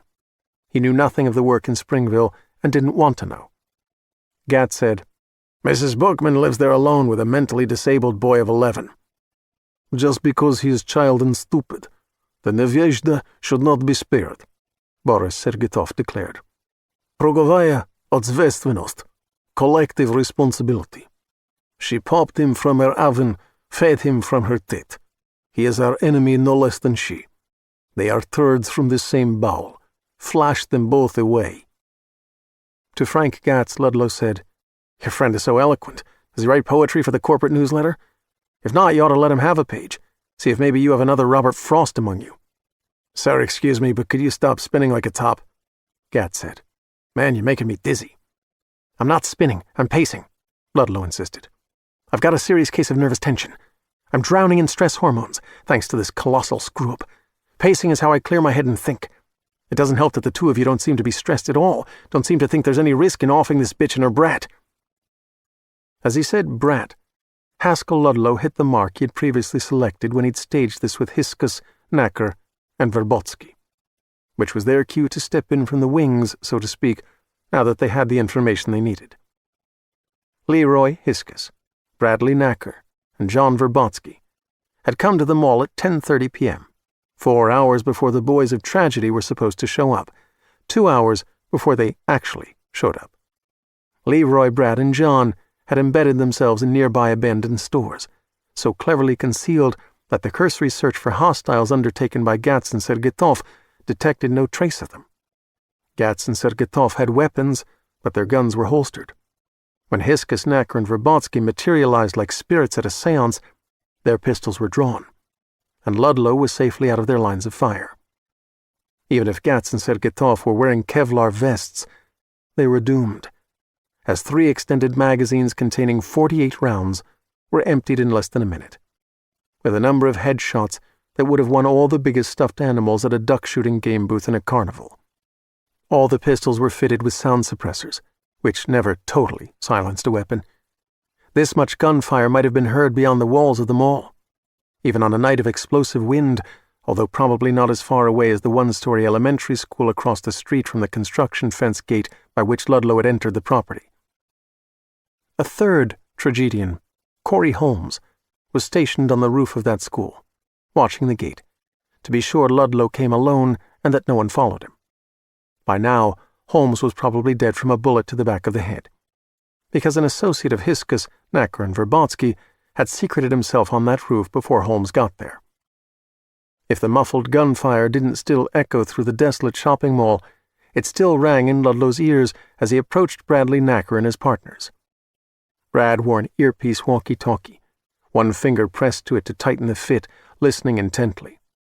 He said, 10-4, to the man on the elementary school roof. To Ludlow he said, Sherlock has gone over the Reichenbach Falls for real this time, by which he meant that Corey Holmes was dead, and would not later be resurrected as Arthur Conan Doyle had resurrected his detective after killing him to the dismay of his readers. Ludlow wondered when it was that men in this line of work had concluded that part of their job was to get off a half-baked quip in the midst of action. Blame the movies. The other 3 agents of tragedy, asleep in their Stockton homes, had been or were now being likewise dispatched. No bodies would remain to be found either here or there. 6 men would just disappear. The website and all records of its operation, if any, would cease to exist by dawn. If Frank Gatz and Boris Sergetov had been aware that the seed money with which they had launched tragedy some years earlier had not come from mob sources, as they thought, but from Dorian Purcell, by a most indirect route, they might have marveled at the irony of their fate. Or perhaps at least Gatz might have had the capacity to marvel. Sergetov, not so much. Hiskus, Knacker, Verbotsky, and 5 associates had formed their dark web operation 2 years ago. The seed money they thought had been arranged through certain international arms dealers that did business with mercenaries worldwide. In fact, Dorian was the murder-for-hire equivalent of a Broadway angel, backing their dark web play, which had a 52-character address of letters and numbers, and which they called Atropos and Company, after the most ominous of the 3 fates in classical mythology. Atropos was the goddess who cut the thread of life. The name had been provided by John Verbotsky, who was perhaps overeducated for his profession. Behind many great fortunes there was no crime, only hard work and intelligence and obsession, But Balzac was not entirely wrong. 14-year-old boys, well rewarded for extortion, would always learn from that experience the efficacy and profitability of well-considered crime. The man who had killed Holmes on the schoolhouse roof would deal with that corpse and then assist Leroy Hiskus in the cleanup here at the mall. John Verbotsky and Bradley Knacker would set out shortly for the Bookman house in the outskirts of Pinehaven, which lay less than 2 hours away. Being of more delicate sensibilities than the agents of Atropos, Haskell Ludlow moved farther away from the perforated, leaking corpses of Gatz and Sergetov, which smelt of blood and feces and urine and stomach gas. "Mr. Gordius," Verbotsky said, moving with him, the brassy clink of expended cartridges rolling away from their shoes. "We've done good business with you in the past, and we'll make all this go away. We'll make what's in Stockton go away too. But I want to be sure what you want us to do in Pinehaven. We don't operate the way these two meatheads did." With disdain he indicated the riddled bodies of Sergetov and Gatz. "A town like Pinehaven, strangers are noticed and remembered. We just wouldn't storm a house in a quiet Hickburg and blast away." "You wouldn't and you shouldn't," Ludlow said. "I want Megan Bookman and her son alive, and within the next 12 hours. I want to break her down, take her apart piece by piece, find out what she knows and who she's told, if anyone. If I've got the boy, I'll break her by breaking him." Verbotsky suggested approaches, involving 2 men in addition to him and Knacker, and Ludlow offered refinements. Being Alexander Gordius, Haskell Ludlow made his way out of the decaying mall, where the reflections of his flashlight in the dusty shop windows shaped stalkers in his peripheral vision. He knew his imagination was plaguing him, but he kept nervously turning his head left and right to confront what wasn't there. Although he had paid for killings before and thought little of it, he had never until this night been present when the contract was fulfilled. He found the experience far more unsettling than he had imagined he would. When he returned to the open-air 4-story parking structure in which he'd left his Lexus SUV, a sudden rattling noise inspired him to pivot and play his flashlight across the forest of concrete columns. Out of the darkness swooped several sheets of a discarded newspaper, animated by the wind, whirling together along the parking row, like some creature of pale wings and hooded form with lethal purpose. This storm-crafted presence lacked a scythe or sickle, but with a sudden seeming leap, it sprang on Ludlow and wrapped him in crackling crispness, masking his face, blinding him. He cried out and thrashed free of its embrace, slashing viciously with the flashlight as if the thing could be wounded. He clambered into the SUV, pulled the door shut, started the engine, switched on the headlights, locked the doors, and sat in a cold sweat. He watched the sheets of the newspaper billow away into the dark, embarrassed by the panic that had seized him. Stress. He was stressed out. The violence in the mall, the possibility that Megan Bookman had linked him and Dorian to tragedy on the dark web. Since he had nothing to do with Refine and knew nothing about what had happened in Springville, he didn't worry about that, except to the extent that he was concerned how Refine's troubles would affect Parable's stock price. Ludlow drove out of the parking lot, off the mall property, into the street. It would be 3:30 by the time he returned to his hotel. This tragedy job had cost him sleep he badly needed after days of playing with Zoe and Chloe in Vegas. He wanted a martini with the merest whisper of vermouth, followed by a superb Cabernet with an early breakfast, although not breakfast food, dinner fare instead, so that he might reset his circadian rhythm. Then 8 hours of sleep to prepare himself for the interrogation of Megan Bookman. He had a suite at a 4-star hotel. Sacramento, the capital, was home to a wonderfully corrupt state government, with an ocean of dark money washing around, which meant there were a great many good hotels to choose from. His suite had 3 bedrooms. When he woke in the night and went to the bathroom, he liked to return to a fresh bed with crisp, clean sheets, where he hadn't yet left any bad dreams under the pillow.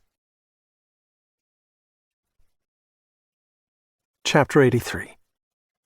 Behind the Sheriff's Department headquarters and town jail lay a city employee parking lot. Beyond the parking lot stood a brick building, a garage, with small, high-set barred windows that were at the moment full of pearl-gray light, a backwash from the hooded lamps that hung below the glass line. In this structure, vehicles associated with a serious crime and permitted to be seized for investigation were impounded until they must be released according to timetables established in the law or until a court ordered that they be returned to the rightful owners. In generally peaceful Pinehaven County, law enforcement was not impoundment crazy or reliant on income from using asset forfeiture statutes. Currently, the garage contained only 2 vehicles in addition to Ekman's personal patrol car, a Ford F-150 pickup involved in a DUI hit-and-run, and the red Dodge Demon, in which Lee Shackett, alias Nathan Palmer, had fled Utah. Having come directly from the hospital to the impoundment garage, Sheriff Ekman was too excited to sleep. He worked alone on the Dodge and its contents. Because of the extraordinary nature of the crime and the connection to a company owned by Dorian Purcell, he would not alert the media to the arrest of Shackett until noon, which would give him time to determine how to exploit the situation to his very best advantage. This case would provide him with statewide name recognition in the days to come and add momentum to his career. If he played this right, there might also be a way that he could ingratiate himself with Purcell. That would result in a large financial benefit. Ask, and you shall receive. The second of 2 suitcases in the trunk of the vehicle contained packets of $100 and $20 bills. Never before had he seen so much cash in one place. A quick count suggested there might be as much as $100,000. After careful consideration, he put the suitcase in the trunk of his patrol car. Clearly, the money was intended as a run-for-it fund. This suggested that Shackett had been aware that whatever work was being done at the Springville facility might suddenly go bad and put him in serious legal jeopardy.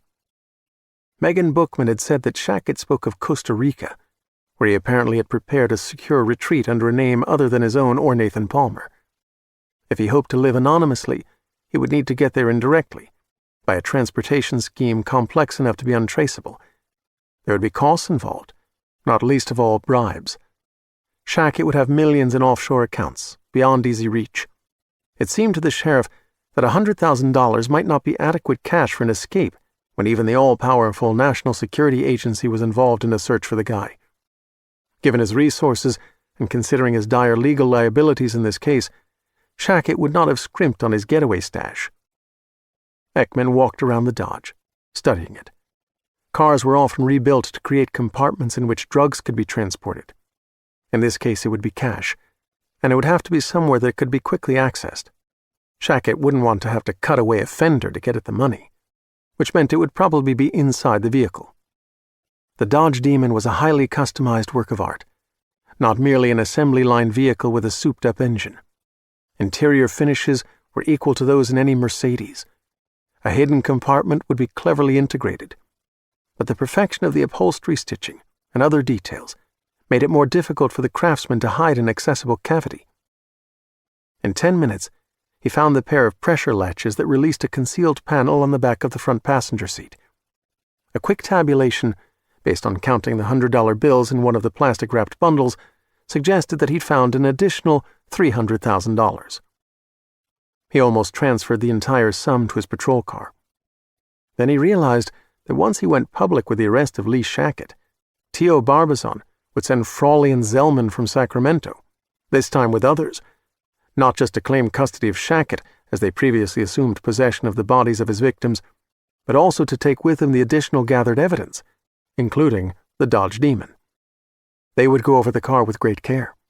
They would discover the hidden compartment. If they found it empty, they would wonder why Shackett had gone to the trouble of having the hiding place crafted without stashing anything in it. Reluctantly, Hayden Ekman transferred only 2/3 of the cash to his cruiser, leaving $100,000 to be found by the Attorney General's investigators. Shackett might later claim there'd been 3 times as much, plus $100,000 in a suitcase. But he was insane, a degenerate cannibal, and not to be believed. Anyway, by the time Ekman announced Shackett's arrest, the prisoner might be dead. Considering Shackett's extreme violence, a scenario could be imagined in which he'd free himself enough to attack either a deputy or someone on the hospital staff, whereupon lethal force could be rightly used against him. Sheriff Ekman had been thinking about how to engineer such an event ever since he'd overseen Shackett's commitment to the psychiatric ward. Leaving the $100,000 for Tio Barbizon's investigators to find would have anguished Ekman if mere moments later he had not found another fortune sewn into the lining of the leather sport coat lying on the front passenger seat. The stylish garment offered nothing of interest in the pockets, but in checking it out, he felt something odd in the hem. He ripped out the silk lining. Sewn to it was a plastic sleeve with 36 small compartments, each containing what appeared to be a diamond. At a guess, he valued this collection higher than the $300,000 he had transferred to his vehicle.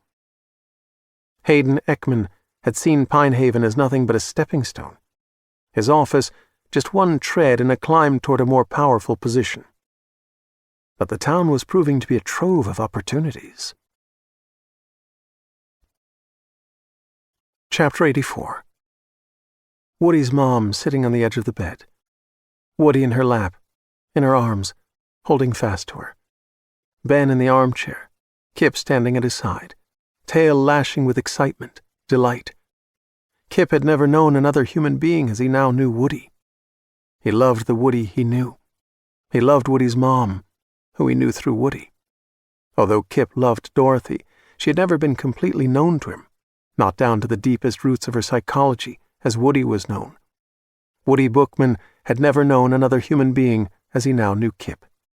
Furthermore, in coming to know Kipp through communion on the wire, Woody had come to know himself as never before.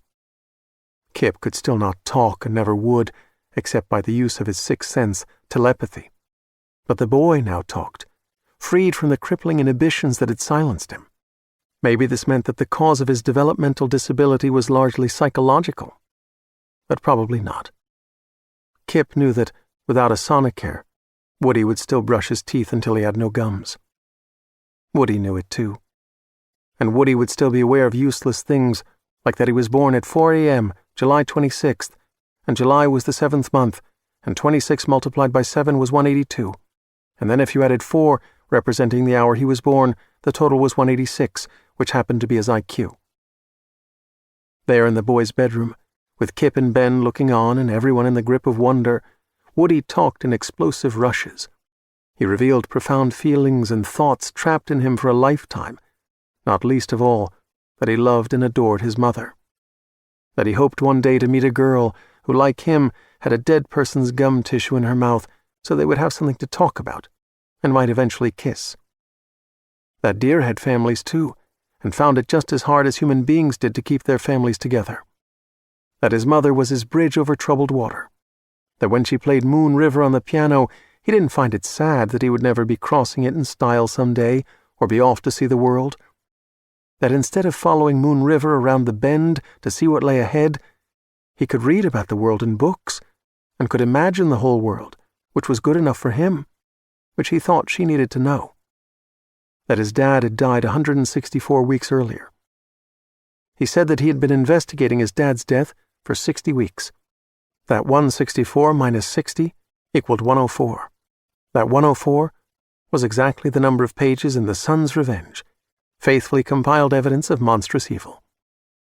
Kipp hurried to the desk, stood on his hind feet, gripped the spring-clipped report in his teeth.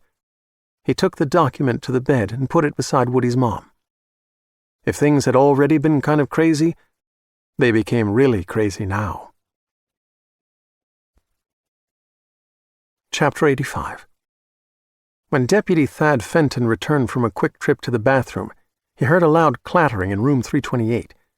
Since taking up his post, the only noise he'd expected to hear was the prisoners screaming and cursing and shouting nonsensical things that a wildly homicidal psychopath might be expected to shout. But there had been none of that. Now this. Fenton looked through the view window in the door. The lighting in there wasn't good, but it was adequate for him to see that the impossible had happened. Shackett had escaped his restraints, torn the cannula from his arm, freed himself from the catheter through which he urinated into a jar, and cast off his backless hospital gown. Naked, he stood at the sole window, trying to force his way through it. The casement window featured 2 tall panes that were hinged to the upright jambs. The mechanized panes could be opened outward only with a detachable crank, which usually lay on the sill, so that it wouldn't be protruding if the pleated shade needed to be lowered. The crank had been removed when the room was requisitioned for a psychiatric patient. Skinned in shadow, Shackett was a surprisingly powerful figure, straining against the metal-framed panes, neither of which was wide enough to allow him passage. He needed to force both halves of the window open by stripping the gears in the mechanism, a feat that required greater strength than any man possessed.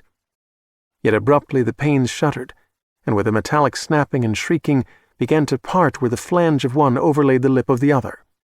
A bronze frame torqued, and glass burst.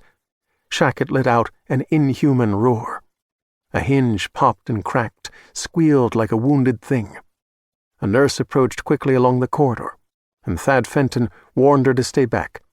He drew his pistol and tried the door, but of course it was locked. He keyed the lock, gripped the pistol in both hands, and entered the room with a shout, ordering the prisoner to drop and stay down. Just then the left half of the window sprang outward, and the right half tore away from the jamb. Shackett flung the glassless metal frame at Fenton, who ducked to avoid being struck in the face.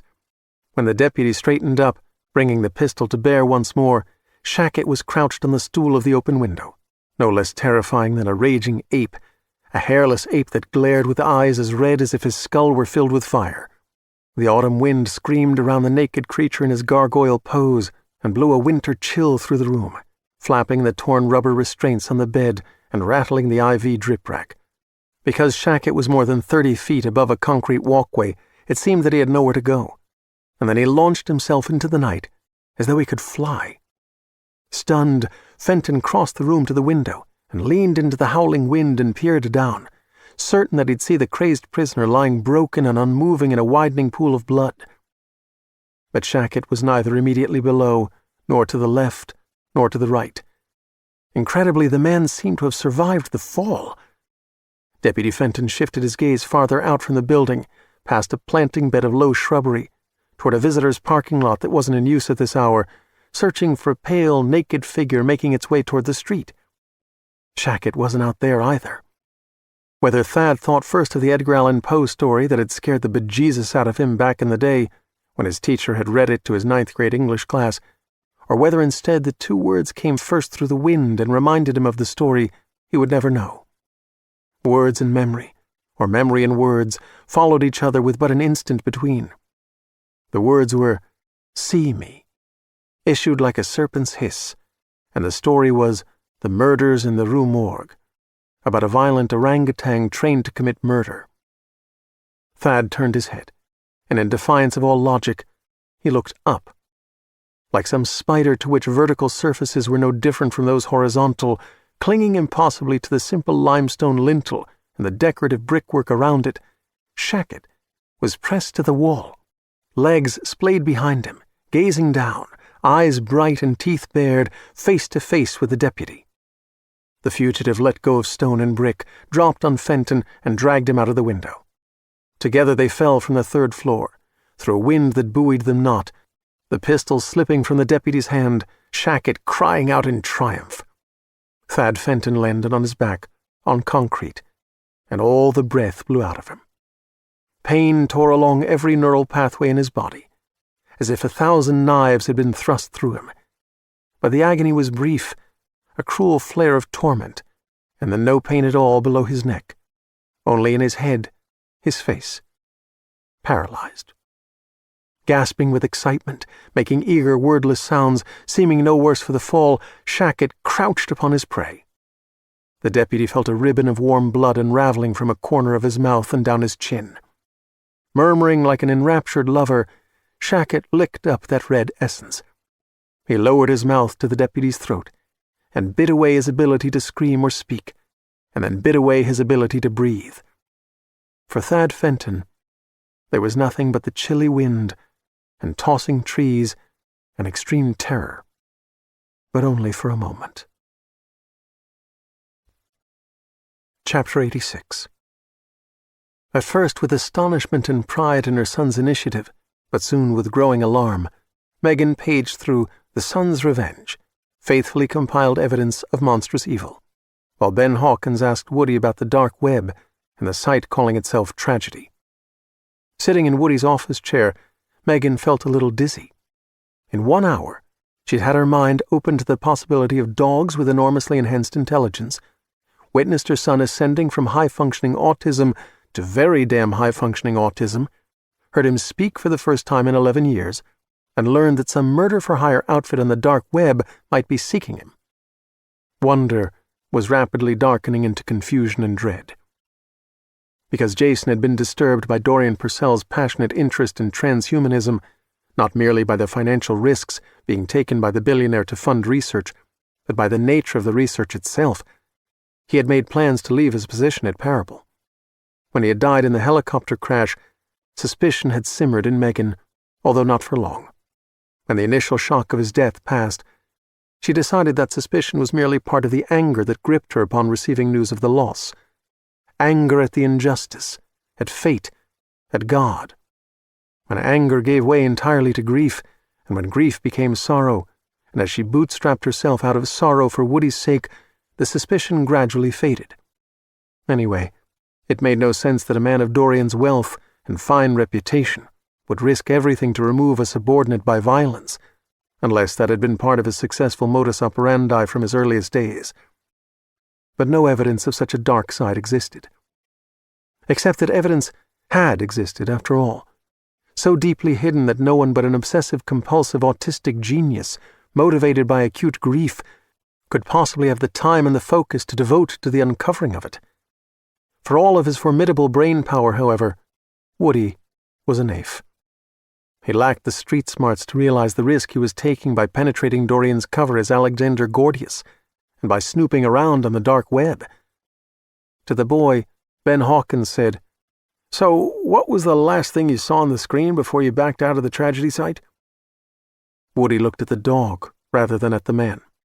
He said, 4 words came up. They said, "We will find you."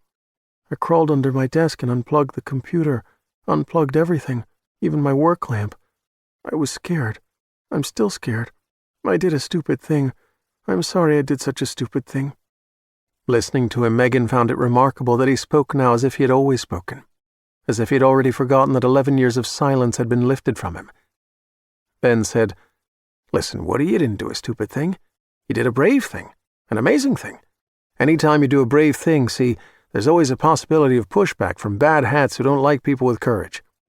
Now that we know what we're dealing with, we can handle them. Putting bad hats in their place is easier than you think. It can even be fun."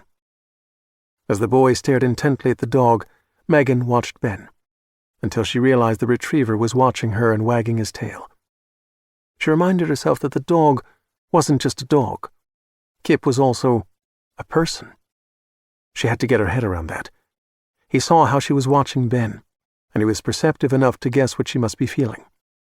Abruptly, Kipp slipped away from Woody and padded across the room to the open door and stood staring into the hallway. The doorbell rang. It was 3:15 in the morning, and the doorbell rang. It rang again. Chapter 87. After his interview with Lee Shackett in room 328, Carson Conroy was discomposed, too agitated to go home, even though he was strung out on caffeine and bad news, eyes burning from lack of sleep. He drove the town, seeking something, not sure what he sought. He'd fled Chicago for Pine Haven, left the madness of Metropolis for the comparative sanity of the Sierra Nevada range. But the truth of contemporary life was that distance no longer insulated anyone from the cancers of calculated modernism. Gangbangers like those who killed Lissa for sport had begun showing up in small towns. Social media mobs could as easily destroy the life of a schoolteacher in rural America as that of a celebrity, for transgressions either real or imagined. Dorian Purcell, working with a federal agency, funded a reckless research project into the engineering of the human genome and cited the work in rural Utah. But now, people were dying here. Progress was real progress, only when it evolved naturally and thoughtfully from the history of human experience and accumulated wisdom. When it was imposed in contempt for that experience and wisdom, then progress was in fact radical destruction. Cruising the picturesque streets of his beloved Pine Haven, Carson began to understand that what he sought was an escape from the hubris of humanity, from the endless discontent of those who believed in one utopia or another, in spite of the fact that history showed utopian thinking to lead inevitably to disaster, and often to mass murder on an industrial scale. But of course there could be no escape from the overwhelming pride and arrogance of the species. You could withdraw, remake your life with a small circle of friends who didn't wish to silence and punish their fellow countrymen with whom they disagreed, who knew the grievous threat to peace that arose from contempt for others, from an inflated self-esteem that became vainglory. But there was no town remote enough, no fortress walls high enough to protect you from mad ideas with mass appeal. Immortality had mass appeal. Even if it became public knowledge that Purcell had financed research that had led already to 94 deaths and counting, perhaps in the current climate he would still be celebrated for his good intentions. As Carson drove again through the heart of Pinehaven, the wind-shaken night was assailed by sirens. A patrol car that was parked in front of the Foursquare Diner swung away from the curb, light bar blazing. Another cruiser erupted from the alley beside the sheriff's station and followed the first vehicle. Carson pulled to the curb and phoned Carl Fredette, the watch commander on duty. He expected bad news. He didn't expect that it would be as bad as it was. Lee Shackett had escaped his room at the county hospital. Deputy Fenton was missing, presumed captive, and judging by the blood at the scene, either gravely wounded or dead. In this case, with the perpetrator being unique in the world and fast becoming a threat of unknown dimensions, the law offered no real and lasting protection, only an illusion of it. The sheriff would never admit as much, nor would anyone working for him, nor would any higher authority above those in Pinehaven County.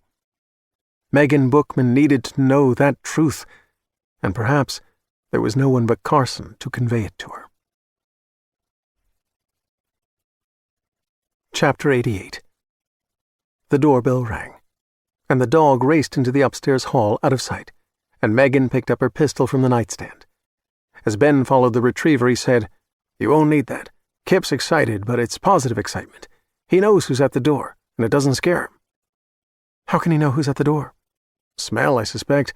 Once a dog knows your smell, he can pick up your scent a mile away, a lot farther than just a mile. That's why they're always waiting for you at the door when you come home after leaving them alone." Nevertheless, she told Woody to stay put, and she followed Ben into the hallway. "Just the same, I'll be on the landing with the gun." Already Ben knew her well enough to be sure that she wouldn't be careless with a firearm. Descending the stairs 2 at a time, he said, "I'm always happier with backup." Kipp was at the undamaged side light to the left of the front door, not just wagging his tail, but also wiggling his entire body and prancing in place with excitement.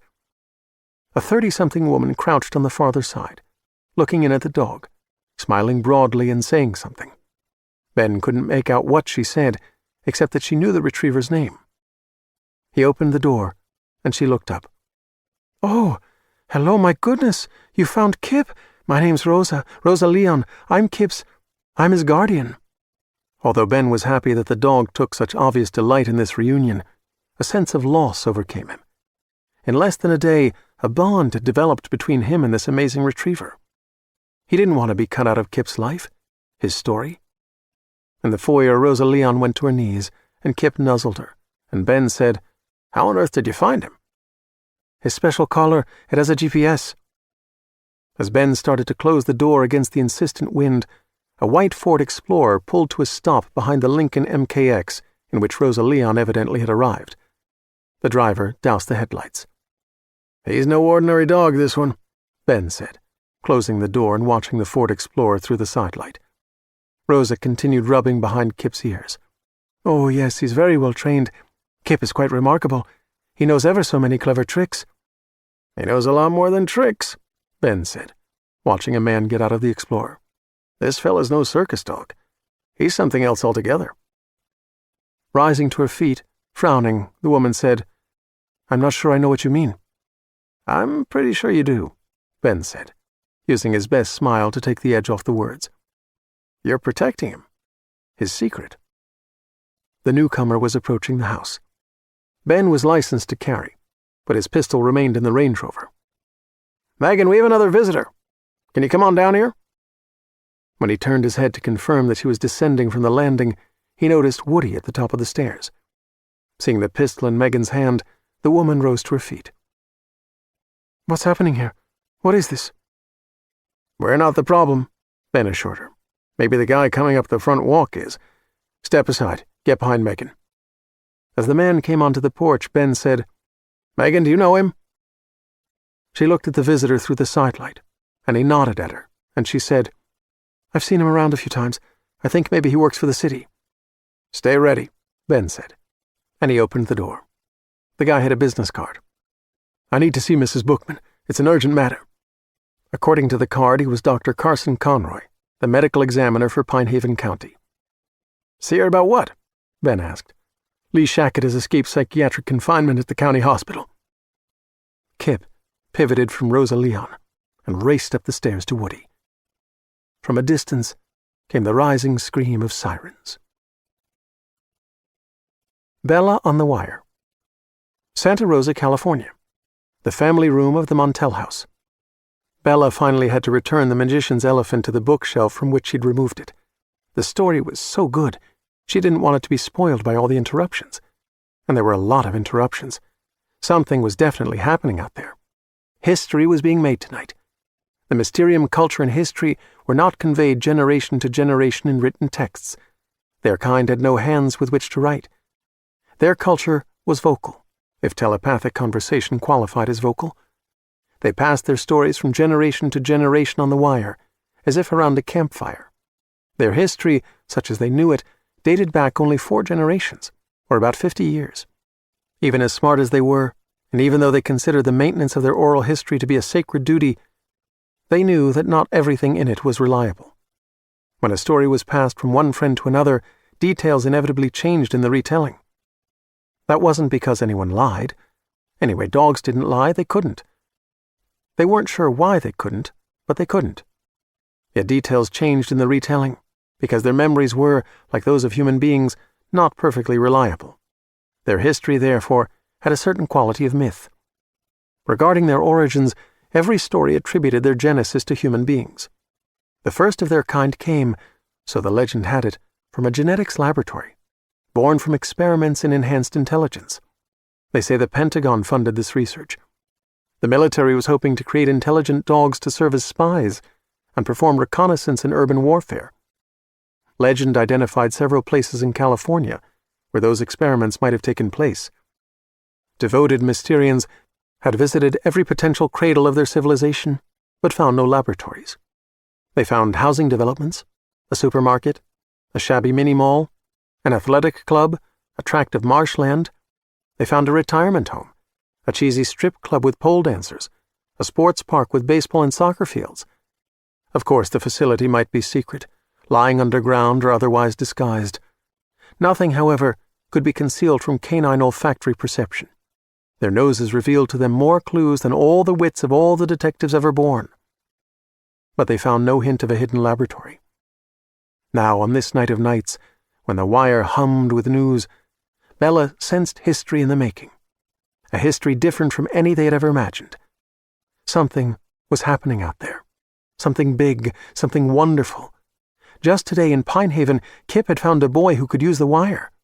Vulcan, a German shepherd, had reported a previously unknown community of their kind in Southern California. Caesar and Cleo Ishikawa of San Jose had produced a healthy litter of 6. Just half an hour earlier, word came that Lucy and Ricky, companions of Nancy Peltz of Vallejo, were parents of 5 pups. More of their kind had been born in one day than in the past 3 or 4 years combined.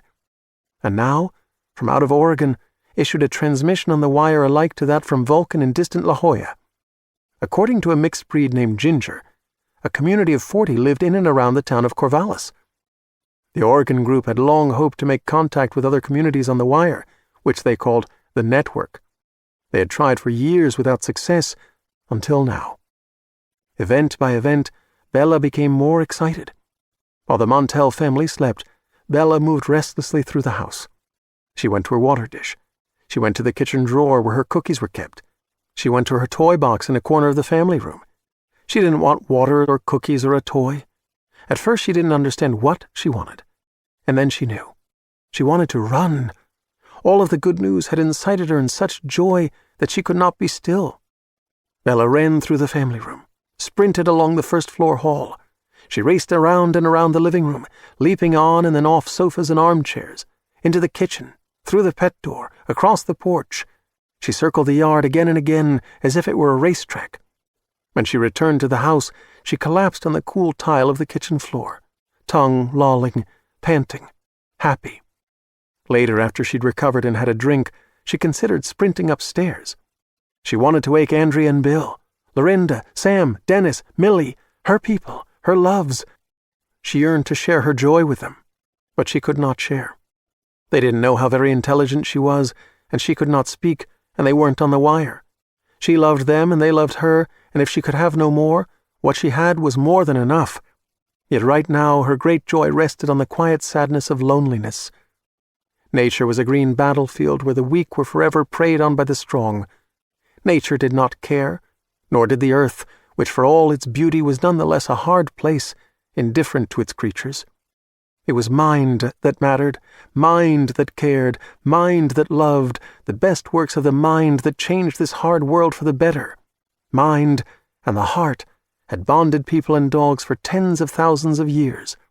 They had formed an alliance for survival and a covenant of affection against the darkness of the world. If the minds of dogs were undergoing change, enlightenment, then the bond between them and people might one day be even more satisfying than it had been for millennia. As she composed another bellogram to report the existence of the community in Corvallis, Oregon, she hoped that one day more people than just the boy Woody would be on the wire. She hoped that, when the time was right, Andrea and Bill and Lorinda and Sam and Dennis and Millie would know her in her fullness. She hoped that she would live long enough to see the mystery of the mysterium solved. She hoped to know why she'd been born as she was, what it all meant, where it was all going. From her toy box, she retrieved a hard rubber bone infused with an interesting flavor. For all that she was no less a dog. The toy bone was conceived by the human mind, crafted by human hands, given to Bella as an expression of love. So it comforted her, even when she was alone, while her family slept. The Mysterium. Thursday, 4 a.m. to ever after. Chapter 89. Woody was in the world as he had never been before, embarrassed neither by himself nor others. As he'd shared his fear of closeness with Kipp, the dog had shared his need for closeness, for touching and sharing. Knots deep in Woody had been untied. He could not say what kind of knots they had been, whether psychological or physical, or both. He could not say how they had been untied, except that the means by which he and Kipp opened each to the other, the wire, served not merely two purposes, but as well a third. It wasn't just a means of communication and swift education, but also a mysterious instrument of change. He intuited that Kipp understood the third purpose and how the wire functioned to fulfill it. He wanted the golden retriever to explain it to him, how the Gordian knots of autism had been untied, but this was not the right time for that. At the moment, in addition to himself, the house contained 4 people: his mom, Ben Hawkins, Rosa Leon, and Carson Conroy, 3 of whom had been total strangers an hour earlier, plus a dog who was no longer a stranger and as well known to Woody as Woody was known to himself. Furthermore, there were deputies everywhere outside, 2 in a patrol car in front of the house, on Greenbrier Road, 2 in an all-wheel drive SUV at the end of the backyard near the forest, 2 more in another SUV that was parked at the foot of the back porch steps. After what had happened earlier with the Shackett thing, all of this activity and all of these people would once have spooked Woody, so that he would have gone away to Castle Wyvern. He didn't want to go away now. He thought maybe he would never want to go away again. All these people, minus the deputies, were gathered in the living room, where the draperies were closed over the windows. No one had been offered coffee yet, or Mrs. Briggs's excellent muffins, because everyone had something urgent to say, especially Mr. Conroy, who told them about Shackett's escape and Archaea and 92 dead in Springville, Utah. Miss Leon told them about Dorothy and Kipp and the Mysterium, about the enormous inheritance and her legal custody of Kipp. It was all very exciting, like something in an adventure story, but also scary. Sitting on a sofa with Kipp's head in his lap, Woody expected to embarrass himself when they asked him about the dark web and the site called tragedy. But it all came rushing out of him without hesitation. Everything he'd discovered over the past 60 weeks, the satisfaction he took in seeking justice for his dad. He was amazed by himself. He wondered if his vegetables and potato and meat were all served on the same plate the next time he had dinner. Would seeing the different foods in contact with one another sicken him as before? Or would he be able to eat like a normal person? When everyone had said what most urgently needed to be said, an uncomfortable silence settled over them, as though they had become autistic. Though it was most likely amazement that left them briefly speechless, for they had fallen down a rabbit hole for sure. Then everyone but Woody started talking at once. They were in agreement about the situation in which they found themselves.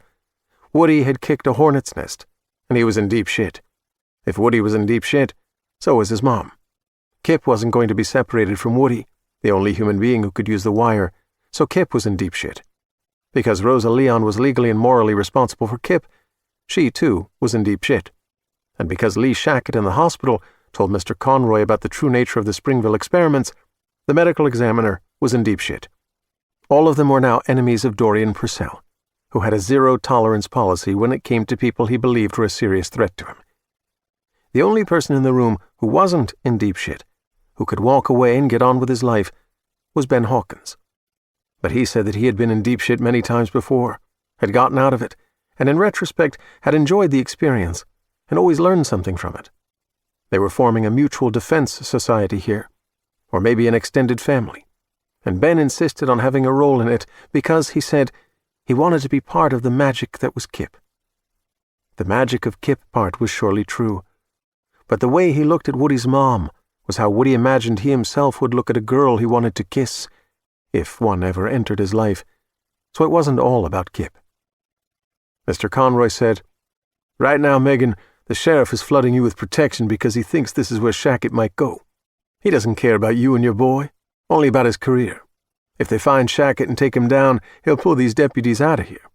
Then if someone shows up from this dark web operation, we're on our own," she said. Conroy shook his head. "It's worse than that. Hayden Ekman is already doing the bidding of someone, maybe the NSA, maybe Purcell, by making no objection to the transfer of jurisdiction to the state attorney general.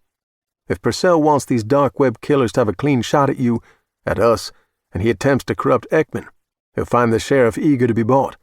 Then we won't be able to rely on local law enforcement. Any deputy hired by the former sheriff Lyle Sheldrake, well, I trust them. But Ekman has been purging Lyle's best people and expanding the force as much as he can afford. There's some of his men. If they showed up to protect me, I'd want to be anywhere but here." "Should we leave?" Woody's mom wondered. "Where would we go? I don't like the idea of running." "There's nowhere you can go that you can't be found," Ben said. "Not if someone with Purcell's resources wants to find you." "We need a plan," Woody said. "That's what people do in stories when they're in really bad trouble. They make a cool plan." He slid off the sofa, and Kipp jumped to the floor with him. "Mrs. Brickett made some totally great muffins. Would anybody like one? Should we make some coffee?"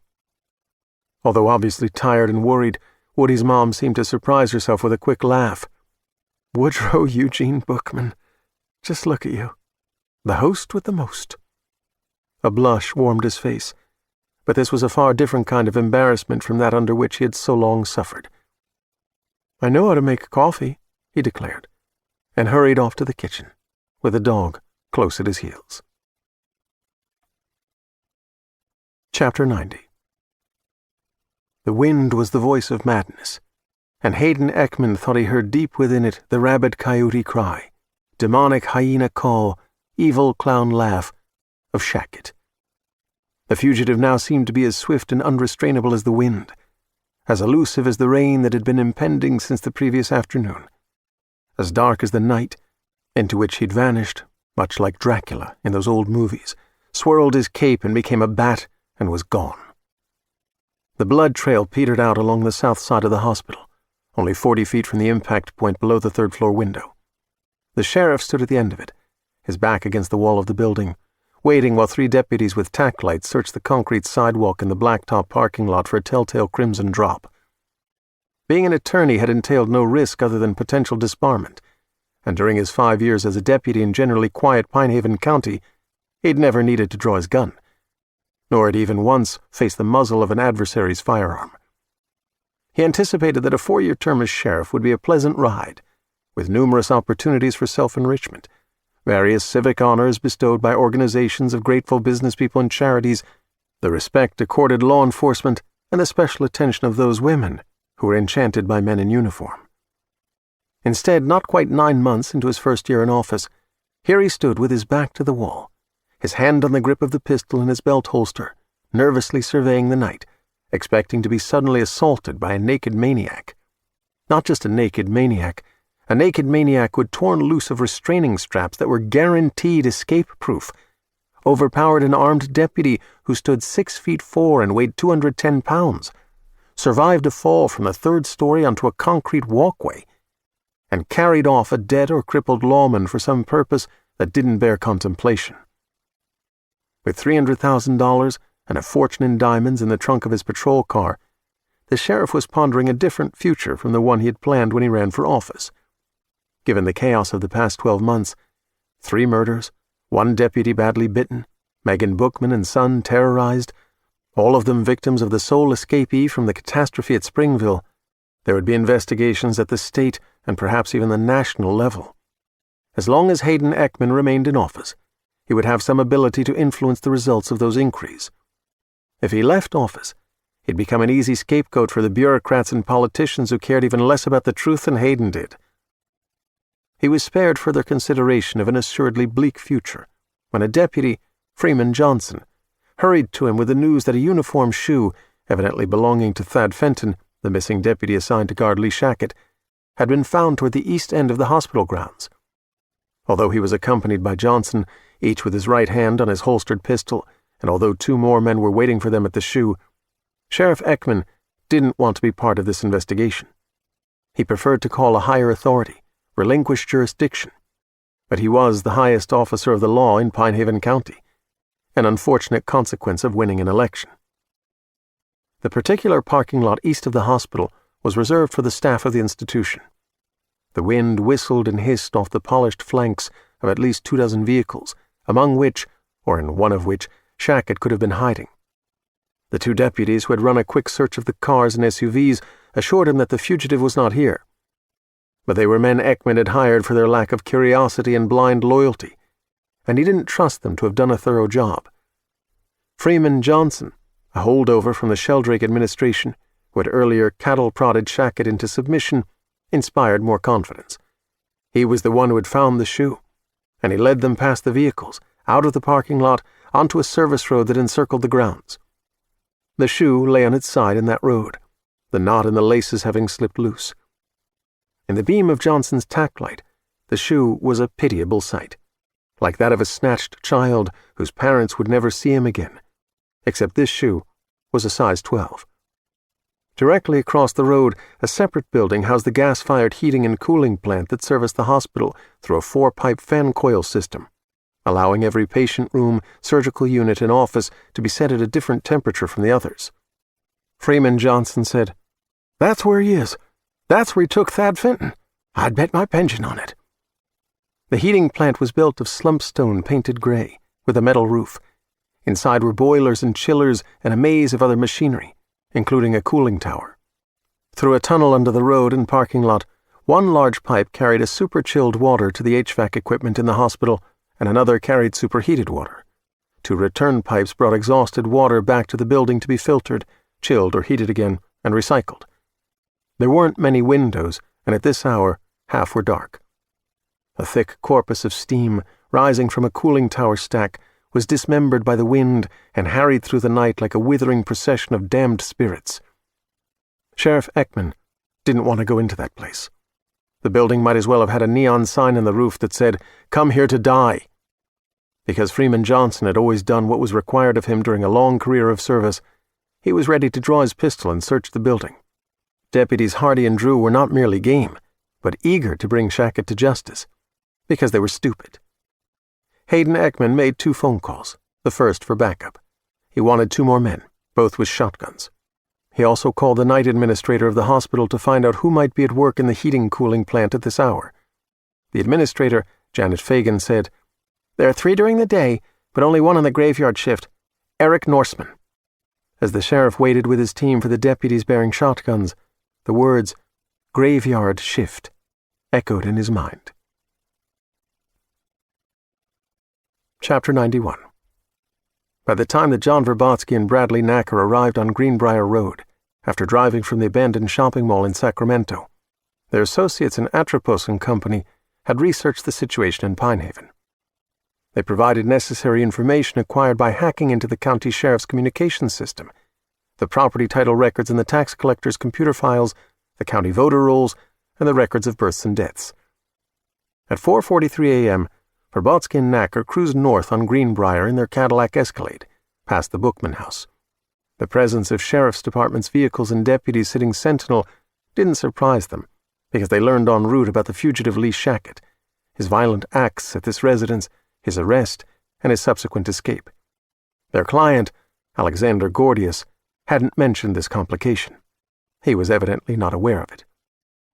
As they passed the house a second time, heading south, Bradley Knacker called the current number for Gordius. No answer. He was going back to his hotel, hit the sack, Verbotsky said. We might not be able to reach him for a while. You know the hotel? No, he's not going to give me that, figuring I might try to get the registration records, learn his real name or whatever other fake name he used to register. For Atropos and Company, the only business more profitable than murder for hire was blackmailing selected clients who had paid them to kill people. Gordius, whoever he might be, was always careful not to provide a lead on his true identity. He always contacted them on a different disposable phone. And though they had tried to get his fingerprints, he seemed to have none. Perhaps they'd been removed with acid and CO2 laser treatments, a process that Verbotsky had been considering for himself. So now what? Knacker asked. He was the younger of the two, and had less patience when the timing of a plan had to be revised. We just wait around until we can get hold of this asshole? No, let's secure our base of operations. Be ready to make our move. And never call a client an asshole. Not even if he is? Especially not if he is. The murder-for-hire operation that had called itself Tragedy had been thuggish. Atropos and Company styled itself as a refined person's option for aggressive problem-solving. Maintaining this image required a certain restraint, a sense of decorum. Because they were here to invade the Bookman house, take mother and son prisoner, assist in their interrogation, eventually kill them, and dispose of their remains where they would never be found, they must be discreet. In a small town like Pinehaven, registering in a motel, even under false ID, would be leaving an easy lead for investigators to follow later. Instead, from the tax assessor's records, their associates had identified a potential property on Greenbrier Road, almost a mile south of the Bookman residence. The title was held in the name of Charles Norton Oxley, and had been in his name for 49 years. Mr. Oxley had been on the county voter rolls for 56 years, so by all indications, he was at least 77 years old. The single-story ranch-style residence stood well back from the highway, shaded by cedars. Even a few minutes before 5 o'clock in the morning, lights were aglow in the windows. On Interstate 80, south of Colfax, they had pulled into a rest stop that provided bathrooms as filthy as any in the state's most deteriorated public schools. After carrying suitcases into the men's lavatory and assessing the chances of contracting a life-threatening infection, they returned to the parking lot and stripped to their underwear at the open tailgate of the Escalade. They had dressed in black suits and white shirts and black ties, their basic FBI look, which served them well when they needed to deceive people, which was most of the time. Now in Pinehaven County, with dawn more than an hour away, looking uncommonly presentable for this time of night, they went to the front door of the Oxley house, unfazed by the wind. Knacker's hair was short, incapable of being mussed, and Verbotsky's full head of hair looked even better wind-blown than combed. Their suits were well-tailored and of the finest wool blend, capable of holding their shape through a gale.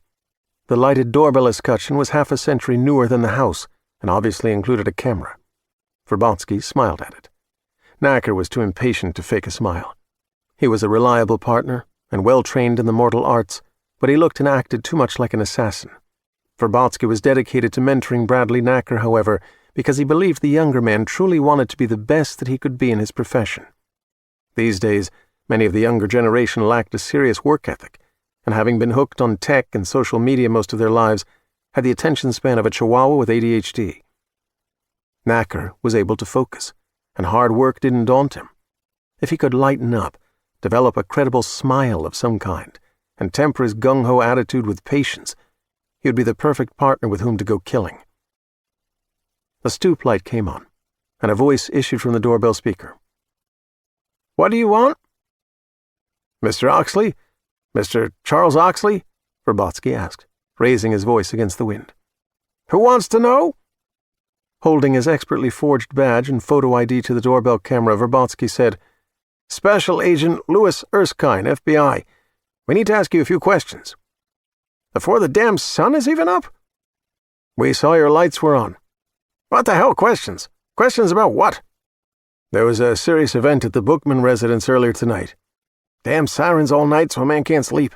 I don't know a damn thing about what happened up there. I got enough damn problems of my own. What with the Social Security not paying me for 14 months. Go away! Bradley Knacker looked as though he might shoot out the lock and break down the door.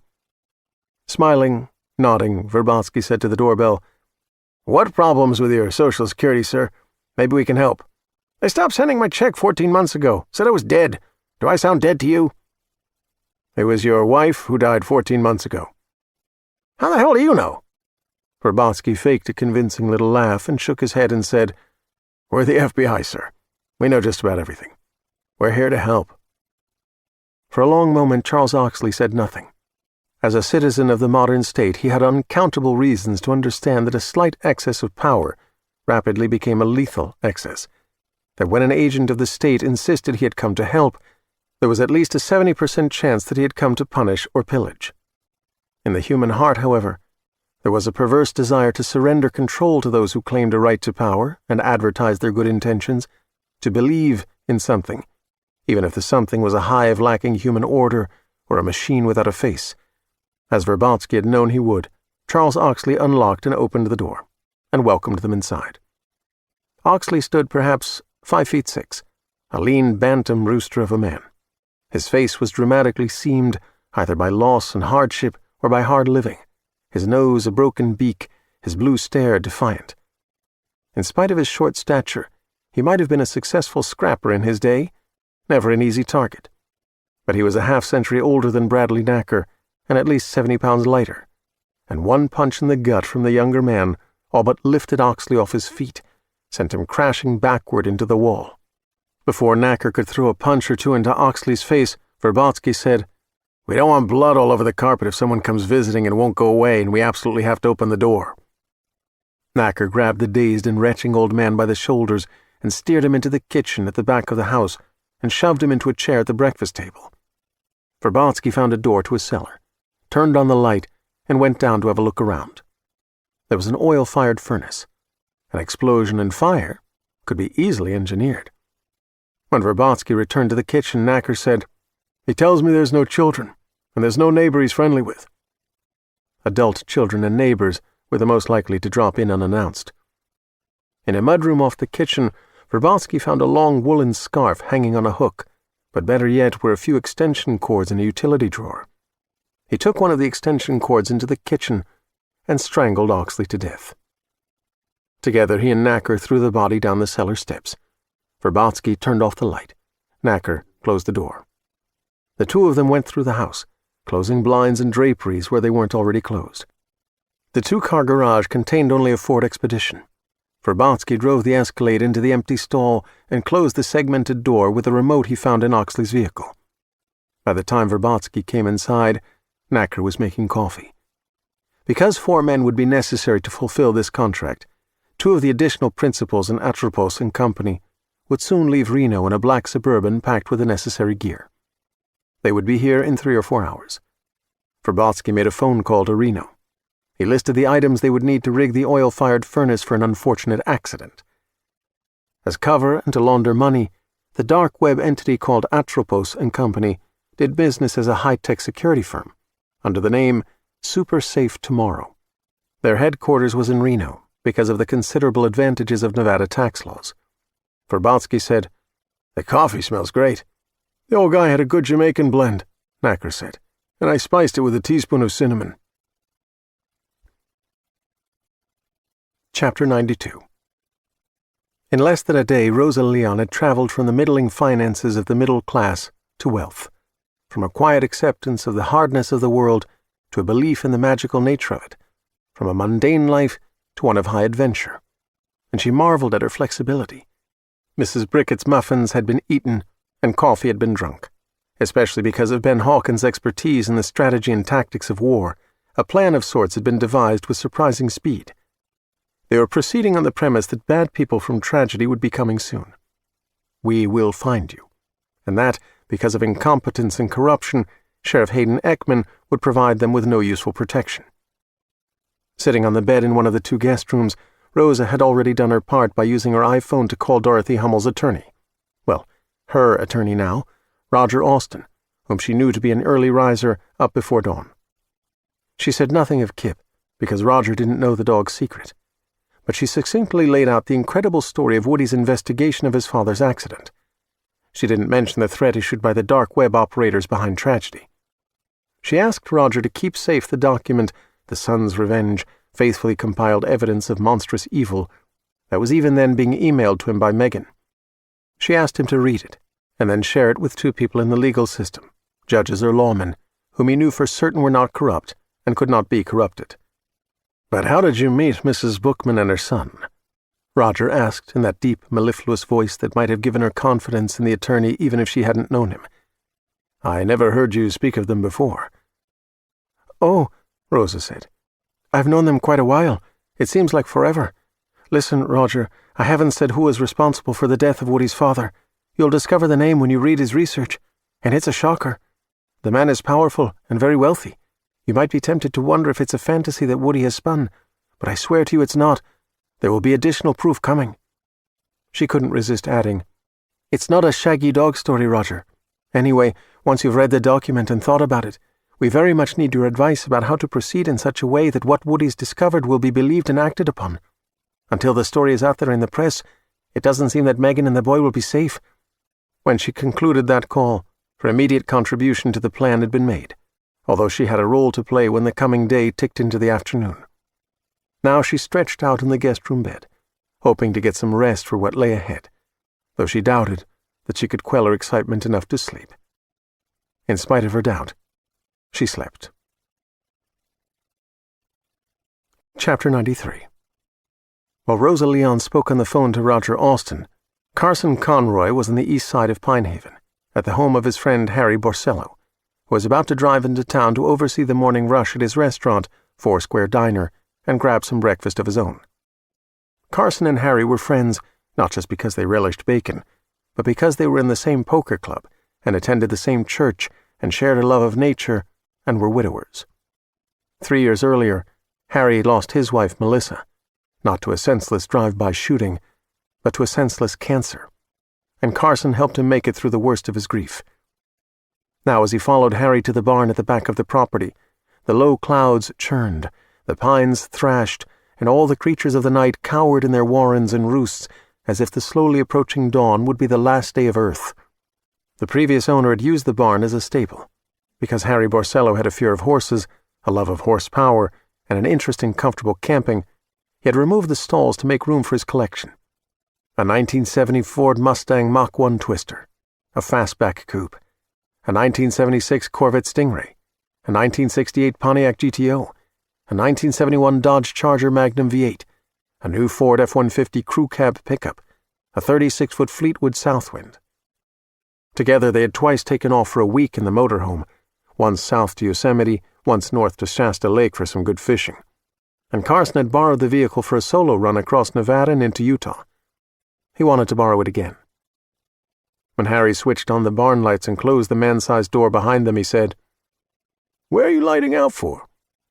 "I haven't finally decided," Carson said, regretting the lie, even though it was in Harry's best interest not to know what use his vehicle would serve.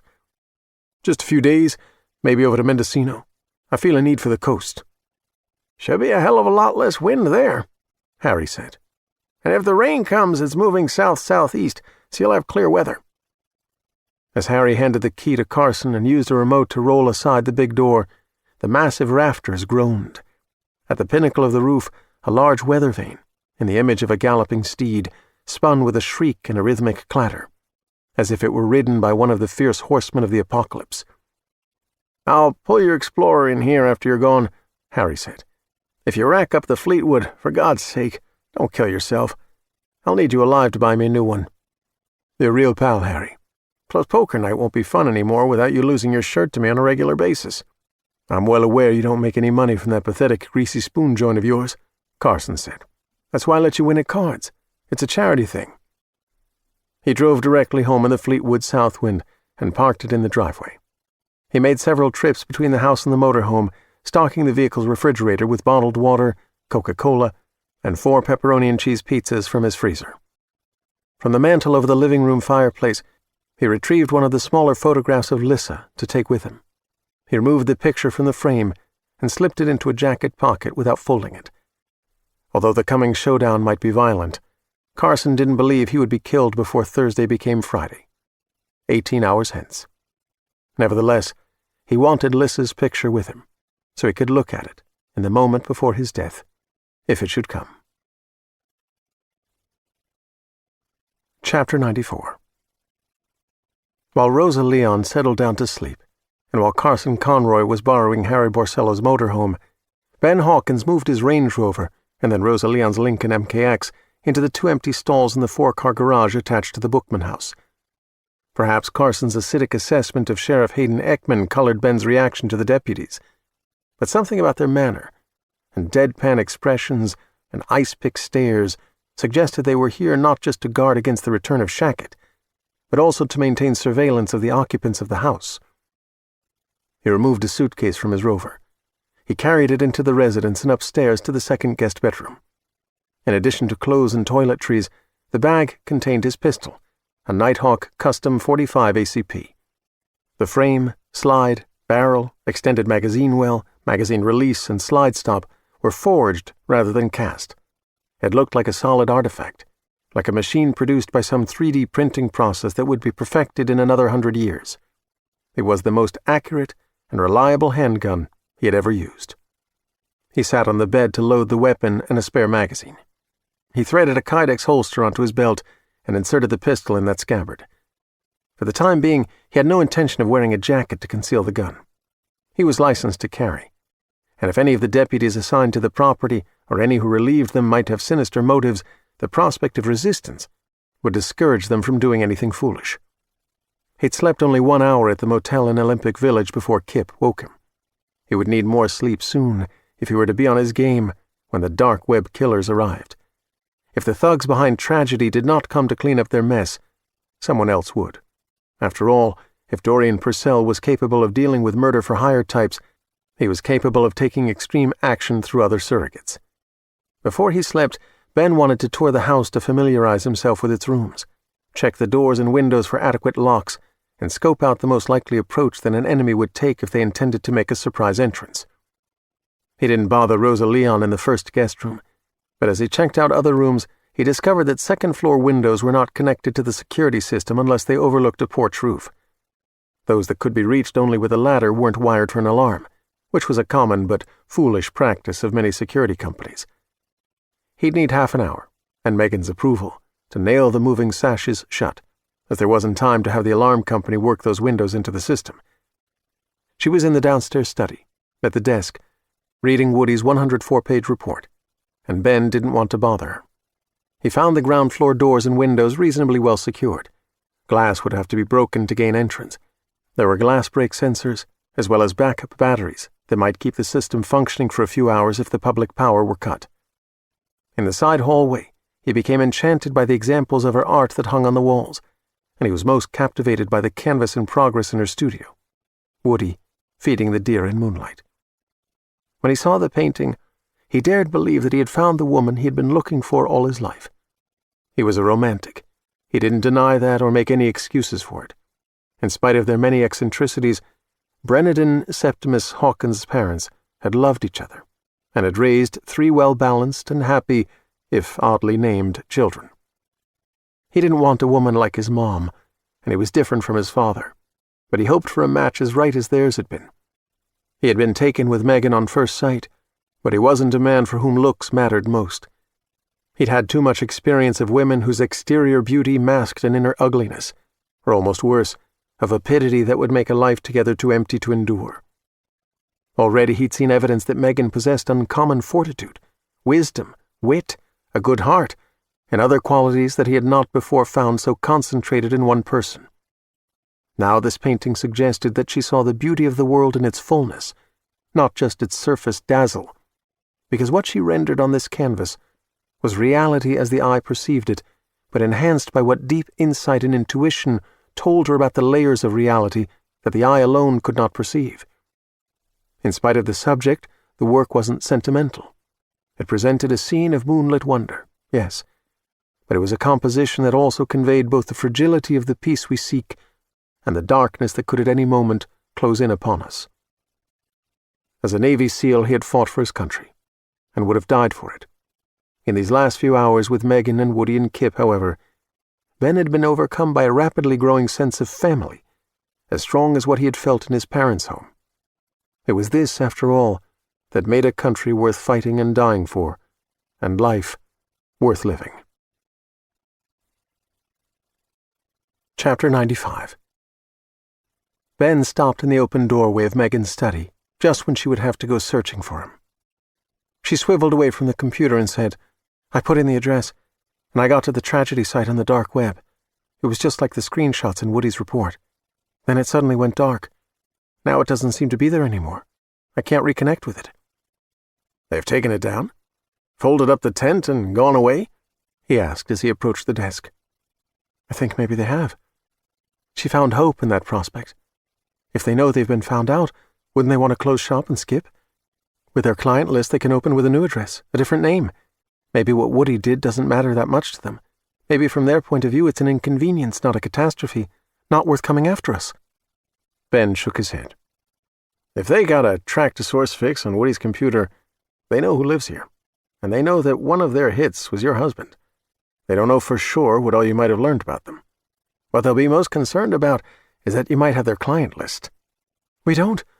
Woody found them by hacking into Purcell's email and working out the connection between Purcell and tragedy through the Gordius identity. He doesn't have a complete client list, only proof against Purcell." "They have to be sure of that. They're going to come here to find out." "Not with the place protected by 6 deputies. "Probably not. But what if Shackett is found and killed or arrested again? Then the sheriff's going to withdraw the protection." Megan was tired. She drew one hand down her face, as if she might be able to wipe off her weariness. "So we stay with the plan." "At least we have a plan," he said. "And there's no way in hell they can anticipate what's going to happen to them." Chapter 96. While Rosa Leon was sleeping, and Carson Conroy was driving away from Harry Borsello's house in the Fleetwood, and Ben and Megan were conferring downstairs, Kipp and Woody were in the boys' room, sprawled on the floor and in the lap of history. Historians often presented turning points of civilization as loud and bright, full of boom and flash. In fact, decisions to make war or seek peace were often made in quiet rooms. Cures for diseases were developed slowly, in laboratories that lacked both TV and piped-in music. Kipp and Woody were on the wire. In the wake of all the recent bellegrams, they were now at a turning point of history. They were a turning point of history. Kipp knew it, and Woody knew it, and everyone on the wire knew it, and there was no boom or flash. Although Kipp explained the situation and made the appeal for the plan that had been devised, Woody was the star. Many Mysterians, though not all, lived with people who shared their secret. They had invented clever ways to communicate, similar to what Dorothy had arranged with the alphabet wall. This was the first time, however, that they were able to speak directly to a human being. Their excitement level was high, but they didn't all speak at once. They were disciplined and considerate. They were dogs. Each Mysterian's voice, being imagined and telepathic, was either like that of one of its human companions or was based on the voice of an actor on television. Woody on the wire sounded like Woody face to face, the Woody released from a lifetime of silence. Kipp sounded like a certain game show host on TV. Historic moments were no less likely to include an absurdity or two than were moments about which historians cared nothing. When the appeal had been made and responses received, when Kipp and Woody disconnected from the wire, the dog bit the boy. It was a play bite, no skin broken. Woody growled and bared his teeth. Kipp growled and bared his bigger teeth. They wrestled with much flailing of paws. Woody sprang up. He dashed into the adjacent bathroom. Kipp scrambled into the bathroom after the boy. Woody pivoted out of the bathroom and pulled the door shut. Kipp's black nose appeared at the 1-inch gap between door and floor, sniffing frantically. Woody lay prostrate, teasing the nose with a finger. When Kipp issued a woof of frustration, Woody opened the door. The boy leaped onto the bed, pulled the covers over his head. Kipp sprang onto the bed and thrust his snout into every fold of blanket that he found, seeking a route to his giggling, cocooned companion. Such were the ways of dogs and boys, even after they'd been the lever that turned history on its fulcrum, even as a night of violence was about to end, and the dawn of a day that promised worse. Chapter 97. As the sheriff and his 3 deputies waited for 2 more men, those bearing shotguns, the heating and cooling plant behind the county hospital acquired an ever more ominous air, becoming for Hayden Ekman the repository of all evils, the vault of his fate. Beyond the dark windows seemed to be something more disturbing than lightless rooms, a bottomless void from which no escape could be achieved once you had entered. The bright windows were no more reassuring than the dark panes, the quality of light otherworldly, witchy. The incessant wind not only stung his eyes and parched his skin and chapped his lips, but also abraded his nerves, as did the memory of Justine Kleinman's ravaged face, as did Thad Fenton's blood on the pavement below that 3rd-story window. He began to think he had made a mistake when he'd closed his law office. He had needed 3 attempts to pass his bar exam, and he'd been little more than a slip-and-fall personal injury shakedown artist, and his income had been limited by the frequency with which his own clients took him to arbitration and won a refiguring of his fees. But at least none of them ever bit him in the face or anywhere else. In cascades of red and blue pulsations, but without a siren, the expected patrol car arrived. 2 men clambered out, fresh-faced and lanky, and in spite of their shotguns, about as reassuring as a couple of Hollywood's more callow young actors playing at being real men. They were among the hires that Ekman had made, chosen in part because they seemed too slow-witted ever to notice or even suspect their boss might be corrupt. They looked like potential fodder waiting to be mulched. The sheriff instructed one of them to lead the way, the other to bring up the rear, and he patiently, repeatedly stressed that they were to take special care not to discharge their 12-gauge semi-autos if any of their own people were within the arc of fire. He could only assume that their solemn nods meant they understood, and were not merely the organic equivalent of the mechanical action of bobblehead dolls. The small parking area that served the heating-cooling plant contained not a single vehicle, though it seemed there ought to be one belonging to Eric Norseman, graveyard shift maintenance man. As a first sign that something might be amiss, the main door to the plant stood open, held that way by the wind, which caused it to thump softly against the exterior wall. The lighted vestibule offered 3 doors. A deputy opened the one on the right and cleared the threshold. Beyond lay a large chamber with boilers, chillers, holding tanks, pumps, a maze of machinery the sheriff couldn't identify, and a labyrinth of PVC pipes of various sizes running both vertically and horizontally. The room resonated with the humming, throbbing, ticking of exquisitely coordinated machines and with the susurration of rushing water under pressure. The place resembled the set for an action scene in a James Bond film, with too many blind corners to turn, too many hulking objects to look behind. Sheriff Ekman didn't want to have to search there unless absolutely necessary, and they wouldn't know if it was necessary until they checked behind the remaining 2 doors. He felt as if he desperately needed to pee. He told himself that the urge was entirely psychological. It had better be if any hope remained for him to one day become State Attorney General. The door on the left of the vestibule opened onto a balcony overlooking the twin stacks of the immense cooling tower. This construct of sheet steel, condensation coils, and drum fans stood 3 stories high, the first third of it below the ground-level balcony, and was serviced from catwalks at various levels. It, too, looked like the set in a James Bond film and was no less daunting than the first chamber. The 3rd door, directly opposite the front entrance, opened into the plant manager's office. In addition to the main desk, 2 smaller workstations were provided: a refrigerator, a microwave, 2 filing cabinets. At the back of the room, the door to a bathroom stood open. No one in the small space beyond. Another door, closed, might have led to a supply closet. Because he was all but certain that Lee Shackett wasn't lurking in the supply closet, that the killer fled in Eric Norseman's vehicle, Sheriff Ekman followed a deputy into the office, another man close behind him. His confidence, and a diminishment in his need to urinate, resulted from the fact that the body of Thad Fenton lay face down on the floor to the right of the door, and the corpse of another man was sprawled across the desk, each cadaver in a condition suggesting Shackett thought of them as trash that he discarded during his flight from the premises. Bristling with blood-clotted hair, pieces of Thad's broken skull lay separate from his body. His brain appeared to be missing. The body of the man on the desk, approximately the size of Shackett, had been stripped of everything, including his shoes. Evidently, the naked fugitive was now clothed. This second victim might have been Eric Norseman, although identification would have to rely on fingerprints, as he had been crudely decapitated, and his head was missing. Chapter 98. As the first grey light of dawn dissolved the stain of night from the low clouds, Carson Conroy parked the Fleetwood Southwind on a paved lane to nowhere that dead-ended in a meadow. 5 miles outside the town of Pine Haven, a former trailer park had once occupied 9 acres of this 40-acre tract that was known locally as the Big Windy.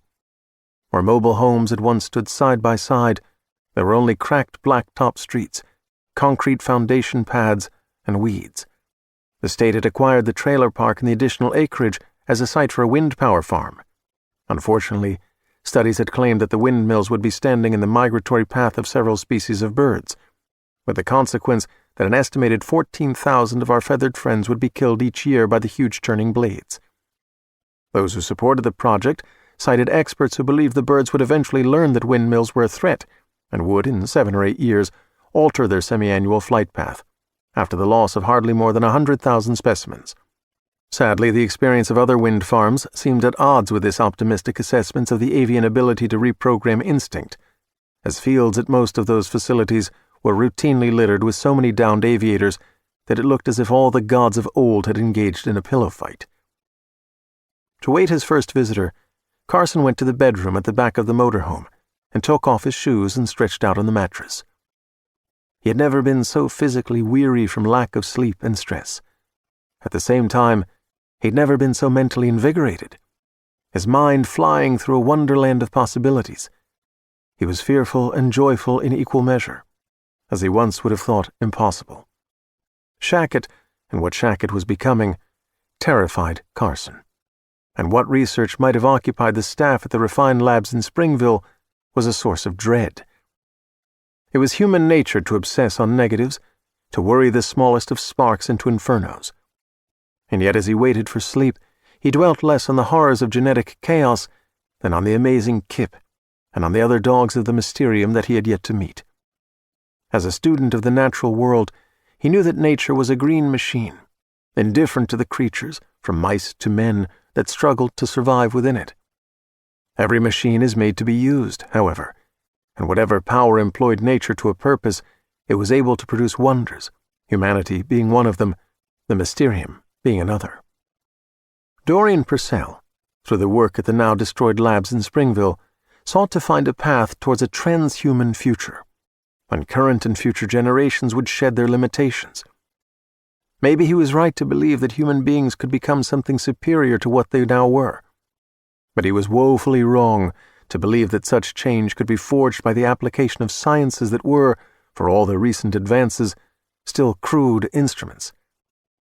Carson was charmed by the thought that whatever power used the machine of nature might be in the process of elevating human beings and improving the quality of their existence, though in a way more elegant and astonishing than the blunt hammer and anvil method that Purcell had funded at Refine. What if it had always been the destiny of humanity not to stand alone and lonely at the pinnacle of nature, but instead to share that exalted position with another species that didn't compete with it, but in fact completed it? Tens of thousands of years ago, when dogs and people first made an alliance against the cruelty of indifferent nature. What if a process had begun that would lead inevitably to the gradual increase of canine intelligence as the bond of love between the species drove dogs to strive ever harder to understand, to know their benefactors? What if, as the human-dog bond intensified, the very intensity itself became a force magnifier that sped up the changes in our four-legged companions until one day, among them arose individuals who developed telepathy, to serve in place of the articulated vocal apparatus they lacked. Until a knock on the door of the motorhome would eventually wake him to a new and astonishing world, a river of what-ifs carried Carson Conroy into sleep. He dreamed of dogs, a glorious panoply of breeds, and of a world transformed in the most magical way. Chapter 99. Morning. Sheriff Ekman had thought that the interminable night would never end, that morning would never come, but now that it had come, he wished it hadn't. The cloud-filtered morning sun at the windows of the heating-cooling plant was the light of blame, the light of accountability, and it could not be escaped. Here a jigsaw skull, there a headless Norseman. The wind raving like rabid wolves outside, the buildings seeming filled with machine sounds, as if the robots of the apocalypse were being manufactured here. Sheriff Hayden Ekman felt his world fragmenting, just like Thad Fenton's skull had been cracked into pieces and pried apart. Nobody could locate Carson Conroy. He was supposed to be on call at all hours if a crime scene required his presence, but he wasn't answering his phone, and he wasn't at home. Jim Harmon, Conroy's assistant, took photos, gathered evidence, attended to the dead, but he wasn't Dr. Carson Conroy. He was only Jim Harmon, just 34 years old, damn it, a mere assistant medical examiner. And this was the biggest crime in the history of Pinehaven County, a murder spree that could destroy more than the killer's victims, that could also vaporize Hayden Ekman's career. He couldn't tolerate being in the plant manager's office with all the blood and biological debris. When he had run for sheriff, it had never crossed his mind that he would have to wade through a damn abattoir, that he would see things that would give him nightmares for the rest of his life.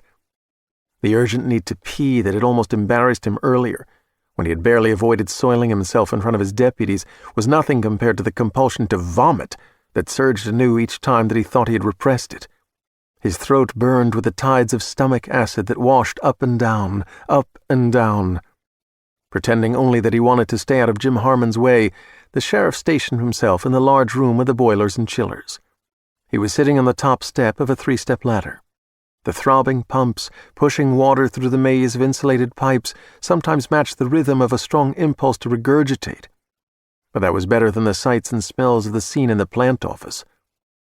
When Freeman Johnson came to report on Eric Norseman's missing vehicle, which Lee Shackett had surely stolen, he had more bad news. Norseman was a hot rodder who drove a black 48 Ford pickup that had been chopped, channeled, sectioned, and further customized. Although the truck might be easily spotted once an APB had been issued, it had no GPS, which meant it was not emitting a signal that could be located almost immediately. "By the way," Johnson said, "there's no doubt about it now." "No doubt about what?" "Fenton's brain is gone." Ekman grimaced. "I thought that was already obvious." "Well, Jim Harmon had to make a thorough search." "Did he expect to find it in a desk drawer?" "You never know with a lunatic like this." "Is Harmon nearly finished?" "He'll need another hour. You know Norseman's head?" "I never met him. I wouldn't recognize his head." "Jim says it's definitely gone. Nowhere on the premises." Sheriff Ekman didn't want to talk about the missing head. "You know what some of the guys are calling it?" Johnson asked.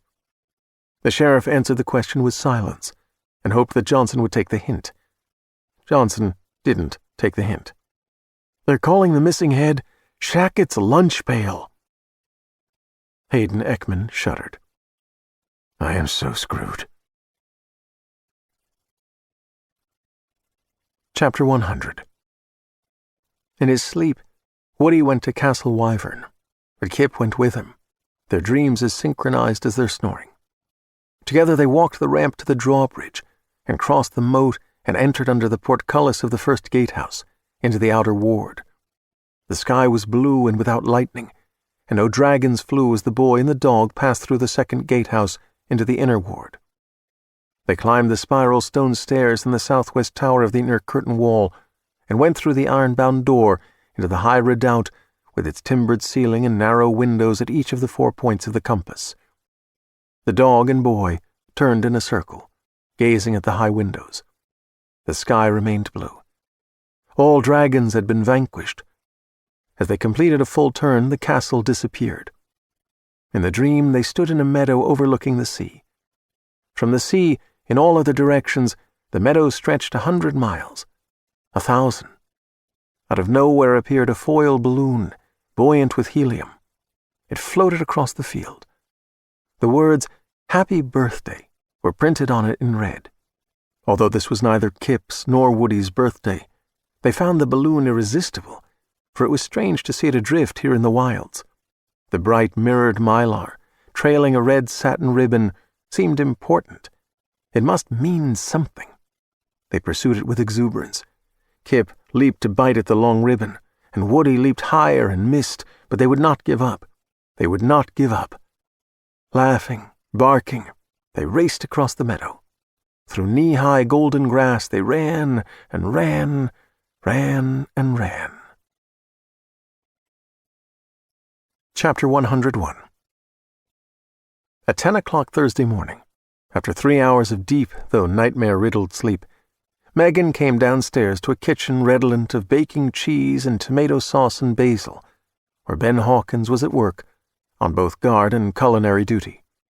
She stood in the doorway, watching as he finished layering a second pan of lasagna, getting ready to put it in the oven after the first pan came out.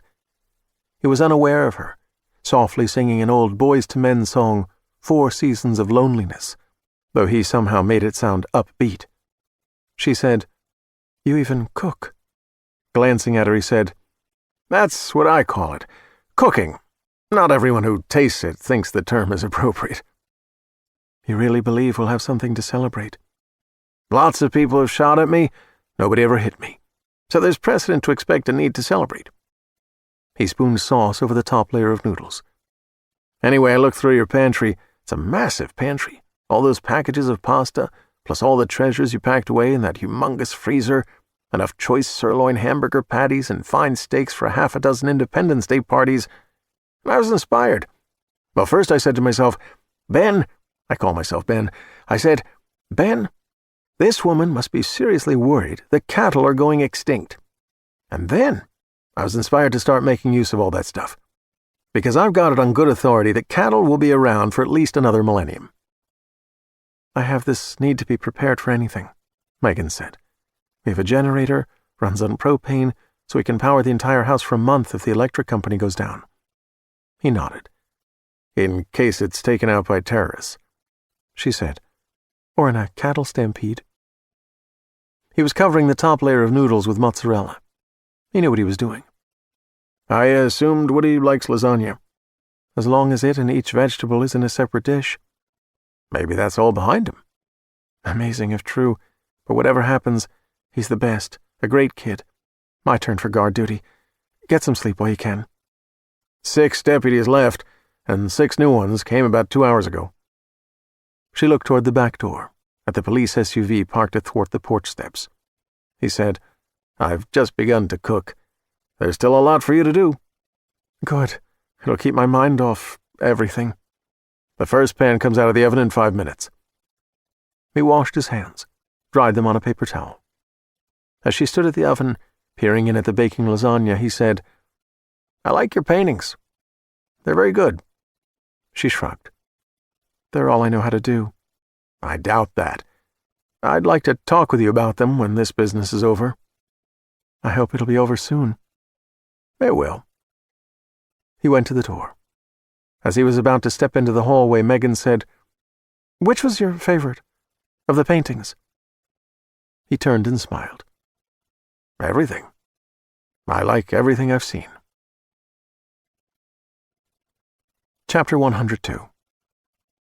In his 3-bedroom suite in the hotel in Sacramento, after only 5 hours of sleep, at 11:10 a.m., Haskell Ludlow woke from a dream about the murders in the abandoned shopping mall.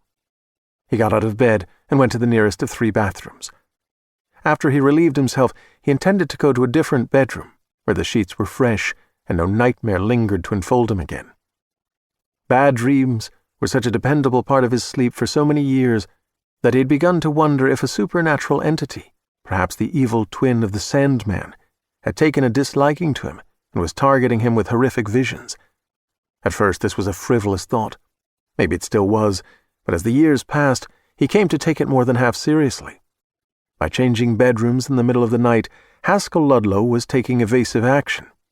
In his house in Menlo Park, where he lived alone when not traveling, there were 9 bedrooms through which he cycled. Now, as he was crossing the living room of the hotel suite, the disposable phone, which he'd left on a coffee table, began to ring. Only John Verbotsky and Bradley Knacker of Atropos and Company had this number, and Ludlow would destroy the phone once the business with Megan Bookman in Pinehaven had been concluded. Being Alexander Gordius, he sat on the sofa and picked up the burner on the 3rd ring and said, "Yeah?" John Verbotsky said, "We've been trying to get you for hours." "I was wiped out, sleeping." "We've gotten some sleep too, but we're taking turns at it." "Yeah, well, I've got no one to take turns with me. What's happening?" "We're in position, 4 of us, but we can't visit the lady because the sheriff's got 6 deputies at her house as protection." Bewildered, Ludlow said, "6 deputies? How do you know she'd need protection?" "Not protection from us. We're monitoring police radio traffic here. They're protecting her from some guy named Nathan Palmer. He went after her." "Who the hell is Nathan Palmer?" "They killed a couple of people yesterday afternoon. His real name seems to be Lee Shackett." Ludlow was for a moment speechless. Lee Shackett? The CEO of Refine? Because he only knew what the media was reporting about events in Springville, he said, "But Shackett is dead. Everyone's dead there." "Everyone's dead where?" Verbotsky asked. Ludlow bit his lip and finally said, "Shackett knew Megan Bookman a long time ago. Why the hell would he go after her now?" "Why do crazy guys go after women all the time?" Verbotsky said. "That's a rhetorical question." "Who are the 2 people Shackett killed?" 4. There have been 2 more since he went after the lady and failed to get her. After Verbotsky listed the killings and gave what details he knew, Ludlow could not suppress his astonishment. He beheaded a guy? He bit people? He ate people? "Parts of people, not whole people," Verbotsky clarified. "He's some kind of freak. You knew this freak?"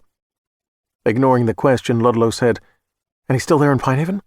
"They don't know. He stole a pickup. He's on the run. It's a '48 Ford pickup, custom hot rod, so it should be easy to spot." "Holy shit. This must be big news. I never listen to the news. I'm done with news. But this must be wall-to-wall on cable." "Not yet. The sheriff hasn't released a statement." "Hasn't released a statement about 4 murders and the suspect on the loose? That's insane. The first murders were yesterday, when, afternoon?" "Yeah, but it looks like, last night, jurisdiction on those was transferred to the Attorney General in Sacramento." Ludlow rose from the sofa. "To Teo Barbizon?" "Yeah, I think that's the name." Shackett was supposed to be dead in Springville. He wasn't. Teo Barbizon had taken jurisdiction in the first 2 murders, and had not yet conducted a press briefing or issued any statement. Teo was in Dorian Purcell's pocket, and always had been. Ludlow stood in silence with the phone pressed to his ear so long that Verbotsky at last said, "You still there?" "Yeah." "We can't move on the lady with all those deputies there." "Stay put. She's still on the agenda. I've got to make another call, then I'll be back to you." Ludlow pressed end. He picked up another disposable phone from the coffee table. This one had been purchased solely to report to Dorian Purcell on the situation with the murder-for-hire operation called Tragedy. Taped to the unit was the number of yet another disposable that was in Dorian's possession. When the Tragedy website and the breach of security related to it were erased, along with everyone involved, Ludlow and Purcell would destroy these 2 burner phones. Considering the ever-escalating criminal activity in this country, Haskell Ludlow congratulated himself on having long ago invested significant capital in the disposable phone business. He keyed in Dorian's number. Chapter 103.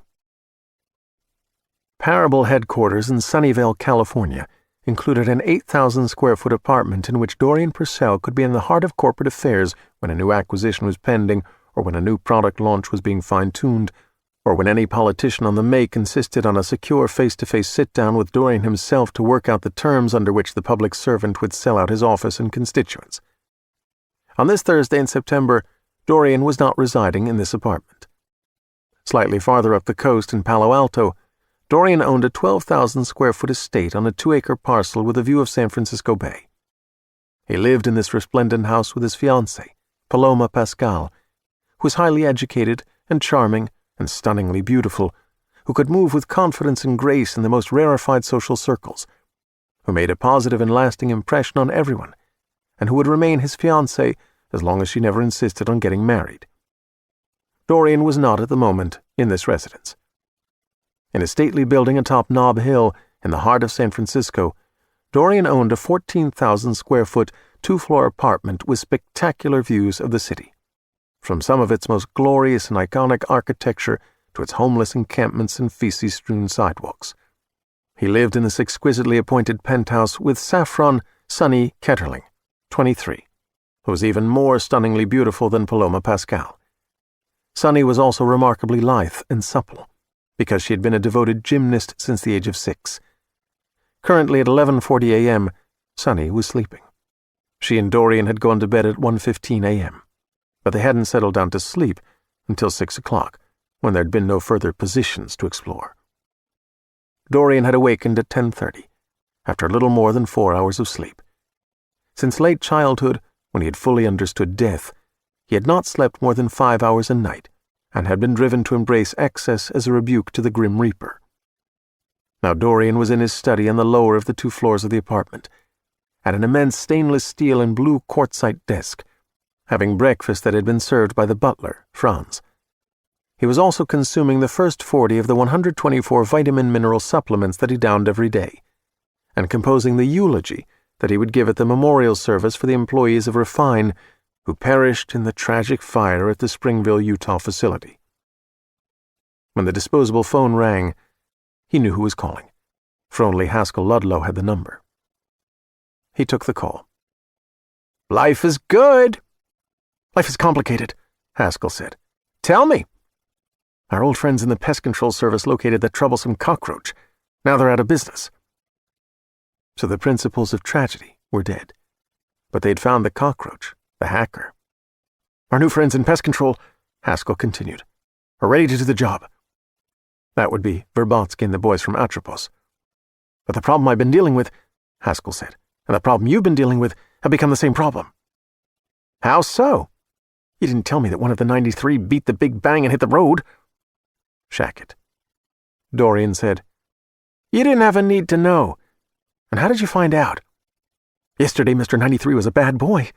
You know how often he was a bad boy?" "Twice," Dorian said, referring to the murders of Payton Spader and the Kleinman woman. "Twice yesterday afternoon. What you evidently don't know is that he went to her house, made a scene, had to be restrained, but that didn't work, and now he's been bad twice again." Dorian pushed aside what remained of his breakfast. "Her house? Her who? Can we stop being too cute about this?" "I don't feel cute, actually." "No one can be listening, and if anyone is, he can't know who the fuck we are." Still being half cute, Haskell said, "You remember the guy who wanted to shit all over your IKEA business?" Jason Bookman. "I remember." "His widow is in that town. 93 has a thing for her. On the way to her house, he's bad twice. Then he makes a try for her, ends up in bracelets, so he's bad twice again and loose." "Why don't I know about more than the first 2 he did? We own that jerkwater through our friendly AG. We're supposed to be kept informed. This is supposed to be quashed like it never happened. That jerkwater isn't Mayberry RFD, and apparently this particular khaki-ass bastard is a piece of work, wants to make himself a lawman star." A sludge of vitamin pills rose in Dorian's throat. He swallowed hard and washed the resurgent wad down with a kale smoothie. He said, "I'll break that fucker down to dog catcher. But I still don't get how our 2 problems are one. Our pest control friends, the ones who aren't in business anymore, they tracked the hacker to source, the widow." "Are you shitting me?" "Somehow she got the Gordius ID in your tragedy password, and she's putting together a case." "The ungrateful bitch," Dorian said. "Maybe you should have let her have that block of shares." "By my calculations, the option wasn't vested yet. I'm not fucking Santa Claus. What's holding you up from finishing the job? The future dog catcher is providing her with protection in case your bad boy comes back. 6 men. They need to stand down. Go away and eat some donuts." "I'll get right on it. And what about Mr. 93? "He beheaded some hapless son of a bitch, jacked his pickup, a fancy hot rod truck, easy to spot, so now they figure he's long gone from that area, although they don't want to take a chance with the widow. Something totally X-Files is going on with this guy. You have any idea what?" Staring at the congealing eggs and avocados and crab meat on his breakfast plate, Dorian said, "No, I don't. Not a clue." Chapter 104. Sheriff Hayden Ekman retreated to his residence on Sierra Way, the nicest street in Pine Haven. The house provided ample space for a single man, was pleasantly furnished, included all the latest appliances, but the sheriff was not proud of it, because he'd known that one day he would live in a much larger, much grander home. This place embarrassed him, not for any inadequacy in it, but because when eventually he achieved the status he deserved, he would not be able to say that he'd always lived at such a pinnacle, had always been among the elite. To a degree, roots could be faked, the past papered over with lies, but some people would remember it was here that the great man had once lived, when he'd worn a uniform and been far too close to common. Now he had to cope with the recognition that perhaps this was the grandest residence he would ever know, which was so unfair. He had done everything right. He used his law degree to promote himself into the role of sheriff, insulted the department with loyalists who were supposed to make sure everything occurring in Pine Haven County law enforcement would redound to his credit, even to his glory. He networked assiduously with leaders in adjacent counties and in Sacramento. He used far less campaign funds for personal expenses than he would have liked. He had $300,000 in cash, taken from Shackett's Dodge Demon, when he could have been greedy and taken the other $100,000 that he had left in the car. And in spite of doing everything right, he now stood on the brink of disaster, ruin. His deal with Tio Barbazon required him to keep the Attorney General informed about any developments in the case. But he had agreed to that condition and passed the Spader-Kleinman murder investigation to Sacramento only because he thought that the killer was long gone from Pine Haven County, that there would be no further developments in Hayden's jurisdiction. Then, chaos. Event by violent event, until the disaster at the hospital, the sheriff believed he could control the situation to his benefit. He intended to craft a brilliant statement to the press, taking sole credit for the capture of the crazed fugitive, who was not just a homicidal psychopath, but also the former CEO of Refine, responsible for the catastrophe in Springville. At that public briefing, Hayden planned to turn the fiend over to the Attorney General, whom he would inform only moments before making his statement to the press to ensure that Tio didn't hog the credit. But now, now 2 more were dead, and Shackett was loose, and the sheriff failed to keep the Attorney General informed. The shit hadn't hit the fan. It was far worse than that. A cannonade of shit was about to erupt, a long barrage of it, and Hayden Ekman would be the sole target. He had come home ostensibly to write a statement for the press. He couldn't do it because it would be tantamount to a suicide note. In truth, he had come home because, with Lee Shackett loose, he didn't feel safe anywhere else in Pine Haven. He had a first-class security system. He had a handgun secreted in every room, and he was still in uniform with a pistol on his hip. He closed all the blinds and draperies. As an attorney representing charlatans who were willing to fake their injuries or fantastically exaggerate the effects of genuine injuries, the most dangerous clients he had faced were those quick to seek redress in court or through arbitration when they discovered he had in one way or other skimmed more from their settlements than the terms of his basic agreement allowed. As if everyone didn't do it. None of them had ever tried to kill him. Having made such a show of overseeing Shackett's arrival at the hospital and the man's commitment to the psychiatric ward, with Rita Carrington using their smartphones to film key moments, the sheriff now felt that perhaps he had unwittingly made himself the focus of the madman's rage. He had only been an officer of the law, doing his job, but who knew what irrational resentment might have formed in the mind of a homicidal maniac like Shackett? Thad Fenton's brain had been missing. Eric Norseman's head had been taken away. Shackett's lunch pail. Restlessly, the sheriff prowled his house, upstairs and down, again and again, half convinced that he was not alone. With all the window coverings drawn shut, he needed to turn on lamps everywhere, and yet the rooms were infested with shadows that sometimes appeared to move in his peripheral vision, so that he pivoted with a start, hand on the grip of his pistol. Every sound the wind wrenched from the house, every creak and pop and rattle, seemed not to be the structure protesting the storm, but instead suggested to Hayden that a stealthy stalker was but a room or two away. He was terrified of turning a corner and encountering Shackett with a grin full of bloody teeth. He told himself that this was not a realistic fear, that he needed to calm himself. But was it really unrealistic to expect this particular fugitive to accomplish what was thought impossible? If Shackett had been able to escape from inescapable psych ward restraints and exit by a third-floor window as if capable of flight, who was to say that he couldn't get into a locked, alarmed, fully secured house as easily as an ant entering through a keyhole? Although the sheriff wasn't much of a drinker, his anxiety grew until he began to treat it with Macallan scotch, first on the rocks, but then neat, because he didn't like the way he couldn't stop the ice from rattling in the glass. He might have been concerned about insobriety compromising his senses and making him more vulnerable to attack, but fear accelerated his metabolism to such an extent that whiskey seemed to have no effect on him. Slotted on his utility belt along with his department-issued phone, his personal smartphone rang as he was circling the kitchen island to no purpose. His 5 closest deputies had personal phones of their own, provided by the sheriff, and had been instructed to call him on his private line in some circumstances, to ensure that certain sensitive subjects did not become part of the official, public record. The screen said, "No caller ID," which meant this wasn't one of those deputies. He was tempted not to answer it, but he intuited who must be trying to reach him. He knew that to dodge this caller would only increase the amount of shit he had to endure when the crap cannon began to fire. He put down his drink and backed up against the refrigerator and slid down to sit on the floor. He didn't think he could handle this on his feet. Intuition proved reliable.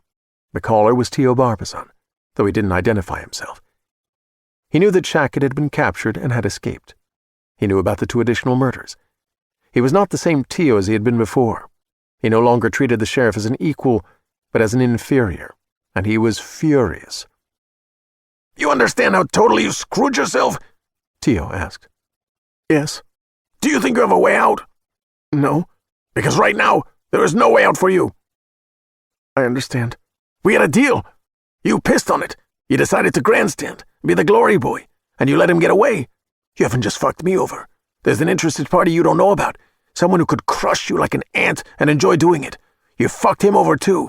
If the worst that happens to you is you wake up some morning to find your balls have been cut off, you should spend the rest of your life thanking God nothing worse was done to your sorry ass. But because something is needed from you, there's one hard way out. Only one way." Tears welled in Hayden Ekman's eyes. "Tell me." "Some men from my office will be coming to see you at 6 o'clock this evening. You will turn over to them all evidence, including the bodies of the victims." "Yes, of course." "They'll have a long statement for you to sign, explaining all that happened. The names Nathan Palmer and Lee Shackett won't be anywhere in the statement. The perpetrator will be identified as a drug-addled MS-13 gang member." "What MS-13 gang member?" "We'll produce a likely candidate later, not your concern." "But Shackett's still out there." "We'll find him. Anyway, he'll self-destruct." "I don't think he'll kill himself," said the sheriff. "I didn't say would. I said he'll self-destruct. He won't be able to stop it. Now, do you want to take this one chance? Or are you determined to blow up your life?" As fat, warm tears rolled down Hayden Ekman's face, he said, "Will I be allowed to continue being the sheriff?" "As long as you understand I own you. The interested party I mentioned owns you. Everybody owns you." "All right," the sheriff said without hesitation. He was no longer sitting on the floor. He was lying on his side in the fetal position. "Would it be possible? Will I be allowed eventually to run for higher office?" "Allowed? Hell, you'll be required to run. Once you're owned by the right people and you acknowledge being owned, that you're in the game just to do what you're told, you're an ideal candidate. There's one more thing you'll have to do to earn all this." "Tell me." "Those 6 deputies providing protection? Pull them off that duty. Send them home. They aren't needed anymore." "But what if they aren't needed anymore?" What if Shackett? What if this MS-13 gangbanger goes back there?" "Nothing bad is going to happen. Nothing that will cast blame on you. There are elegant ways to deal with these things. Now, are you owned, or are you not? It's comfortable being owned, Hayden. It makes everything so much easier. You'll become a valuable asset and be well taken care of. Your progress will be assured." "That sounds nice." "It is nice." "Well, if they aren't needed anymore..." "They aren't." "I'll pull them off that duty." "Welcome home, Hayden." "That sounds nice, too." "It is nice," Tio said, and terminated the call. Sheriff Hayden Ekman continued lying on his kitchen floor, in the fetal position, for perhaps another quarter of an hour.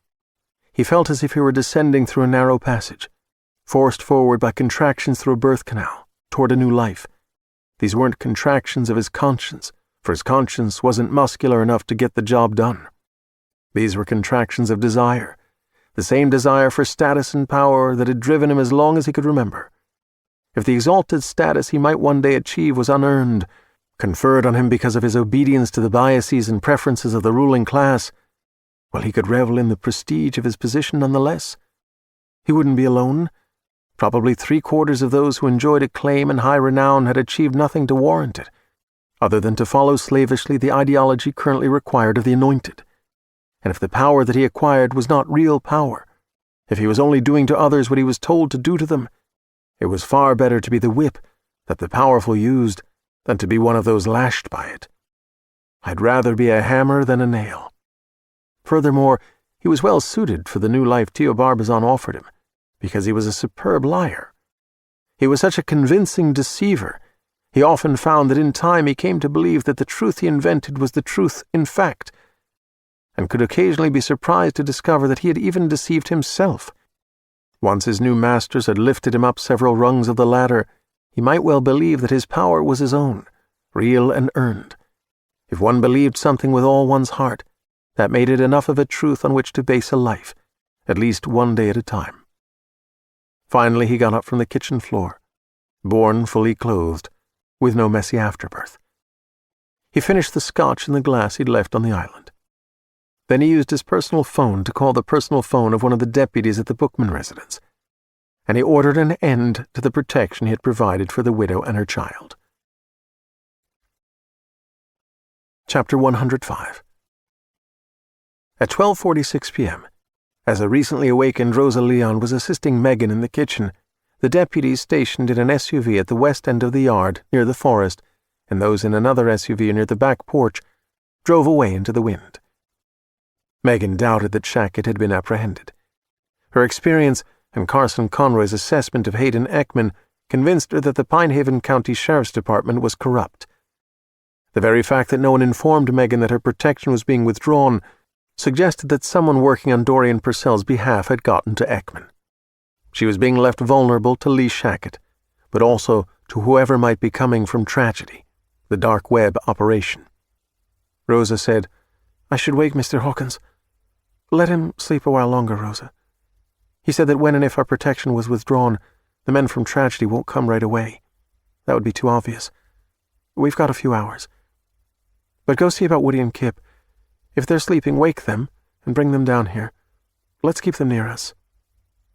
As if it were just another culinary tool, her 9mm Heckler & Koch lay on a nearby cutting board.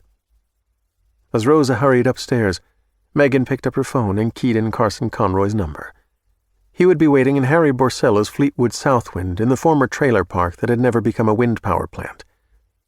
Carson answered on the second ring, and Megan said, "All the uniforms are gone. No one to see you. Are you ready?" "Be there in 15, he promised. Chapter 106. Dorian Purcell in the transit station on the roof of the Nob Hill building, at a window, staring impatiently at a helicopter landing pad, waiting for his air taxi. The two bodyguards, one at the elevator and one beside Dorian, would not be making this trip with him. His destination was secure. In addition to the large apartment at Parable headquarters in Sunnyvale, and the larger estate in Palo Alto, and the still larger 2-floor penthouse here in the heart of San Francisco, Dorian had an additional property in his Bay Area residential real estate portfolio. His house in Tiburon, on the north shore of San Francisco Bay, encompassed 40,000 square feet and stood on 5 prime acres. The mansion provided a south-southwest view of the Golden Gate Bridge in the fabled city, which lay at an aesthetically pleasing distance across almost 5 miles of water, a dazzling sight in its nightdress, and at all times inoffensive to the sense of smell. His fiancée, Paloma Pascal, who lived with him in Palo Alto and sometimes joined him in the Nob Hill penthouse when they were in the city for a cultural event, did not have an article of clothing or even a toothbrush in the Tiburon house.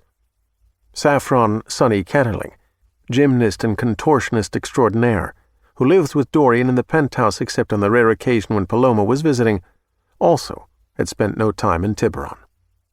Dorian had acquired 3 side-by-side properties, had torn down the existing mansions, and had commissioned the current ultra-modern residence, which had been completed 16 months earlier.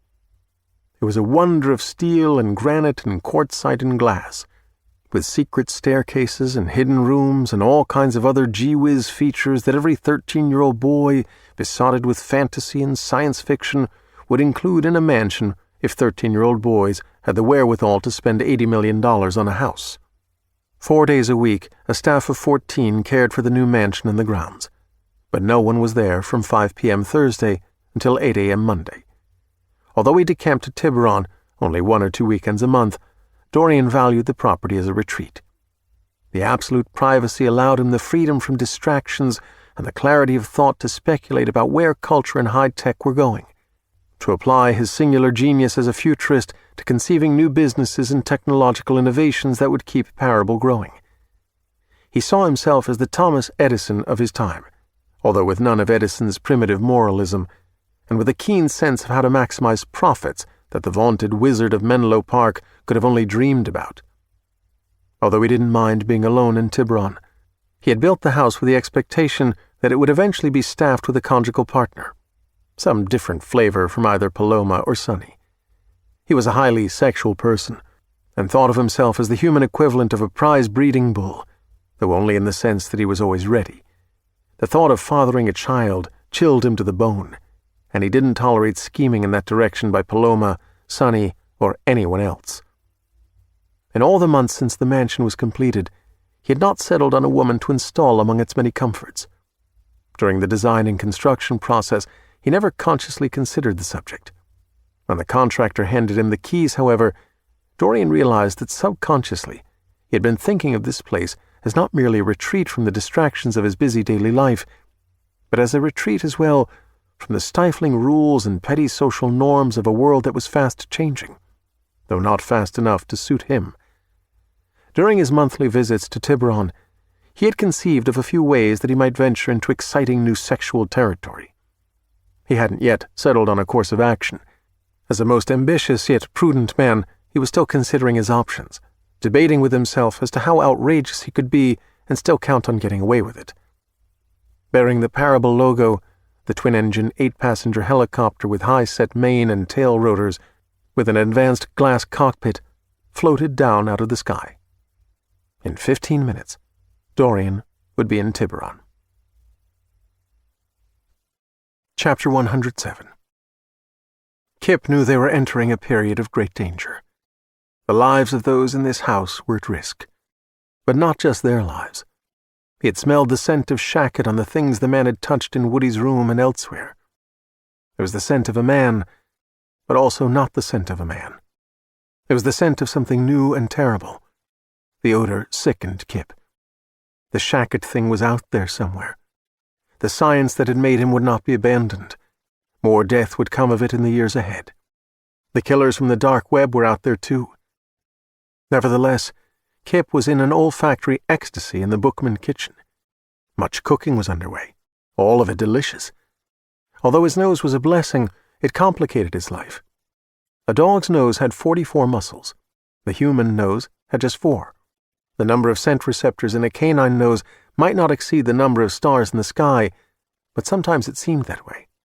Humans had less than 1% as many scent receptors. However poor their sense of smell might be, their compensation was that they had thumbs. Amazing, really, that Kipp could endure beef chili simmering in a pot on the stove, a potato casserole baking in one oven, a cake in another, and still be alert for a fresh whiff of the shacket thing, and smell the dark web killers if they got out of a car on Greenbrier Road, and know that Ben was still sleeping upstairs, know it by the rhythm of his uniquely scented exhalations, and detect the pheromones of happiness that beclouded the air around Woody. At the same time, receiving the psychic blast of a bellogram about the contact minutes earlier with a community of 64 in Coeur d'Alene, Idaho. Something was happening out there, and something was happening here. Kipp smelled the exhaust of the motorhome turning into the driveway. He raced, and Woody raced, to the living room in time to see the big vehicle cruise slowly past toward the rear of the house. They sprinted to the kitchen, to the back door. Megan said, "Wait, let's do this in an orderly fashion." The Fleetwood south wind pulled off the driveway, into the backyard, out of sight of the county road. So much hung in the balance now. Chapter 108. At 1 o'clock Thursday afternoon, 4 hours ahead of the usual quitting time, Amory Cromwell, the estate manager for the Purcell residence in Tiburon, released the house and landscaping staff of 14 until 8 a.m. Monday. The great man had decided at the last minute to come here for the weekend and to arrive early. Everyone must do what the great man wanted, and without complaint, even though it upended half a day's scheduled work. Cromwell had harried the employees into their cars and away, as if chasing out a pack of uninvited feral cats, because the great man did not like having to greet or even acknowledge with a glance anyone who worked here other than his estate manager. Cromwell used the sobriquet "great man" only in his thoughts, never with the staff, who must not be encouraged to mock their employer. Born in London, educated in Britain, having worked on some of the finest estates in Boston, New York, and Philadelphia, where there were different antique silver services for breakfast and lunch and dinner, where his employers came from old money and spoke fluent French as a second language and were steeped in the myriad rules of etiquette, Cromwell felt that he was not only entitled, but obligated, to mock a poseur like Dorian Purcell. So what if the great man had more money than the combined wealth of all the families for whom Cromwell had worked heretofore?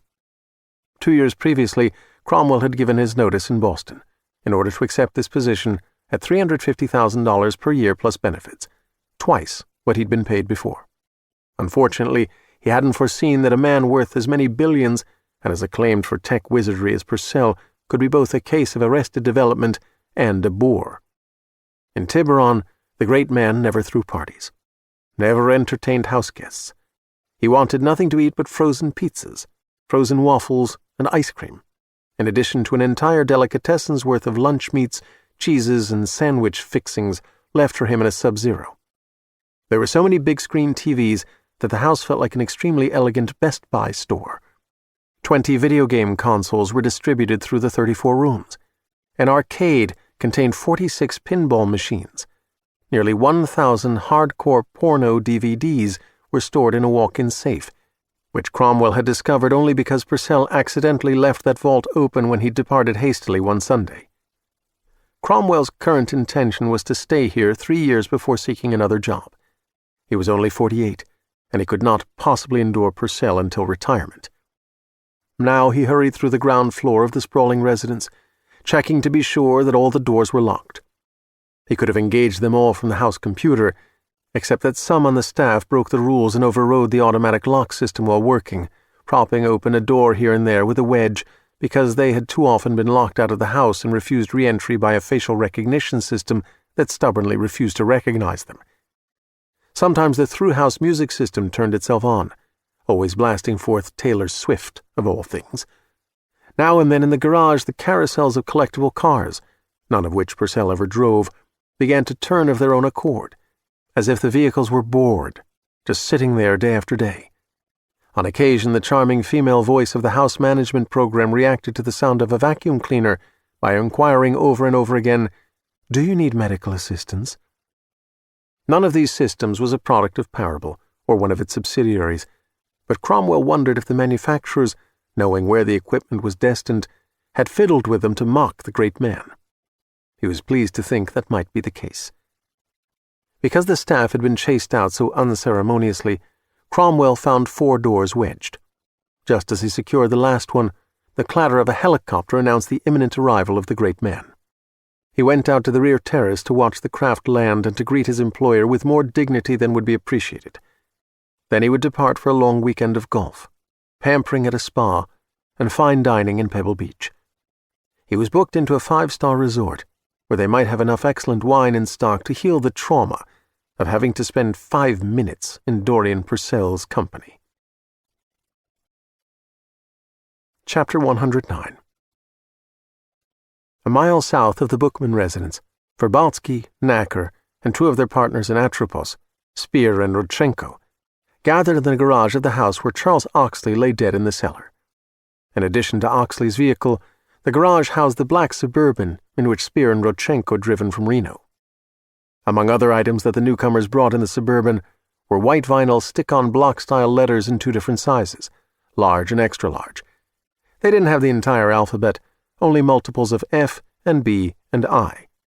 They required time and patience to align the letters and apply them to the roof, each front door, and the tailgate of the vehicle. The result was convincingly official. Alexander Gordius called to say that the sheriff's deputies were no longer providing protection to Megan Bookman and her son. Verbotsky, Knacker, Spear, and Rodchenko were in agreement that they should wait until 4 o'clock to proceed to the Bookman place. To act any sooner would be to make it obvious that their arrival was a direct consequence of the deputies' pullout, which might make the widow wonder if they were in fact FBI. After they rigged the simple device to blow the furnace in the basement, leaving only one connection to be made later, they agreed to pass the time playing poker at a kitchen table. $1,000 buy-in was required. They were drinking men, but not when a job was pending. Verbotsky brewed a fresh pot of coffee, and Knacker set out a package of a dozen chocolate-covered donuts that he found in the bread box. Having never seen the body of anyone strangled with an extension cord, Spear was curious about what the ligature marks might be like. He went to the basement to have a look at Charles Oxley's throat, and he returned to say he was suitably impressed. They'd been playing poker only half an hour when Alexander Gordius called again to report that, according to a friendly deputy who had been on the security detail, Megan and Woodrow Bookman were not the only people in the house. A 30-something Latina woman was there as well, and a 30-something man who had arrived in a Range Rover with a golden retriever. At one point, the man had moved the Latina's Lincoln MKX and his vehicle into Mrs. Bookman's garage. No one had instructed the deputies to be curious about Mrs. Bookman's visitors, and they'd lacked the initiative to record the license plate numbers of the Rover and Lincoln. There was no way to know who these people were, or if they would be in the house when the boys from Atropos arrived. After 3 minutes of discussion, the killers agreed that this development was of no concern. Operating in concert, they had once subdued 11 civilians for interrogation and had subsequently shot all of them to death. They were professionals. As they returned to poker, Rodchenko said, "These are damn good donuts." "1 dozen for 4 of us," said Spear. "Your share is 3. "What? If I eat 4, you'll shoot me?" "We could do the job with just 3 of us," Spear said. "Easily," said Knacker. "If we had to," said Verbotsky. Because none of those present was a man known for his sense of humor, Rodchenko did not take a 4th donut. Chapter 110.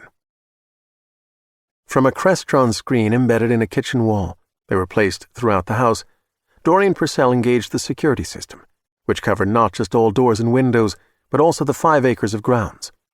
If anyone tried to scale the front gate or the spike-topped estate wall, combined heat and motion detectors would identify a human-sized figure. The alarm would sound, segmented steel shutters would roll down over all windows, and the police would be summoned. Through his charitable foundation, Dorian donated $30,000 a month to the Police Benevolent Fund. So local authorities tended to answer an alarm for this property 6 times faster than one from any other. He had tested them. He came here to Tiburon not merely to think deep thoughts about technology and culture, and not just to brood about what new sexual adventures he might be able to get away with in this place, but also to kick back and enjoy himself without the annoyance of people. He poured chocolate-flavored vodka over ice. With the drink in hand, he toured his sleek ultramodern palace, not sure if he wanted to play pinball or a video game, or pilot an F-18 fighter in his virtual reality flight simulator, or take his air rifle up to the roof deck to shoot crows in flight, doves if there were any. He came to the library. An enormous antique Kashan carpet, with an intricate pattern in shades of coral and sapphire and deep amber, seemed to float on the pale limestone floor, as if waiting for the genie who knew how to spell it into flight. The bookshelves were crafted from quarter-cut anagar, a rich golden wood that seemed to glow. He had contracted with a book scout to search for and acquire 6,000 important first editions at a cost in 8 figures. He meant to walk among the stacks, admiring his acquisitions. Turning a corner into the nearest aisle, however, he got a whiff of a subtle, disturbing smell. Unable to locate the source, he wondered if it was mold or another affliction of paper. His bookman would have to track it down. His enthusiasm for a tour waned. He'd not yet had time to read any of the volumes in his world-class collection, but that didn't matter. The library served two primary purposes. It added class to the residence. Second, more important, it allowed him to have a bookcase that was a hidden door, like those in old spooky movies, Karloff, Lugosi, that he thought were cool ever since he was a kid who'd been into retro films. When he said, Ocus Bocus, the name of a mythical Norse magician and demon, a voice recognition program unlocked the door and swung it open on powered pivot hinges.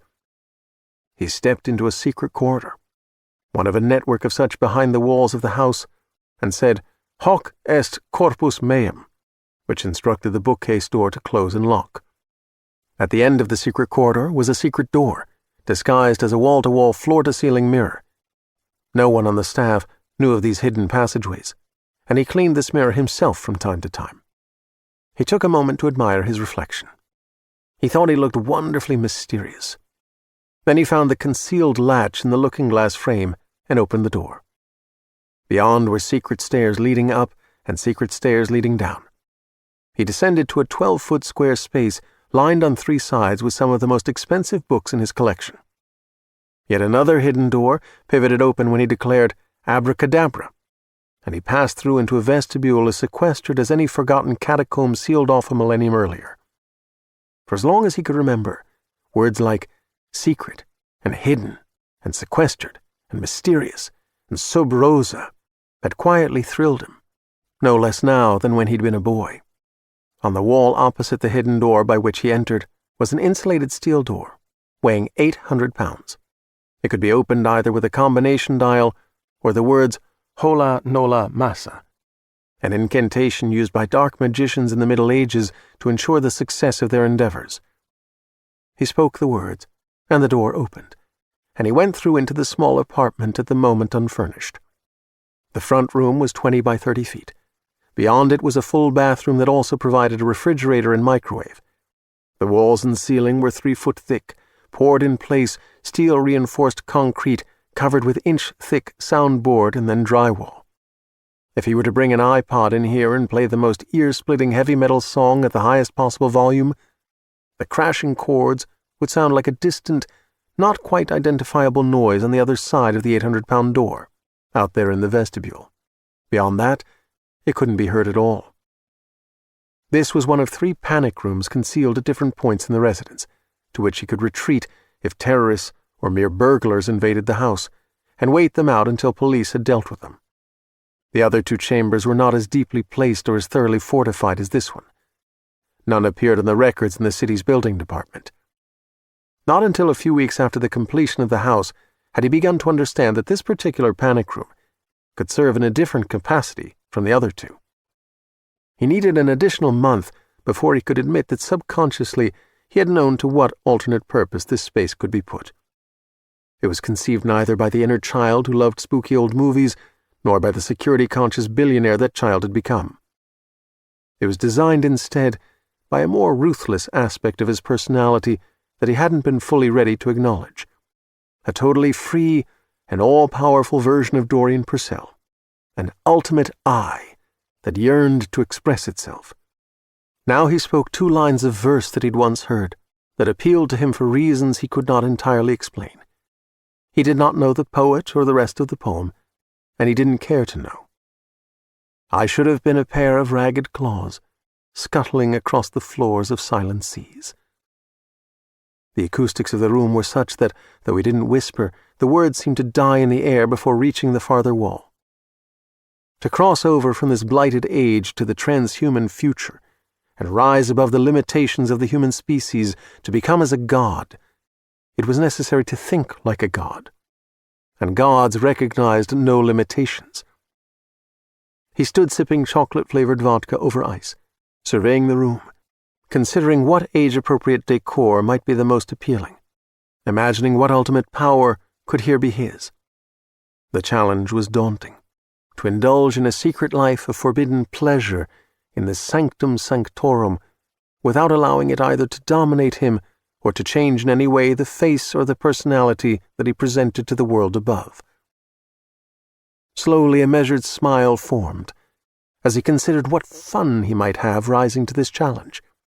as he had risen to so many others with ever-escalating success. Chapter 111. Already by 2:05 Thursday afternoon, Sheriff Hayden Ekman had talked himself into a good mood. Theo Barbazon was right. It was a relief to be owned, to have no responsibility except to do as he was told. When Barbazon's men arrived at 6 o'clock to collect dead bodies and evidence, to have Hayden sign off on a concocted version of recent events that would satisfy the Attorney General, then his new life could begin. He was in a living room armchair, a third of the way through a second serving of scotch, when his personal phone rang. The caller was Deputy Reed Hannafin, one of the loyalists Hayden had appointed. "Sheriff, I just learned from one of our guys that Dr. Conroy was at the Bookman house last night while we were guarding it." Hayden sat up straighter in the chair. "We couldn't find Carson earlier. Jim Harmon had to run the murders at the heating cooling plant. What the hell was Carson doing at the Bookman place?" "Nobody knows. His Explorer was parked in front. Then he left before dawn.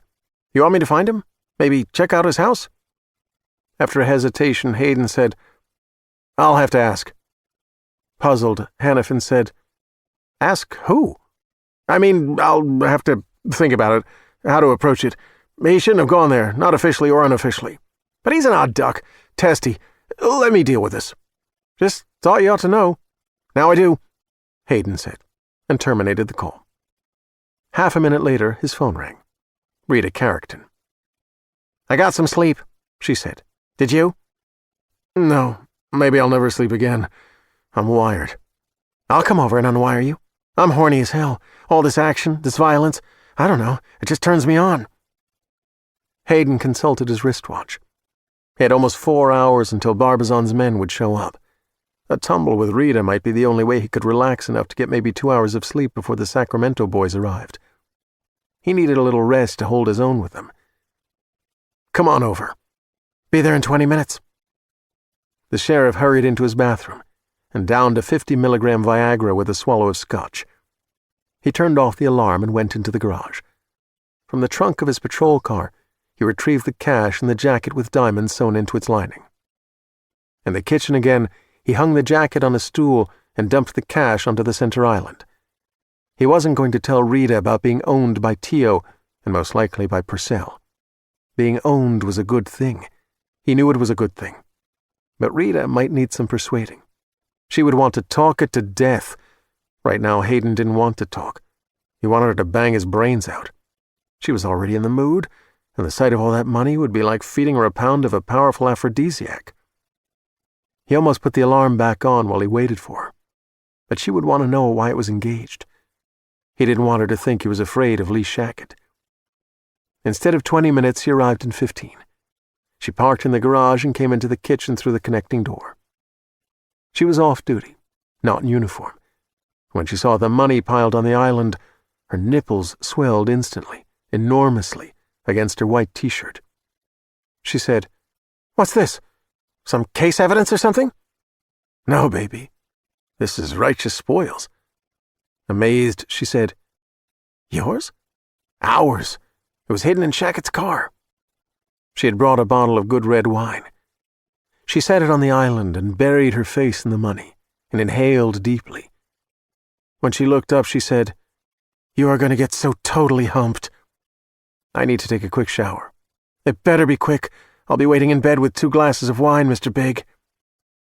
He loved it when she called him Mr. Big.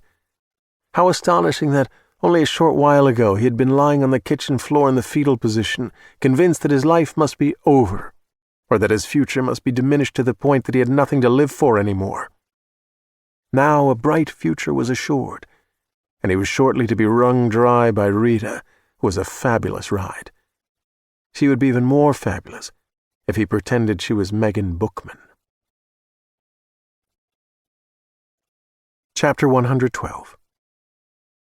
The center of the action was upstairs now, and Woody's mom didn't have to be concerned about him and Kipp being up here alone, as she had worried when the deputies were first withdrawn. In his room, with Kipp at his side, Woody had spent half an hour on the wire with Bella, the golden retriever who lived in Santa Rosa with the Montell family. Of all the members of the Mysterium, she was the most experienced with the uses of the wire, because for years she had volunteered to remain receptive around the clock, 7 days a week, when others were tuned out. And when she had a major news alert to share, she forced connections with all of her kind and implanted the story in their minds. Woody's awareness of the wire had at first been subconscious, and his initial use of it had been unintended when he had drawn Kipp to him. Now he needed to know everything about how to use it. Bella not only advised him, but also sent down the wire a data package that in minutes made him as accomplished at transmission as any of the Mysterians.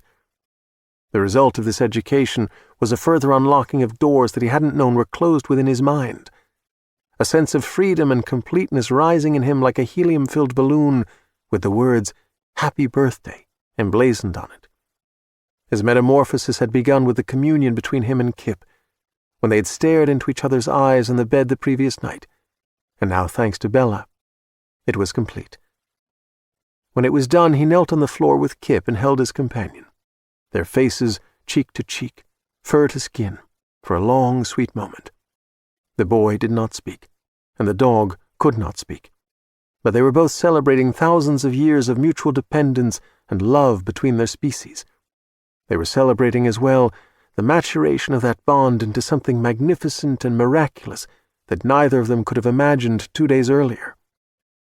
They were poised on the brink of a radical transformation of the world, which had begun before the earliest recorded history, when an alliance had first been made between one dog and one primitive human being on some hostile plain or in some forest filled with menace. Until then, the only shelter against bitter weather and the mortal dangers posed by nature's many beasts was a cave and a carefully tended fire. But with that alliance, two predators, dog and man, working together over uncounted millennia, had made of themselves more than predators by virtue of the love that grew between them. This love was not just the instinct of one species to value its own, but a love that put dogs and human beings on a long road toward one destiny. Some might call it evolution, dogs slowly becoming more intelligent until they took a sudden quantum leap forward, and some might call it intelligent design. But whatever the agent of change, neither species was as much as it could be without the other. Dogs needed the hands and voices of human beings, and people needed, desperately needed, to receive unto themselves the innocence of dogs, to acquire their intolerance for deceit, and to seek to match their loyalty. That it was a mute autistic boy who became the translator between the two species was an irony Woody could have appreciated even in his former condition. The responsibility humbled him now, and he said, "Come on, Kipp. I need to talk with Mom." Chapter 113. In the Oxley house, the agents of Atropos were finished with poker and were preparing for their visit to the Bookmans. They were armed with pistols, but they had no intention of blasting their way into the house. A simple knock on the door and a credible-looking badge would get them inside. The Bookmans might be expecting trouble, but not trouble that arrived in a vehicle like the FBI used in movies, not trouble that wore a dark suit and spoke respectfully and presented a superbly forged photo ID with a bureau seal. Their weapons of choice were tasers and small spray bottles that fired streams of chloroform. When the targets were stunned with 50,000 volts and then rendered unconscious, they would be restrained with zip ties. Thereafter, the interrogation could begin, to discover exactly all that Megan Bookman had learned about dark web murder for hire and the clients who paid for well-staged accidents, induced heart attacks, cerebral embolisms, suicides, and fake terrorist incidents. They would inject the widow Bookman, and possibly others, with the barbiturate thiopental, often called truth serum, which did not guarantee she would tell them everything, only that she would experience an irresistible compulsion to answer their questions. When thiopental was administered with a cocktail of drugs developed by Russia's Chief Intelligence Directorate, however, lying became almost an impossibility, especially when the injections were with the threat of extreme pain. "If we're lucky," Verbotsky said, "she hasn't yet shared what she's learned with anyone outside that house. Then we only need to gather all her evidence, bring the 4 of them back here, kill them with as little mess as possible, take them back to Reno, and dispose of the bodies so they can never be found." Atropos and Company had an unblemished record of disposing of the dead in ways that no remains were ever recovered. Their liquidation lab in their Reno facility was a marvel of cadaver processing. "What about the dog?" Rodchenko asked. "That guy, whoever he is, showed up with a dog." "What about it?" "Are we going to kill the dog?" Rodchenko wondered. "If it gives us trouble. I want to kill it whether it gives us trouble or not. What have you got against dogs? I don't like the way they look at me." "How do they look at you?" Bradley Knacker wondered. "The way a cop looks at you when his instinct is on fire. Dogs just creep me out. They always have. I've been bitten 3 times. Spears said, "So kill the dog." "Everyone okay with that?" Rodchenko asked. Everyone was okay with it. Chapter 114. Woody led his mother from the kitchen to her studio, where she sat on her stool near the unfinished painting of him and the deer. Beyond the tall windows, the yard trees were not tossing as violently as before. The wind seemed to be at last diminishing a little, though the overcast was growing darker. He stood before his mom and took her hands in his. He saw that she was still surprised and moved by his willingness to touch rather than just assenting to be touched. "Something really big is happening," he told her. "Something enormous already has, sweetie. Bigger than just me." Of course she knew about the mysterium and the wire. She knew that the dogs couldn't read one another's mind, that the wire was essentially just a psychic telephone. Now he told her about Bella and Santa Rosa, and about what Bella had done for him. "I'm still learning how to do what Bella does, how she speaks to all of them, gets through to all of them, whether they're on the wire at the moment or not. It's cool. It's like something out of Heinlein. But I'm going to need more hours of practice before maybe I can take the next step." Her long, graceful fingers tightened around his hands. "What next step, Woody?" "It's nothing scary," he assured her. "I just need some time to practice, to be sure I can do it right. I'm going to practice real hard. But before then, I just wanted to tell you."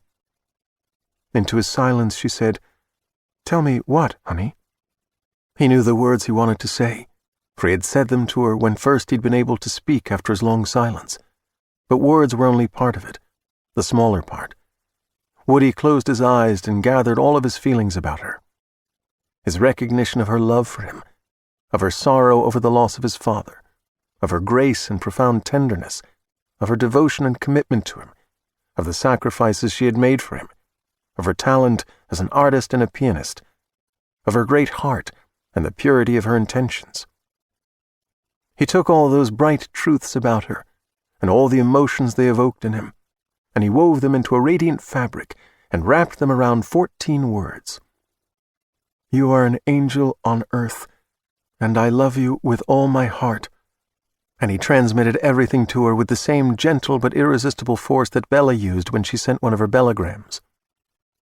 The wire had existed for thousands of years. No one knew how long. Before they'd had a word for it, without even thinking about it, dogs had used the wire long before undergoing a rapid expansion of their intelligence, had used it in a primitive way, to establish their territories, to warn one another of threats, to alert one another to a richness of prey to be chased down. The wire, which might simply be labeled telepathy, had been part of that fund of knowledge called instinct. There were 4 kinds of knowledge: what was taught, what was learned from experience, what was intuitively known, and matters of instinct coded in the genes. Having trusted in their instinct far more than human beings did, dogs had prepared to use the wire in a more sophisticated fashion when their intelligence reached a level at which they could understand how the gift could be better employed. In Woody's case, he was unaware that the wire waited in him for his benefit, and he unwittingly transmitted on it when his inability to speak had left him no other outlet in those hours when he'd been seized by despair, terror, and blind panic. But since the wire was part of his genetic package of instinctive knowledge, surely every human being on the planet had the same potential to be telepathic. And so he used the wire to send his mother this Valentine in September. He watched her eyes grow wide, wider than he had ever seen them, and he heard her breath catch in her throat, and he felt her hands tighten again on his, and he saw her tears come. She had cried earlier, too, when she heard his voice for the first time, and he said he loved her. She was pierced more profoundly, however, by the power of the wire, and all that it could carry in addition to words. This time was different also because Woody wept, lifted by the message of undying love that she returned to him on the wire, through the connection he'd opened for her. During the 164 weeks since his dad died, his mom had on occasion caught him in tears. He always smiled and gave her a thumbs-up sign, and by other means deceived her into thinking his were happy tears. But no lie, regardless of how well intended, could deceive in telepathic communication, because the truth of the sender's motives was inextricably bound up in the emotions that were transmitted with the words. Now Woody's mother knew that the tears he'd shed before had been in grief, but that these were truly tears of joy. Suddenly she understood everything that had happened, realized what it meant, what must eventually happen, and she wired him, "OMG, baby boy, you've just scared the hell out of me." He knew exactly what she meant. She didn't mean scared in a bad way. She meant the kind of scared that a dirt-poor person might feel if he won $1 billion in the lottery and understood that nothing would ever be the same. Chapter 115. When the sheriff came out of the bathroom, naked and ready, Rita was still fully clothed, sipping Cabernet. She gave him a full glass of wine and sat him on the edge of the bed, and then slowly undressed for him. For Hayden Ekman, watching Rita undress was as thrilling as what would follow.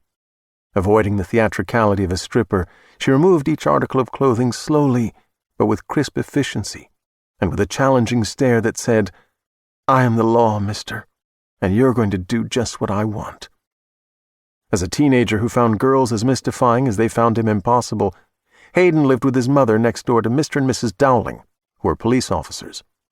His adolescent lust was so intensely focused on Joyce Dowling, whom he watched through binoculars when she was sunbathing in her backyard, that he never quite got over her. The only thing that would have made Rita's striptease more thrilling would have been if she had been in uniform and if her name had been Joyce. Now the sheriff put aside his half-finished glass of wine and welcomed Rita into his bed. She was lithe, lubricious, more ravenous than ever. She could not get enough of him. She was a sex machine. The ride was better than anything in his experience, until he fell asleep under her. He woke in some confusion, for although he was naked, he was no longer in bed. He was instead in the bathtub. The water was cold. He was shivering.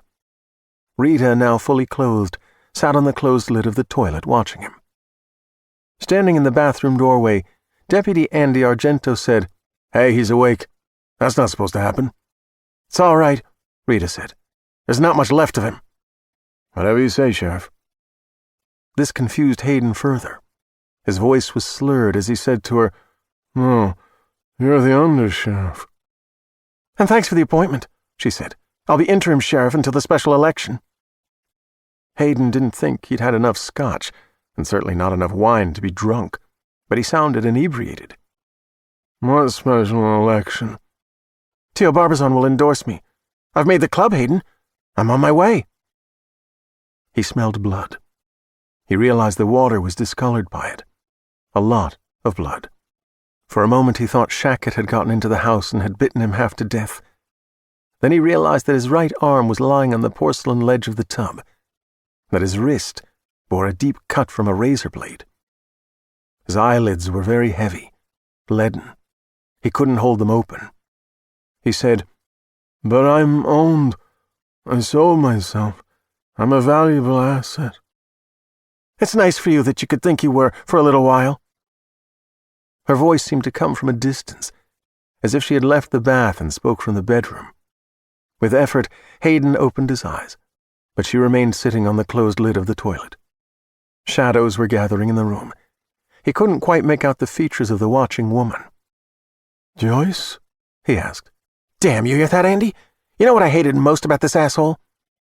A man who was only a silhouette said, "What's that?"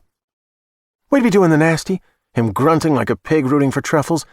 He'd call me by her name and not even realize it." "Whose name?" "Joyce. Some next-door neighbor cop he wanted to do when he was a geek teenager." "What a freak," the man said. "A freak's freak," the woman said. Hayden Ekman tried to protest that insult. He couldn't find his voice. and then he couldn't remember what had offended him. And then... Chapter 116. After a few hours of sleep, Ben Hawkins met with Megan Bookman to review preparations for their unwanted but inevitable visitors. In spite of her fear of what might happen, she was nonetheless eager for a chance to fight back. Ben expected her to insist that Woody be hidden away from any potential confrontation. But she understood the boy's presence was essential to convince the killers that, however traumatized she might have been by Shackett, she didn't at the moment recognize the danger she faced. If they didn't see the boy at once, they would suspect they'd been made. The guns would come out, and there would be blood. Minutes later, Ben was in the kitchen when Carson Conroy, having returned from his third trip to the abandoned trailer park, brought in the last 2 bags and put them beside a pile of others. "Not enough time to risk another run," Ben said. Carson shook his head. "No need to. That's the lot of them." "If you'll tend to all this," Ben indicated the bags, "I'll tuck the Fleetwood away like we planned." "You really think they'll come today?" "It was just yesterday they tracked Woody to his computer. Or I guess they think it was Megan. They'll want to move as fast as they can. They're coming all right. They won't wait for night, because they'll expect us to be more suspicious of them if they show up in the dark. With this heavy overcast, there's only a few hours of good light left. They'll be here soon, in maybe an hour." Carson glanced at a window, beyond which the day was steadily dimming under a sombrous, swollen sky. "And they'll come boldly, pretending to be what they aren't? They'll see it as their best chance to get in the door and establish control. Their kind think the rest of us are suckers. Often we are. Yeah, but not this time." Although the wind was rough, it had lost its rage. It blustered now instead of shrieking, and it seemed to choke on the anger that it could no longer adequately express. The key to the motorhome lay in the cup holder next to the driver's seat. Ben drove out to the highway and turned north. In less than a mile, he came to a Mountain View rest area with picnic tables. In respect of the wind and the threat of rain, no one currently made use of the facility. He parked the motorhome and locked it, and walked briskly back to the Bookman property. As he approached the residence, he surveyed the windows. Blinds and draperies were drawn over all of them, except for the panes in the front door and the 2 side lights, one of which featured glass and the other the semi-opaque plastic tarp that he and Megan had nailed in place the previous night.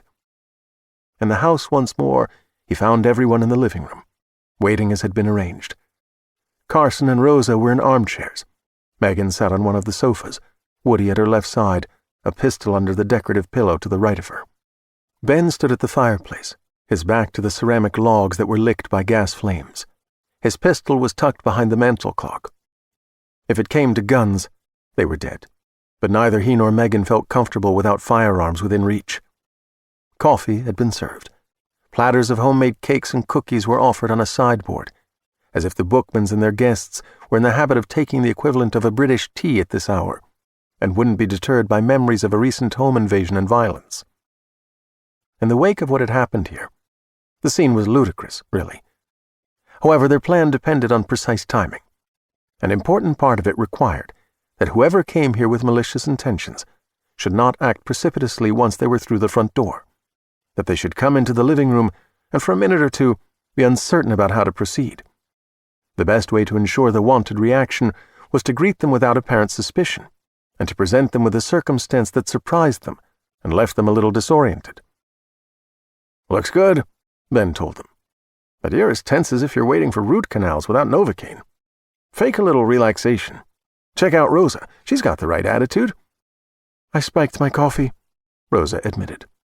With a smile, Ben said, "Not a solution for all of us."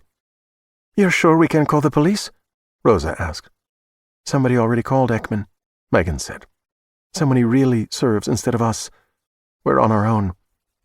Carson agreed. So much for safe and peaceful Pinehaven.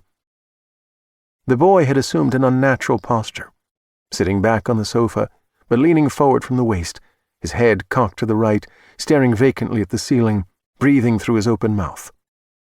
"Woody?" Ben said. "Is something wrong?" "I can't talk. I'm being autistic." Megan put a hand on his shoulder. "Don't ham it up, sweetie." Woody looked to Ben for guidance. "You think I was overacting? I mean, I know this character." "There was a pretty thick slice of ham in that," Ben confirmed. Maybe you should just smile at everyone. How's this? Woody shaped a sweet one-flew-over-the-cuckoo's-nest smile. Early Danny DeVito. Perfect, Ben said. Don't be afraid, Rosa told the boy. I thought I would be afraid, but I'm not. Well, a little. Maybe a little more than a little, but not a lot. Shaking his head, Woody said, I'm not afraid. Not anymore. Not since Kipp. Ben Hawkins hoped that wasn't true. Fearlessness got people killed. He was afraid. A heaviness in his heart, a knot of dread in his gut. His eyes met Megan's, and he saw she was racked with misgiving. Each of them in this room had so much to lose, not just one another, not just their lives, but a whole world on its way to wonder. The sound of a vehicle turning into the driveway drew his attention toward the drapery-covered windows. He went into the foyer, to the front door, and peered through the one intact sidelight. 4 men in dark suits were getting out of a black Suburban marked with the letters FBI. He said, They're here. Chapter 117. Kipp sitting in the upstairs hallway, alert. He wanted to be with Woody, to be in a position to die for the boy if it came to that. Kipp thought it would come to that. Even on the brink of disaster, humans deceived themselves. They wanted to believe they would never die. Dogs knew better. Kipp loved people for their hopefulness. Like dogs, humans had been born to hope. But if you understood the cold indifference of nature, as dogs did, then you did not hope to live forever in this violent world. You tried instead to make the world better while you were here, and you put your hope in another, better world. Oh, how fiercely, ardently, intensely, fervently he wanted to be at Woody's side in this perilous moment. But for now, his place was here in the upstairs hallway. He knew his duty. Because Dorothy's enemy was cancer, Kipp had not been able to do anything for her. Woody's enemy was not cancer. A remarkable quiet had settled on the residence. Kipp listened and heard naught, and that was good. At last the wind had ceased to torment the structure. The house did not groan with either all that contained or the weight of history. The air was rich with scents, and so many of them were of the greatest importance.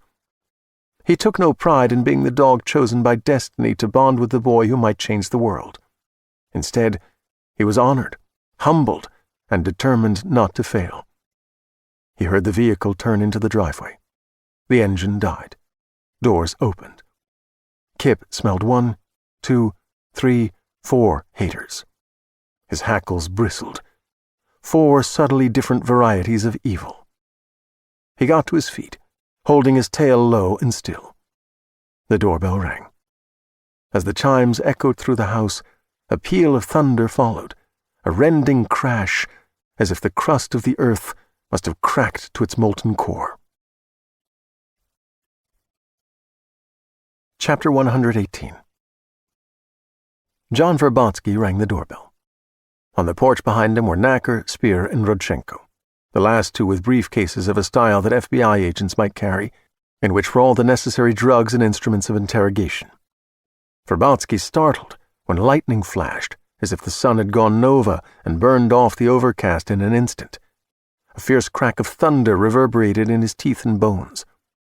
As a hard rain abruptly rattled on the porch roof with the icy racket of hail, the door opened, and a man loomed on the threshold with a boy at his side. The guy must have been the unknown individual who had arrived in a Range Rover.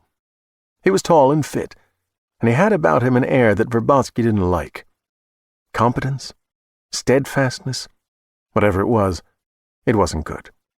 His intuition told him to shoot this fucker now. But Verbotsky had earned a university degree, or received one, in psychology. His favorite German masters of that field had written that intuition was merely a myth, that the concept had its origins in the Volkskunde of superstitious peasants who believed in such nonsense as natural law. An enlightened man must be guided by cold reason, based on clear-eyed observations and hard facts. When he gave credence to intuition, he was doomed as all such myth-besotted fools were doomed. He held his fire. The boy at the man's side must have been the mental misfit, the son of Megan Bookman. He was small for his age. His blue eyes seemed to swim in their sockets, as if he couldn't quite focus on anything. And his smile was like that on a strange doll or marionette, eerie because it seemed perpetual and unrelated to any emotion. "May I help you, gentlemen?" the man said. Verbotsky had his fake bureau ID ready, and he presented it with a smile that he was sure looked more genuine than that of the basket case boy. "Special Agent Louis Erskine." Indicating his companions, who displayed more phony ID, Verbotsky said, "Special Agents Jim Rhodes, Tom Colby, and Chris Daniels. We're here to see Mrs. Bookman regarding the unfortunate encounter she had with Lee Shackett, who's now on the Bureau's most wanted list." All that didn't sound quite right to Verbotsky as he said it, and he wished he'd taken more time to practice his lines. But the boy maintained his idiot smile, and the man appeared relieved. "I'm Ben Hawkins, a friend of Mrs. Bookman's. Considering that Shackett's killed people in at least 2 states, we've been wondering why the hell someone at the federal level wasn't on this. Come in, Agent Erskine. Gentlemen, we're all in the living room." Leaving them to shut the door behind themselves, Hawkins turned his back, not in the least suspicious, and started across the foyer. When he realized that the eternally smiling boy was still in the doorway, staring through Verbotsky and crew, Hawkins halted and said, "Come along now, Woody. Let's get a cookie, son." When the boy still didn't move out of the way, Hawkins returned and took him by the hand. "Sorry," he said to Verbotsky. "Woody is a very good boy. He usually listens, but he's, special." With that, he gently led the kid toward the living room archway.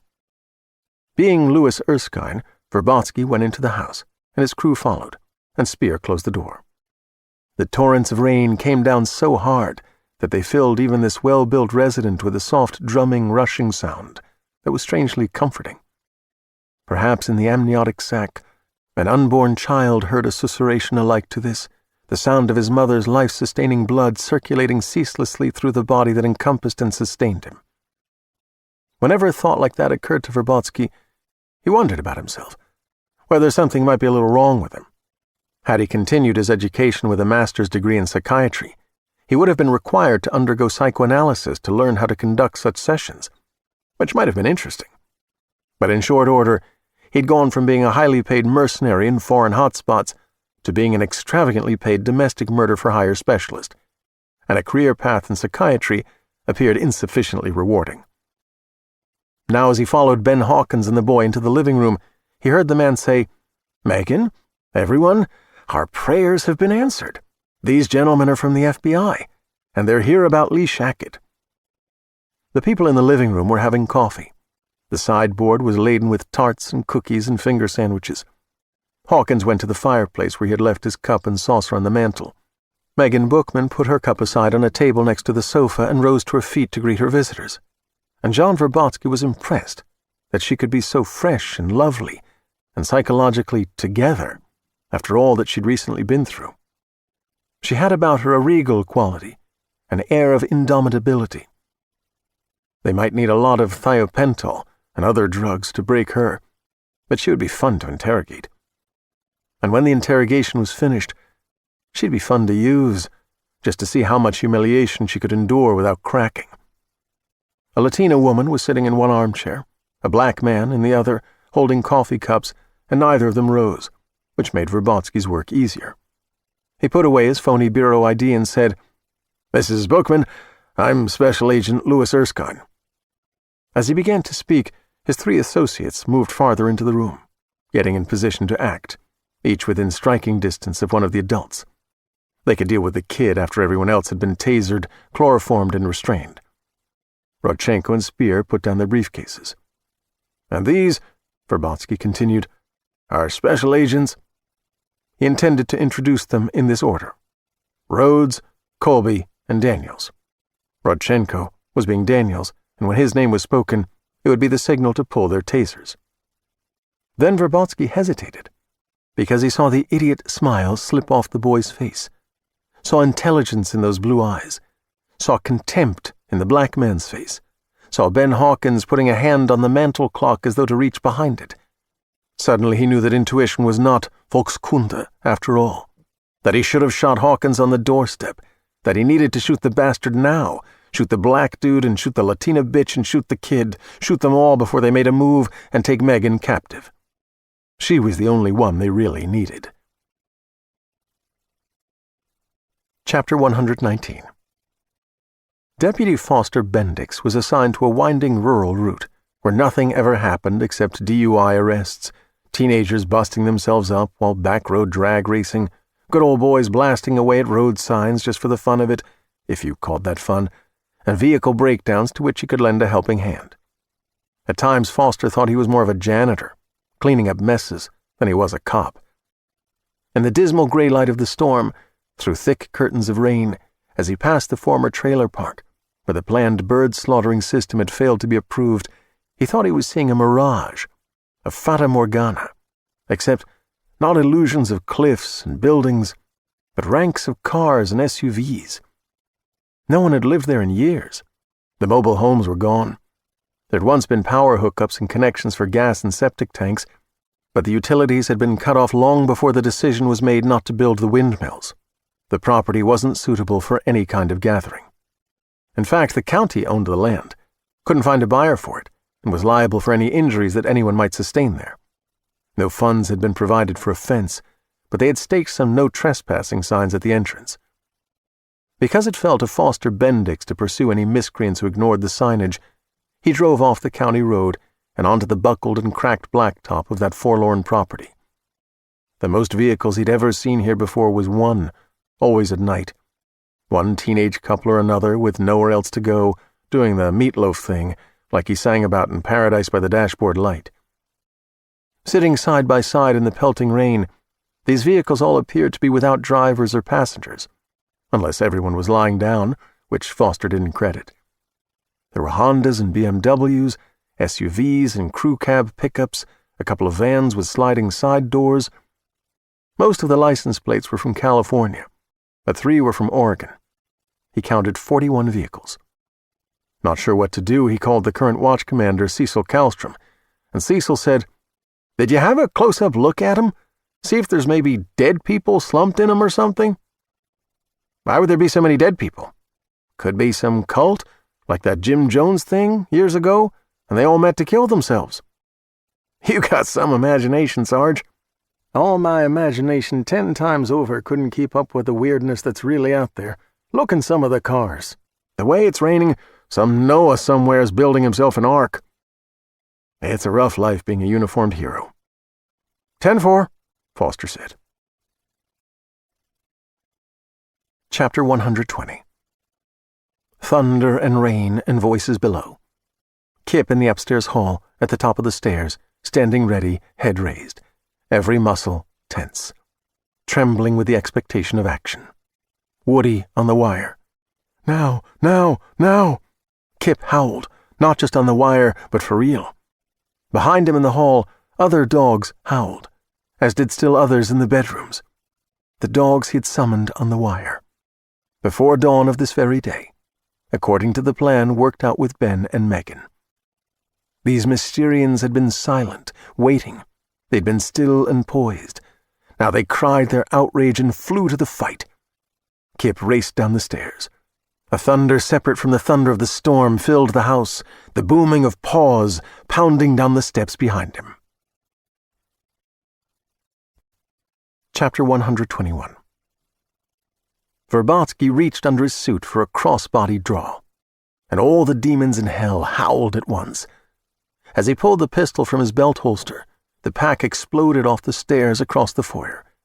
German shepherds, golden retrievers, Labradors, Dobermans, Mastiffs, Rottweilers, barking, snarling, teeth flashing, a score of dogs, a double score, even more than that, a crashing sea of dogs breaking onto the shore of the living room. A Mastiff leaped, 100+ pounds of irresistible force, and John Verbotsky proved not to be an immovable object, staggering backward as the dog slammed into him. A golden retriever seized his wrist in its mouth. The pistol flew from his grip. He stumbled sideways and collided hard with an end table, lost his balance, fell to his knees. Dogs swarmed him, nipping at his hands when he tried to reach for his taser, for the pressurized can that would stream chloroform. When he attempted to struggle back onto his feet, they tore at the sleeves and panels of his suit coat and pulled him to the floor, flattened him face down, flopped across his back and legs to pin him in place. A Rottweiler licked the back of his neck and breathed on it, every hot exhalation a mortal threat that Verbotsky, even in his bewilderment, took seriously. Bradley Knacker had never gotten a degree in psychology, had never gone to college, had never seen any purpose for high school other than that it provided a convenient pool of targets, smaller kids he could intimidate and beat senseless and from whom he could steal. His talent and genius were for violence, from common street thuggery to the planning and execution of murders made to look like accidents and suicides, or that set up innocent people to take the fall for the crime. In spite of his high homicidal intelligence, Bradley was in other matters often slow on the uptake. When he heard the howling, he looked to the drapery-covered windows, because he could not conceive that such a large pack of animals could be in the house. When the beasts erupted into the living room, he was amazed, but he didn't at once realize that they were anything more than an uncommon number of pets, until they attacked Verbotsky and took him down as if he really were nothing more than a candy-ass bureau agent instead of a hardcore blood junkie who killed people for money and fun. It was his nature to think of the animals not as defenders of home and family, but instead as attack dogs trained to kill. At that instant, Bradley Knacker's homicidal brilliance kicked in big time, and with the mathematical felicity of a certified public accountant, he required half a second to compute that the snarling horde bolting toward him constituted an overwhelming force, against which a 10-round pistol and a taser were inadequate. He then did what he had done in high school, when a brute bigger than he was made a move on him. He turned and ran, this time toward the connecting door to the dining room. That didn't work out well. Spear admired snakes. His only pets were garden snakes kept in a large aquarium, and a freedom of the house boa constrictor to which he fed mice and gerbils and rabbits that he bought in quantity. A tattoo of a rattlesnake twined around his left forearm and biceps. On his right arm, it was a cobra. He envied snakes their quickness, their cruelty, and he tried to style himself after them. The moment the dogs appeared, he knew intuitively that somehow they were not just ordinary dogs. Spear wasn't a complex man. He believed in only 5 things: violence, sex, money, snakes, and intuition. And he believed in them profoundly, passionately. The instant he saw the coordination among the scores of dogs, he hissed and pivoted, and took 2 steps and hissed and grabbed the boy, intuitively convinced that the dogs would not harm him if he was holding a knife to the kid's throat. But as he pulled the switchblade from a coat pocket, before he could push the button to spring the blade from the handle, he realized that his snake-quick response to the snarling dogs had been matched by Ben Hawkins' snake-quick reaction to him, and the cold muzzle of a pistol pressed hard against his right temple. When Verbotsky reached under his suit coat, crossbody with his right hand, going boldly for the pistol on his left hip instead of reaching with his left hand for his taser, Rodchenko knew that his partner had picked up on some detail that convinced him the operation was about to go wrong. Rodchenko reached for his own pistol, intent on killing them all, everyone except Megan Bookman. It would take about 4 seconds, 2 of them sitting down, easy head shots, easier chest shots. He actually got the weapon out of his holster. And then all the dogs in the world cascaded down the steps, through the foyer, into the living room. Big bitches and big sons of bitches, enough teeth for 10 nightmares. There was supposed to be a dog, 1 dog, and Rodchenko had been given permission to kill it, a pleasure to which he looked forward. Now it seemed that the dog had known Rodchenko was coming for it, and had called in backup of its own kind, more dogs than Rodchenko could kill before they took him down. Over the years, he'd been bitten 3 times, and every dog that had ever crossed his path and looked at him as though it wanted not only to bite him, but to tear out his throat. All dogs looked at him the way wise cops looked at him, the way attractive women with street smarts looked at him, the way mothers with tender young daughters looked at him, with suspicion, disgust, and contempt. Although Rodchenko had his pistol out and pointed at the head of the Latina in the armchair, Megan Bookman held a 9mm Heckler & Koch in a professional 2-hand grip, aimed at his face, point blank, maybe 10 or 11 feet. In spite of her grip and stance, maybe she was a piss-poor shot. If he drilled the brain of the Latina, and Megan squeezed off around but missed him, and he pivoted and fired and took her out, at least he'd have the satisfaction of wasting 2 of them before he was dragged down and savaged. Better to go out with a double score than to die having failed to make this douchebag and her friends pay a price. This strategy made perfect sense to Rodchenko, except that all the mean-eyed dogs staring at him and that forest of dripping teeth so unnerved him, he wasn't able to keep a steady grip on his pistol.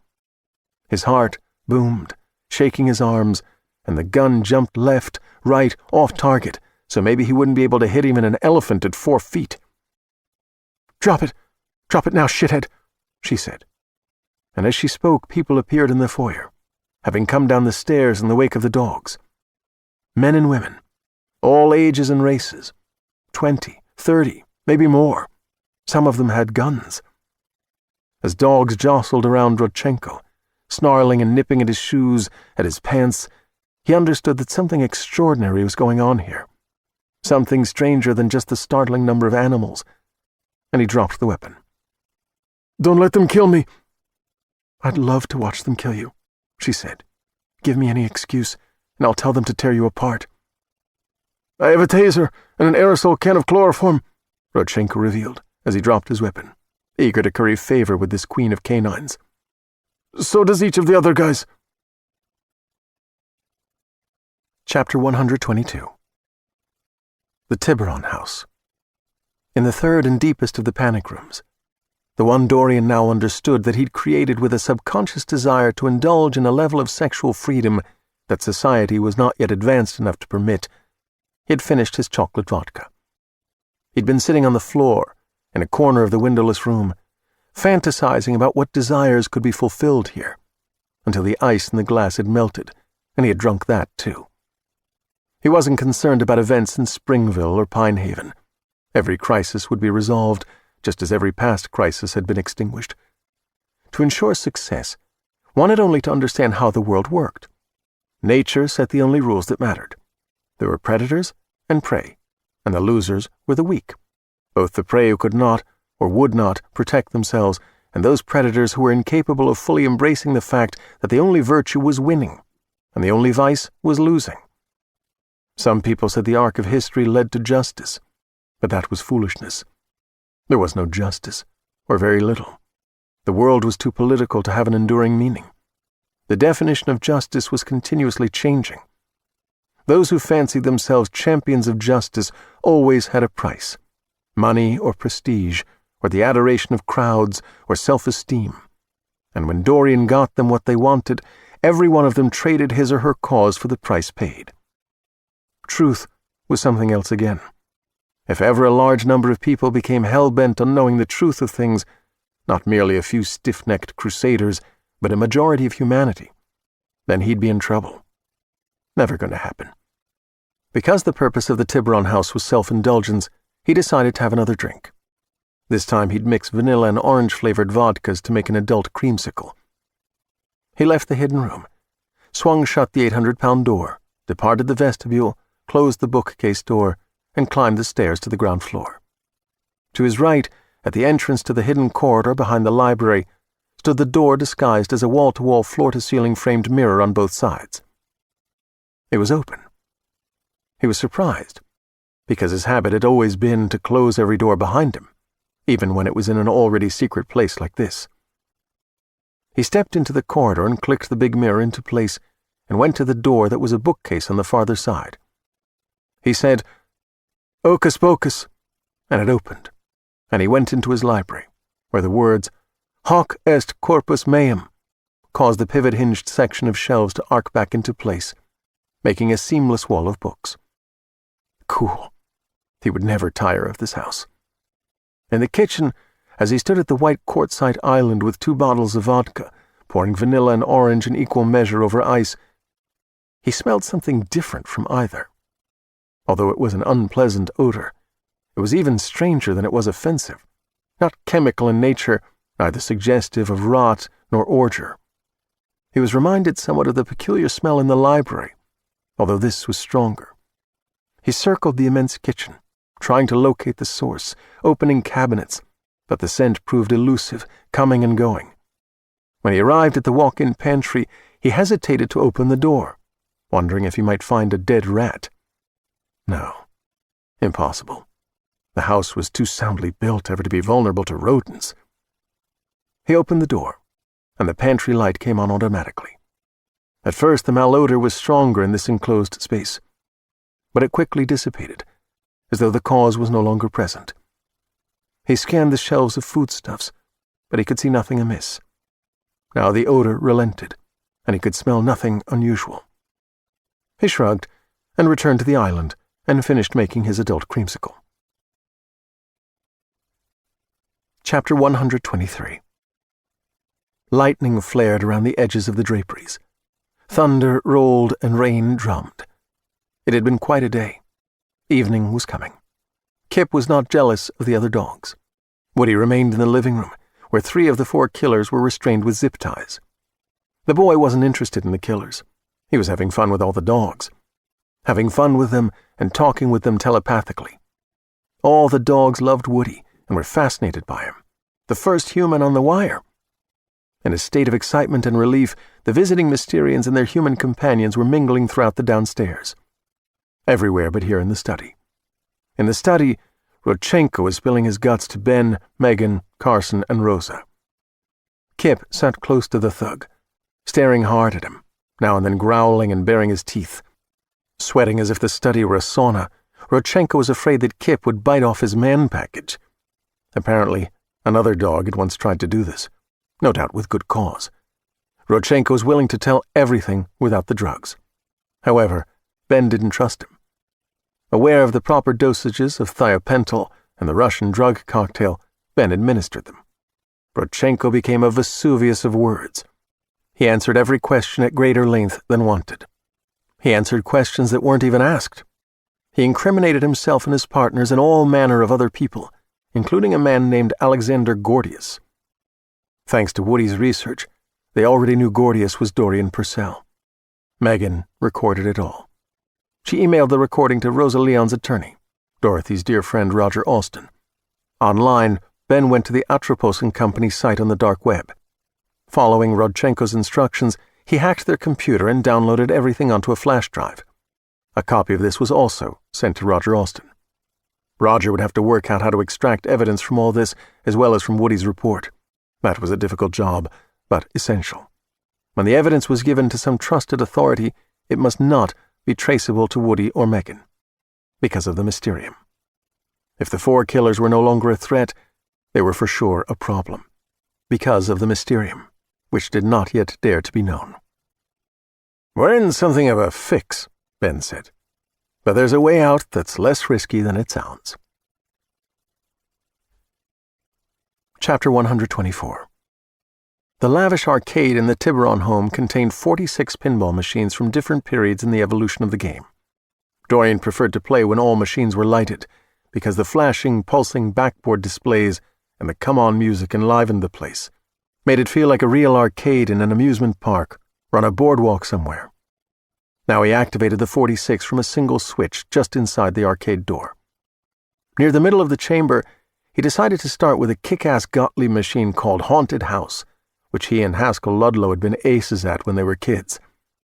The deep game table had 3 levels: upstairs, main floor, and basement. There were 8 flippers and various ramps and secret passageways for the ball, so sometimes you couldn't guess from where it was going to appear. Because the machine was set up for free play, he didn't need coins, and in maybe 10 minutes, he was in the groove of it, as if he'd played only yesterday. One of Dorian Purcell's rules for living a good life was that no matter what you were doing, whether it was building a giant tech company, or banging your mistress, breaking a competitor and driving him into ruin, or playing pinball, you had to commit to it as if it was everything, as if your very survival depended on it. He leaned into Haunted House, fiercely determined to beat his previous highest score, which the machine showed as 1,340,000 points. He worked the flippers with pinball wizard finesse, no less impressive than the keyboard work of a great concert pianist, played with body language, cheering each triumph, cursing every missed chance with such fervor that spittle sprayed across the glass that covered the game table. Because of the theme music, clattering flippers, ringing bells, other sound effects, and his own exclamations, because of his intent focus on winning, he didn't react to the words "Hocus Pocus," which was an early form of hocus pocus, and which he assumed came from the machine in a raspy voice, just one of its many spooky effects. His concentration began to falter only when he slowly realized that he smelled again the malodor he'd detected but couldn't track down in the library and later in the kitchen. A ball escaped his control, slipped down the chute labeled "Goodbye," and almost at once he lost another. He realized this would not be the day when he beat his previous highest score. With that recognition came a sudden keener awareness of the stink, which had gotten much stronger than before. He was not alone. He turned, and Lee Shackett was 3 feet away. Shackett had been to this house 3 times during its construction, Purcell proudly showing it off. But this was Shackett monstrously changed, blistered and pocked with suppurating sores, scaly patches on his face, his eyelids red and swollen, and his eyes protruding as though subject to a terrible pressure in his skull. His lips were pale. No, not just pale. White, peeling, and as white as flour, as if he had pressed his mouth into some acidic powder that burned the color out of his lips.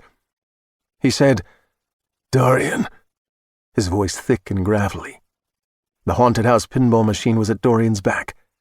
He would have to slip to the right, slide out of Shackett's reach, and run for the arcade exit. He didn't believe Shackett, this thing that had once been Shackett, could move fast, not in its condition. Dorian could escape, as he had always escaped the negative consequences of his actions. He could escape this, lock himself in one of the panic rooms, call for help. All he had to do was fake to the left and slip to the right and run. But he couldn't move. His muscles were locked. His body seemed to have turned to stone. "Dorian, I'm becoming. Do you see how I'm becoming?" It wasn't just the terror of this creature that paralyzed Dorian Purcell, but something else, a greater horrific possibility that trembled at the back of his mind that he couldn't quite name, or maybe he didn't dare to name it, for fear that the naming of it would make actual what was at the moment only possible. "Becoming the king of predators," Shackett said. He grinned. He licked his teeth. His tongue was as white as his lips. His teeth were stained, the spaces between them clogged with grey material, his breath foul, rancid. The tremulous thought that Dorian strove to avoid would not be repressed. Maybe it wasn't his destiny to significantly extend the human lifespan, to live for hundreds of years. Maybe he would not be one of the first transhumans, with vastly enhanced intellect and extraordinary powers. Maybe he would die as billions had died before him. Having lived with the conviction that the world could not evict him, he was paralyzed by the possibility of mortality. When Shackett seized him by the arms with both hands, Dorian at last threw off the paralysis. He struggled, only to discover that this creature, even if terminal, was not weak as he had thought, but inhumanly strong instead. The serum oozing from the sores in Lee Shackett's hands was disgusting, potentially infectious, and so gluey that it penetrated Dorian's shirt and seemed to bond with his skin. He felt something leaching into his biceps, so that the harder he strained to wrench free, the firmer became Shackett's grip on him, until he made his most desperate effort and felt his muscle fibers tearing apart. Dorian's scream of pain and fright and horror earned another grin from Shackett, who once more crowned himself. "I have become..." The former CEO of Refine tasted the arcade air with his white tongue, and then he bit into the scream, bit and bit the tender lips. Chapter 125. Rodchenko had been taken upstairs and locked in a closet for the time being. The humble study in the white-clapboard house on the outskirts of Pinehaven did not look like the epicenter of a quake that would change the future.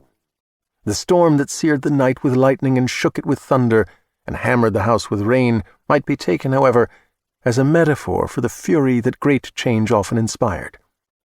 Ben Hawkins knew this. The amazing bond between the Mysterium and humanity would change the world forever.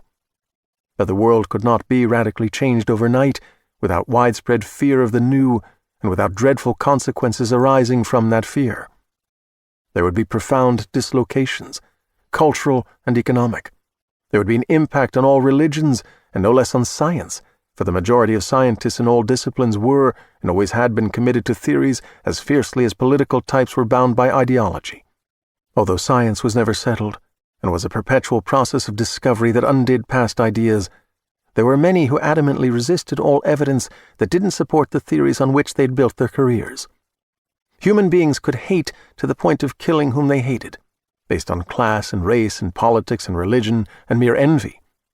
When the dogs of the Mysterium brought the wire to other people, through Woody Bookman, each person who received the telepathic ability would be henceforth unable to be deceived or deceive others on the wire. People would be forced to confront the daunting fact that the truth they claimed to pursue and cherish was in fact a burden that they most often chose not to carry, that the lies they insisted they despised were instead often preferred to hard facts and cold reality. Even such wondrous and miraculous creatures as these beautiful dogs would soon become targets, as would the boy, as would all who wished to embrace the profound change ensuing from this ultimate refinement of the human-canine bond. A potential for violence on the scale of a Holocaust could not be ruled out. Ben argued. Megan, Rosa, Carson, and Kipp agreed that the dogs of the Mysterium must be introduced to the world slowly, over years, if not decades. The people who loved these dogs, who accepted the gift and burden of the wire, must keep the secret of the Mysterium until communities of them and their human companions were everywhere in such numbers that the world had quietly changed from one steeped in deceit to one in which truth was more prevalent in human affairs than ever before. When the balance changed, when violence and theft and betrayal had diminished, they would know the moment had come to say to humanity, "Here are the agents of the world as it has been evolving, our canine brothers and sisters on four legs, who have been our companions since time immemorial, who have always wanted nothing more from us than love and mutual defense against a cruel nature. They are not selfish or envious or arrogant. Join us for a tomorrow where the world is not deformed by the power mad, where every life matters, and where so much will be within our reach that once seemed forever beyond our grasp, even the stars."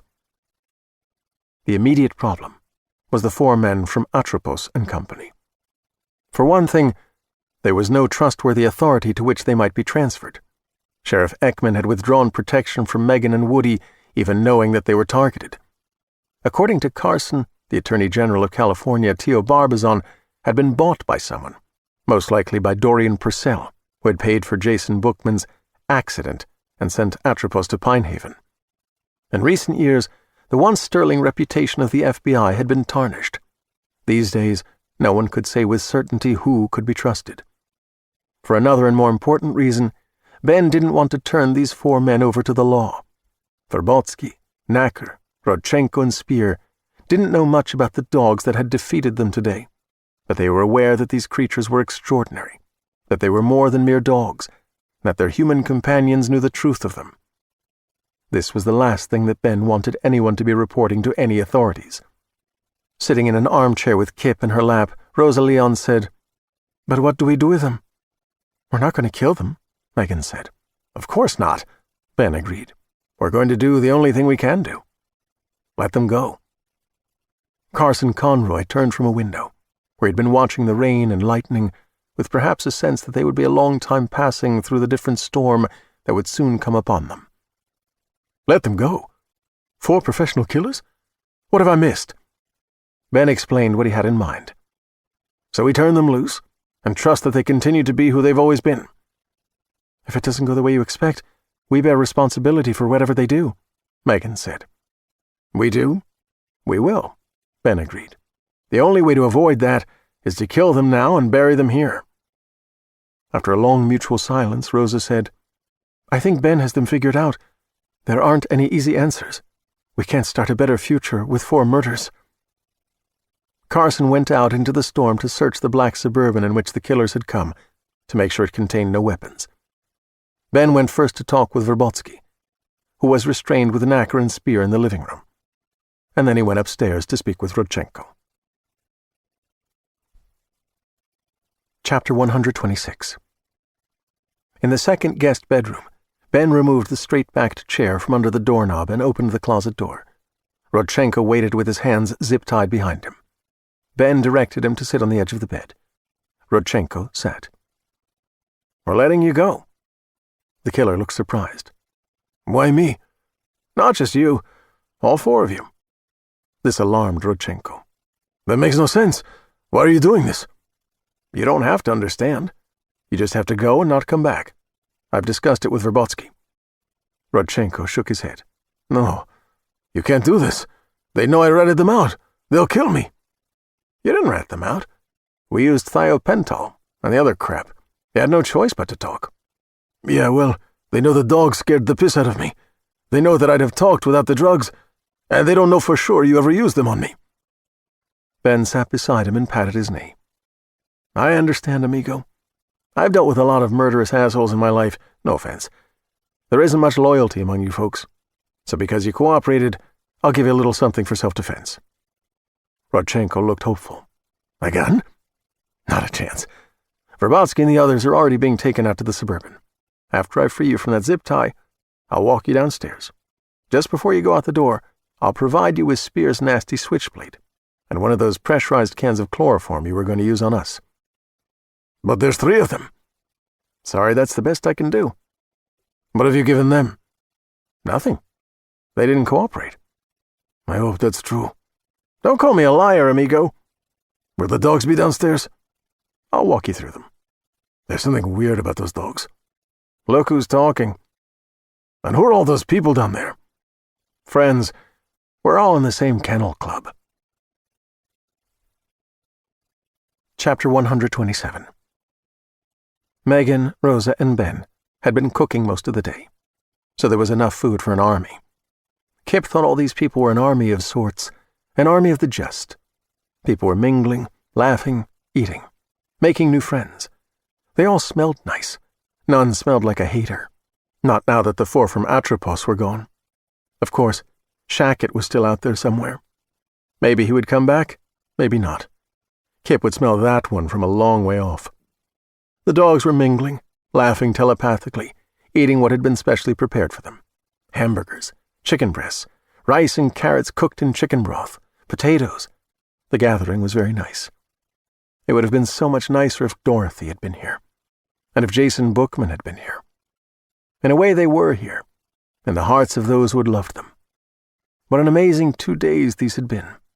From a deathbed to the birth of a new world. It was like a story in a book. But the real world was more fantastic than fiction. Everyone here this night knew how fantastic the world was. There was a growing expectation in the house. They were aware of how the evening would end. Some of the people were a little afraid, but only a little. Kipp could smell how small their fear was.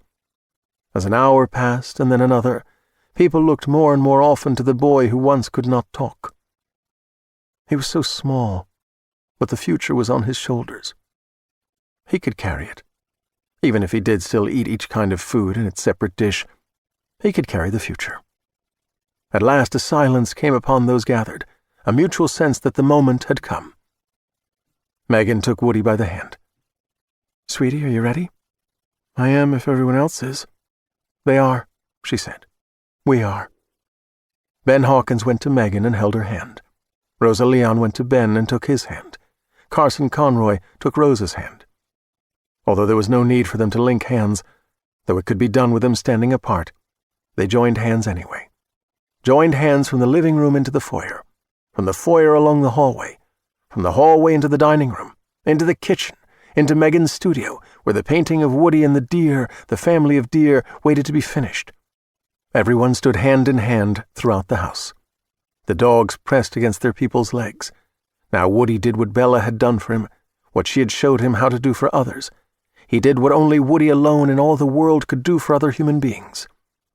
To all the people assembled, Woody gave the gift and the burden of the wire.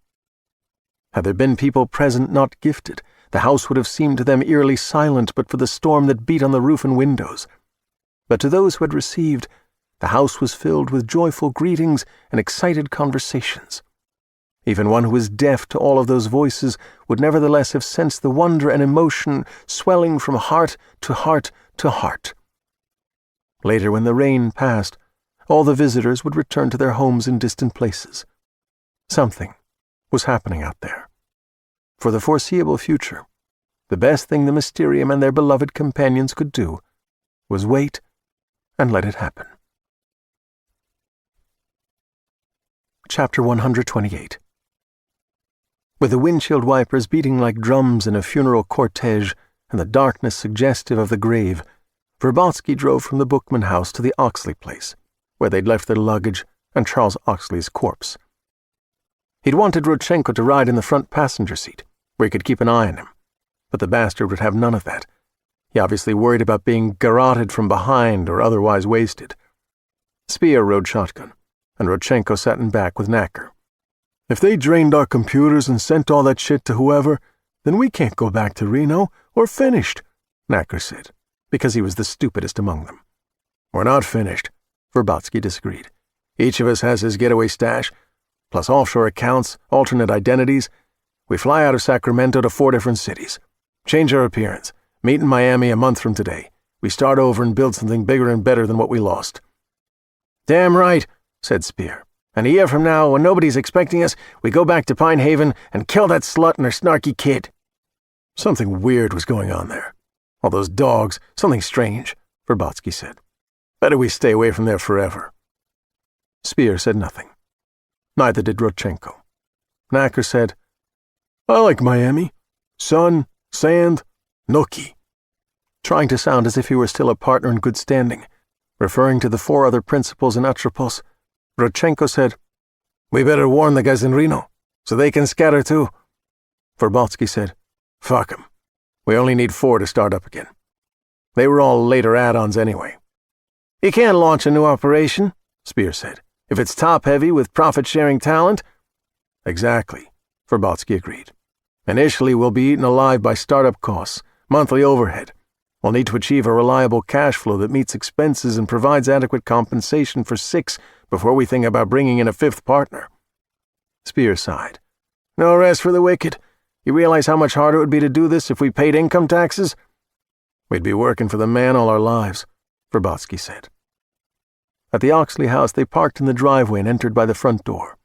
On their way through the house, Verbotsky made sure each of the thermostats in the living room, bedroom, kitchen was on heat instead of cool, and that each temperature control slide was set at 40 degrees to prevent a premature detonation.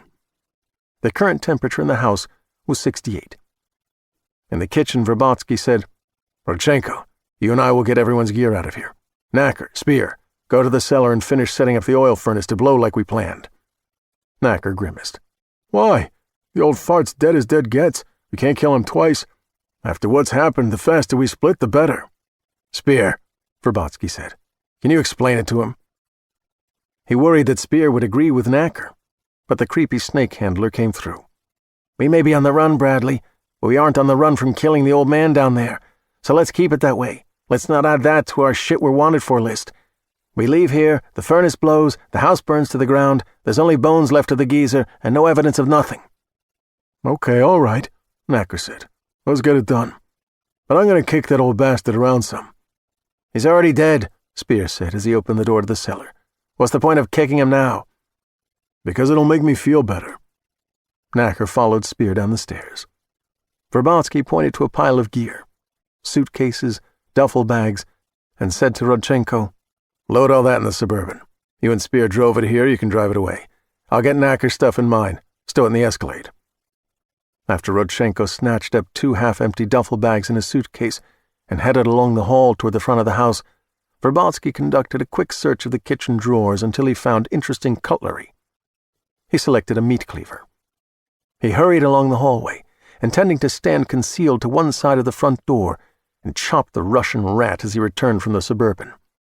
Rodchenko, however, had not gone outside. As Verbotsky entered the living room from the hallway, the dog-fearing puke lunged at him from the left, wielding a switchblade as he would have a dagger.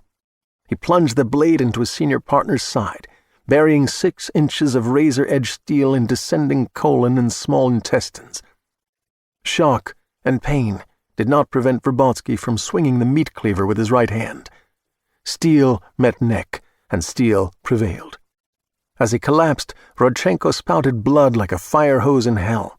but by the time he hit the floor, the stream had already stopped, for he was as dead as he deserved to be. As Verbotsky dropped the cleaver on the corpse and gingerly withdrew the switchblade from his side, his vision darkened at the periphery, though he didn't pass out. The wound was small but deep. A sharp but tolerable pain wrung a light sweat from him, less blood than he expected. He clamped the puncture closed with one hand. He needed medical attention. In a few hours, acute peritonitis would set in. He was confident he'd be able to drive to Sacramento in the Escalade and get treatment there in a first-class hospital under the protection of Tio Barbizon. He returned along the hallway to the kitchen.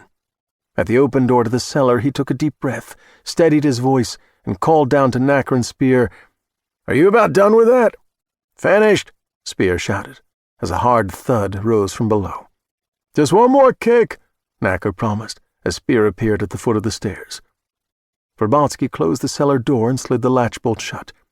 He stepped to the thermostat, which was fixed on heat, and adjusted the temperature setting slide from 40 degrees to 80. The thermostat was essentially the trigger for the device they'd installed in the furnace. A standard HVAC system like this had maybe a 5 or 6 second delay between the call for heat and the ignition of the electric pilot light. Flame would at once erupt around the oil-fed ring wick, instantly burn away the trigger string, and detonate the explosive. Spear shouted angrily as he ascended the last of the cellar stairs, and Verbotsky started across the kitchen toward the back door with 4 or 5 seconds to go. Plenty of time. Knacker was shouting too, and Spear pounded on the cellar door. They were never the quality of partners that Verbotsky needed to reach the very top of his profession. Knacker was just too thick, and Spear was creepy with his snake tattoos that, as rumor had it, weren't limited to his arms. There were better associates out there, waiting to be found. Verbotsky was 1 second away from the exterior door, with at least 2 or 3 seconds remaining, an acceptable margin, when something inside tore him. Pain intense beyond his experience robbed his legs of all strength. He collapsed to the floor at the threshold of the back door. Acid and something worse washed into his throat, and he gagged it down. The furnace blew. The floor leaped under him. The entire house shook. Part of the ceiling collapsed. It seemed as though fate, Atropos herself, decided that his paralysis was insufficient to guarantee that he would burn, and to seal the deal, pinned him in place with ceiling joists and other debris. As he lay there waiting for the flames, he thought of the hard rain drenching the night, but he could take no hope from it. He knew the intensity this engineered fire would quickly achieve. It could not be easily quenched. He heard the flames below, rushing upward, and felt the floor warming under him. In one of his psychology classes, he'd been taught that, as a person lay dying, the brain produced hormones intended to induce a sense of well-being. This supposedly explained why some on their deathbeds hallucinated ministering angels, and why those who briefly died and came back often spoke of a tunnel leading to a welcoming light and a world of wonder beyond. He saw no angels, no tunnel leading to a light. But as tendrils of smoke began to slither through the room, a long-repressed memory returned to John, and his heart raced with unexpected delight as images from the past flooded through his mind.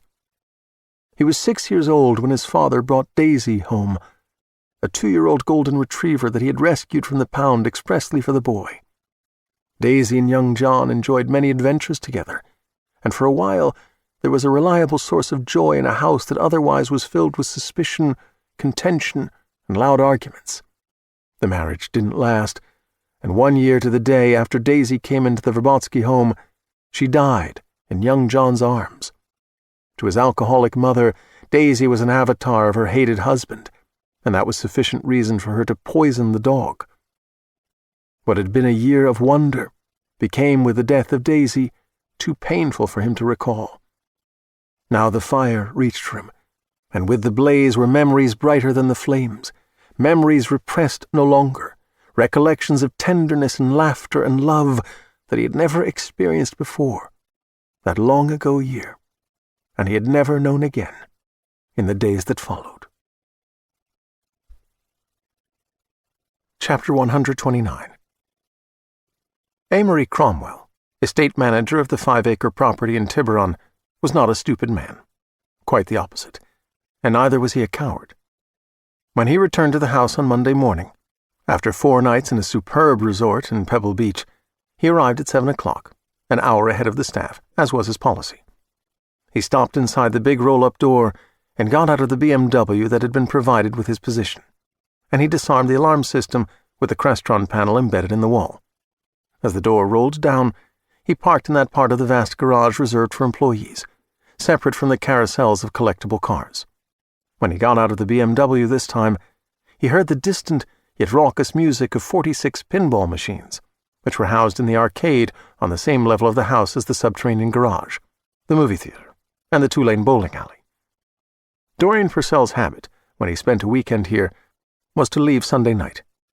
On the above-ground floors, when the house was uninhabited, the lights and TVs and music system were programmed to turn off and on in a pattern that suggested to any burglar casing the residence that it was occupied by 3 or 4 people.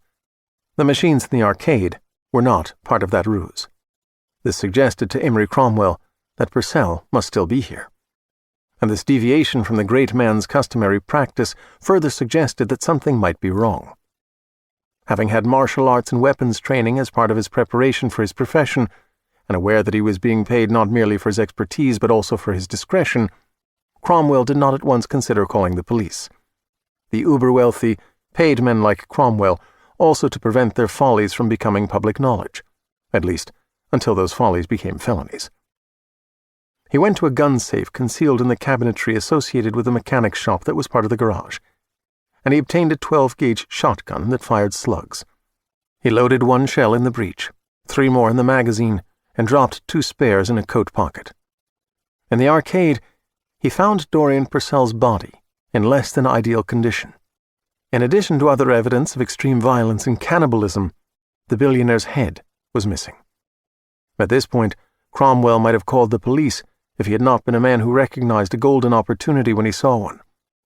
Shotgun at the ready, he followed a trail of bloody footprints and bits of unthinkable debris which led upstairs to the library on the main floor. The man, who didn't seem to be strictly a man, who appeared to be something out of an H.P. Lovecraft story by way of a Tim Burton movie, was sitting in an aisle between 2 rows of bookshelves, his back to one set of stacks, his feet to the other. Purcell's head lay in his lap. The bizarre intruder had shed his clothes somewhere along the way. Horrid lumps and discolorations covered his pale body. Weeping sores issued grey gossamer filaments that formed webs across parts of him, with radials and spirals sloping up to anchor him to the shelves between which he slumped. These weren't the elegant and precisely geometric webs of a spider, but were without pattern, and as ugly as the grotesque individual whom they partly cocooned. The intruder was perfectly still. Emery Cromwell assumed that this was a corpse before him, but he nevertheless kept his distance and said, "Sir?" The man's head, which faced away from Cromwell, slowly turned until the face came into view.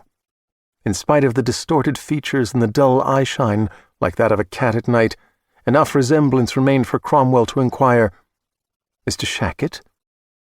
The former CEO of Refine, who was believed to be dead in Utah, formed what perhaps he thought was a smile. He spoke, but his voice was weak, a mutter, and what he said made no sense. The words popped out of him like the numbered balls from an automated bingo hopper. Further diminishing any hope of intelligent communication, Shackett produced, in addition to words, clicks and keenings and chittering noises, like those of insects, and an animal mewling, and a hissing as if a serpent lived in him. Clearly the man had no remaining strength, no presence of mind, and was dying. Throughout his career, Cromwell had assiduously protected his clients, not just from bad publicity, but also from rude intrusions into their privacy by media and others of the hoi polloi. Their dignity and the respect they deserved were uppermost in his mind. Not so much with Dorian Purcell, especially now that the great man was dead. Cromwell laid his shotgun aside and used his smartphone to video Shackett for 2 minutes, as the pathetic creature muttered senselessly, clicked, chittered, and whimpered, not like a man, but like an animal with its leg caught in a trap. He took a number of pictures, making sure that he got several clear shots of Purcell's severed head. He retrieved the 12-gauge and returned to the arcade, where he photographed the headless corpse and the carnage around it. Then he went through the mansion, photographing its most fabulous, luxurious features, anything that might thrill readers of the worst tabloids and those who viewed the tackiest cable programs. While in the employ of a family in Boston, Cromwell had made the acquaintance of Vaughan Larkin, who was an attorney as well as a licensed private investigator.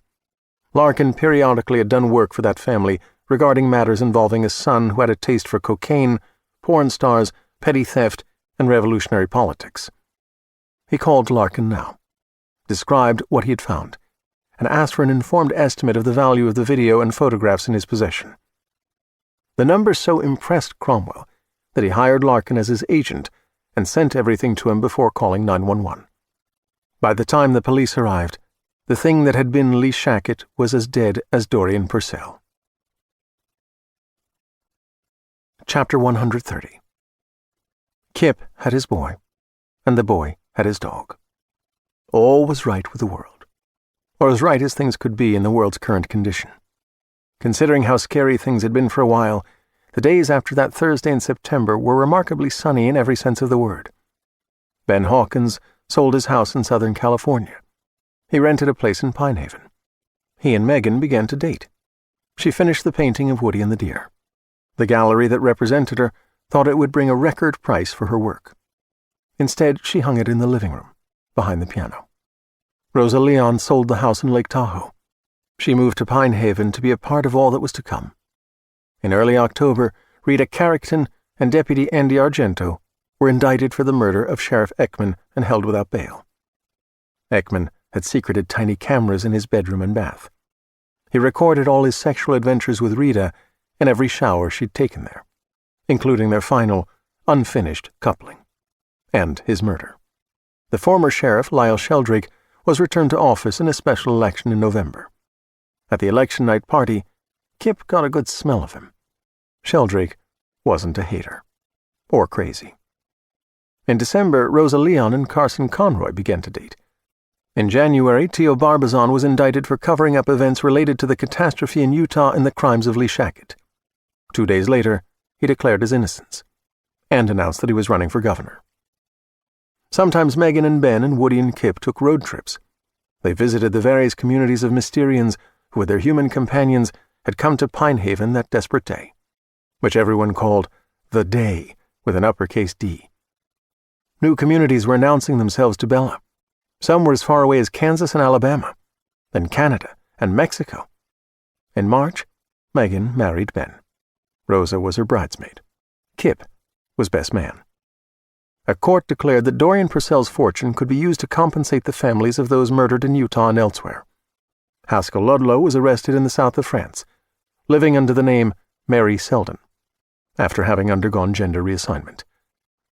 Cable news would never be done with the genetic monster from Utah story. They were utterly unaware of the bigger story of the Mysterium, and that one day all news would be true.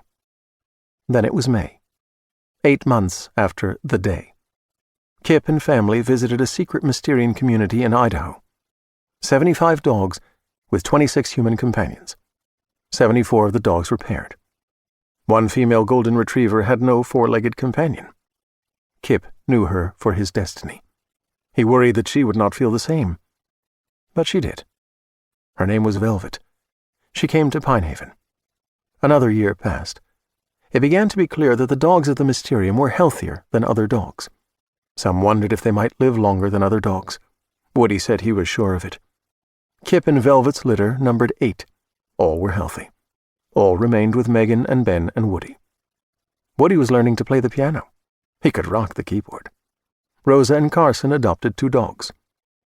They were an extended family of 5 people and 12 dogs, living in perpetual truth, with no moment of deceit, on the wire with others of their kind, in preparation for the arrival of a new world, a fresh reality that had been evolving for tens of thousands of years, since men and women and dogs first stood together against saber-toothed tigers and rampaging mastodons. A world impended that had been shaped over perhaps 1,000 centuries, during which people and dogs had lived together and played together, and wondered at the stars together, and died and mourned one another, and endured, in spite of cruel nature and those treacherous humans who were mad for power. This new world would be the world as it should always have been. A world in which troubled waters were as common as ever they were, but where every man and woman and dog would be devoted to one another, would be forever a bridge for one another, from safe shore to safe shore. Audible hopes you have enjoyed this program.